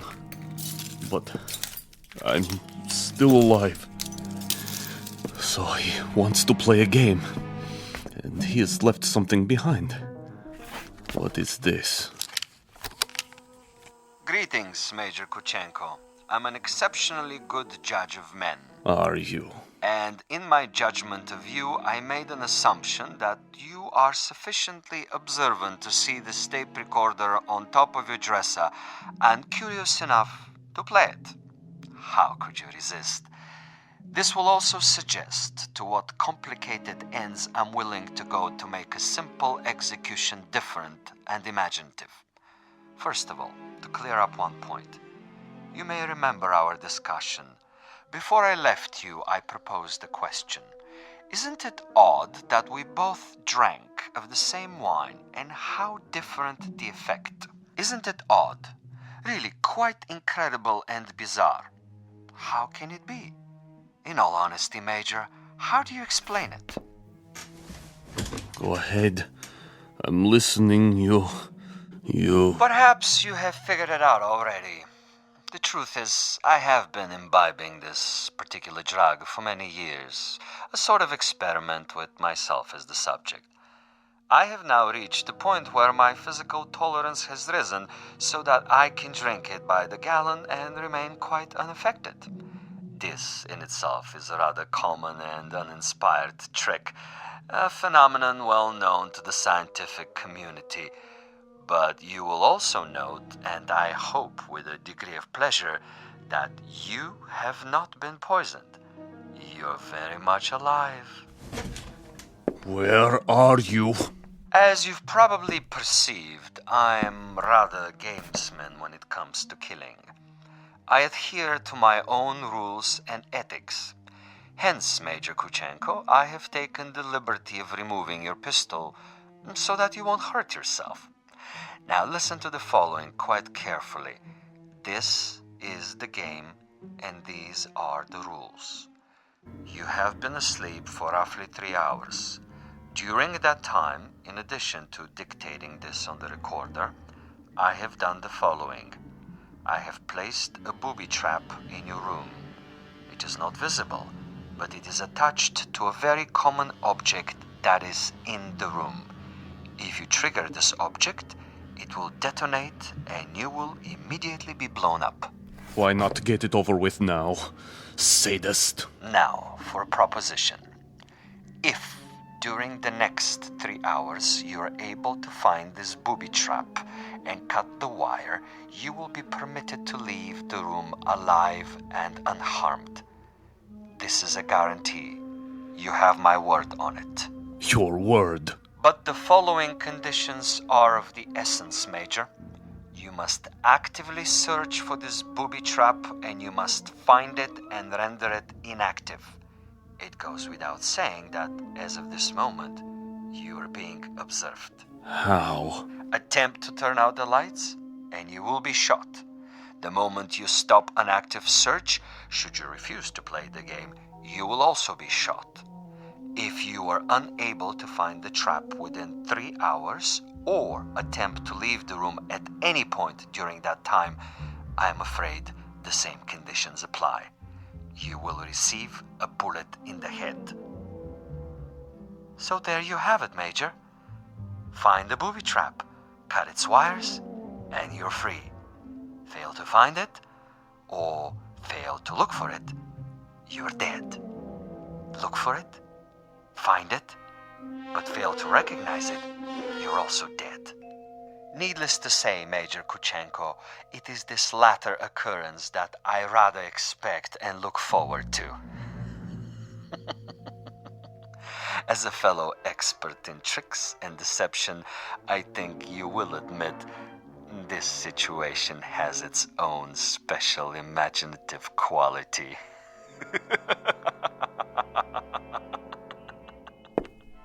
Where are you? Where are you?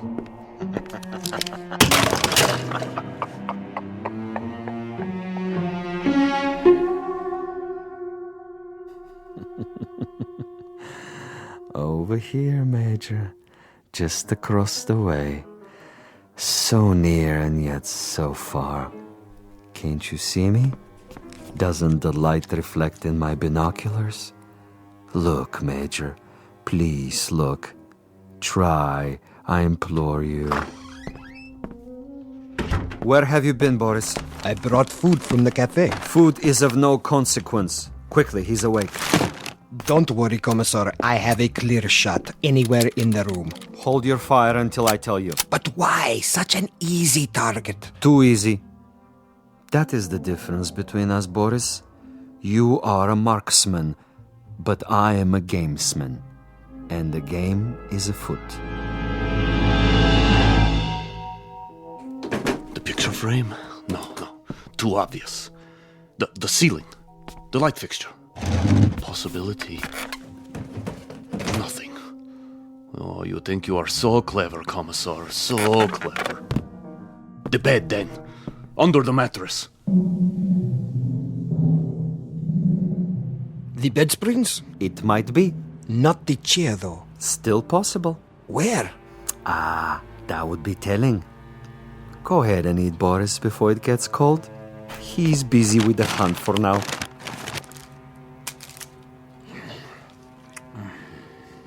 What did you bring? Sandwiches. Have one, Commissar. I never eat while I'm working. I'm like an athlete, Boris. Food is a distraction. Food is good. It makes one sluggish, affects the concentration. The morning will come soon enough. Over here, Kuchenko, just across the alley. Don't you see? He sees nothing. But surely a fragment of light, a stray reflection. Perhaps he has seen us. Yes, he must know, but he refuses to acknowledge. He is too proud. He knows he must do this on his own and will not give me the satisfaction. The bookshelf. Or the books themselves. Which one? An atlas? A novel? The Bible, of course. It's already been moved an inch, 2 inches. But the wire? Where?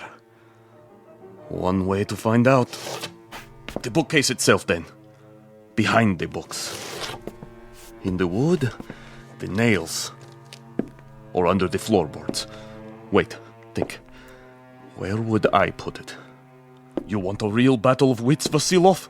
You've got it. Think. 4 walls.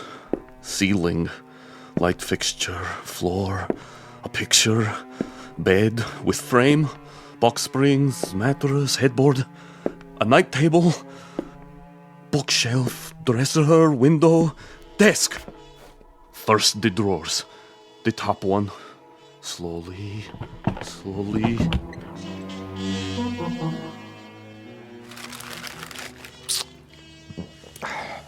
What is he doing now? The desk. He's down on his hands and knees removing the 2 bottom drawers so he can see what's under the top one. Bravo, Major. Good thinking. Is that where you put it? The possibility exists. Look at him, glistening like a mackerel. He stops to wipe the sweat from his eyes. And now he looks under the top drawer, crawling on his back. Yes! I think he's got it. Let me kill him. Don't be a fool. There are rules. Now he sees a length of wire. He grasps it between his fingertips very, very carefully, and he has removed it. Something is wrong with the bomb? I doubt it. Then it was not in the drawer? Oh, there is a piece of coat hanger I placed there. A decoy. A drawer would be common, uninspired. And I'm not, you'll forgive the modesty, a common executioner. Where is it, Commissar? In a most ingenious place. Really, quite an ingenious place. Not in the books, the desk, the mattress. Think of another common object in that room, Boris. I have it. Yes? The doorknob. Interesting idea. Then where? I'd rather not tell you at the moment, Boris. I think you'll enjoy the next few minutes more if you share the Major's ignorance. You seem very sure. Sure? That he'll find the trap. You take a risk. Not at all. That's not what I'm sure of. That is to say, I'm reasonably sure he'll find it, given his mental capacity, but he'll find it too late. He's looking toward us. But he can't see us. It's quite dark in here, and it wouldn't matter if he did see us. Now he's returning to the table. You're getting warm, my young friend. The ashtray. Extremely warm, but not hot. Where then? Please, Commissar, please tell me. Take the glasses. What do you see? He stands over the telephone. He is reaching out. Hot now, Boris. Extremely hot. Oh, he has picked it up. I thought for a minute there... You thought what? The telephone. Precisely. The telephone. But he just lifted the receiver. Indeed. He lifted the receiver to call out. If, on the other hand, the Major's telephone were to ring and he were to answer it... That's it, isn't it? If he picks up the phone after it rings... You have it now, my friend. When the Major's phone rings and he answers it, I have placed a tiny bottle of nitroglycerin inside the mechanism. The explosion will only occur after the ring and the lifting of the receiver, at which point the electrical contact will be made, and Major Kuchenko will not even have time to say hello. But what if no one calls? Oh, someone will. I promise you, someone will.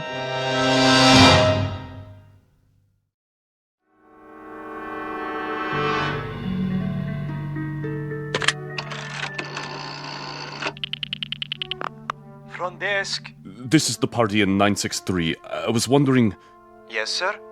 I was wondering if you might have the number of another hotel. Another hotel? The one next door, across the alley. That would be the Grand. You can find it in the directory, in the table by your bed. Dial 9 first, then the number. I see.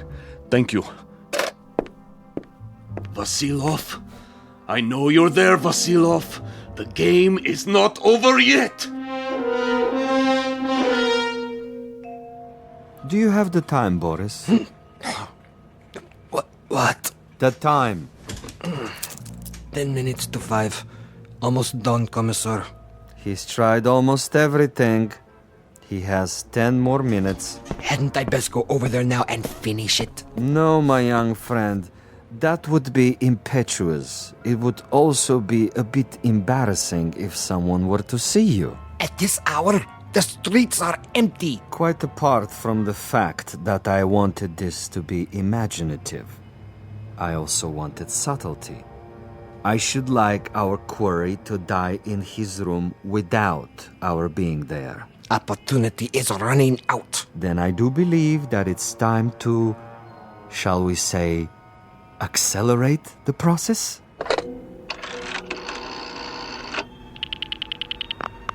Hotel Mont Blanc? Would you dial room 963, please? Thank you. I'll wait. There it goes. He's walking toward it. What's the fool doing? Why doesn't he answer it? I can't tell. He has his back to the window. Turn around so I can see. Now, Commissar? No. Would you dial 963 one more time, please? Yes, I know it didn't answer. Ring it again. What's he doing, Boris? His back is still to me. It can't be busy. I don't know. What's he doing? Use the glasses. He's turning around, lighting a cigarette. He's mocking me. Now, he suddenly dropped from sight. Kill him. I can only see the top of his head. He's moving across the room. Do it! You missed, you fool. He's at the door. Again. He's gone out of the room. And you missed him. You missed, you idiot. Flight 17 to Rome, Paris, and New York, now pre-boarding. Ticket, sir. Ticket? Oh, yes. Mr. Andreev. Passport? Right here. I see. Is anything wrong? No, sir. Everything seems to be in order. How many bags? No luggage. Not even a carry-on? I'm traveling light. Then here's your seat assignment. Please go to gate 17. How much time do I have? Boarding for coach class begins in 5 minutes. Good. Sir? Thank you. I'll be there.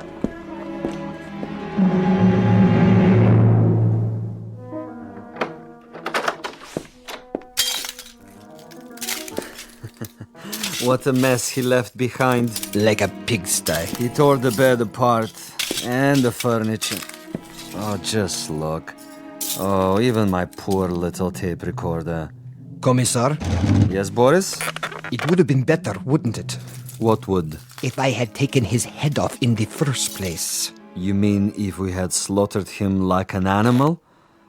I love your style, Boris. You should have been a pig farmer. Our man would have been dead by now. He would have been dead if we had beaten him to death with mallets too. But anyone can die that way. And any stupid, insensitive fool can kill that way.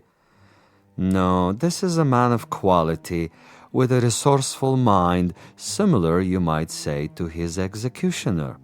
He deserves a better ending, as do I. But that's all right. I have time. I'll get him in the next city, now that I know my adversary.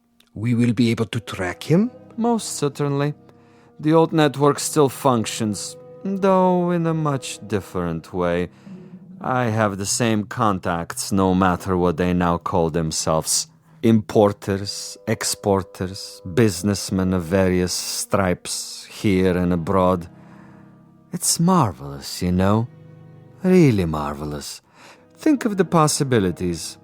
Other, even more ingenious methods of doing away with Kuchenko and his kind. I still think we should have chased him. Not at all. He would have gotten away. And even if he hadn't, it would mean that a thick-headed clod like you is more efficient than I. And this I reject, Boris. This I reject in toto. Look at this. A bottle of wine. I can only find one glass. Throw it away. One drink, Commissar. I said no. But there is more than half left. This is not for you. But why? Do you know much about Amontillado? I know about vodka. Of course, you and all the other potato growers. Give me the glass. Here. Believe me, it wouldn't agree with you. It's an acquired taste. Yes, Commissar. If you say so. I say so. There are some secrets that you're not ready to learn. But in time, Boris. In time. For now, I need you awake and alert. That's right. I do what you say, as always. But so far, your methods are not very effective. The men who pay us, they will not be impressed. And you will make a report? Only I can do that. I am the one they listen to. I can request another assignment. You're free to do so. Until then, I take no further orders from you.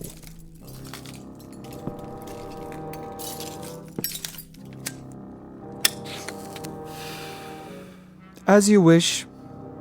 You might want to reconsider, though. The resort in Siberia may be closed, but there are others. We have allies. All it would take is a single phone call. Comrade Boris, uncooperative, recalcitrant, unwilling to follow instructions. In this new order, there are not many positions for the uneducated, the blockheads with families. Yes? Well, You want to say something? I withdraw my complaint. What's that? I didn't hear you. I am tired, Commissar. I say many things when I am tired. You wish to apologize? Yes. Very well. I will take it under advisement. In the meanwhile, see if Major Kuchenko left anything behind.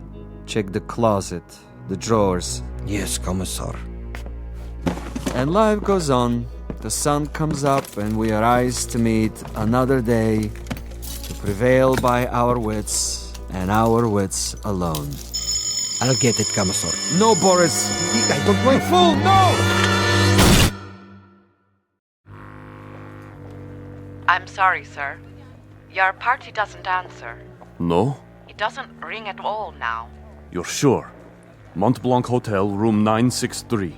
Strange. The line is suddenly dead. Thank you, operator. That means my message got through. Flight 17 Transocean Airways now departing for New York City via Belgrade, Paris, Rome, London, final call.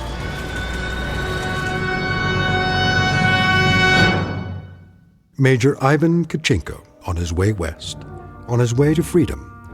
A freedom bought and paid for by a most stunning ingenuity. Exit a gunman named Boris and one Commissar Vasilov, who forgot that there are two sides to an argument and two parties on every line. This has been a collect call, placed direct to you from a phone booth located somewhere in the Twilight Zone. More from the Twilight Zone after this. You are about to enter another dimension, a dimension not only of sight and sound, but of mind, a journey into a wondrous land of imagination. Next stop, the Twilight Zone. Hi, this is Stacy Keach. I'd like to take a moment to tell you about our Twilight Zone website at twilightzoneradio.com. At twilightzoneradio.com, you'll find the latest information on these Twilight Zone radio dramas, including behind-the-scenes photographs, plus the newest product releases, trivia contests, ways to contact us, other Twilight Zone-related info and merchandise, plus links to other fascinating websites. So make your next stop twilightzoneradio.com. Visit twilightzoneradio.com to purchase these Twilight Zone radio dramas on cassette and CD, or call toll-free 1-866-989-ZONE. That's 1-866-989-9663.